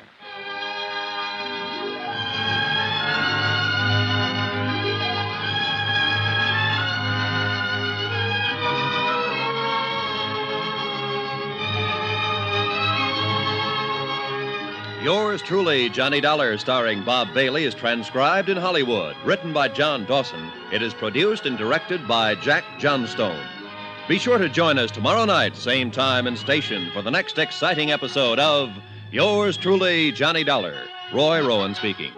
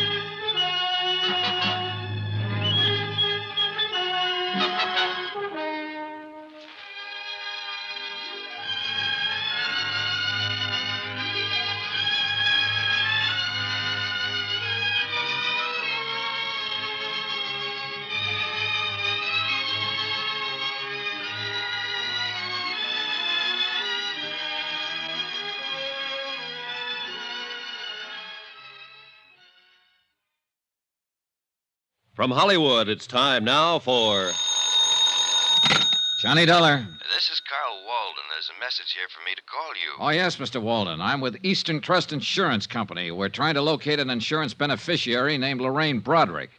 Understand she lived in your apartment building up until 1953. Well, who told you that? A doctor she worked for here, Dr. Pollard.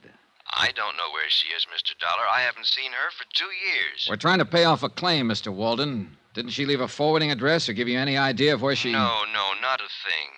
You've got a job on your hands, pal. Huh? I don't think that baby wants to be found.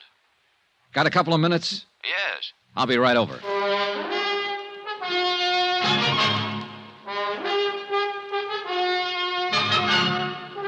Tonight and every weekday night, Bob Bailey in the transcribed adventures of the man with the action-packed expense account, America's fabulous freelance insurance investigator. Yours truly, Johnny Dollar.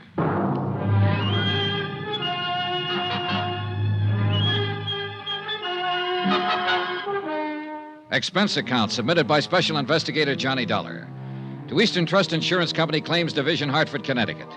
The following is an accounting of expenditures incurred during my investigation of the Broderick matter. Lorraine Broderick, that is, missing.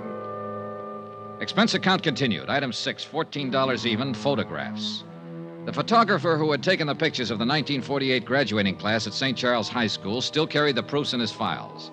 Among them, 4 poses of Lorraine Broderick.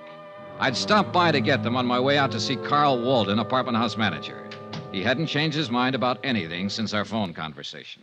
No, sir, she doesn't seem to want anybody to know where she is. She'd have left a forwarding address or something like that. Instead, she pulled out in the middle of the night bagging baggage, and that's the last we ever saw of her. Just when was this, Mr. Walden? About the middle of December or so, 1953. Yes, it was a couple of years ago. Mm-hmm. Oh, you want one of these? No, thanks. I don't smoke. Can you think of any place she might have gone, Mr. Walden? New York City. Oh, why New York? Well, it's the closest place to go, isn't it, for somebody like her? I'm not so sure I know what she was like. I've had several different versions, Mr. Walden. Say, you talked to that doctor she worked for? Yeah. Boy, I'll bet his version was a pip. How do you mean? Well, she walked out on him. That poor guy was around here several times asking if we'd heard from her, if she'd written us a change of address. He didn't say it, but I think he had it real bad for her. Oh? Oh, yeah. And I didn't tell him about the other guy either. Well, suppose you tell me about the other guy, Mr. Walden. Well, why not? Well? Well, about a week before she left, I saw her in the hall a couple of times with this other guy. Big, gray-haired man, wore Homburgs and things like that. An older man, is that what you mean? Oh, no, not old. 45-ish, maybe. You know, expensive-looking character. Drove a caddy the size of a freight train, New York plates. He'd buy and sell this place with his pocket money. Happen to know his name? No. He never came around again after she moved out. But they were sure chummy while he was here. At least a couple of times I saw them together. Can't blame him. She was okay. Did she owe you any rent when she left? Nope. Did she give you notice she was vacating? Nope, just left. A note or anything? A $50 bill on the desk in an envelope addressed to me. That's all. That's it. Well, was she friendly with anybody else in the building? Well, not that I know of. People here keep pretty much themselves. You know, it's a funny thing. What's funny? That old boy with the Homburg. I wonder why he never came around looking for her. Good question.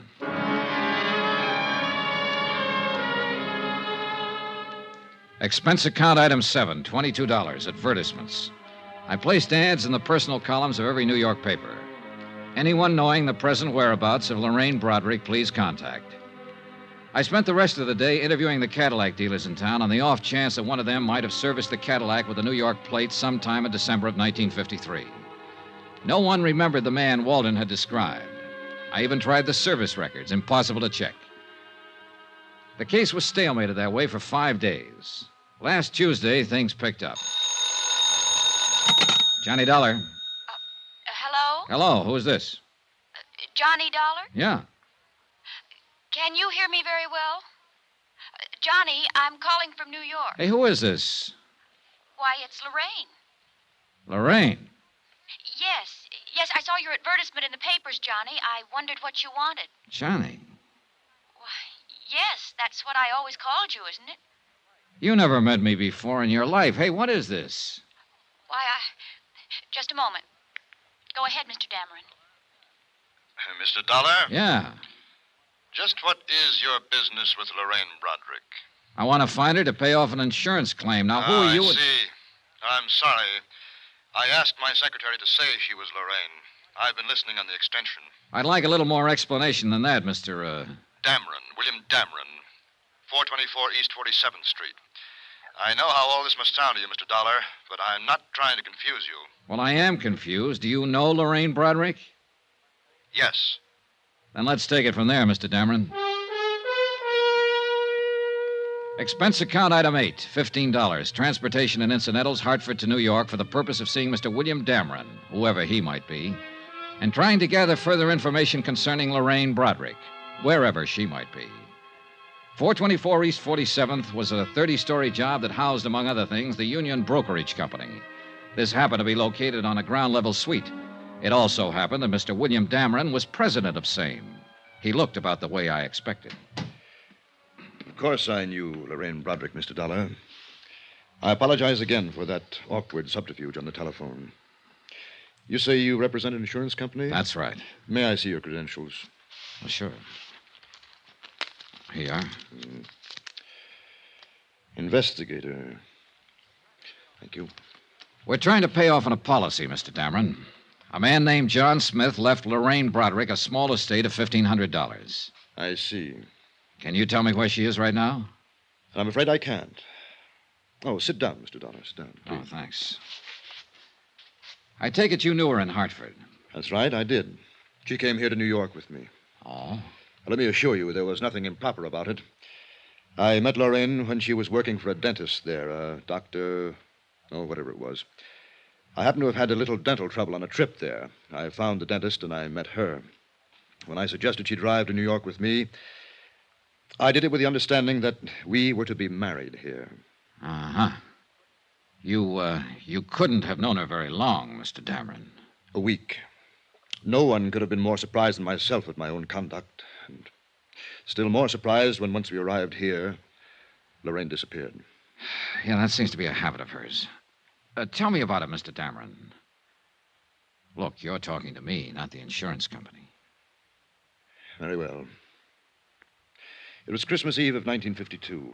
Lorraine was staying with my sister Pauline up in Westchester County. I picked her up about 6 o'clock that evening to go to a party out on Long Island. Between here and Long Island, we stopped for gasoline. I left the car for a moment, and when I came back, Lorraine was gone. And, well, that's it. Did you see her or hear from her after that? No, I didn't. Did she leave a note in the car, a message of some kind? No. I don't quite get this, Mr. Dameron. You were going to be married after you knew her only a week. You brought her here to New York, and a few days later, she just stepped out of your car in a filling station and disappeared. It's quite reasonable from her point of view, I suppose. But not from mine. It doesn't make sense. Did you have a fight, an argument or something? Oh, no. Well, what was it? Nothing. I don't think I would ever have argued with Lorraine. Lovely, gentle, sweet. Yeah, I know. What about her things? What things? Well, her clothes out at your sister's. Didn't she send for them, or what? No, she only had 2 small bags. They're still there, as far as I know. Well, what did you do? Did you call the police? No, why? Well, I would if a girl I was going to marry disappeared like that. No, I'm afraid a call to the police would have been, well, rather awkward, a man in my position. Let me ask you this. Do you have any idea why she walked away? Yes. Perhaps it's of no practical value to you, though. Any information I can get will be helpful, Mr. Well, all right, then. I think Lorraine was frightened. Of what? Of life, Mr. Dollar. Not people or circumstances, but life. Yes. You say that with a lot of conviction. Yes. Lorraine had always been, well, a poor girl. She lived with a rather decrepit uncle for a time after her parents were killed in an accident, an automobile accident, she said. And I think that I offered her the happiness and security she had always longed for. But I also think she was not mature enough or adjusted well enough to accept it. This is of no value, is it? Well, it might be. Can you tell me if she ever spoke of any ambitions? Maybe she wanted to go on the stage or become a nurse, something. Lorraine simply wanted to be my wife and live here. I can see you find that difficult to believe when I'm almost old enough to have been her father. But that is not the reason Lorraine walked away from the car that night. And believe me, Mr. Dollar, unless I'm terribly mistaken, she was very much in love with me and wanted to marry me. Have you tried to find her, Mr. Dameron? No, I have not. I waited around the filling station that night hoping she'd return, but I didn't report the matter to the police, as I said before. I intended to hire private detectives to locate her, but then I gave that up, too. I'm afraid I don't understand this. If you loved her. Would this make it more understandable? Lorraine was a rational, normal human being when I left her in that car. No one forced her away from it, or me. The man at the filling station said she merely stepped out and disappeared down the street. She left of her own free will, for her own reasons. I think I see your point. Thank you. I've hoped that one day she would appear at my door, contact me, come to me. But she hasn't. The most matchless woman I've ever known. Is there any way I can help you more concretely? If you could tell me the exact location of that filling station. Yes, I believe I can do that, but why? Last place she was seen alive. Oh, that word alive. Just a word, Mr. Dameron. Have you spoken to many people who knew her? A few. The dentist she worked for, an apartment house manager, principal in her high school. Mm-hmm. Yeah, I think they all told me the truth. The what? The truth. You know, how it actually was. What really happened. Oh, Mr. Dameron, she would have run out on you in Westchester, taken a cab from your sister's place with her luggage, or she could have come to you and called off the marriage. Mr. Dollar, please. Now, looking at you and talking to you, anyone would be impressed by the fact that you're a reasonable and understanding man. I am. She could have left you a dozen easier ways, Mr. Dameron, but it doesn't stand to reason that she'd step out of a car on Christmas Eve on the way to a party and disappear. With no luggage, with the clothes on her back, and no more. Women don't do things like that. They want an overnight bag, a change of clothes, somewhere to go to. It doesn't make sense. But that's exactly what she did. They don't do it that way unless there's a mighty good reason. A real gilt-edged reason, Mr. Dameron. Something that says what's ahead is better than what's being left. How much did she swipe? What? What did she take? How much? Close to $6,500. $6,500. Lovely, sweet, gentle. She took it from the wallet in my overcoat while I was talking to the filling station attendant. I would have given it to her gladly. All of this, everything. But she had to steal it from me. She had to steal it from me like some common little thief. There's truly no fool like an old fool. Is there, Mr. Dollar?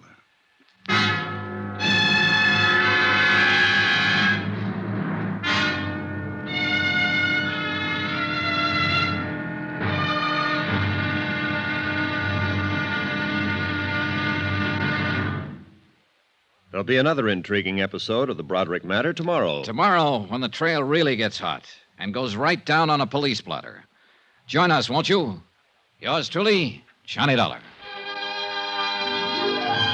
Yours truly, Johnny Dollar, starring Bob Bailey, is transcribed in Hollywood. Written by John Dawson, it is produced and directed by Jack Johnstone. Be sure to join us tomorrow night, same time and station, for the next exciting episode of Yours Truly, Johnny Dollar. Roy Rowan speaking.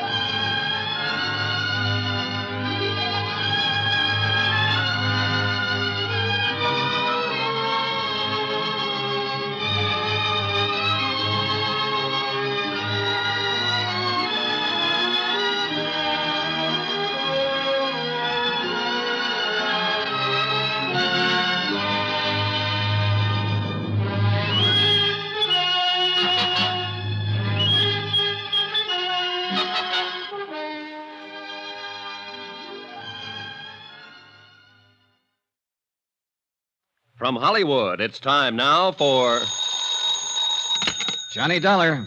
Bob Steele, Eastern Trust. How's New York? Fine, but I haven't found Lorraine Broderick yet. How about your lead? What was his name? Dameron? He hasn't seen her since Christmas Eve, a couple of years ago. She walked out on him with $6,500. What now? You, want to keep on with it, Mr. Steele? Sure, we have to pay her off, even if it is only $1,500.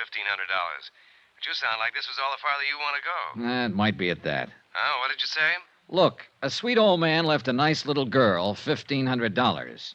Apparently, I'm looking for a grown woman who isn't very nice anymore. Beside the point, isn't it? Yeah, I guess so. Okay, Steele, I'm still on the case.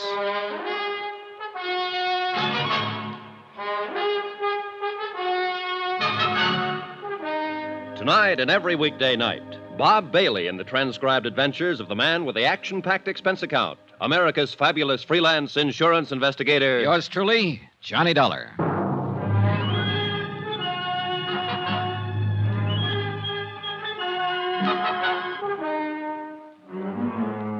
Expense account submitted by Special Investigator Johnny Dollar. Location, New York City, New York.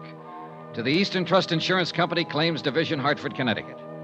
The following is an account of expenditures during my investigation of the Broderick matter. Subject, Lorraine Broderick. Object, to locate her and pay off claim. Results, disillusioning. More expenses. Item 9, $3, cab fare. From the plush offices of William Dameron to a filling station out on Long Island. To check his story of Lorraine's disappearance. A major oil company owned and operated the filling station where Lorraine Broderick had last been seen. Their payroll records name 3 attendants on duty. Christmas Eve, that is, in 1953. Item 10, $28, more cab fare, and don't squawk about it. I located and interviewed all 3. Enclosed fine statement of Edward Quinlan.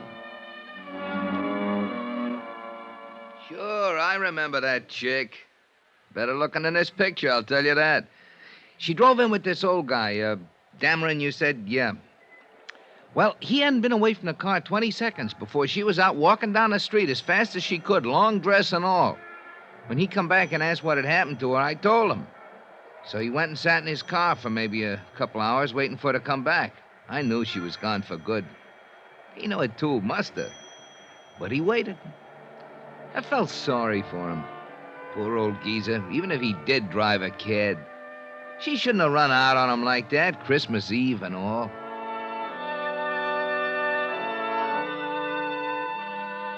Pauline Dameron Whitfield, sister of William Dameron, living up in Westchester County, verified her brother's story. Lorraine Broderick had left all of her clothes and bags at her house. Mrs. Whitfield had not heard from her or seen her since Christmas Eve, 1953. A check of the luggage revealed no information that would be helpful in locating Lorraine Broderick. The following morning at the New York Police Department downtown, I requested a missing persons investigation on Lorraine Broderick. She was booked in under an alias, Jane Brown. When I got to court, she gave her right name, Lorraine Broderick. What was the charge, Sergeant? Misdemeanor, drunk, disturbing a peace. $25 in night court, April 25th, 1953. That the only time she made the blotter? Yep. What's the address, Sergeant? 1346 Yardley. 1346 That's 2 Yardley. years ago. Thanks. At the address on Yardley, I learned that Lorraine Broderick had moved 18 months before. Again, there was no forwarding address, but the landlady turned out to be quite talkative. I'm glad she moved away from here, Mr. Dollar. I'd like to help you find her, but I'm awful glad she moved away. Why do you say that, Mrs. Gaines? Noisy. Parties all the time. I run a quiet place, you know. Yeah, I'm sure you do. When she first come here to rent the apartment, I thought she was the quiet type. Nice. She looked like she was just out of finishing school or something like that. Oh, she couldn't have been more than 20 years old. Well, maybe a little more, 22. She told me she was a secretary and she worked in Manhattan. Well, I let her have the apartment, of course. She paid her rent in advance, in cash. But once she was in, it was a different story. Yeah. Did she tell you where she worked in Manhattan? No, she never quite got around to mentioning that. Anyway, she couldn't have worked very hard. All the dates she had, night after night, honestly. Do you happen to know any of them, Mrs. Gaines? I do not. Big, noisy parties. Well, did she go with any particular man? A smart little girl like that sticking to just one man? I don't know whether she was very smart at all. Was she friendly with anybody in the building? Nope. Any idea where she might have gone from here? Nope. All I can say is I'm glad she don't live here no more. I went back to police headquarters. It had occurred to me that hardly anyone is ever arrested for being drunk and disturbing the peace alone. I was right. The night court files revealed that Lorraine Broderick had been arrested with 5 other people, 3 men and 2 women. I took down their names and began to check them out. Number 3 down the line was a man named Tyler in the hosiery business. Yes, he remembered Lorraine Broderick very well. No, he hadn't seen her for 6 months, but he could tell me where she lived. He'd seen her going in and out of an apartment on 61st Street several times. He gave me the address. The boy will take your bags. Willie?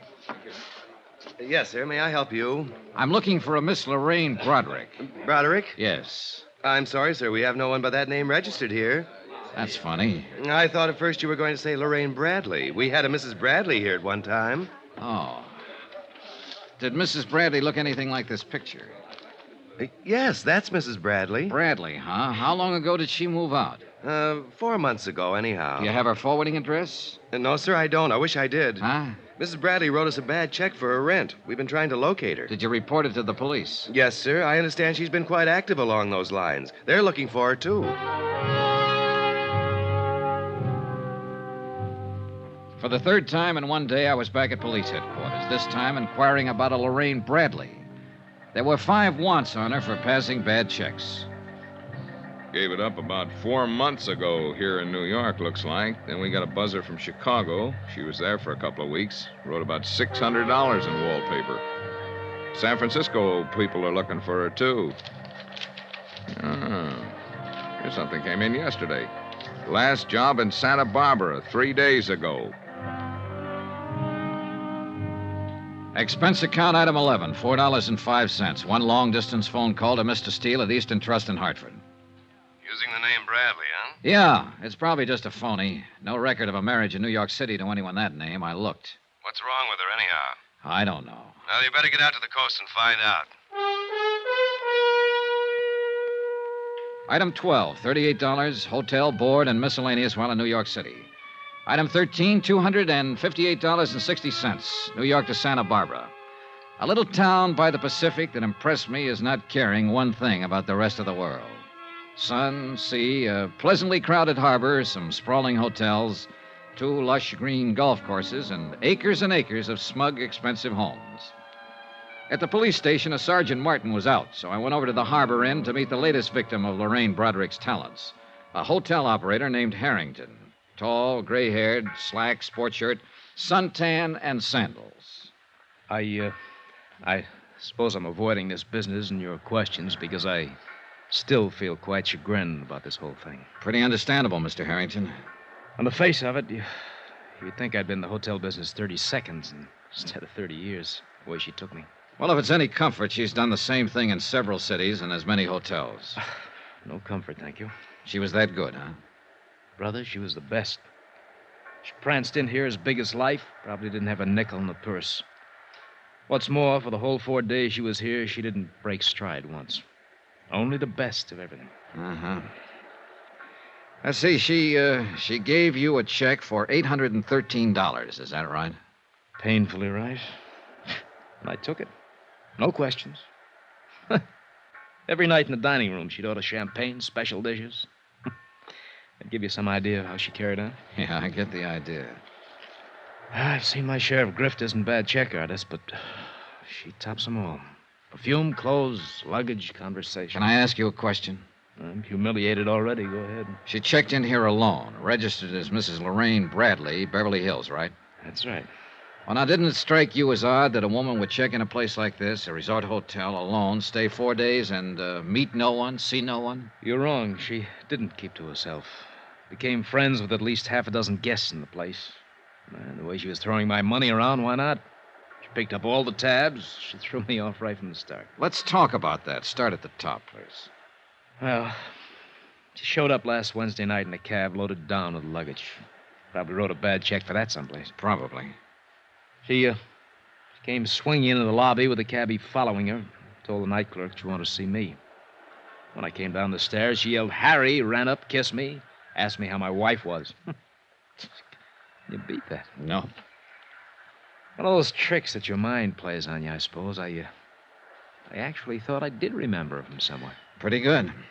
What was her story?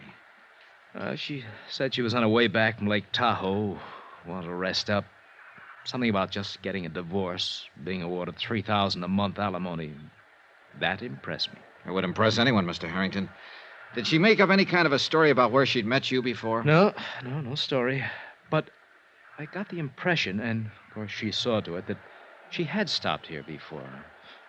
I wasn't altogether a boob. I did check her home address in Beverly Hills. There was a Robert Bradley listed there, same address she gave. Later on, I found out that he's in Europe with his wife and children. But his name was in the book. Oh, yes. Say, getting back to that part about her being familiar. That's just a good trick on her part, Dollar. Now, I did think I'd known her from somewhere, and, well, she also arranged it so that I was too embarrassed to ask her specifically. In all honesty, I suppose I wanted to have known her. Can you explain that? She was about the most beautiful thing I ever saw. She walked through that door right now and told me none of this was true. I'd probably believe her. Mm-hmm. Do you have a copy of her hotel account? I'd like to look it over.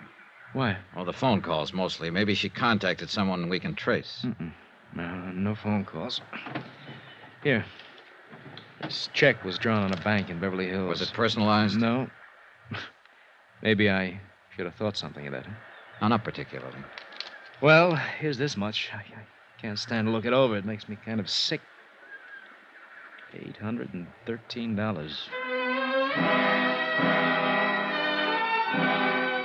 I spent another hour with Mr. Harrington as he distastefully covered the items on the bill she'd paid for with that bad check. Later that afternoon, I met with Sergeant Martin, Santa Barbara Police, who reported that a woman answering Lorraine's description had passed bad checks in Burlingame, Santa Maria, and Ojai, California. Expense account item 14, $102.85. Transportation to Monterey and Santa Cruz, where I interviewed 2 other hotel managers who had filed complaints. Their stories were pretty much the same as Harrington's, down to the pretended familiarity, the divorce, and alimony details. Item 15, $4.15. Long-distance phone call, Steele again in Hartford. That you, Johnny? Yeah, Mr. Steele. I've been hopping around all over the state. Policeman in Santa Barbara called here trying to find you, Sergeant Martin. He says he's got a line on her. Huh? He's done it again. Up down to Malibu Beach. The man who runs the seaside inn there found out her check was bad 15 minutes after she left. Now get started. You shouldn't be more than an hour behind her. Mr. Steele, I'm on my way.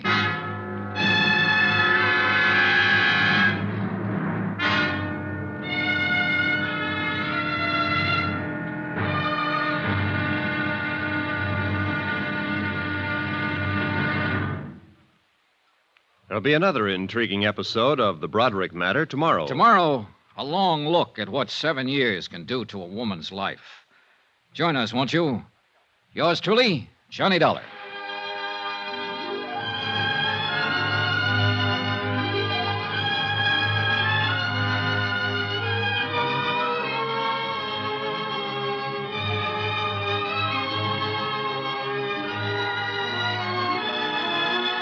Yours truly, Johnny Dollar, starring Bob Bailey, is transcribed in Hollywood. Written by John Dawson, it is produced and directed by Jack Johnstone.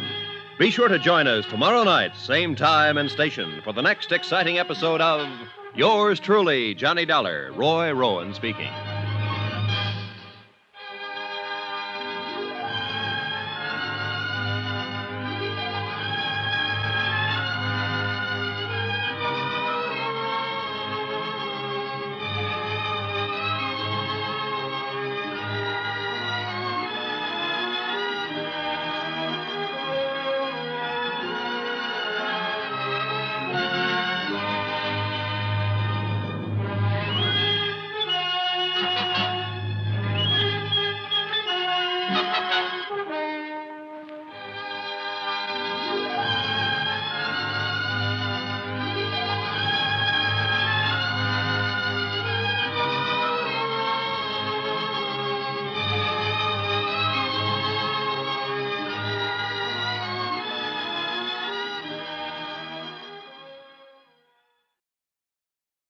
From Hollywood, it's time now for Johnny Dollar. Dollar, my name's King, Malibu Sheriff Station.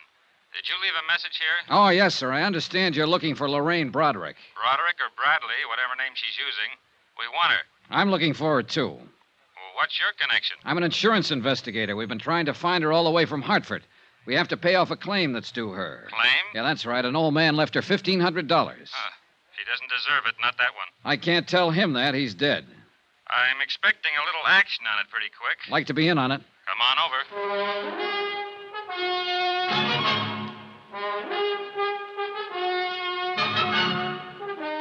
Tonight and every weekday night, Bob Bailey in the transcribed adventures of the man with the action-packed expense account, America's fabulous freelance insurance investigator. Yours truly, Johnny Dollar.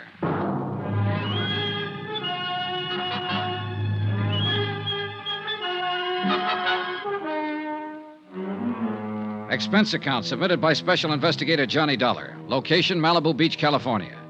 To the Eastern Trust Insurance Company, Claims Division, Hartford, Connecticut. The following is an accounting of expenditures during my investigation of the Broderick matter. More expenses, item 15, $38 even. More transportation. My trip here to Malibu Beach, where I didn't even bother listening to another disgruntled hotel proprietor repeat a bad check story I knew only too well. I went directly to the sheriff's station and Deputy King. Well, that's about the picture, Mr. Dollar. Lorraine Bradley was at the inn 4 days and checked out this morning. Used the name Bradley. Lorraine Bradley.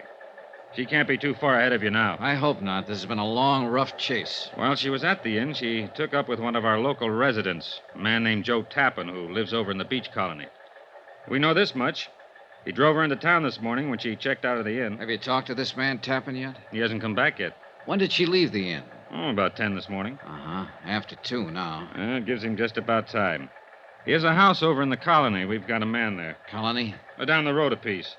They call it that because a lot of movie stars built beach homes there 25 or 30 years ago.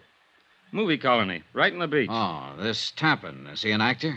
Yeah, when he gets work, which isn't very often.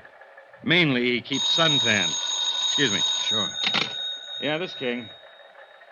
Oh. Good, right away. Tappan just drove up to his house. Let's go. I went with Deputy King to talk with Joe Tappan. He turned out to be a healthy, muscular man in his mid-30s. By the time we got there, he was in trunks and sunglasses, sitting on a porch at the front of his house. He was a little stunned by the news we brought him. What? Lorraine of phony? Are you sure about this, Sheriff? That's the man at the Seaside Inn. Oh, no. No, I don't believe it. Is this Lorraine? Go ahead, look at it. Well, that looks like Lorraine. Yes, but I can't be sure. She's older. Well, I mean, the girl in this picture's pretty young. It's her, all right. Mr. Dollar's been looking all over the country for her. Hartford, New York City, up and down this coast. Well, come on. Let's go up to the house. I thought I knew her pretty well. How long did you know her, Mr. Tappan? Well, not long, but I knew her. I really did. When did you meet her? The first night she checked into the Seaside Inn. 4 days, then? Yeah. Want something to drink? No. No, thanks. Well, I think I'll have... No, I don't want to talk about her. We have to talk about her, Mr. Tappan. But I'm sure there's some explanation about the check. She'd have to explain quite a few checks. Right, Dollar? Yeah, that's about it. Mr. Tappan, I understand you drove her into Los Angeles this morning. That's right. I took her to the Beverly Glen Hotel. Did she check in there? No, she just dumped her luggage. She told me she didn't know whether or not she'd have to go to Chicago tonight. Something about a house she owned there that had to be rented or sold. Uh-huh. Did you leave her there at the Beverly Glen? No. She made a phone call and said that she had to meet her lawyer. Did she say where? A bar in Hollywood. The Topper, I think it was, on Cahuenga Boulevard. I drove her over there and left her. When was this? A couple of hours ago, I guess. About noon. How was she dressed? Black, strapless, wore a fur stole. Did she mention any names, tell you anything about herself? Oh, yes. She told me that 6 months ago, a little boy was killed in an automobile accident. He was only 2 years old. She said that was the thing that broke up her marriage to this Bradley. Uh-huh. And she told me that she needed to believe in something again. Someone. And that she needed someone to believe in her. Well, there wasn't any little boy or any husband, Mr. Tappan. There have been a couple of men I've talked to, a dentist in Hartford, a businessman in New York, who felt the same way as you do about her. Well, even with what you told me, I believe what she said. Why, she cried a little when she was telling me.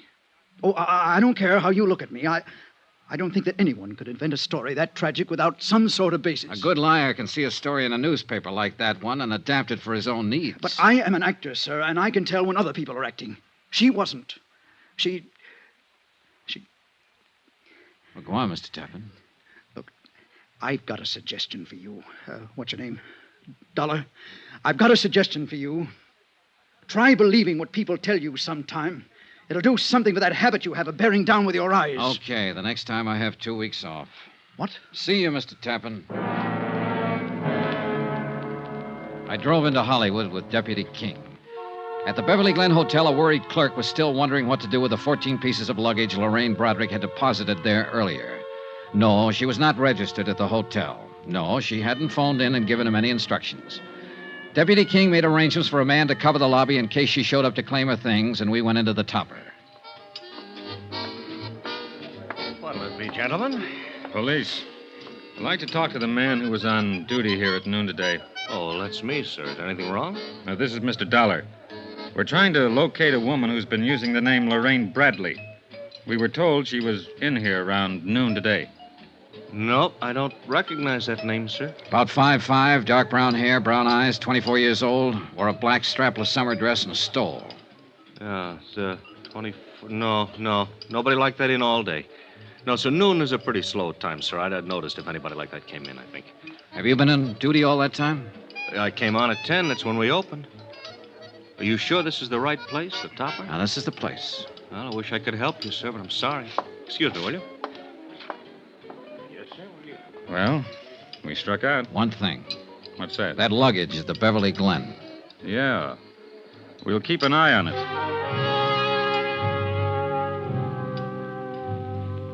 Lorraine Broderick did not return to the Beverly Glen Hotel that day to claim her luggage. The lobby was watched around the clock. Her description was on the Daily Bulletin. Every policeman in Los Angeles was on the lookout for her. I spent my time thinking about the little girl who had helped an old man sell newspapers one afternoon years ago. A little girl with a face like an angel. I didn't feel good about this case. But Joe Tappan felt worse when I went to see him again. Well. Hi. Mind if I come in? What now, Mr. Dollar? Your girlfriend. What about her? I've been thinking about what you told us. So? So maybe you didn't understand what I told you. Now, look I'm here. not pushing my weight around, Tappan. But it seems to me you're a little stubborn in what you want to believe about her. How old did she tell you her baby was that she lost in a car accident? 2 years old. All right. 2 years ago, she was working for a dentist in Hartford, Connecticut. He was pretty much in love with her. She left him flat to take up with a man in the brokerage business in New York. She left him flat. Took $6,500 when she did it.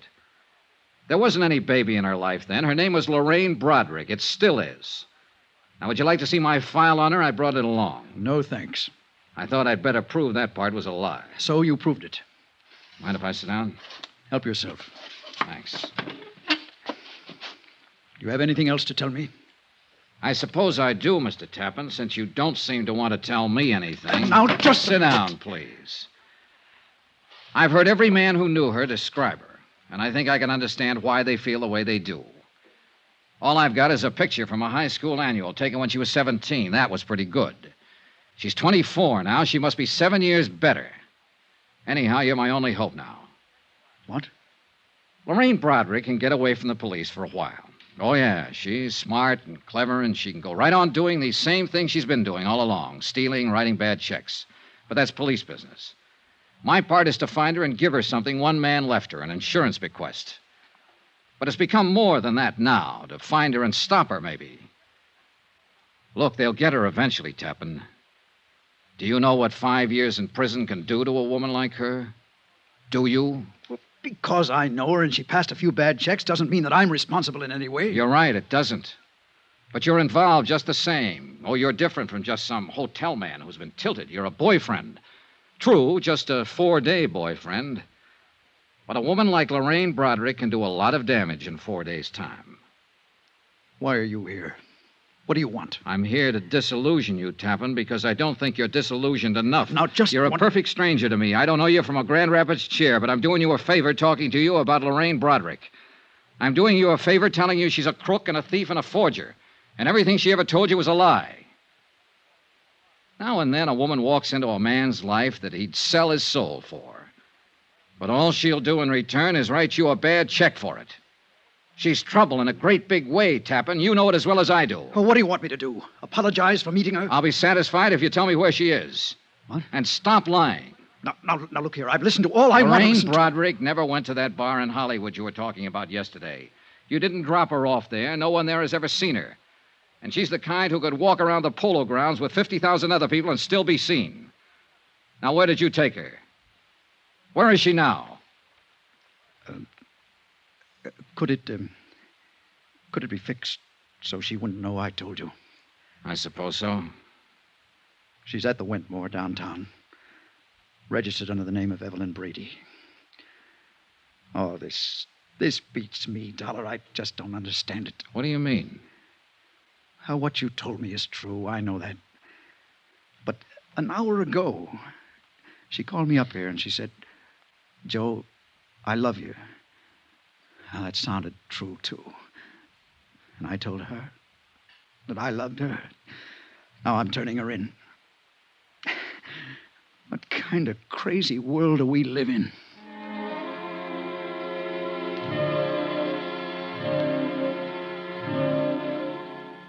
Expense account item 16, $14. Cab fare from Malibu to downtown Los Angeles in the Wentmore Hotel.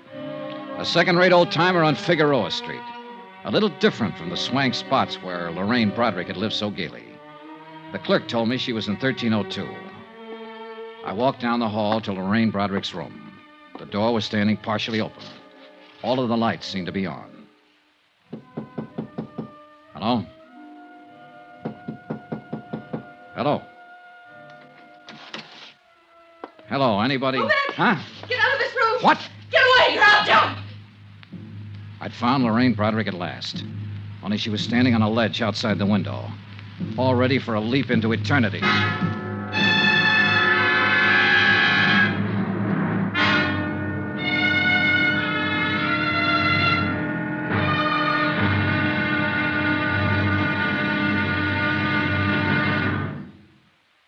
There'll be another intriguing episode of the Broderick matter tomorrow. Tomorrow, the end of the trail. For me and for Lorraine Broderick. Join us, won't you? Yours truly, Johnny Dollar.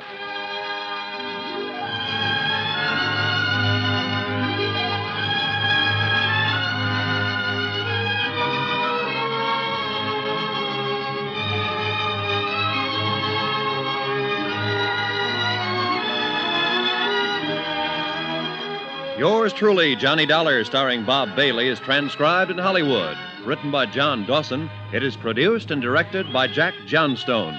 Be sure to join us tomorrow night, same time and station, for the next exciting episode of Yours truly, Johnny Dollar. Roy Rowan speaking.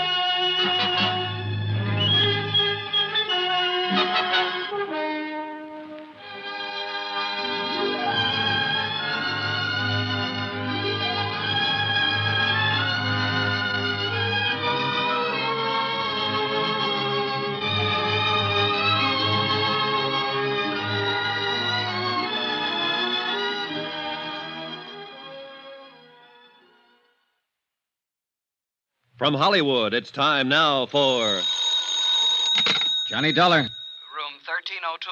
This is the desk clerk. I have a call here. Never mind the call. You call the police. Call the what? Call the police and tell them to hurry. There's an attempted suicide up here. Who is this? Shut up and do as I tell you. Now, just a minute. It won't do you any good. It won't do you any good at all. Wait a minute. Police, you, who cares? I'm going to jump anyhow.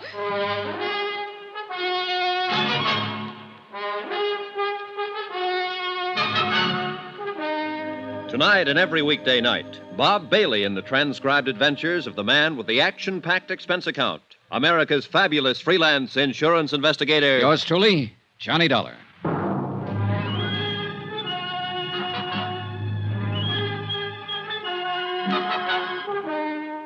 Expense account submitted by Special Investigator Johnny Dollar. Location, Los Angeles, California. To the Eastern Trust Insurance Company Claims Division, Hartford, Connecticut. The following is an accounting of expenditures during my investigation of the Broderick matter. An old man in Hartford died and left $1,500 insurance money to a little girl who had been nice to him one afternoon back in 1943. My job, get the money to her. Even if she might take it and jump off the 13th floor ledge of a building. Don't come any closer. I'll jump. Lorraine. Don't come any closer. It's cold out there. Don't you think you should come inside? I'm going to jump. Stay away now. Don't try to grab me. All right.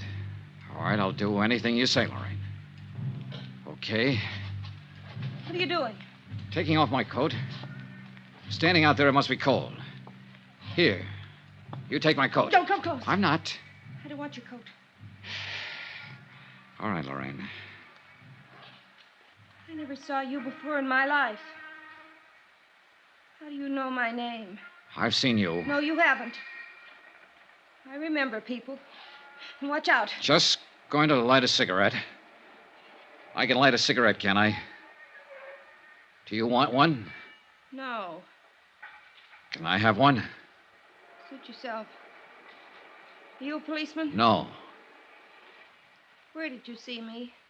In a picture. In your high school annual at St. Charles. St. Charles?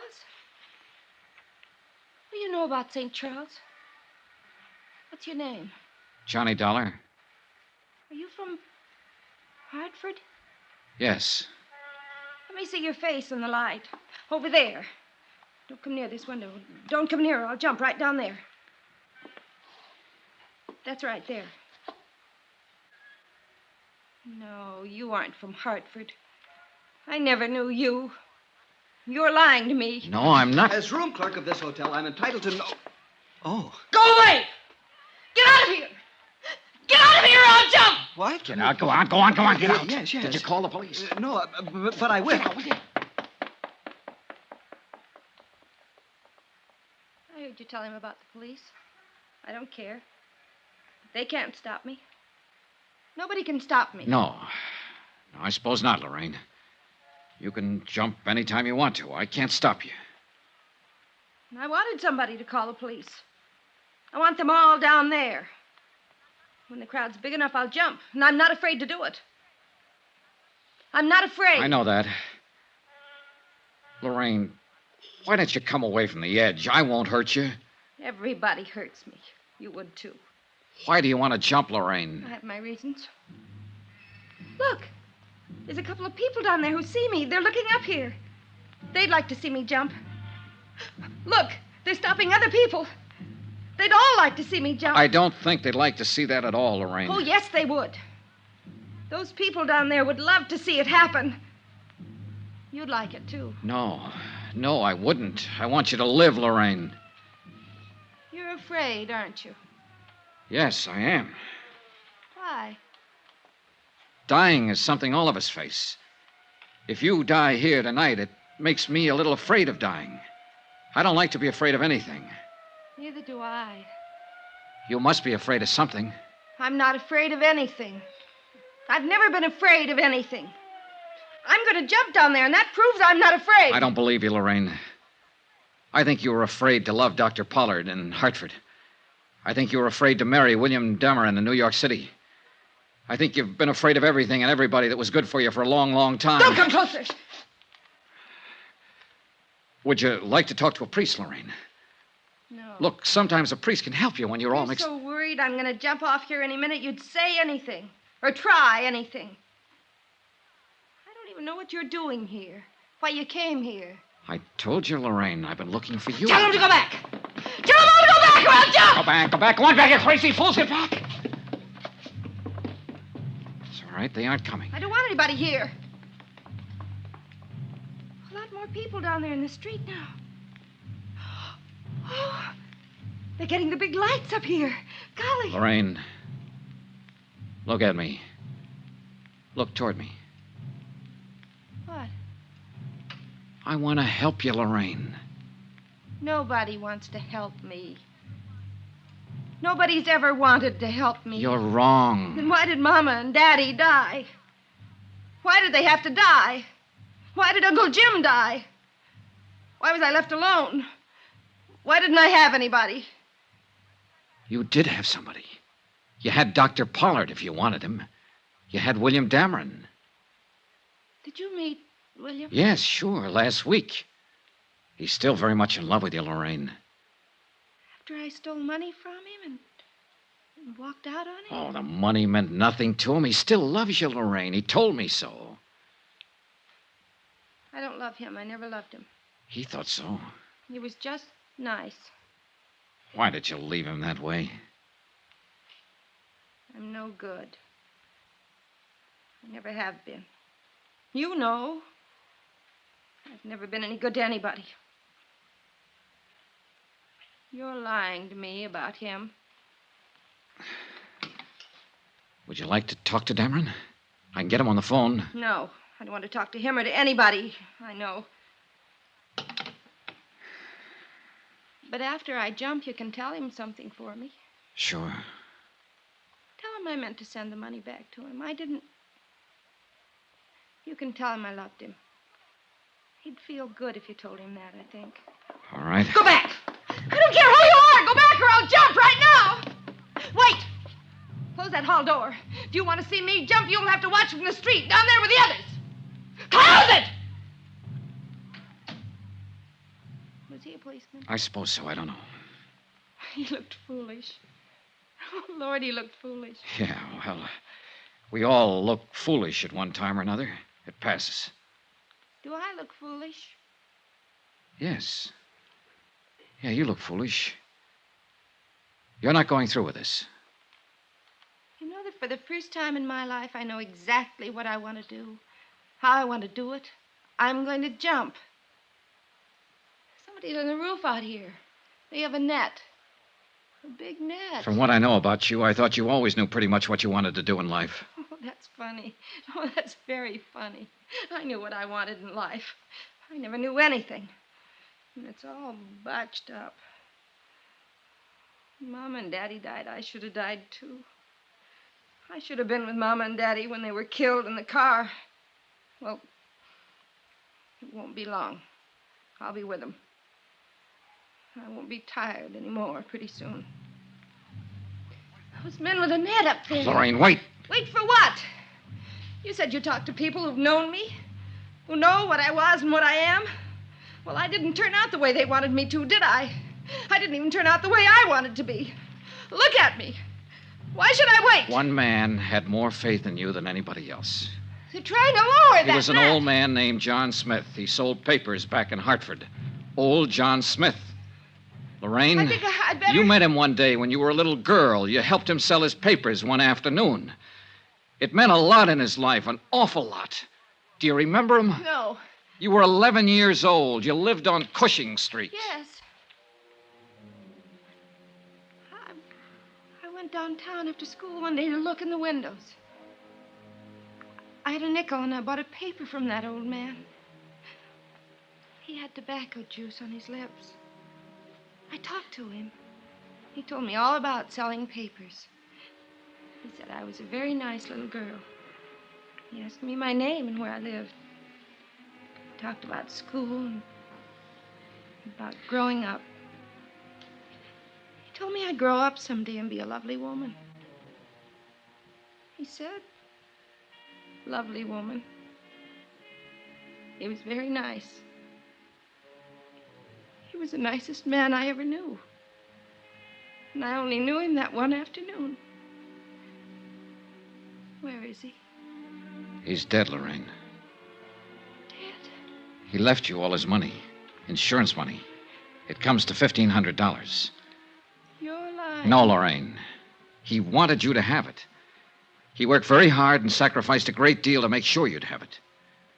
You're making all this up. It's all a lie. Only that afternoon. It was an important afternoon. Here, look. What? Don't come closer. These prove I'm from the insurance company. Here's the check. Throw them over. All right. Go ahead. Pick them up. I won't make a move. What do you think now? That old man. That poor old man. Oh, that poor old man. Easy. Easy.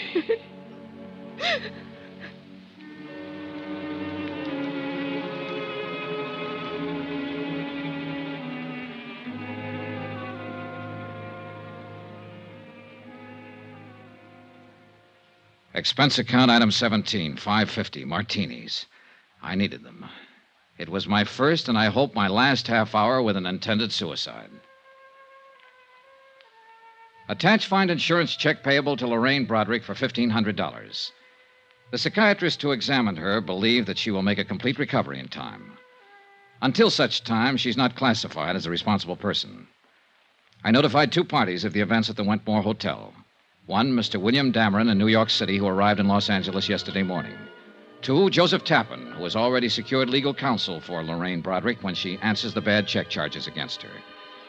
As you know, in matters like this, restitution is usually preferred to prosecution.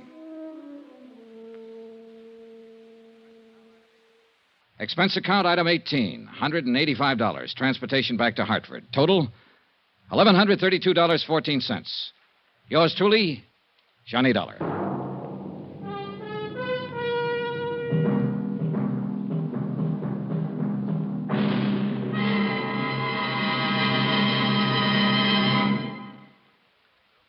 Remember, please, there'll be another intriguing story for you beginning next Monday night. Next week, the Cronin matter. A matter of keeping a sweet old lady from carefully and deliberately losing her life. Join us, won't you? Yours truly, Johnny Dollar.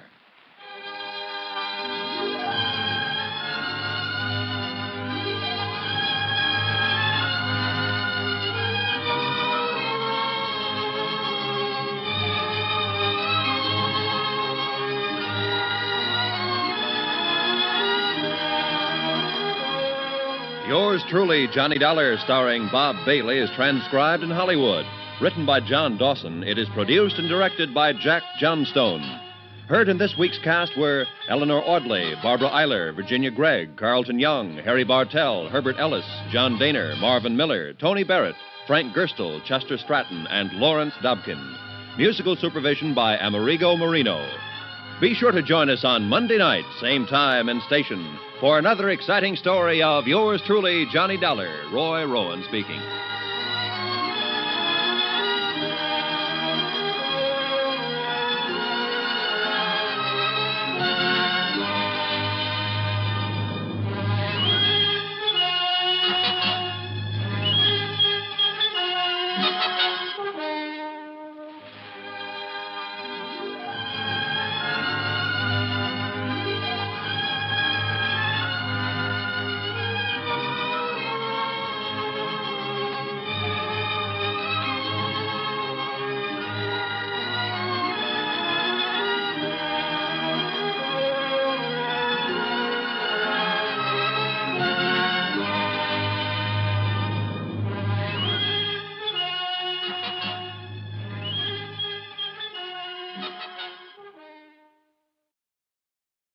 From Hollywood, it's time now for Johnny Dollar. George Atkins at Northwest Indemnity. Oh, hiya, Georgie. How'd you like to go to New York, Johnny, and get into the gay, mad world of the theater? Thanks a lot, Georgie, but no thanks. I'm not the grease paint type. I know, but Amy Bradshaw is. Amy Bradshaw? Yeah, we wrote a policy on her a couple years ago. Look, if it's her autograph you want, why send me? It's not that simple. Anyhow, she's got all the fans she wants. I know. I'm one of them. I think she's great. Johnny, looks like somebody's trying to kill her. Georgie, I'll be right over.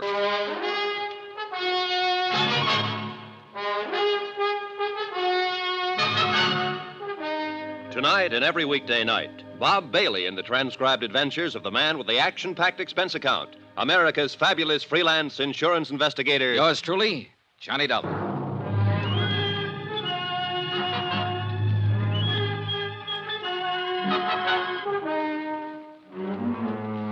Expense account submitted by Special Investigator Johnny Dollar to the Northwestern Indemnity Alliance, Hartford, Connecticut.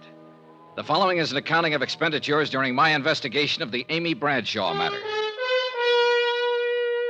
Expense account item 1, $16.50. Transportation and incidentals to New York City. I checked in at a hotel and then went over to the Criterion Theater on West 44th, where Amy was starring in a play called The Unguarded Hour. David Coleman, the director, was standing in the wings watching the third act on stage. David Coleman? Yes? I'm Johnny Dollar, insurance investigator, sent over by Northwestern Indemnity. Oh, yes, Mr. Dollar. I called them. Let's go over here where we can talk. Okay. How's the play going? Well, 22 weeks now. Been going along just fine until this business came up. How did it start? Last evening, just before curtain time, I dropped by Amy's dressing room. She looked, well, strange. How so? Pale, trembling. She was staring at a note in her hand. It sounded like some sort of crank note, you know. You are an evil woman. You will be punished by sudden death, unquote. Have you reported this to the police? Oh, no. I was afraid that if I did, it might get into the papers, and we don't want that kind of publicity. I see. How about if I talk to Amy after the show? I told her you'd be down, and she'll talk to you. All good. Well... Mr. Dollar, the strain of this whole thing's beginning to show up in her performance.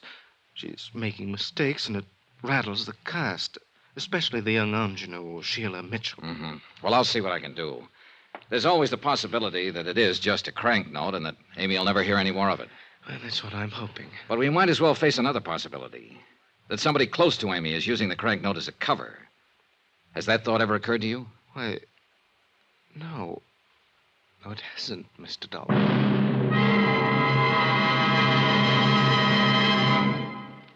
We will continue with the Bradshaw matter in a moment.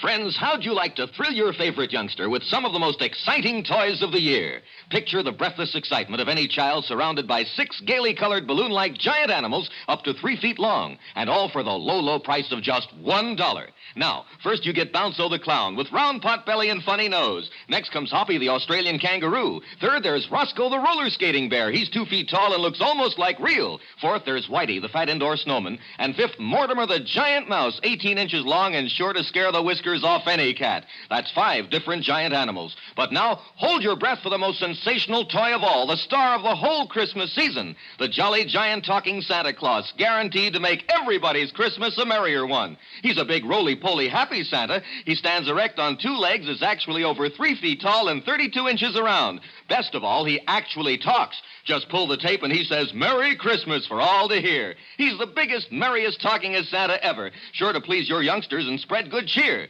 Yes, Giant Santa proves there really is a Santa Claus. That's a total of 6 giant animals made of brightly colored, preformed, sturdy latex, which the kids can easily inflate. And the cost, just $1, not for each, just $1 for all 6 of these lovable giants who'll turn your home into a circus parade. And here's a surprise. Mail your order today and you'll also receive absolutely free Peter the Rabbit, actually over 2 feet tall with big red ears almost 9 inches long. But you must send now. Rush $1 plus 10 cents for packing and mailing for each set you want to Giant Animals Box 1580, Grand Central Station, New York City. If not delighted with every one of your 7 giant animals, return them to the Super Animals Company for a full refund, but keep the giant talking Santa as our gift. Order now. Supplies are limited. Rush $1.10 for packing and mailing for each set in cash, check, or money order to Giant Animals, Box 1580, Grand Central Station, New York City. That's $1 plus 10 cents with your name and address. Mail to Giant Animals, Box 1580, Grand Central Station, New York City. That's Giant Animals, Box 1580, Grand Central Station, New York City.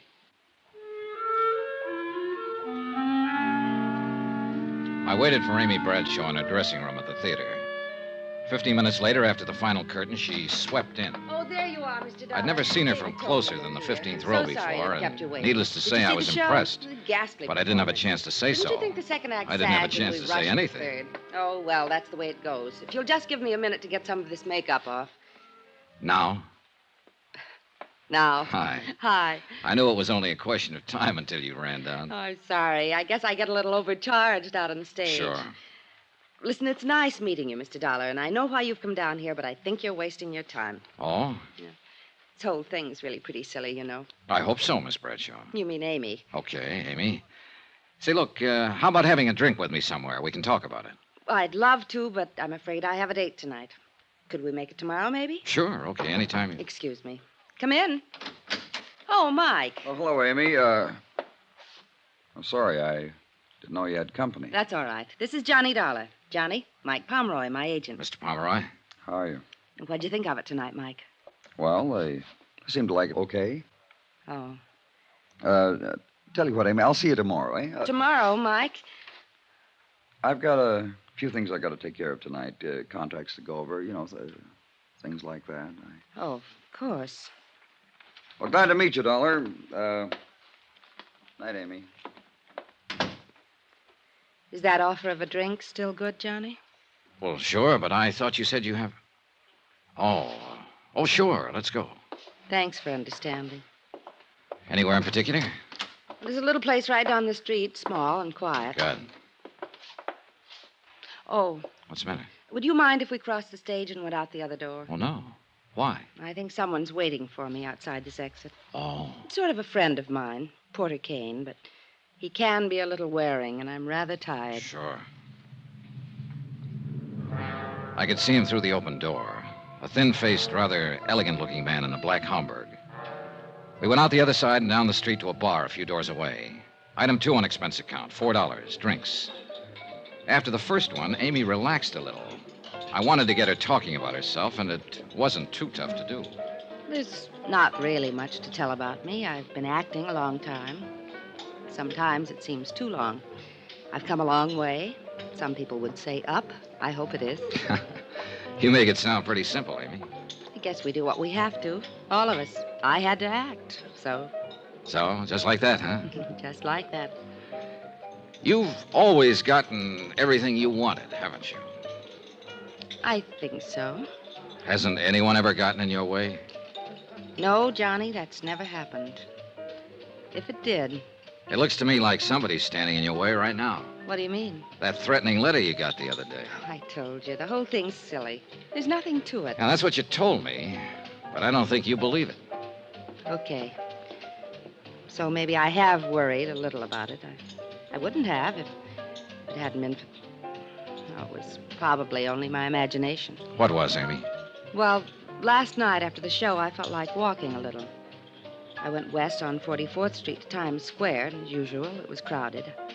I stood on the curb waiting for the light to change, and suddenly I got shoved out into the street. Oh? Right out into the traffic. I jumped back just in time. You see who did it? How can you tell in a crowd like that? I know.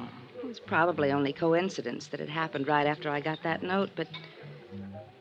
Oh, Johnny, I still just can't believe anybody is really trying to do me harm, but... I guess what's been making me nervous during the performance is staring out at that blackness past the footlights, wondering if there's somebody out there who hates me. Uh-huh. I guess I can't stand being hated, Johnny. I've got to be loved. Look, Amy, did it ever occur to you this might not be a crank out in the audience, that it might be someone closer to you? What? Johnny, that's impossible. Isn't? I don't have many friends. They've mostly to do with the play, but those I have are good ones. Who else besides your agent, Pomeroy? How about the director? David Coleman. He's a very old friend and one of the best. How about the producer? Emery's the last person in the world who'd wish me harm. On a dollars and cents basis, if nothing else. He and Dora both. Dora? His wife. I like her very much. Does she like you? Why shouldn't she? What about this man you wanted to duck tonight, the one who was waiting outside the theater? Porter Kane? Oh, he's a sort of a fan, I guess. A little eccentric, maybe, but he's been very good to me. Johnny, really, it couldn't be any of them. Maybe, maybe not. Look, Amy, I was sent down here because Northwestern Indemnity holds a policy on you. I know. Now, who's the beneficiary? William York. Who's he? My husband. Oh. I didn't know you were married. We separated 6 months ago. What I wanted, he didn't. What he wanted, I didn't. It's as simple as that. Well, where is he now? Here in New York somewhere, I guess. I don't know. He's a writer, sort of. Johnny, I'm tired. Oh, yeah, sure you must be. I'm sorry I kept you so long. Oh, no, I didn't mean that. It's been nice. Very nice. It's funny. I seem to relax a little when I'm with you. We let that one lay and went outside. Item 3 on expense account, $2, taxi to Amy's apartment. There was a car parked 2 doors down with a man just sitting in it. I saw Amy give it a quick look. Then as she said goodnight to me at the door, I noticed that she slipped the catch on it. I sauntered across the street and stepped into the shadows. A moment later, the door of the parked car opened and her agent, Mike Pomeroy, got out and went into the apartment house. Then I realized I wasn't the only one watching this. Half a block down the street, I could see a figure in a shadowy doorway. I ran toward him, but he took off around the corner. When I reached the corner, he was nowhere in sight. Amy might have been taking this thing only half seriously, but I was real serious about it now. She said she had some very nice friends. But I had a strong hunch that one of these very nice friends was out to kill her.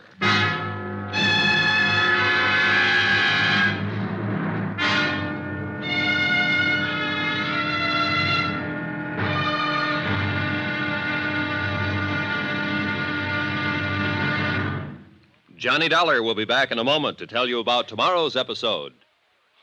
Friends, send for your set of some of the most exciting toys of the year. 6 giant inflatable toys for only $1, some up to 3 feet tall. You get Bounco the Happy Clown, Hoppy the Australian Kangaroo, Roscoe the 2 feet long roller skating bear, Whitey the fat indoor snowman, Mortimer the giant mouse 18 inches long, and last but not least, the great giant talking Santa, a roly-poly giant over 3 feet tall and 32 inches around the belly that actually says Merry Christmas out loud when you pull the tape. That's 6 sensational giant toys for only $1, made of sturdy, gaily colored latex that the kids can easily inflate. Send $1 for each set to Giant Animals, Box 1580, Grand Central Station, New York City. And if you order right now, you get Peter the Rabbit, over 2 feet tall, absolutely free. If not delighted with your Giant Animals, your money refunded immediately. Order today. You may never hear this offer again. Rush $1 plus 10 cents for packing and mailing in cash, check, or money order to Giant Animals, Box 1580, Grand Central Station, New York City. That's $1 plus 10 cents for each set with your name and address to Giant Animals, Box 1580, Grand Central Station, New York City.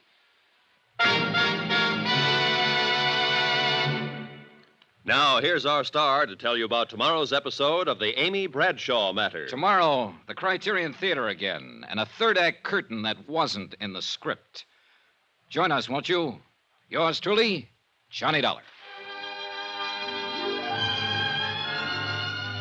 Yours truly, Johnny Dollar, starring Bob Bailey, is transcribed in Hollywood. Written by Robert Reif, it is produced and directed by Jack Johnstone. Be sure to join us tomorrow night, same time and station, for the next exciting episode of Yours truly, Johnny Dollar. Roy Rowan speaking.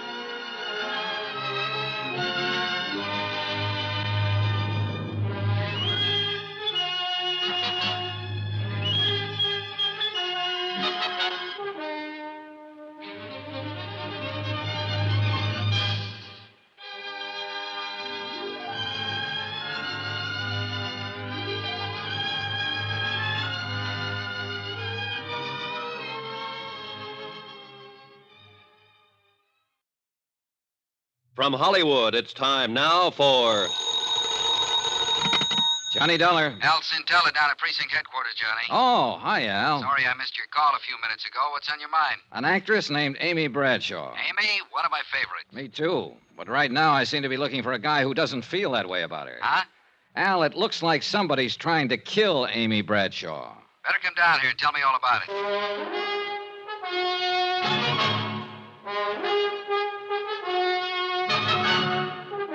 Tonight and every weekday night, Bob Bailey in the transcribed adventures of the man with the action-packed expense account, America's fabulous freelance insurance investigator. Yours truly, Johnny Dollar.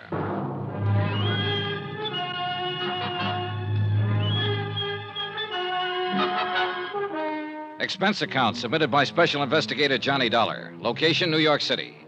To the Northwestern Indemnity Alliance, Hartford, Connecticut. The following is an accounting of expenditures during my investigation of the Amy Bradshaw matter. The threat of an attempt on her well-insured life. Expense account item 5, $1.75. Cab from my hotel to precinct headquarters to talk to Detective Lieutenant Al Cintella. Al looked about the same as the last time I'd seen him. Rugged, competent, maybe a few pounds heavier. Sit down, Johnny. Sit down. Thanks. Something about Amy Bradshaw, you said. Yeah. Didn't know you were a friend of hers. Northwestern Indemnity holds a $25,000 life insurance policy on her. Here, take a look at this note. Amy got it several days ago. You are evil. You will be punished by sudden death. Oh, come on now, Johnny. A couple of nights ago, after the show, somebody shoved Amy off the curb and out into the traffic over in Times Square. Well, the same thing happens to me almost every time I'm around Times Square. You know what I smell in all this? Oh, sure. You probably smell a publicity stunt. I sure do. You think I'd fall for a thing like that? You known Amy Bradshaw very long? No. I'd seen her in a few shows, but last night was the first time I'd ever met her in person. If I didn't know you pretty well, I'd say you might be getting a little stage struck on her. Uh-huh. What about the man who trailed Amy to her apartment last night? Oh? Who? I don't know. I chased him, but he had too much of a lead on me. I still wouldn't go jumping to any conclusions. Who you got to work on, for instance?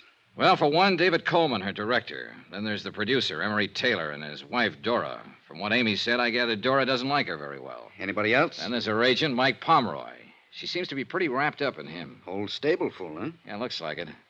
Also, a fellow named Porter Kane, who's usually hanging around the theater waiting for Amy. And finally, the man I really came to talk to you about. Who's that? Name is Bill York, her husband, but they're separated. Oh? She doesn't know where he is. You figure he might tie in somehow? He is the beneficiary of Amy's insurance policy. Well, I'll see if I can turn up an address on him for you. Okay, thanks, Al. In the meantime, I think I'll pay a call on this Porter Kane. See if I can find out just how good a fan he is.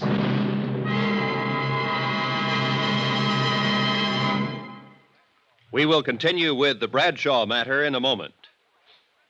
Friends, how'd you like to thrill your favorite youngster with some of the most exciting toys of the year? Picture the breathless excitement of any child surrounded by 6 gaily colored balloon-like giant animals up to 3 feet long, and all for the low, low price of just $1. Now, first you get Bounzo the clown with round pot belly and funny nose. Next comes Hoppy the Australian kangaroo. Third, there's Roscoe the roller skating bear. He's 2 feet tall and looks almost like real. Fourth, there's Whitey the fat indoor snowman. And fifth, Mortimer the giant mouse, 18 inches long and sure to scare the whiskers off any cat. That's 5 different giant animals. But now, hold your breath for the most sensational toy of all, the star of the whole Christmas season, the jolly giant talking Santa Claus, guaranteed to make everybody's Christmas a merrier one. He's a big roly-poly happy Santa. He stands erect on 2 legs, is actually over 3 feet tall and 32 inches around. Best of all, he actually talks. Just pull the tape and he says, "Merry Christmas" for all to hear. He's the biggest, merriest talkingest Santa ever, sure to please your youngsters and spread good cheer. Yes, Giant Santa proves there really is a Santa Claus.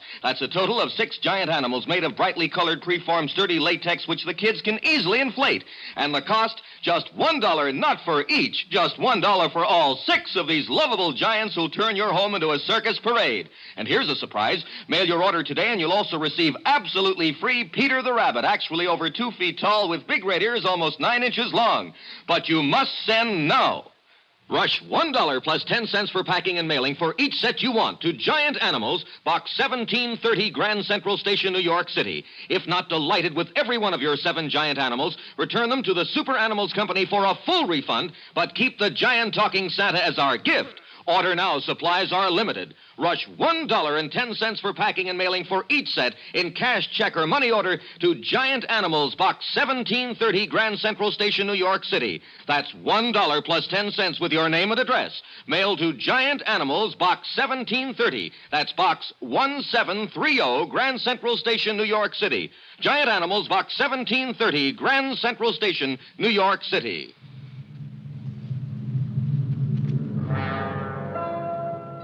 Expense account item 6, $225. Cab to the apartment of Porter Kane in the East 70s. It was an expensive-looking place. I got there about noon, but Porter Kane was just finishing breakfast, accompanied by Chopin. May I offer you a cup of coffee, Mr. Dollar? Oh, thanks. A blind, please. Yes. Now, you came to see me about Amy Bradshaw, I believe. That's right, Mr. Kane. I represent Northwestern Indemnity Alliance. They hold a policy on Miss Bradshaw. You perhaps want some sort of character reference on her? You, might put it that way. Well, in that case, you couldn't have come to one better qualified than I. You see, Amy is my career at present. Afraid I don't understand, Mr. Kane. Well, some years ago, I was relieved of the sordid but customarily necessary task of working for my bread and butter. The result is that I've been able to devote myself to a fascinating hobby. What kind of a hobby? I collect things. Oh? The objects of my interest vary, but they all have one thing in common. Oh? This signet ring I'm wearing, for instance. Yes, I noticed it. Very unusual. The crest is that of the Medici family, Renaissance Italy.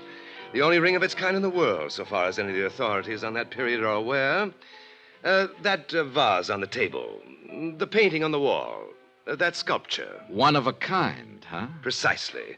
Which brings us quite logically to Amy, who is clearly one of a kind. So? So I plan to add Amy to my collection. Just like that, huh? I'm certain Amy will see it my way in time. And I have time. Now, if you'll excuse me, I must dress for the matinee. Will I see you again, Mr. Dollar? Yes. You probably will, Mr. Kane. I was glad to get out of the hothouse atmosphere of Kane's apartment. Real weird, this character. And I had a hunch I'd better keep an eye on him. Item 7, $1.65. Cab fare that evening to the Criterion Theater. I arrived half an hour before curtain time and headed for Amy's dressing room. Then, as I approached her door... You listen real careful. I'll give it to you once again. You've been tossing wrong cues to Sheila for 3 nights now. You've been doing everything you can to upstage her and make her look bad. Mike, it's just that I've been nervous lately. Maybe I have made a few mistakes in my life. Amy, you know I've got plans for Sheila, and I don't want her looking bad in this play. You've got plans for Sheila. What about us? Amy, we can talk about that some other time. But for now, I just want you to understand. You're to lay off Sheila. I mean it. Is that a threat, Mike? Take it any way you like. It sounded like Pomeroy was coming outside, so I ducked around behind a piece of scenery and waited a moment. Then I went back to Amy's door. Oh, Johnny. Hello, Amy. You look tired. I am. I just had a little go-around with Mike. Pomeroy? Uh-huh. I've been fluffing some of my lines lately. He seems to think I've been doing it deliberately to make Sheila Mitchell look bad.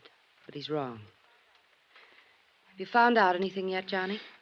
No, not much. I still can't believe there's anything to it. It's so silly to let it upset me. It's silly even to give it a thought. Well, try not to, Amy. Let me worry about it. All right. Did I ever tell you it's nice having you around, Johnny? I left her dressing room and started for the alley door, but somebody stepped out in front of me. It was Mike Pomeroy. Hello, Dollar. Oh, hi, Pomeroy. I was just talking to Dave Coleman, the director. He told me he was the one who sent for you. He told me why. You didn't know about the threatening letter Amy got? No, I didn't. Look, Dollar, every actress I've ever known has gotten at least one note like that during her career. You don't think this should be taken too seriously, then? No. Amy's pretty nervous these days, and as long as you're around stirring things up, she'll be worried about it. If there's anything to be done about it, I can handle it. In other words, you want me to mind my own business, that it? You said that, Dollar. I didn't. It might not be a bad idea. Funny thing. When somebody tells me to lay off a case, my interest in it always doubles. After the final curtain, I went backstage to wait for Amy. The stage door was open, and I could see Porter Kane waiting in the alley outside. So I went over to him. Well, Mr. Dollar, good evening. Hello, Kane. On duty again tonight? Perhaps that's one way of putting it. I thought I might have a little chat with Amy after she's changed. I'm afraid she has a date. Oh? Do you happen to know with whom? Yeah, me. Mr. Dollar, are you suggesting that I'm to regard you as some sort of rival? Not at all, Kane. I'm just suggesting that I'm a friend of Amy's. I see. Good night, Mr. Dollar.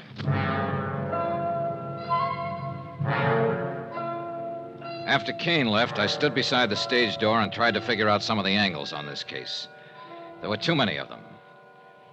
By the time I went in, the theater was dark, except for a dim light bulb over the stage, and everyone had gone. Everybody, that is, except Amy. I ran into the darkened theater. She was standing horrified next to the stairway by the dressing rooms, her eyes fixed on something that lay on the floor.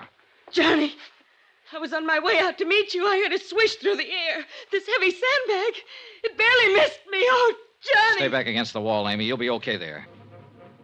I climbed the long ladder up to the catwalk above the stage where they sometimes use the sandbags to balance hunks of scenery. It was dark up there. I started edging along the catwalk. Suddenly, my foot hit a loose board. I almost lost my balance. A loose board that could have been left for me. And it was a long, long drop down to the stage. Whoever had been up there knew the theater pretty well. Finally, I went back down to Amy. She was trembling. Johnny? It's okay, Amy. It's okay. Johnny? Maybe I didn't take it seriously before, but I do now. Somebody dropped that sandbag from up there deliberately. Somebody is trying to kill me, and I'm scared, Johnny. I'm scared.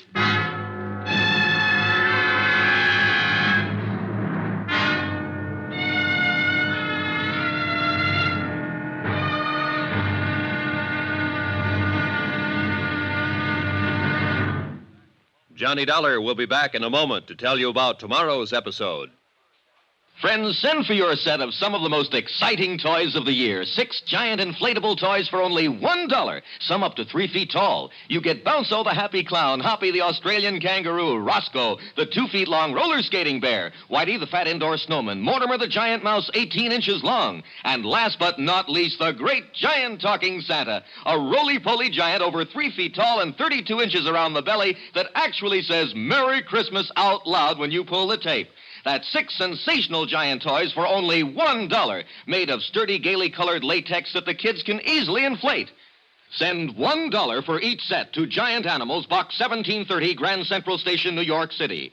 And if you order right now, you get Peter the Rabbit over 2 feet tall absolutely free. If not delighted with your giant animals, your money refunded immediately. Order today. You may never hear this offer again. Rush $1 plus 10 cents for packing and mailing in cash, check, or money order to Giant Animals, Box 1730, Grand Central Station, New York City. That's $1 plus 10 cents for each set with your name and address to Giant Animals, Box 1730, Grand Central Station, New York City.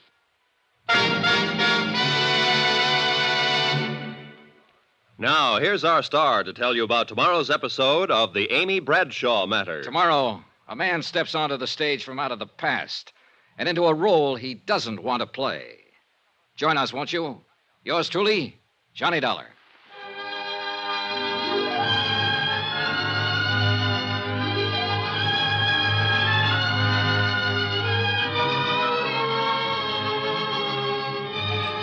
Yours truly, Johnny Dollar, starring Bob Bailey, is transcribed in Hollywood. Written by Robert Reif, it is produced and directed by Jack Johnstone. Be sure to join us tomorrow night, same time and station, for the next exciting episode of Yours truly, Johnny Dollar. Roy Rowan speaking.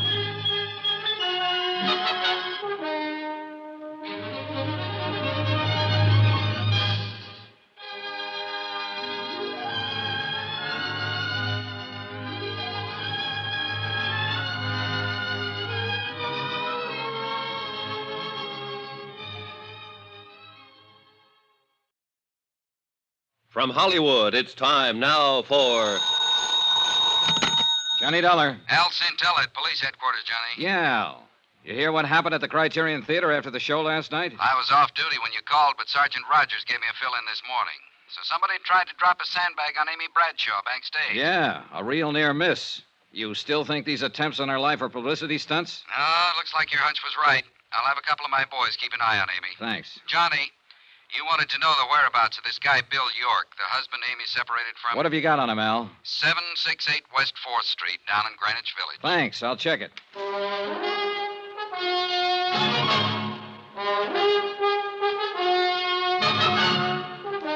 Tonight and every weekday night, Bob Bailey in the transcribed adventures of the man with the action-packed expense account, America's fabulous freelance insurance investigator. Yours truly, Johnny Dollar.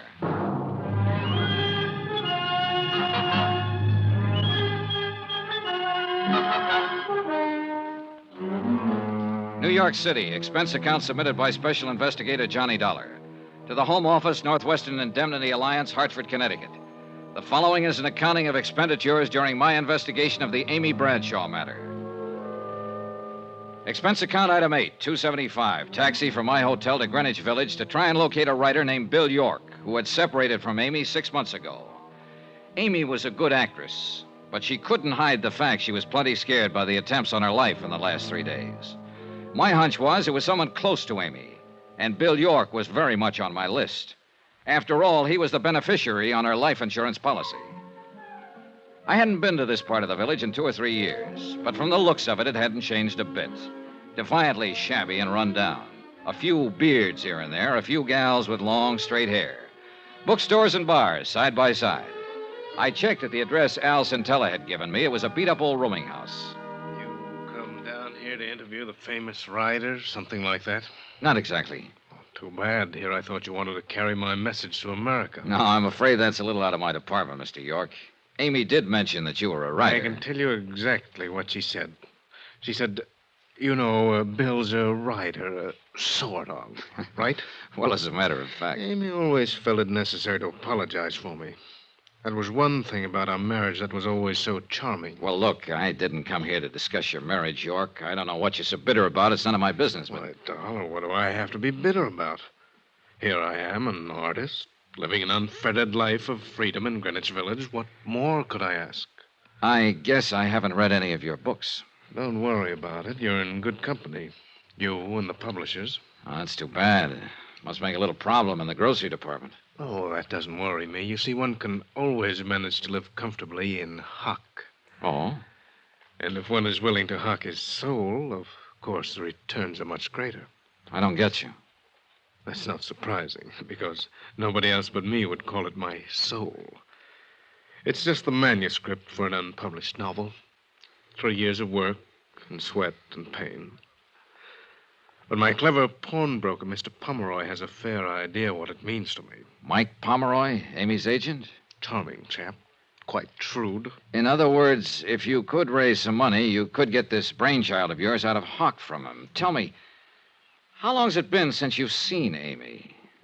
Several months. Why? You haven't been uptown near her apartment the last few days, huh? No. You sure? Of course. Anything else? No. Not for now.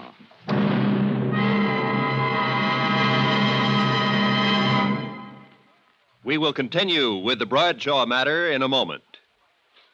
Friends, how'd you like to thrill your favorite youngster with some of the most exciting toys of the year?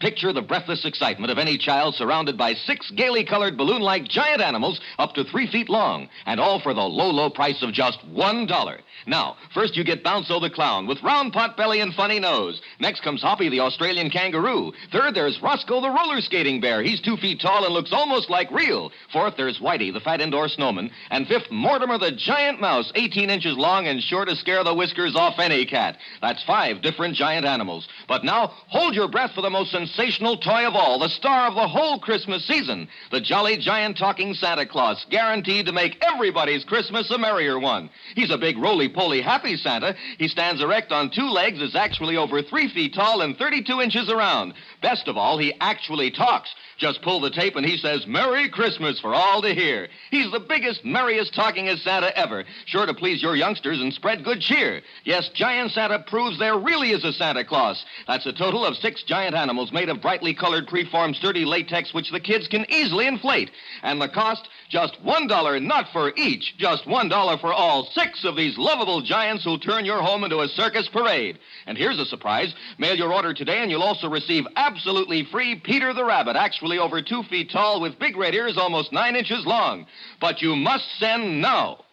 Rush $1 plus 10 cents for packing and mailing for each set you want to Giant Animals, Box 1870, Grand Central Station, New York City. If not delighted with every one of your 7 giant animals, return them to the Super Animals Company for a full refund. But keep the giant talking Santa as our gift. Order now, supplies are limited. Rush $1.10 for packing and mailing for each set in cash, check, or money order to Giant Animals, Box 1870, Grand Central Station, New York City. That's $1 plus 10 cents with your name and address. Mail to Giant Animals, Box 1870. That's Box 1870, Grand Central Station, New York City. Giant Animals, Box 1870, Grand Central Station, New York City.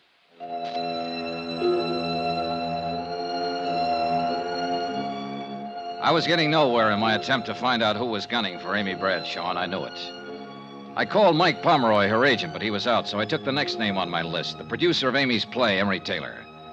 Expense account item 9, $175, cab fare to Taylor's apartment in the mid-50s near the Museum of Modern Art. Taylor wasn't in, but his wife Dora was. She was sleek-looking and a little on the brittle side. She was sitting behind a small bar in the den, and she looked quite at home there. Drink? Thanks. Will your husband be back soon, Mrs. Taylor? Who knows? Here. Oh, thank you. What do you want to see him about? Amy Bradshaw. What about Amy Bradshaw? I wanted to ask him if he knew of anyone who might want to harm Amy for any reason. Oh, I could answer that better than Emery. There is someone? There certainly is. Who? Me. Why? Would you like it if your husband was knocking himself out for for a younger woman? Well, now, isn't that part of the business? Is it? That's not all. Amy's hurt plenty of people getting where she is. You think your husband's one of them? I hope not. Who has she hurt, Mrs. Taylor? Do you know Dave Coleman? Her director? He was very much in love with Amy a few months ago. Oh, I see. I don't like to see someone I like get the way he was. One night here, he had a couple too many. He said if he couldn't have her... Oh. Funny. How quick he got over it, though. Never says anything about it anymore, huh? Not a word. What about Porter Kane? Oh, you've met him. Is he one of them that Amy's hurt? No, he's not in that category. Whatever happened to hurt him must have happened at about the age of 5. What do you mean? Oh, isn't that when most of our troubles start? I wouldn't know. I once paid a psychiatrist $500 to tell me that's when mine started. Your troubles? Sure. Can't you tell, Mr. Dollard? I'm the mixed-up type. Aren't we all, Mrs. Taylor? I left her, still sitting behind the bar, and somehow I felt sorry for her. But she had given a new lead.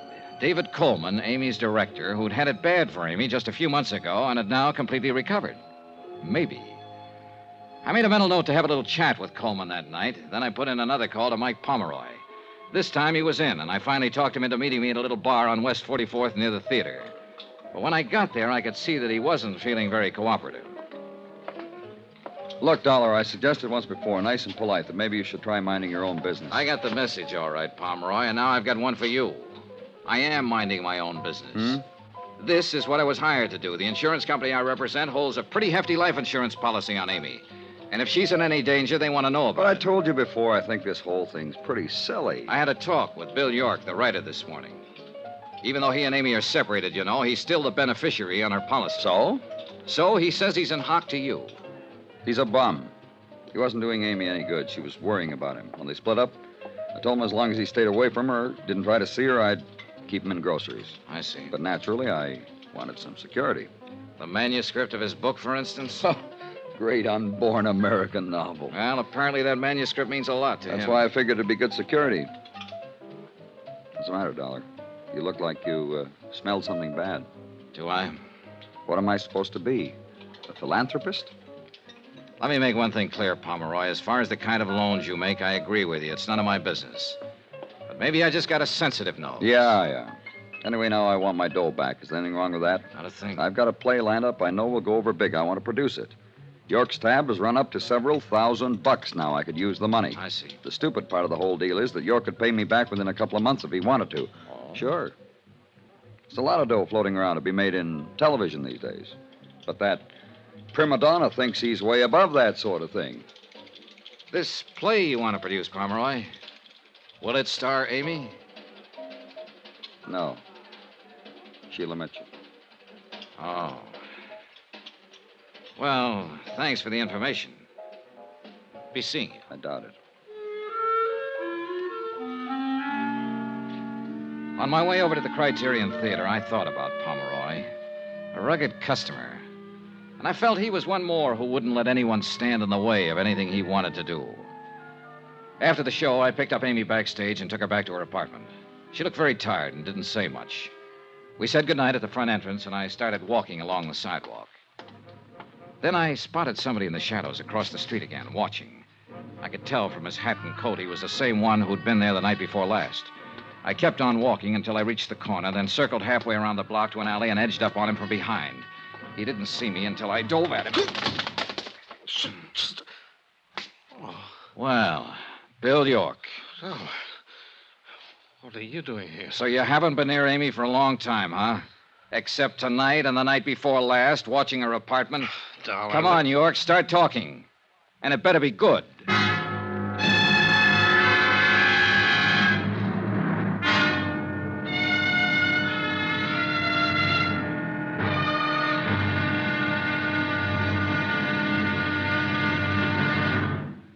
Johnny Dollar will be back in a moment to tell you about tomorrow's episode.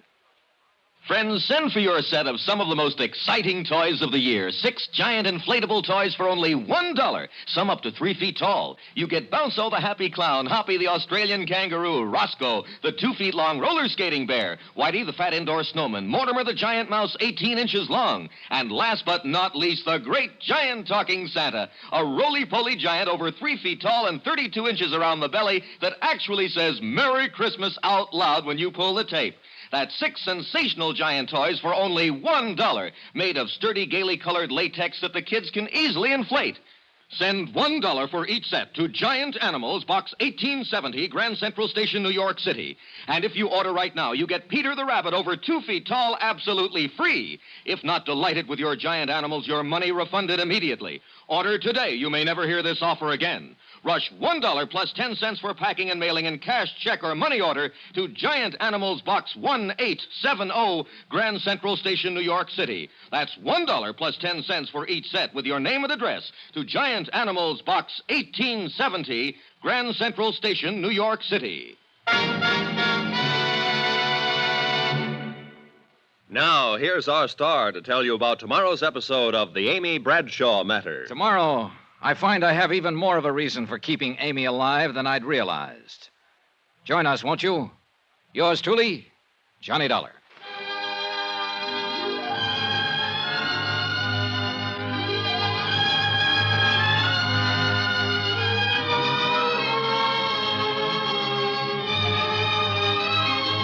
Yours truly, Johnny Dollar, starring Bob Bailey, is transcribed in Hollywood. Written by Robert Reif, it is produced and directed by Jack Johnstone.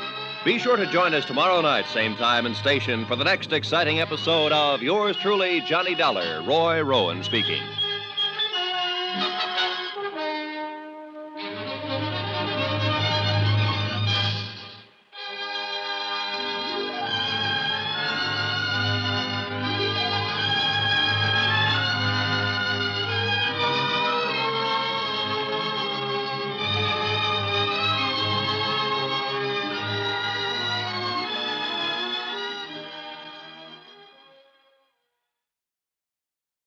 From Hollywood, it's time now for Johnny Dollar. House Intel at police headquarters, Johnny. Better get over here to my hotel room, Al. I've got company. Who is it? Bill York. Amy Bradshaw's ex-husband? Right. I caught him watching her apartment half an hour ago, and he's the one who was watching it the other night.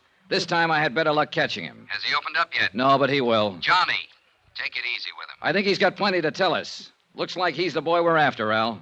I'll be right over.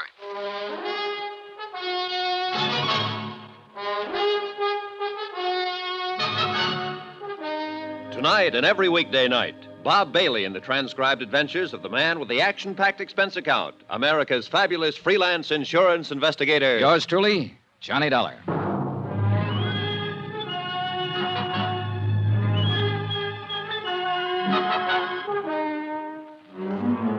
New York City. Expense account submitted by Special Investigator Johnny Dollar. To the Home Office, Northwestern Indemnity Alliance, Hartford, Connecticut. The following is an accounting of expenditures during my investigation of the Amy Bradshaw matter. Amy, star of a Broadway play, and somebody was out to get her. Expense account item 10, $3. Repairs to 1 coat sleeve. Torn in the process of inviting Bill York up to my hotel room. Look, Dolly, you've got no right to drag me up here to your room this way. York, you're going to sit right here until you open up and tell me all about the attempt on Amy Bradshaw's life. What? You come in. Oh, Al. Hi, Johnny. York, this is Detective Lieutenant Al Centella. Now, look here, Lieutenant, what's this all about? Well, I kind of thought that's what you'd tell us, Mr. York. But this is crazy. Why would I want to kill Amy? You're aware that you're still the beneficiary on Amy's insurance policy. What? Even if I am... Also, you need money, and you need it bad. You're several $1,000s in debt to Mike Pomeroy, Amy's agent. He's been pressing you for it lately. Look, Dollar. And you know you can't get the manuscript of your novel out of hock from him until you pay off. You've got 2 strikes against you, York. Motive and opportunity. Opportunity? Sure, but motive? No, Dollar. I've never had any reason to kill Amy. It's true she and I couldn't make it together, but I guess that was more my fault than hers. Go on. You see, Amy's never let anything stand in the way of what she wanted. What she wanted, I didn't. I guess we just lived in 2 different worlds. What do you mean? She's always been a success, and I've always been a failure. You still haven't explained why you lied to me, York. Lied? When I talked to you this morning, you told me you hadn't been near Amy for a long time. But when I caught up with you in front of her apartment tonight, I realized you were the same one who was watching it night before last. How about that, York? You fellas don't believe me much. What do you mean? Sure, once in a while I go stand outside her apartment house, look up at the light on the window, maybe think a little about how things might have been. That's all. Maybe you better come downtown with me, York. We'll check your story further. If you're clean, you got nothing to worry about. All right, Lieutenant. Sergeant, take Mr. York down to the car and wait for me there. Johnny? Who else have you talked to? Oh, everybody close to her. But the one who interests me most is her agent, Mike Pomeroy. He can be a pretty rough customer when he wants to. And he thinks Amy's standing in the way of a career for an actress he's currently interested in. Let's talk about somebody else for a moment. Oh. You, Johnny. I think you're getting a little bit out of line. What do you mean? Down at police headquarters, we got a little black book. It tells us what to do and what not to do. It doesn't say anything about insurance investigators dragging possible suspects to their hotel room to question them. Listen, Al, when I'm assigned to a case, I usually try to break it any way I can. I know. It's just that I think you're taking this case pretty big. Meaning? Yesterday I told you that if I didn't know you better, I'd think you were falling for Amy a little yourself. Think it over, Johnny.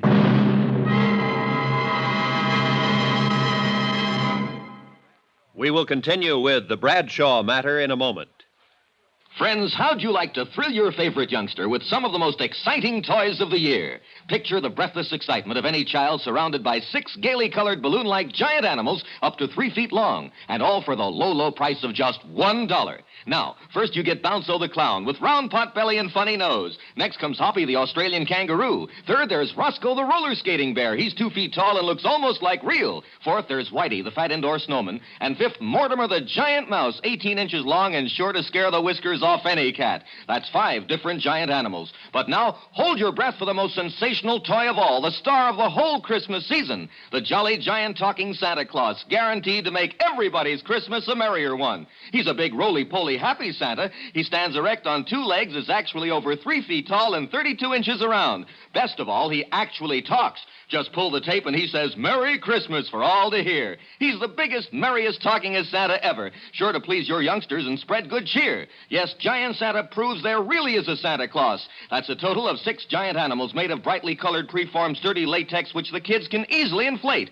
And the cost, just $1, not for each, just $1 for all 6 of these lovable giants who'll turn your home into a circus parade. And here's a surprise. Mail your order today and you'll also receive absolutely free Peter the Rabbit, actually over 2 feet tall with big red ears almost 9 inches long. But you must send now. Rush $1 plus 10 cents for packing and mailing for each set you want to Giant Animals, Box 1907, Grand Central Station, New York City. If not delighted with every one of your 7 giant animals, return them to the Super Animals Company for a full refund, but keep the giant talking Santa as our gift. Order now, supplies are limited. Rush $1.10 for packing and mailing for each set in cash, check, or money order to Giant Animals, Box 1907, Grand Central Station, New York City. That's $1 plus 10 cents with your name and address. Mail to Giant Animals, Box 1907. That's Box 1907, Grand Central Station, New York City. Giant Animals, Box 1907, Grand Central Station, New York City.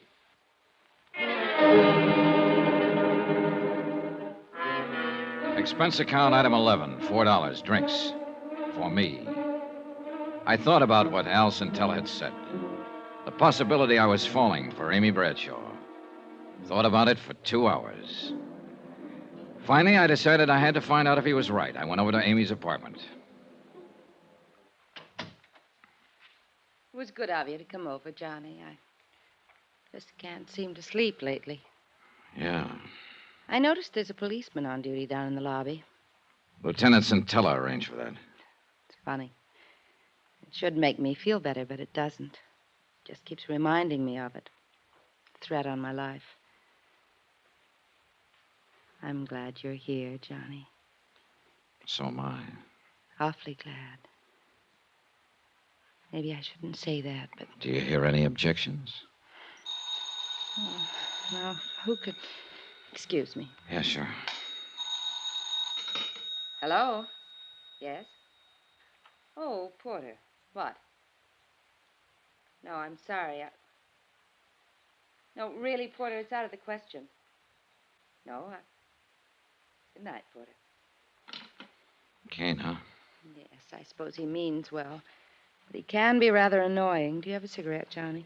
Here. Thanks.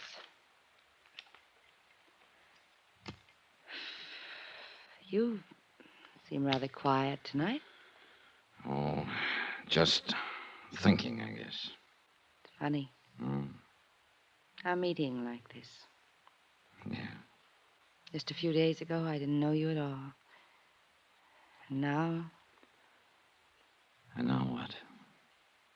I don't know, Johnny. I don't know. Amy. It was a mistake, Johnny. I'm sorry. Was it? Yes. Johnny, I'm afraid I've hurt a couple of people in the past. I don't want to hurt you. Don't worry, you won't. And that's the wonderful thing about being an actress. You play so many parts. The kiss, that was playing a part, huh? Even if it weren't, Johnny, it'd be no good. There'd always be something between us. It's right over there on the mantel. The clock? Yes. We can't turn it back. If I'd met you a long time ago before Mike, but I didn't. No. So? Is the clock so bad, Amy? It is to an actress. Sometimes I pretend it isn't there. You ever do that, Johnny? No, it doesn't do any good. But you can try. You can live a whole life trying. Isn't that really what we all do? I don't know. We go along playing our parts, doing what we have to do, pretending the clock isn't there. But all the while it is. And though we keep on fighting against it, we know we can't turn it back. We can't even stop it. One thing I'd accomplished, I guess. I'd decided I wouldn't be seeing Amy anymore after this case was wound up. Winding it up, though, was another question, and I was still as far from home as ever on it. But I couldn't seem to get Porter Kane and his quaint little hobby of collecting things out of my mind. Why, good evening, Mr. Dollar. Hello, Mr. Kane. Come in, come in. Thanks. I know it's late. I'm sorry. Not at all. As a matter of fact, I was hoping I'd see you again. I don't want to keep you. I see your hat and coat. No, I'm not going out. I've just come in. Oh. You said you were hoping you'd see me again? Yes, I enjoyed our other little chat very much. I suppose you came to talk some more about Amy Bradshaw. Matter of fact, Mr. Kane, I came to talk about you. Splendid. And about your hobby. Collecting. A fascinating hobby, Mr. Dollar. You take it pretty seriously, don't you? I've devoted most of my life to it. And I may say that I've succeeded rather brilliantly with it. Each item in my collection is incomparable, without equal. Yeah, one of a kind. And that, of course, is precisely why Amy is necessary to complete the collection. The crowning and final edition. Final? Yes. For your information, Mr. Dollar, when I've acquired Amy, I intend to cease my hobby. Oh. She will complete my collection. Without her, though, it is still incomplete. Mind if I ask you a couple of questions, Mr. Kane? Not at all. You seem to have been pretty successful with your collection. Have you ever run up against an item you wanted but couldn't get? Of course not. That just doesn't happen. Has it ever happened? I can't remember that it ever... Yes. Yes, it did happen once. When? When I was 9 years old. A playmate of mine had a lollipop that I admired greatly. He wouldn't give it to me, and he wouldn't sell it to me. What did you do? I did the only logical thing there was to do. I smashed the lollipop, Mr. Dollar.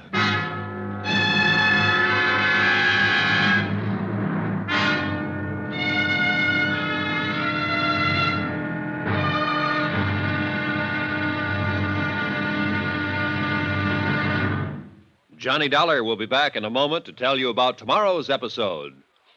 Friends, send for your set of some of the most exciting toys of the year. 6 giant inflatable toys for only $1. Some up to 3 feet tall. You get Bounso the happy clown, Hoppy the Australian kangaroo, Roscoe the 2 feet long roller skating bear, Whitey the fat indoor snowman, Mortimer the giant mouse 18 inches long, and last but not least, the great giant talking Santa, a roly-poly giant over 3 feet tall and 32 inches around the belly that actually says Merry Christmas out loud when you pull the tape.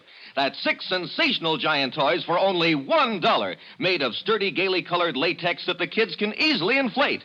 Send $1 for each set to Giant Animals, Box 1907, Grand Central Station, New York City. And if you order right now, you get Peter the Rabbit over 2 feet tall absolutely free. If not delighted with your giant animals, your money refunded immediately. Order today. You may never hear this offer again. Rush $1 plus 10 cents for packing and mailing in cash, check, or money order to Giant Animals, Box 1907, Grand Central Station, New York City. That's $1 plus 10 cents for each set with your name and address to Giant Animals, Box 1907, Grand Central Station, New York City. Now, here's our star to tell you about tomorrow's episode of the Amy Bradshaw matter. Tomorrow, well, it's the wind-up, and a pretty rough one. Join us, won't you? Yours truly, Johnny Dollar. Yours truly, Johnny Dollar, starring Bob Bailey, is transcribed in Hollywood. Written by Robert Reif, it is produced and directed by Jack Johnstone. Be sure to join us tomorrow night, same time and station, for the next exciting episode of Yours truly, Johnny Dollar. Roy Rowan speaking.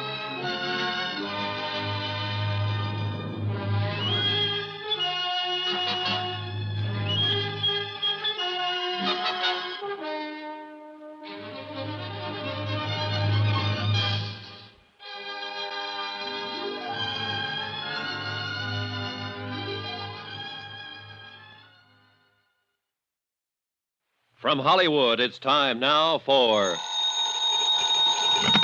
Johnny Dollar. It's Amy Bradshaw, Johnny. Amy, it's 1 a.m. Anything the matter? Yes, can you come over right away? Sure. Your apartment? No, I'm in my dressing room at the Criterion Theater. At 1 o'clock in the...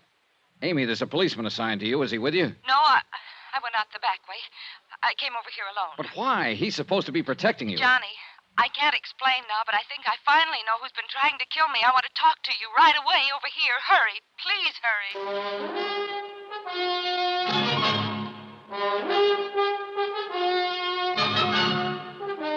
Tonight and every weekday night, Bob Bailey in the transcribed adventures of the man with the action-packed expense account, America's fabulous freelance insurance investigator. Yours truly, Johnny Dollar.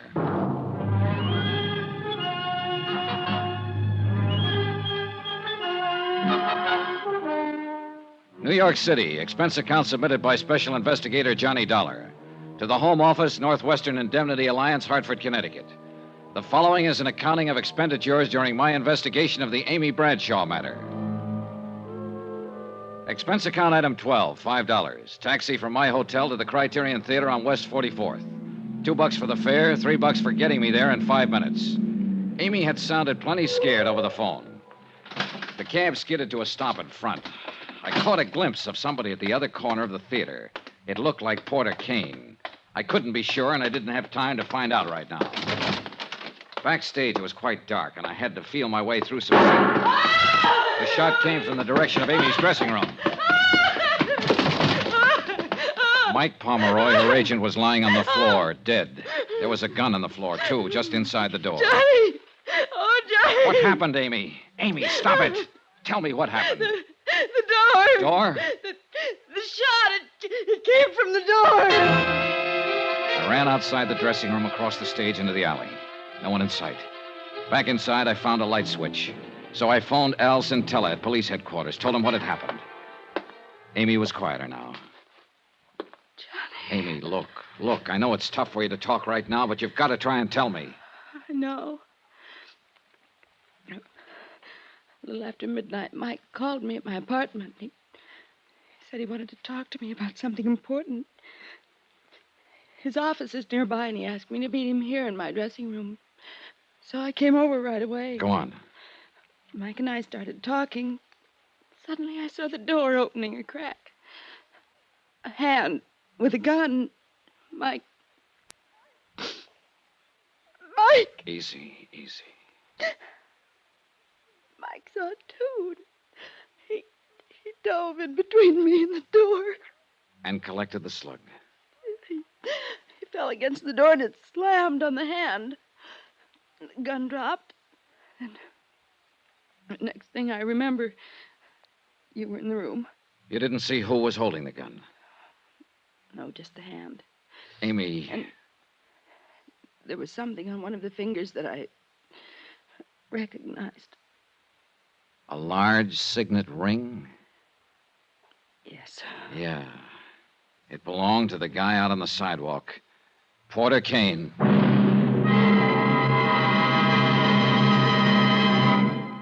We will continue with the Bradshaw matter in a moment. Friends, how'd you like to thrill your favorite youngster with some of the most exciting toys of the year? Picture the breathless excitement of any child surrounded by 6 gaily colored balloon-like giant animals up to 3 feet long, and all for the low, low price of just $1. Now, first you get Bounzo the clown with round pot belly and funny nose. Next comes Hoppy the Australian kangaroo. Third, there's Roscoe the roller skating bear. He's 2 feet tall and looks almost like real. Fourth, there's Whitey the fat indoor snowman. And fifth, Mortimer the giant mouse, 18 inches long and sure to scare the whiskers off any cat. That's 5 different giant animals. But now, hold your breath for the most sensational toy of all, the star of the whole Christmas season, the jolly giant talking Santa Claus, guaranteed to make everybody's Christmas a merrier one. He's a big roly-poly happy Santa. He stands erect on 2 legs, is actually over 3 feet tall and 32 inches around. Best of all, he actually talks. Just pull the tape and he says, "Merry Christmas" for all to hear. He's the biggest, merriest talkingest Santa ever, sure to please your youngsters and spread good cheer. Yes, Giant Santa proves there really is a Santa Claus. That's a total of 6 giant animals made of brightly colored, preformed, sturdy latex, which the kids can easily inflate. And the cost, just $1, not for each, just $1 for all 6 of these lovable giants who'll turn your home into a circus parade. And here's a surprise. Mail your order today and you'll also receive absolutely free Peter the Rabbit, actually over 2 feet tall with big red ears almost 9 inches long. But you must send now. Rush $1 plus 10 cents for packing and mailing for each set you want to Giant Animals, Box 1918, Grand Central Station, New York City. If not delighted with every one of your 7 giant animals, return them to the Super Animals Company for a full refund. But keep the giant talking Santa as our gift. Order now. Supplies are limited. Rush $1.10 for packing and mailing for each set in cash, check, or money order to Giant Animals, Box 1918, Grand Central Station, New York City. That's $1 plus 10 cents with your name and address. Mail to Giant Animals, Box 1918. That's Box 1918, Grand Central Station, New York City. Giant Animals, Box 1918, Box 1918, Grand Central Station, New York City. Lieutenant Centella arrived at Amy's dressing room, and Amy repeated her story to him. He sent a couple of his boys out to pick up Porter Kane. Alan, Amy, and I went down to headquarters. We left her in one room while we went into another to question Kane, who'd been picked up at his apartment. See here, Lieutenant, I don't know what this is all about, but I certainly object to being routed out. Just hold it, Kane. You know why you're down here. I certainly do not. You don't know that Mike Pomeroy's dead, eh? Amy's agent? Really? Really? Well, I never did like that chap. Quite an insensitive person. Well, he's real insensitive now, Kane. He's dead. How did it happen? Mike was shot by mistake. The real target was Amy. Good heavens, no. When's the last time you saw Amy? The night before last. I spoke to her briefly after the show. You haven't talked to her on the telephone? No. You're lying. Now, see here, you phoned her Dollar. at her apartment about 11 p.m. I was there. All right. I did telephone her. I suggested she meet me somewhere. I told her I'd wait for her outside her apartment. Go on. I saw her come out later by the alley, so I followed her to the theater, thinking she meant for us to talk there. But then I heard a shot. So you admit being in the vicinity? Well, yes, but I definitely did not go into the theater. Didn't you? Kane, Amy got a look at the hand holding the gun. There was a ring on one of the fingers. Ring? Your ring. She's completely mistaken. That's a very distinctive ring. It's not one that anybody be mistaken about. See here, Lieutenant, all of this wild supposition is based on the assumption that I had a motive for wanting to kill Amy. You told me what your motive was when I talked to you last evening in your apartment. What do you mean? I asked you what you'd do if you wanted something for your collection and couldn't get it. You told me a story about what happened when you were just a kid, 9 years old. But I say Another kid had a lollipop you wanted. He wouldn't give it to you, so you smashed it. And that's what you were trying to do tonight in Amy's dressing room. You couldn't have her, so you tried to smash her.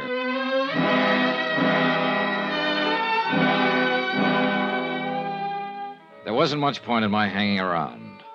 So I got Al Centella's permission to take Amy back to her apartment. We could wait there for any new developments. Amy didn't say a word all the way. When we got there, she sat in a chair staring at the wall. When she finally spoke, it was more like she was talking to herself. He's dead. Amy, He's dead because of me. stop talking that way. Mike Pomeroy jumped in the way of a bullet. If he hadn't, you'd be dead. Would have been better that way. Stop it, Amy. Johnny, Yeah. I think... You think what? Oh, just a minute. I'll get it. It was Al Centella down at police headquarters. When he finished talking, I didn't say anything. There wasn't anything to say. After I hung up, I stood there a moment, staring out the window. It had started to rain. I felt old and tired and empty and sick. I went back into the other room again. Amy was sitting there looking at me. Johnny, Yeah, Amy? was that call for me? No. Who was it? Lieutenant Centella. Oh, The gun that killed Mike Pomeroy. There were no fingerprints on it. You said you saw a bare hand with a ring on it holding the gun. A bare hand would have left fingerprints. You killed him, didn't you? yes, Johnny. The attempts on your life, you faked them, didn't you, to convince people you were in danger so you could kill Pomeroy and we'd think the shot was intended for you. Why, Amy? You know why. Yeah, I guess so. You loved Mike. You knew he was growing away from you. So fast. So very fast. You saw him get interested in a younger actress. You knew she was taking your place with him. To Mike, I was dead. I couldn't stand that. I really couldn't. So I started making it look like I was in danger. It wasn't very hard, Johnny. I'm a good actress. Yeah. After a while, I almost began to believe I was in danger. Something was after me, was hunting me. It finally caught up with me, and I did what I did. Which of us is the hunter, Johnny? And which is the hunted? Amy, Yes. I think one of Lieutenant Centella's men is waiting for you out in the hall. All right. Just one thing, Johnny. What is it? I'll need something now. Something. Don't forget me, Johnny. Give me that. That you can count on, Amy.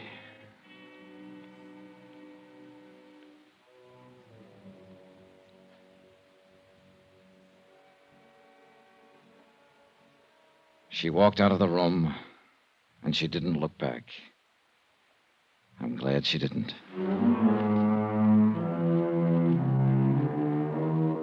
Expense account item 13, $16.50. Transportation and incidentals from New York back to Hartford. Expense account total, $185.20. End of account, end of report. Remarks? Amy repeated her confession to Lieutenant Centella. Her trial's coming up soon. Sweet case. Well, tomorrow's another day. So they tell me. Yours truly, Johnny Dollar.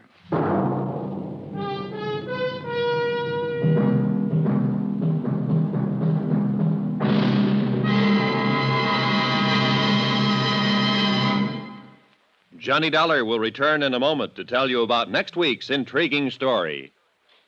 Friends, send for your set of some of the most exciting toys of the year. 6 giant inflatable toys for only $1, some up to 3 feet tall. You get Bounco the happy clown, Hoppy the Australian kangaroo, Roscoe the 2 feet long roller skating bear, Whitey the fat indoor snowman, Mortimer the giant mouse 18 inches long, and last but not least, the great giant talking Santa, a roly-poly giant over 3 feet tall and 32 inches around the belly that actually says Merry Christmas out loud when you pull the tape.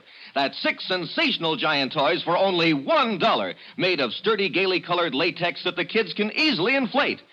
Send $1 for each set to Giant Animals, Box 1918, Grand Central Station, New York City. And if you order right now, you get Peter the Rabbit over 2 feet tall absolutely free. If not delighted with your giant animals, your money refunded immediately. Order today. You may never hear this offer again. Rush $1 plus 10 cents for packing and mailing and cash, check, or money order to Giant Animals, Box 1918, Grand Central Station, New York City. That's $1 plus 10 cents for each set with your name and address to Giant Animals, Box 1918, Grand Central Station, New York City. Now, here's our star to tell you about next week's exciting story. Next week, a case with a great big question mark. Accident, suicide, or just plain murder? Join us, won't you? Yours truly, Johnny Dollar.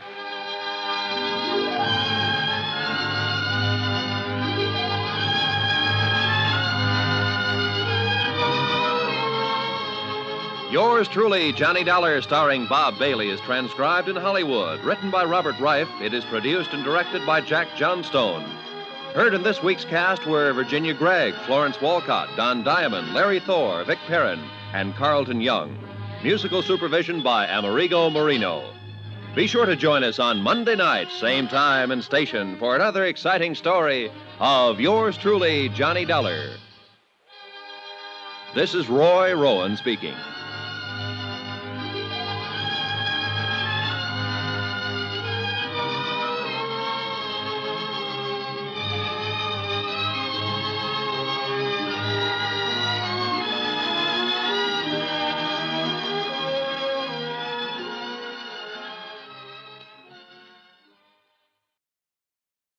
From Hollywood, it's time now for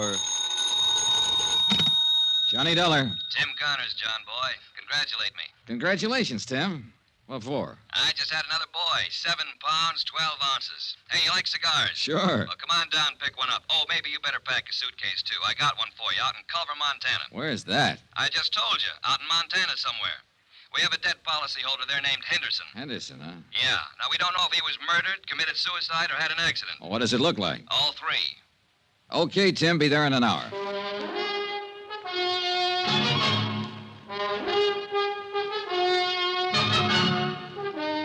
Tonight and every weekday night, Bob Bailey in the transcribed adventures of the man with the action-packed expense account, America's fabulous freelance insurance investigator. Yours truly, Johnny Dollar.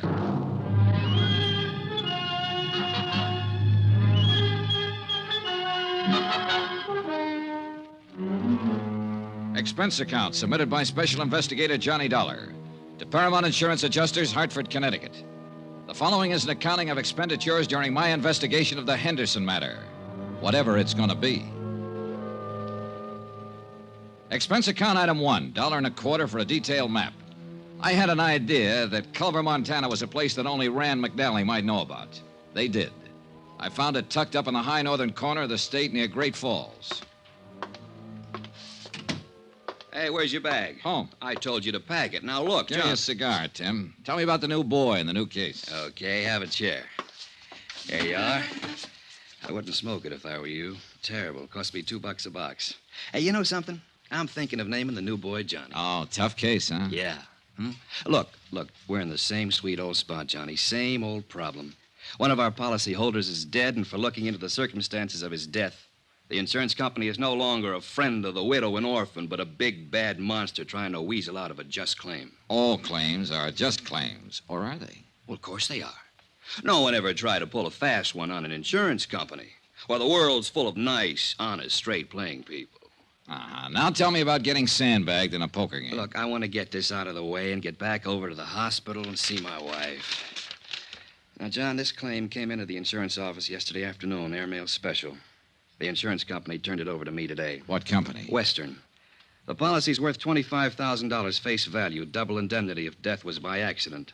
No payment for suicide. Uh-huh. You say the man's name was Henderson? Yeah, it says here, George Walter Henderson, Montana rancher. Last Thursday, he fell 4 stories out of a hotel window in Culver and died instantly.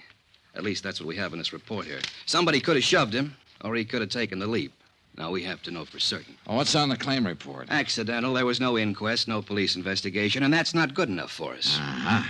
This Henderson prominent? Well, he was big enough, Johnny. Cattleman, rancher.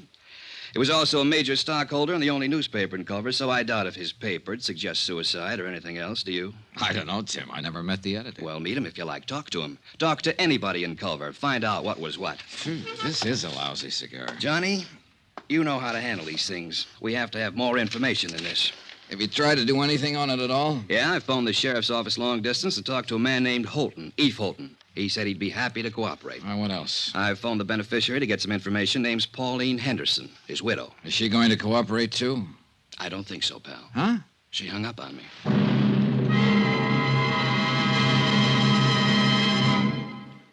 We will continue with the Henderson matter in a moment. Friends, how'd you like to thrill your favorite youngster with some of the most exciting toys of the year? Picture the breathless excitement of any child surrounded by 6 gaily colored balloon-like giant animals up to 3 feet long, and all for the low, low price of just $1. First, you get Bounzo the clown with round pot belly and funny nose. Next comes Hoppy the Australian kangaroo. Third, there's Roscoe the roller skating bear. He's 2 feet tall and looks almost like real. Fourth, there's Whitey the fat indoor snowman. And fifth, Mortimer the giant mouse, 18 inches long and sure to scare the whiskers off any cat. That's 5 different giant animals. But now hold your breath for the most sensational toy of all, the star of the whole Christmas season, the jolly giant talking Santa Claus. Guaranteed to make everybody's Christmas a merrier one. He's a big, roly-poly, happy Santa. He stands erect on 2 legs, is actually over 3 feet tall and 32 inches around. Best of all, he actually talks. Just pull the tape and he says, "Merry Christmas" for all to hear. He's the biggest, merriest, talkingest Santa ever. Sure to please your youngsters and spread good cheer. Yes, Giant Santa proves there really is a Santa Claus. That's a total of 6 giant animals made of brightly colored preformed sturdy latex, which the kids can easily inflate. And the cost just $1, not for each. Just $1 for all 6 of these lovable giants who'll turn your home into a circus parade. And here's a surprise. Mail your order today and you'll also receive absolutely free Peter the Rabbit, actually over 2 feet tall with big red ears almost 9 inches long. But you must send now. Rush $1 plus 10 cents for packing and mailing for each set you want to Giant Animals, Box 90, Grand Central Station, New York City. If not delighted with every one of your 7 giant animals, return them to the Super Animals Company for a full refund, but keep the giant talking Santa as our gift. Order now. Supplies are limited. Rush $1.10 for packing and mailing for each set in cash, check, or money order to Giant Animals, Box 90, Grand Central Station, New York City. That's $1 plus 10 cents with your name and address. Mail to Giant Animals, Box 90, Box 90, Grand Central Station, New York City. Giant Animals, Box 90, Grand Central Station, New York City. Expense account item 2, $185.65. Airfare, Hartford, Connecticut to Great Falls, Montana. The nearest point I could make to Culver by air. Item 3, $3. I took the train to Culver. Sometimes when I'm having nightmares, I dream about the smelter stack standing up against the cadaverous hills that lie to the south of town. Everything, including the 3 or 4 feet of snow covered with a uniform dinginess, made Culver an ugly little town set in an ugly notch between 2 ugly mountains. The only hotel in town was the Butte. It happened to be 4 stories high. It also happened to be the place where George Henderson had met his death.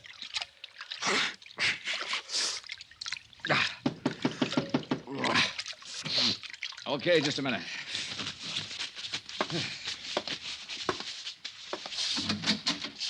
Mr. Dollar? Yeah. I'm Eve Holton, sheriff here. Huh? You're from the insurance people, aren't you? Yeah, that's right. Been expecting that you'd be in sooner or later. Well, I'm glad to meet you, Mr. Holton. Call me Eve, son. Everybody does. Hey, got a drink on you? No, I haven't. Well, I got one on me. Nice and chilly, too. Well, I'll see if there's some glasses around here, Sheriff. You didn't waste any time looking me up. No, I guess I didn't, son. Thought it'd save a little time this way. Knew you'd be looking me up sooner or later. Really thought we ought to have this drink together. Private. May not have any more together while you're here. Uh-huh.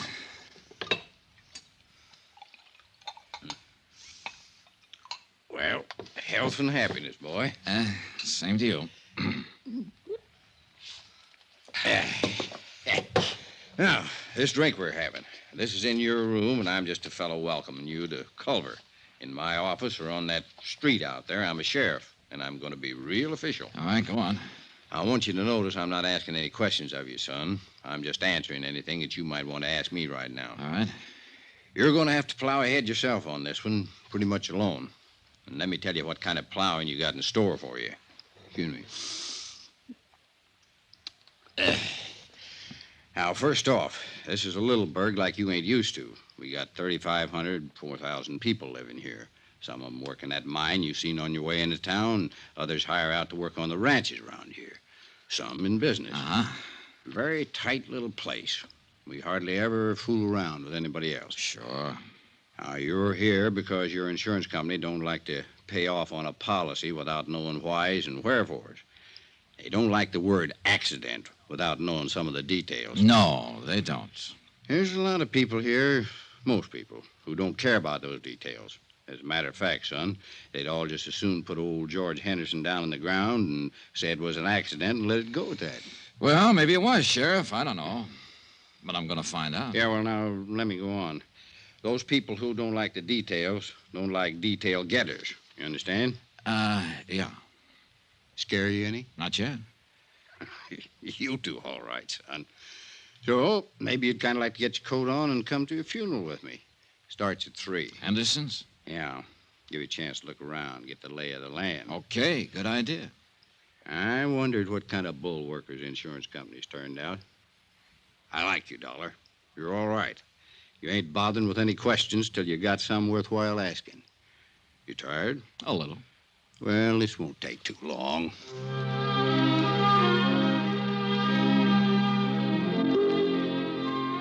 A half hour later, I was standing beside Sheriff Eve Holton on a flat-top hillside that served as a cemetery. The snow was white and gleaming under the winter sun of the mid-afternoon skies, the air cold and crisp.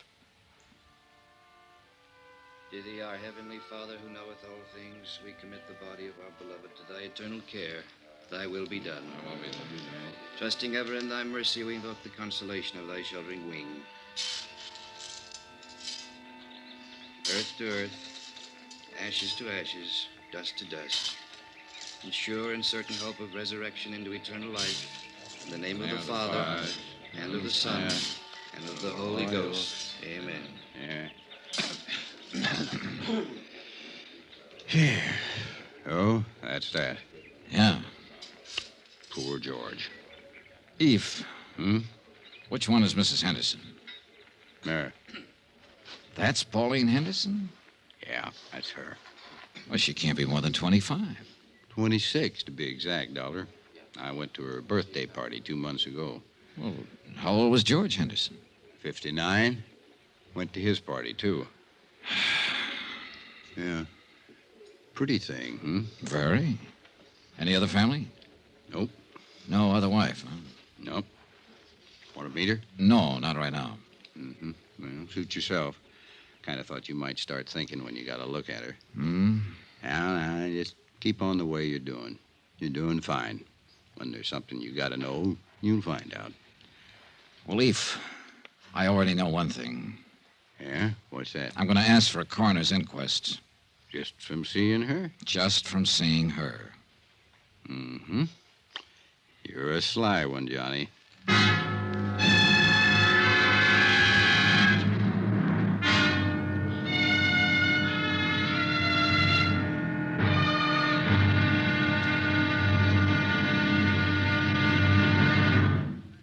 Johnny Dollar will be back in a moment to tell you about tomorrow's episode.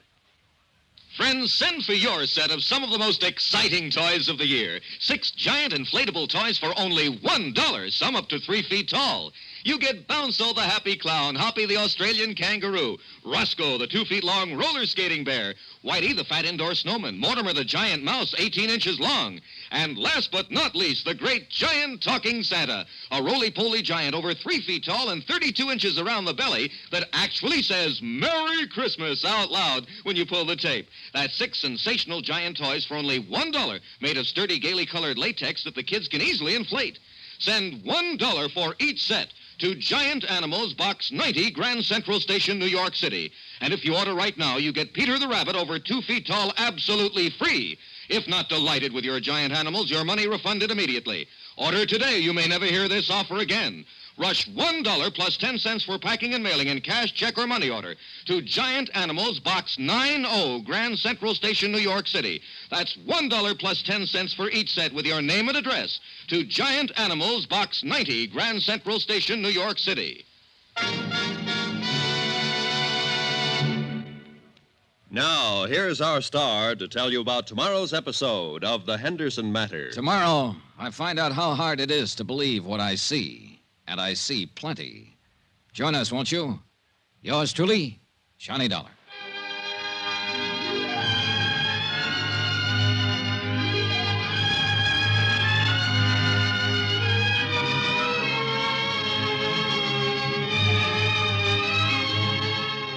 Yours truly, Johnny Dollar, starring Bob Bailey, is transcribed in Hollywood. Written by John Dawson, it is produced and directed by Jack Johnstone.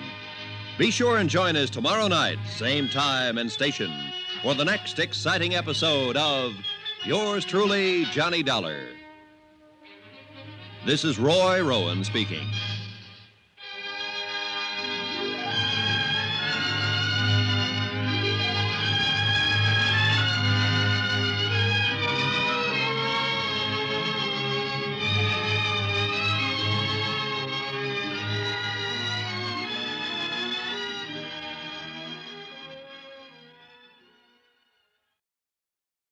From Hollywood, it's time now for Johnny Dollar. Eve Holden, how are you this morning? Oh, pretty good, Sheriff. How about yourself? Oh, I'm fine, dandy. You were over at the City Hall this morning, huh? Yeah, that's right. I requested the coroner to conduct an inquest into the death of George Henderson. Yeah, I know. The coroner left it up to me. Huh? Yeah, came into my office and asked me if I had any reason to conduct an inquest into the death of George Henderson. I told him I didn't have any reason, but I'd do it if I was ordered to. Well, what happens now? Well, somebody'll have to decide whether there's going to be an inquest or not. Who? Mayor, I guess. I don't know. Anyhow, you stirred up some action, and you'll be getting it. Yeah, where? Just stay where you are, son. My guess is it'll come right to you.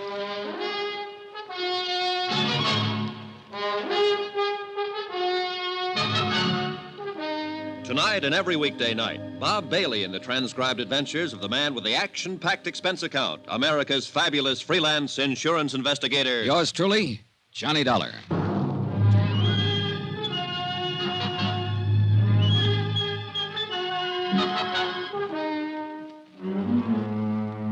Expense account submitted by Special Investigator Johnny Dollar to Paramount Insurance Adjusters, Hartford, Connecticut. The following is an accounting of expenditures during my investigation of the Henderson matter. The death of George Henderson of Culver, Montana, where I am today. A casual certification announced the death is accidental, having been received by a fall from a hotel window. No one in Culver seemed to be too worried about any of the details. But details are my job. That's why I requested the coroner's office to conduct an inquest. I took Sheriff Holton's suggestion and waited to see what my request flushed up in the dingy-colored mountains of Culver. An hour later, my first bird winged up to my hotel room. He was a tall, gray-haired man in a Stetson, earmuffs, and the western version of a Chesterfield. His Honor, Mayor Newton. Mr. Dollar, I want to talk to you about this request you made for an inquest into George Henderson's death. Yes, sir, Mr. Mayor. You are aware, of course, that George's death, and he was one of my beloved and personal friends for many, many years, was a great blow to the entire community. No, I didn't know that, Mayor Newton. Huh? Only the smallest part of the community were at his funeral yesterday afternoon. His widow and I'd say not more than half a dozen other people. Well, I understand that your insurance company is not quite satisfied with the certification. Is that correct? More or less. What would they need to be satisfied, sir? An exact knowledge of how Mr. Henderson fell out that hotel window. I would rather no inquest were held into Mr. Henderson's death. Why? Why, sir, George Henderson is dead and buried. It should remain that way. If an inquest were to be held, it would only prove that George fell out of a window. I beg you to consider that, Mr. Dollar. You seem very certain that an investigation would prove that death was accidental, Mayor. It was accidental. George fell out the window. Well, now, I can't just tell that to my insurance company, can I? We are a small community with a rudimentary police force, not equipped in any way for an exhaustive investigation, nor for the financial burden of such an investigation. I strongly urge you to reconsider this request for a coroner's inquest. You do? I do indeed. His untimely death was an unfortunate occurrence, outside the pale of any of our poor abilities to foresee. A terrible, terrible accident. I'd like proof of that. Proof? An inquest, Mr. Mayor. An inquest. All right.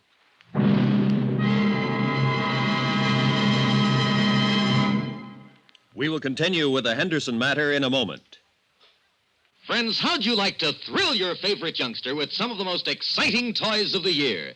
Picture the breathless excitement of any child surrounded by 6 gaily colored balloon-like giant animals up to 3 feet long, and all for the low, low price of just $1. First, you get Bounso the clown with round pot belly and funny nose. Next comes Hoppy the Australian kangaroo. Third, there's Roscoe the roller skating bear. He's 2 feet tall and looks almost like real. Fourth, there's Whitey the fat indoor snowman. And fifth, Mortimer the giant mouse, 18 inches long and sure to scare the whiskers off any cat. That's 5 different giant animals. But now hold your breath for the most sensational toy of all, the star of the whole Christmas season, the jolly giant talking Santa Claus. Guaranteed to make everybody's Christmas a merrier one. He's a big, roly-poly, happy Santa. He stands erect on 2 legs, is actually over 3 feet tall and 32 inches around. Best of all, he actually talks. Just pull the tape and he says, "Merry Christmas" for all to hear. He's the biggest, merriest, talkingest Santa ever. Sure to please your youngsters and spread good cheer. Yes, Giant Santa proves there really is a Santa Claus. That's a total of 6 giant animals made of brightly colored preformed sturdy latex, which the kids can easily inflate. And the cost just $1, not for each. Just $1 for all 6 of these lovable giants who'll turn your home into a circus parade. And here's a surprise. Mail your order today and you'll also receive absolutely free Peter the Rabbit, actually over 2 feet tall with big red ears almost 9 inches long. But you must send now. Rush $1 plus 10 cents for packing and mailing for each set you want to Giant Animals, Box 46, Grand Central Station, New York City. If not delighted with every one of your 7 giant animals, return them to the Super Animals Company for a full refund, but keep the giant talking Santa as our gift. Order now. Supplies are limited. Rush $1.10 for packing and mailing for each set in cash, check, or money order to Giant Animals, Box 46, Grand Central Station, New York City. That's $1 plus 10 cents with your name and address. Mail to Giant Animals, Box 46, Grand Central Station, New York City. Giant Animals, Box 46, Grand Central Station, New York City. My interview with Mayor Newton had convinced me that I'd get no real help from him in the Henderson matter. Quite the contrary. Expense account item 3, 20 cents, coffee, myself and Sheriff Eve Holton. Well, you got it. Huh? At the direction of Mr. Jackson. That's our coroner. He deputized me temporarily to conduct an inquest. It's going to take place tomorrow morning, 9 o'clock, City Hall. Tomorrow, Sheriff? Room 207. Well, Eve, you won't have time to do anything. No, I guess I won't. Not much, anyhow. Oh, brother. The mayor pitched me pretty hard for not having the inquest. Knew he would. Any idea why? Nope. You think somebody asked him to stop it? Yeah. Who? Don't know, Johnny. Honest.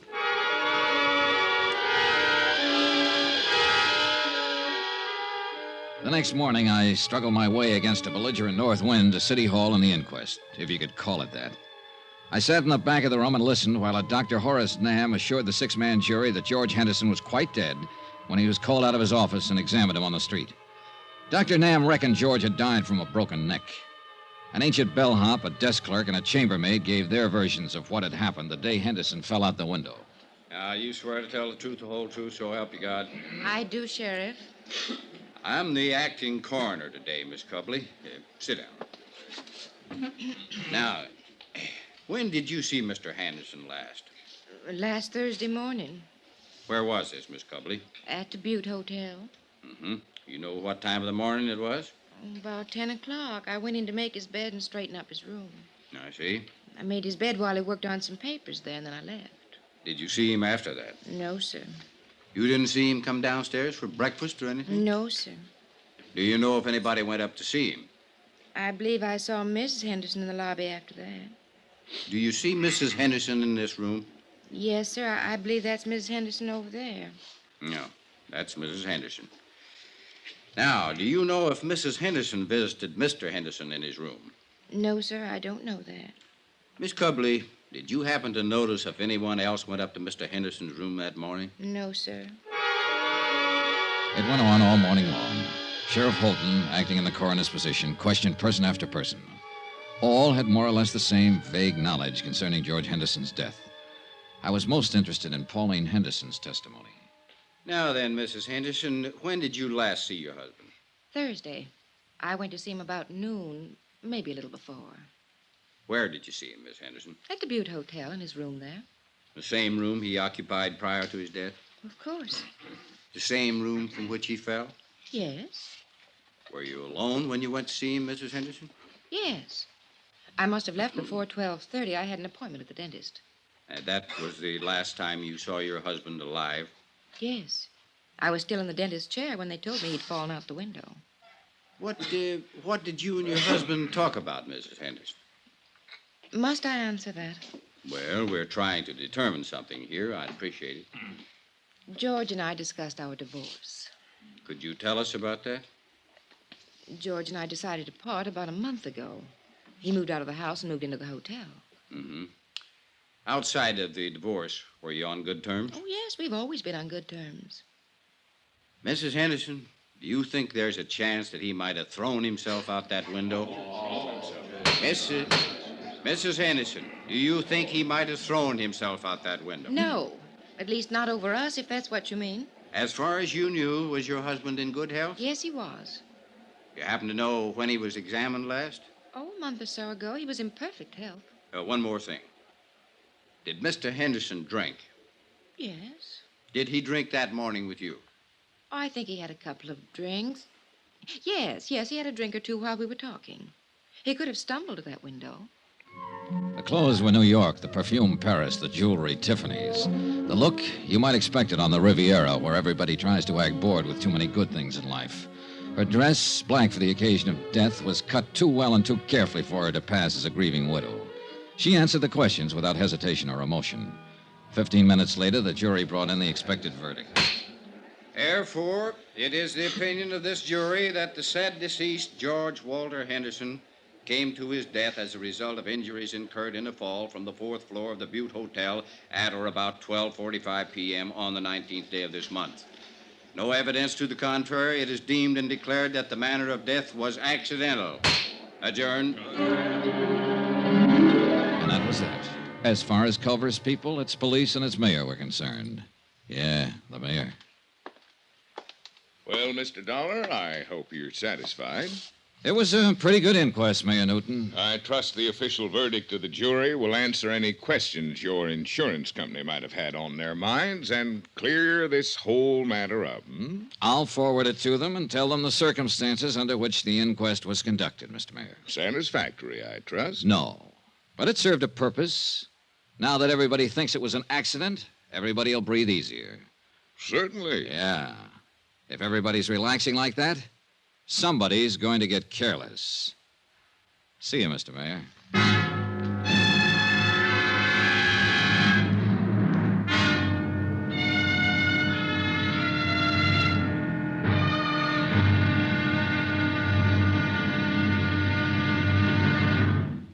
Johnny Dollar will be back in a moment to tell you about tomorrow's episode.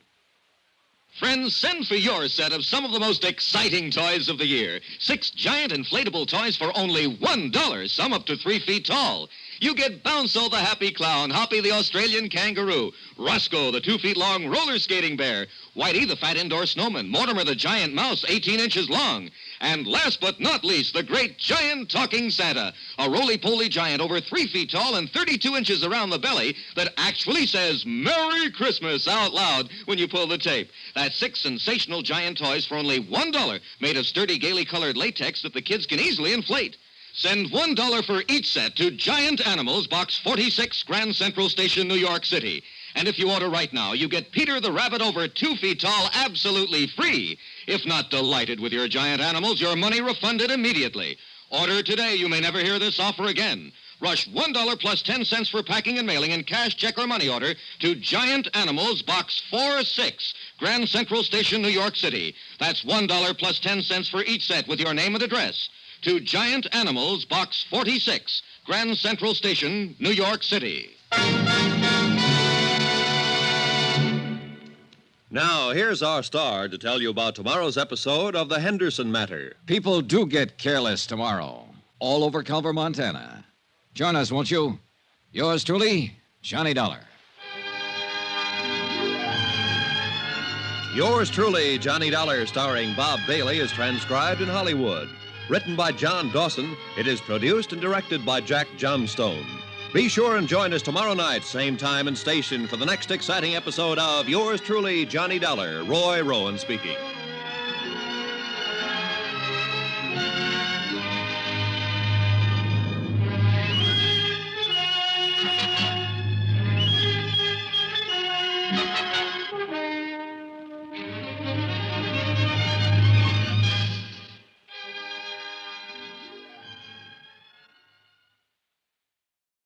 From Hollywood, it's time now for Johnny Dollar. Eve Holden, son. Hi, Sheriff. You put in a call for me, did you? Yes, I'm ready to go to work. Now that the inquest's been held and George Henderson's death is officially an accident, I might be able to move around your little town a little easier. What can I do for you? Help me to move around? The case is closed, as far as I'm concerned. Eve, what's the matter with you? That inquest was a farce. For all I know, Henderson could have been pushed out of that hotel window. The attitude of different people in this town makes that whole thing... Hold on now, son. Hold on. I meant to say it's closed as far as my office is concerned. Personally, I think it needs investigating. We can help each other, maybe, you and me. Can I come over? Oh, I better come there. You know how folks are around here.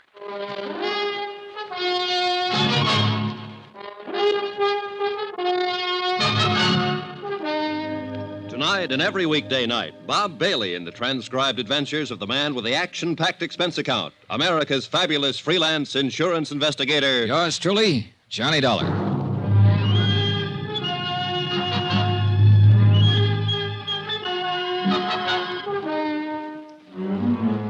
Expense account submitted by Special Investigator Johnny Dollar. Location, Culver, Montana. To Paramount Insurance Adjusters, Hartford, Connecticut. The following is an accounting of expenditures during my investigation of the Henderson matter. The question, accident, suicide, or murder? Expense account item 4, $3.48. 1 day later to Tim Connor's office in Hartford explaining the situation in Culver. I'll read it back to you, Mr. Dollar. Mr. Tim Connors, Paramount Insurance Adjusters, Hartford, Connecticut. Coroner's inquest into death of George Henderson, policy number EMP-196667, found death to be accidental. In my opinion, the inquest was not thorough. Have decided to stay on in Culver and conduct my own investigation. If any change, please advise via Western Union, Butte Hotel, Culver. Am forwarding copy of coroner's verdict this date. Best regards, Dollar. Correct? Okay. Oh, Mr. Dollar. Good luck. Yeah, sure. Expense account item 5, 68 cents. Postage. I mailed a copy of the coroner's verdict to Hartford, airmail special. After that, I went back to my hotel to wait for the sheriff, Eve Holden. Come on in, Eve. Oh. Hello. Hello. Mr. Dollar, my name's Porter. I'm the manager of this hotel. Oh, well, come in, Mr. Porter. I can't right now. I've got some other things to attend to. Well, anything I can do for you, Mr. Porter? I'm going to have to ask you for your room, Mr. Dollar. Oh? When? Today. Any particular reason? We're all filled up. The room's been reserved for 6 weeks. By whom? What? Who reserved it? Why, a man from Bozeman. It's a sort of convention. Sort of convention? What kind of convention is that, Mr. Porter? Look, Mr. Dollar, you'll have to leave this room today. The man's coming in tonight. Uh-huh. And there's no other hotel in town? That's the way it is, Mr. Dollar. No other place to stay? No. So I have to pack my bags and get out of town, is that it? I must have the room, Mr. Dollar. Who asked you to say you wanted the room, Mr. Porter? Who asked you to come here and kick me out? Why, no one. Well, you go back to no one, Mr. Porter, and you tell no one that I'm staying right here in this room here in Culver until I finish what I have to do here. You tell that to no one, will you? Mr. Dollar, I'd hate to call the police. Go ahead, Mr. Porter. Be sure and tell them about the sort of convention you're having and how all the rooms are sold out. Tell them about Mr. No One and tell them I called your bluff. Anything else, Mr. Porter? I was at the stage where I was beginning to take notes for myself. Note 1, the mayor didn't want to have an inquest into the death of George Henderson. Note 2, when they did have an inquest, they didn't want to really find out anything. Note 3, Mr. Hotel Manager wanted me to keep on not finding out anything by getting me out of town. I explained all of this to Eve Holton when he showed up a half an hour later. Kind of tight, isn't it? I don't know what that means, Sheriff, but it's pretty stupid. Yeah, it's stupid, son, but it could be effective. Now, I'll tell you what. If Porter calls the police, I'm the police. So don't worry about that. I'll hem him and haw him. All right, thanks. Now then, tell me how much your insurance company's stuck for. $50,000 if Henderson's death goes by as an accident. The good book says that's what it was. I know. There's a chance, too, he had a heart failure and fell out of that window. No, sure. Always a chance. We might have to dig him up and find out, Sheriff. Oop, no, hold on. Autopsies and digging people up is one thing you'd have a hard time doing around here. I might insist on it. I don't know. We'll let that go for now. Say, tell me about Mrs. Henderson. Where's she from? Here. Right here in Culver. Now, she didn't get that mink coat and those diamonds she was wearing at the inquest in Culver. More important, she didn't get that continental look here either. So what's the story? Well, her name was Pauline Underwood before she married George. Born and raised right here in Culver. Of course, she went to school in the East, and she's been in Europe a couple of times, but most of her life's been right here. She is a mighty pretty widow. And a mighty rich one, too. Henderson had it. I know. This divorce she talked about at the inquest yesterday. Well, everybody in town knew they weren't getting along, never did get along. How could they? Pauline's 26 and George is 59. He could have been her father. As a matter of fact, he almost was. Well, tell me about that. You got a drink? Oh, yeah. Well, George raised Pauline from the time she was 14. He paid for all her schooling and growing up. She didn't have any folks after her old man died. George was pretty good to her. He sure was. Was he a friend of her parents? Well, Tom Underwood worked out at the ranch for George. When he died, there was Pauline standing around. Oh, yeah. Oh, thanks. And she eventually married him and his money, huh? Well, I wouldn't put it that way exactly. I think she liked him. Now, I've gone over what you're thinking, son. Those two were talking about divorce for some time. The papers had been drawn up for a settlement. She'd got a lot of alimony and so on. Oh, Pauline had no call to push him out that window or have him pushed out. At least not for money. All right. Suppose he didn't want a divorce. Suppose he loved her and she came to the hotel room that morning and he pleaded with her to try all over again. Suppose she said no. Suppose she said no in a great big cold way. And George Henderson sat there and thought about it after she left. And he got sick all over and he walked over to that window and... Suicide? What do you think? You knew him. He wasn't a suicide type, son. Oh, nobody's the suicide type until they come to the end of the line, Eve. Then it's too late to interview them and ask them how they got there. Everybody seems to think it was an accident, so I'm just throwing words around. Well, you have a right to do that if you aren't satisfied, son. Hey, getting back to this hotel again. Who might want me to get out of town and not ask any questions? Anybody. Well, who? No idea. But it's somebody who has some feelings in this. Hey, who owns this hotel, Eve? Noah Baxter. Who's Noah Baxter? Rancher. Got a place about 15 miles from here. Pretty big man. Uh-huh. Friend of Henderson's? Yeah. And let me put that question a little different. Baxter a friend of Mrs. Henderson's? I don't know. Can you find out? I can try. Well, find out about him and any other friends, Eve. Friends that might be younger, that might have gone to Europe or school in the East. Yeah, sure.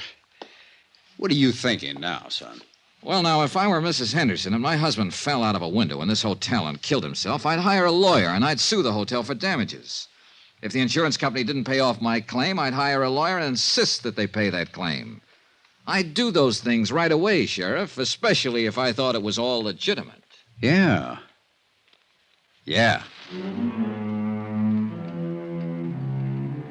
2 hours later, I received a wire from Tim Connors. He requested me to look up a man named Thurber, an insurance broker living in Great Falls. Expense account item 6, $4.92, tank of gas. I borrowed Sheriff Holton's car and drove the 80-odd miles to Great Falls that afternoon. Mr. Thurber bought lunch. My lord, I hope there isn't anything to all this, Mr. Dollar. I just hope there isn't. George Henderson. Yeah, well, there isn't anything to anything yet, Mr. Thurber. I'm still trying to find out the facts. Oh, I knew you were over in Culver. I tried to call you there a couple of times. You were out both times. Finally, I put in a call to the home office in Hartford. I talked to this man, Connors, with the adjustment agency. Yeah. You see, Mr. Dollar, it's like this. I've been over in Jackson Hole for 5 days now hunting duck. We were way in, and I didn't hear about Henderson's death until I got back yesterday. Uh-huh. Now, look, Mr. Dollar, I don't know what reflection this will have on your attitude toward this case, but 2 days before I left, Mr. Henderson telephoned me here in Great Falls. He said he wanted to change the beneficiary on his policy. Oh, in other words, he was going to cut his wife out, huh? Yes, I suppose so. I know they weren't getting along. There'd been talk of divorce. Yes, I guess so. Uh-huh. Did he name a new beneficiary? Yes, a school teacher in Culver named Matilda Knickerbocker. Everybody calls her Maddie. What was his connection with her? None that I know of. I think it was just a name for him to throw in until he could decide on another beneficiary. Why, he didn't have... Wait a minute. Maddie Knickerbocker. Just a school teacher. Everybody knows her. He was awful mad when he talked to me that day. I could tell it in his voice. Now, here's what might interest you just a little more. The day I left on my hunting trip, Mr. Henderson phoned me again. He said to never mind. Mrs. Henderson was still his beneficiary. Had you changed the policies yet? No. Are you sure it was Henderson who telephoned you? Well, yes, I think it was him. Do you remember when you got the call? Oh, somewhere around noon, a little later, I guess. He died between 12:30 and 1. And it must have been just before he fell out the window. He phoned you long distance from Culver, huh? Yes, sir. Well, he was supposed to have been in the hotel all morning, so he had to phone from his room. Well, you can check that, can't you? You'd be surprised how hard it is to check simple things like that around the Butte Hotel. Did you know Henderson very well, Mr. Thurber? He was a customer. I wrote a lot of insurance for him. Know his wife? Oh, yes. Well, tell me about them. Go ahead, Mr. Thurber. Now, look, accidents rarely have reason behind them. Suicides and murders always do. You don't think it was an accident? Well, let's say I've heard enough and seen enough to make it a draw so far. Go ahead, tell me about him. And I wish I was married to Mrs. Henderson. I mean, I wish she could see me. I think most any man who's ever met her hoped the same thing. Young men, old men, any kind. But she picked George. George was as tough and leathery as these mountains around us, exactly her opposite. But Pauline married him. He raised her. He was close to her all her adult life. Yes. But, Mr. Dollar, you know and I know she didn't have to marry him. She could have married anybody here in Culver or anybody in London or Paris. You see what I mean? Not quite. Well, I always had the idea that after she married him, she kept letting him know she could have had anybody else she wanted. Go ahead, Thurber. I think she married him for his money. I think she would have killed him for his money.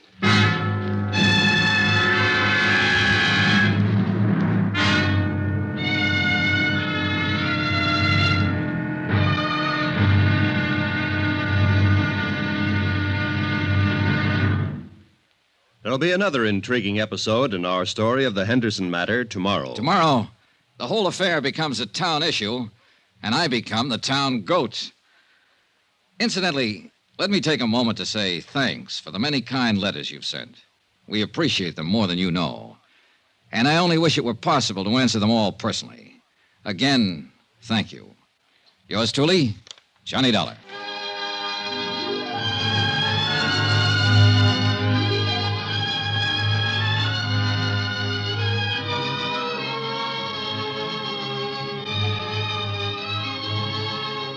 Yours truly, Johnny Dollar, starring Bob Bailey, is transcribed in Hollywood.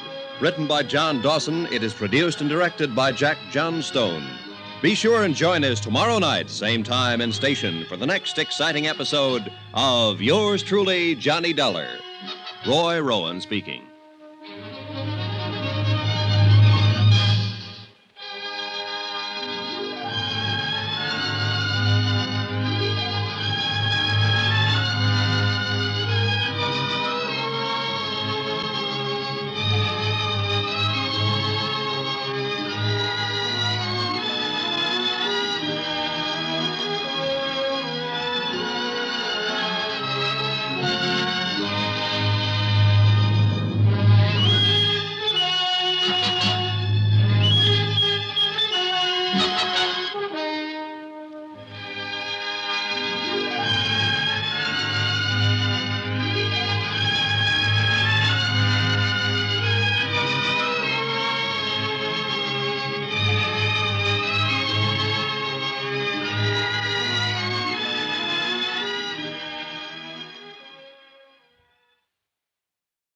From Hollywood, it's time now for Johnny Dollar. This is Mrs. Henderson.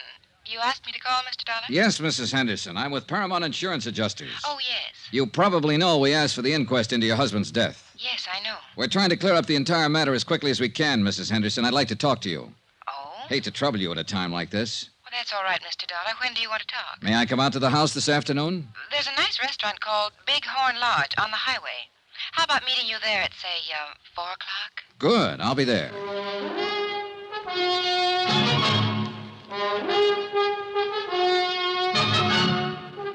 Tonight and every weekday night, Bob Bailey in the transcribed adventures of the man with the action-packed expense account, America's fabulous freelance insurance investigator. Yours truly, Johnny Dollar.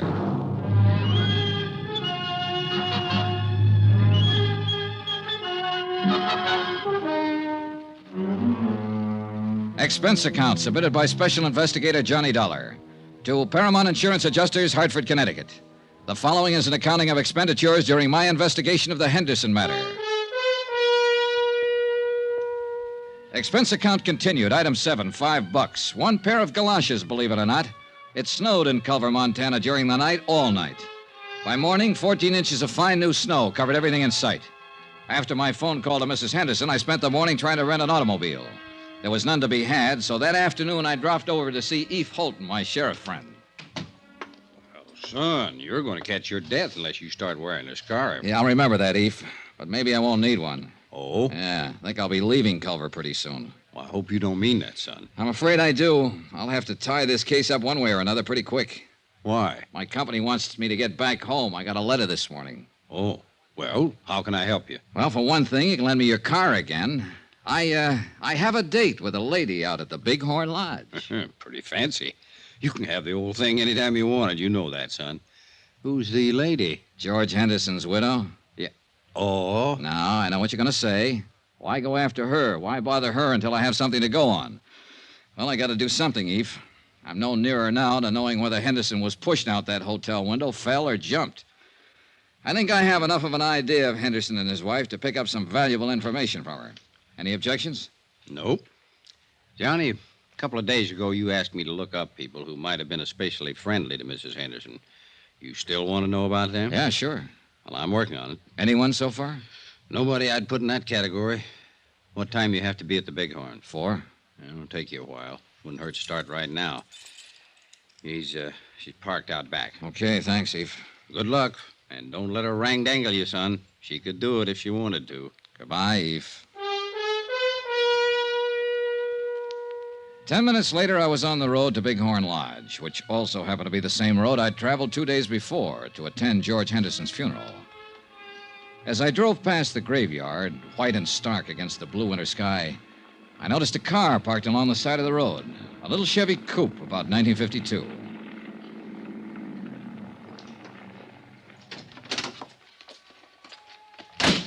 There was the figure of a woman, all alone, standing by George Henderson's fresh grave. Her head was bowed. She didn't notice me as I walked up. A gray-haired woman, about 45, slight, delicate, gentle. Oh, I'm sorry. I didn't mean to start it. Oh, that's all right. Must be getting late. Dear, it is. Do I know you? Why, I don't know. I'm Mattie Knickerbocker. The name had startled me. The day before, an insurance broker in Great Falls had mentioned her. Told me that George Henderson had named her his beneficiary, then changed his mind a few minutes before he died. Your name's not Campbell, is it? No, Johnny Dollar. Oh, Johnny Dollar. You remind me of a boy I had in one of my classes once, Torrey Campbell. Oh, you're a teacher, Miss Knickerbocker? Yes. Everybody knows me, I think. Or at least I flatter myself that way. Well, I should be going. I knew Mr. Henderson, too. Oh? He was a wonderful man, George. He was very dear to me. I'll find it difficult getting used to the fact that he'll never be around anymore. George had a wonderful laugh, didn't he? Yes, he did, Mrs. Knickerbocker. I never really thought that he ever grew up. Of course, you knew him in a business way, and I'm sure he was very, very grown up in business. But it doesn't hurt to think of him this way now, does it? I don't think so, Miss Knickerbocker. I didn't come to his funeral. I didn't think I could bear it. I thought I'd just drive out this afternoon and say goodbye by myself. Well, I apologize for interrupting you. Oh, not at all. Please. Funny little things. The birds in the snow. Oh. Such tiny, wonderful little things. A little bit of God in each of them, Mr. Dollar, wouldn't you say? Yes, ma'am. I don't know why. I think George would like to know they're here, near him. Miss Knickerbocker, I have to tell you... No, you don't, Mr. Dollar. I know who you really are. Everyone in town knows. You seem like a nice young man. Was it curiosity that made you stop your car? Yeah, I suppose so. I apologize. Oh, you needn't.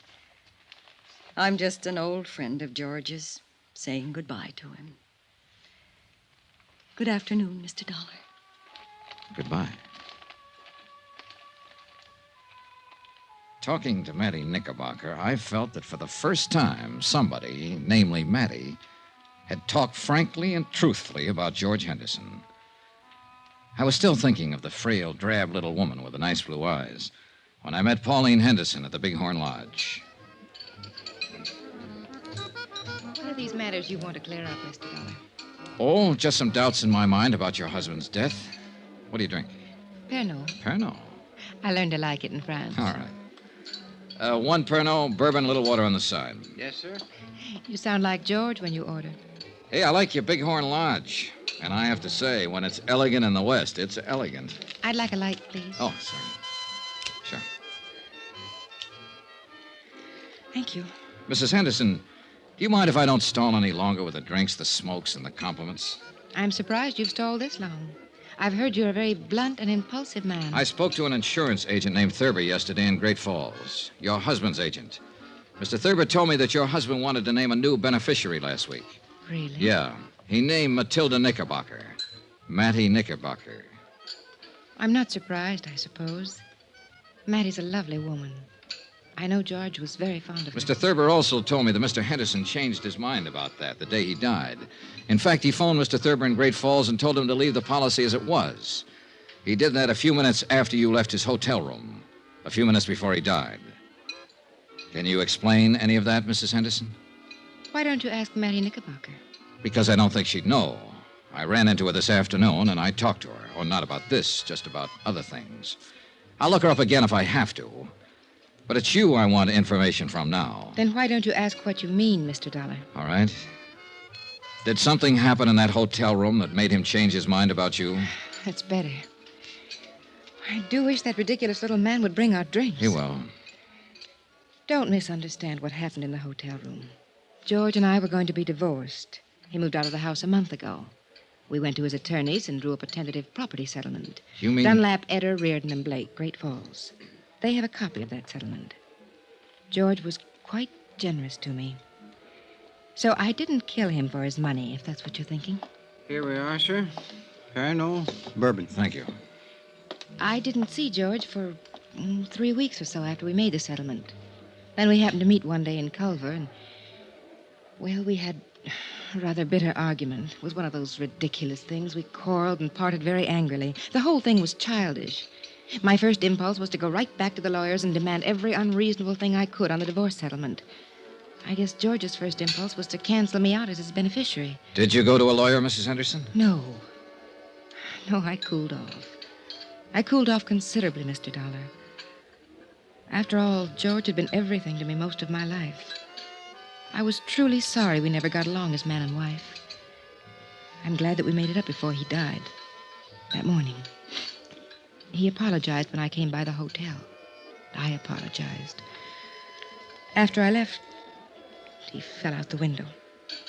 Then I can assume that this business with the policies had to do with the argument. Assume what you like, Mr. Dollar. I can understand why you're annoyed by me and my questions. It's just that it's kind of hard for us to believe that a man involved in divorcing his wife would still name her as his beneficiary.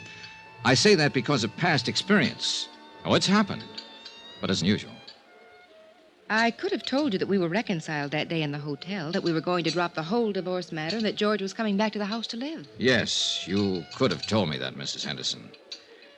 Mr. Connors in our home office in Hartford called you a few days ago. You hung up on him. Why? Well, I was very upset. I've never been a widow before. Uh-huh. I believe you, Mrs. Henderson. Sitting here like this. You're a lovely person, and I know it. And you know it.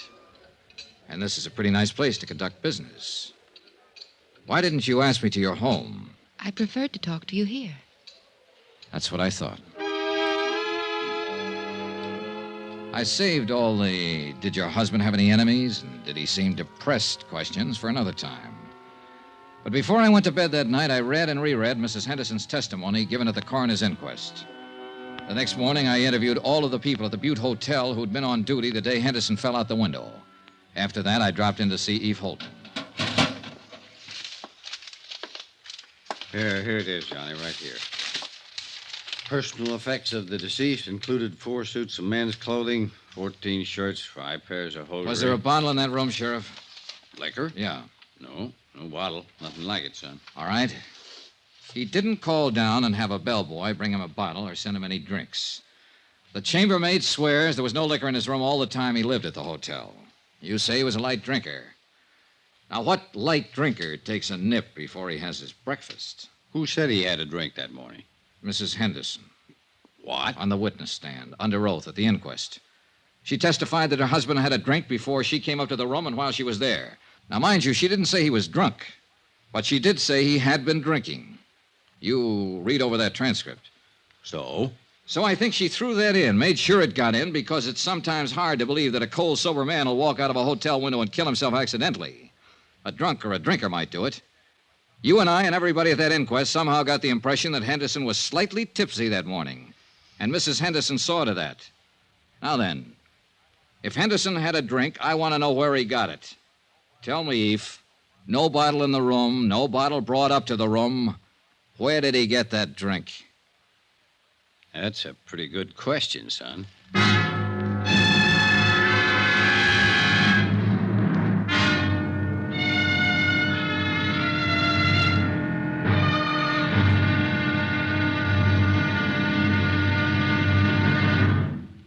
There'll be another intriguing episode in our story of the Henderson matter tomorrow. Tomorrow, the wind-up. Yeah, the whole case blows sky high. Join us, won't you? Yours truly, Johnny Dollar.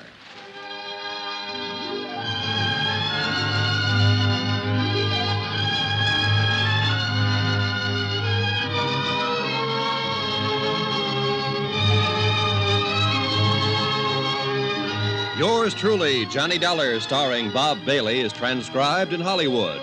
Written by John Dawson, it is produced and directed by Jack Johnstone.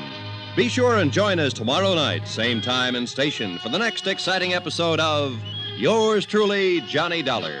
Roy Rowan speaking.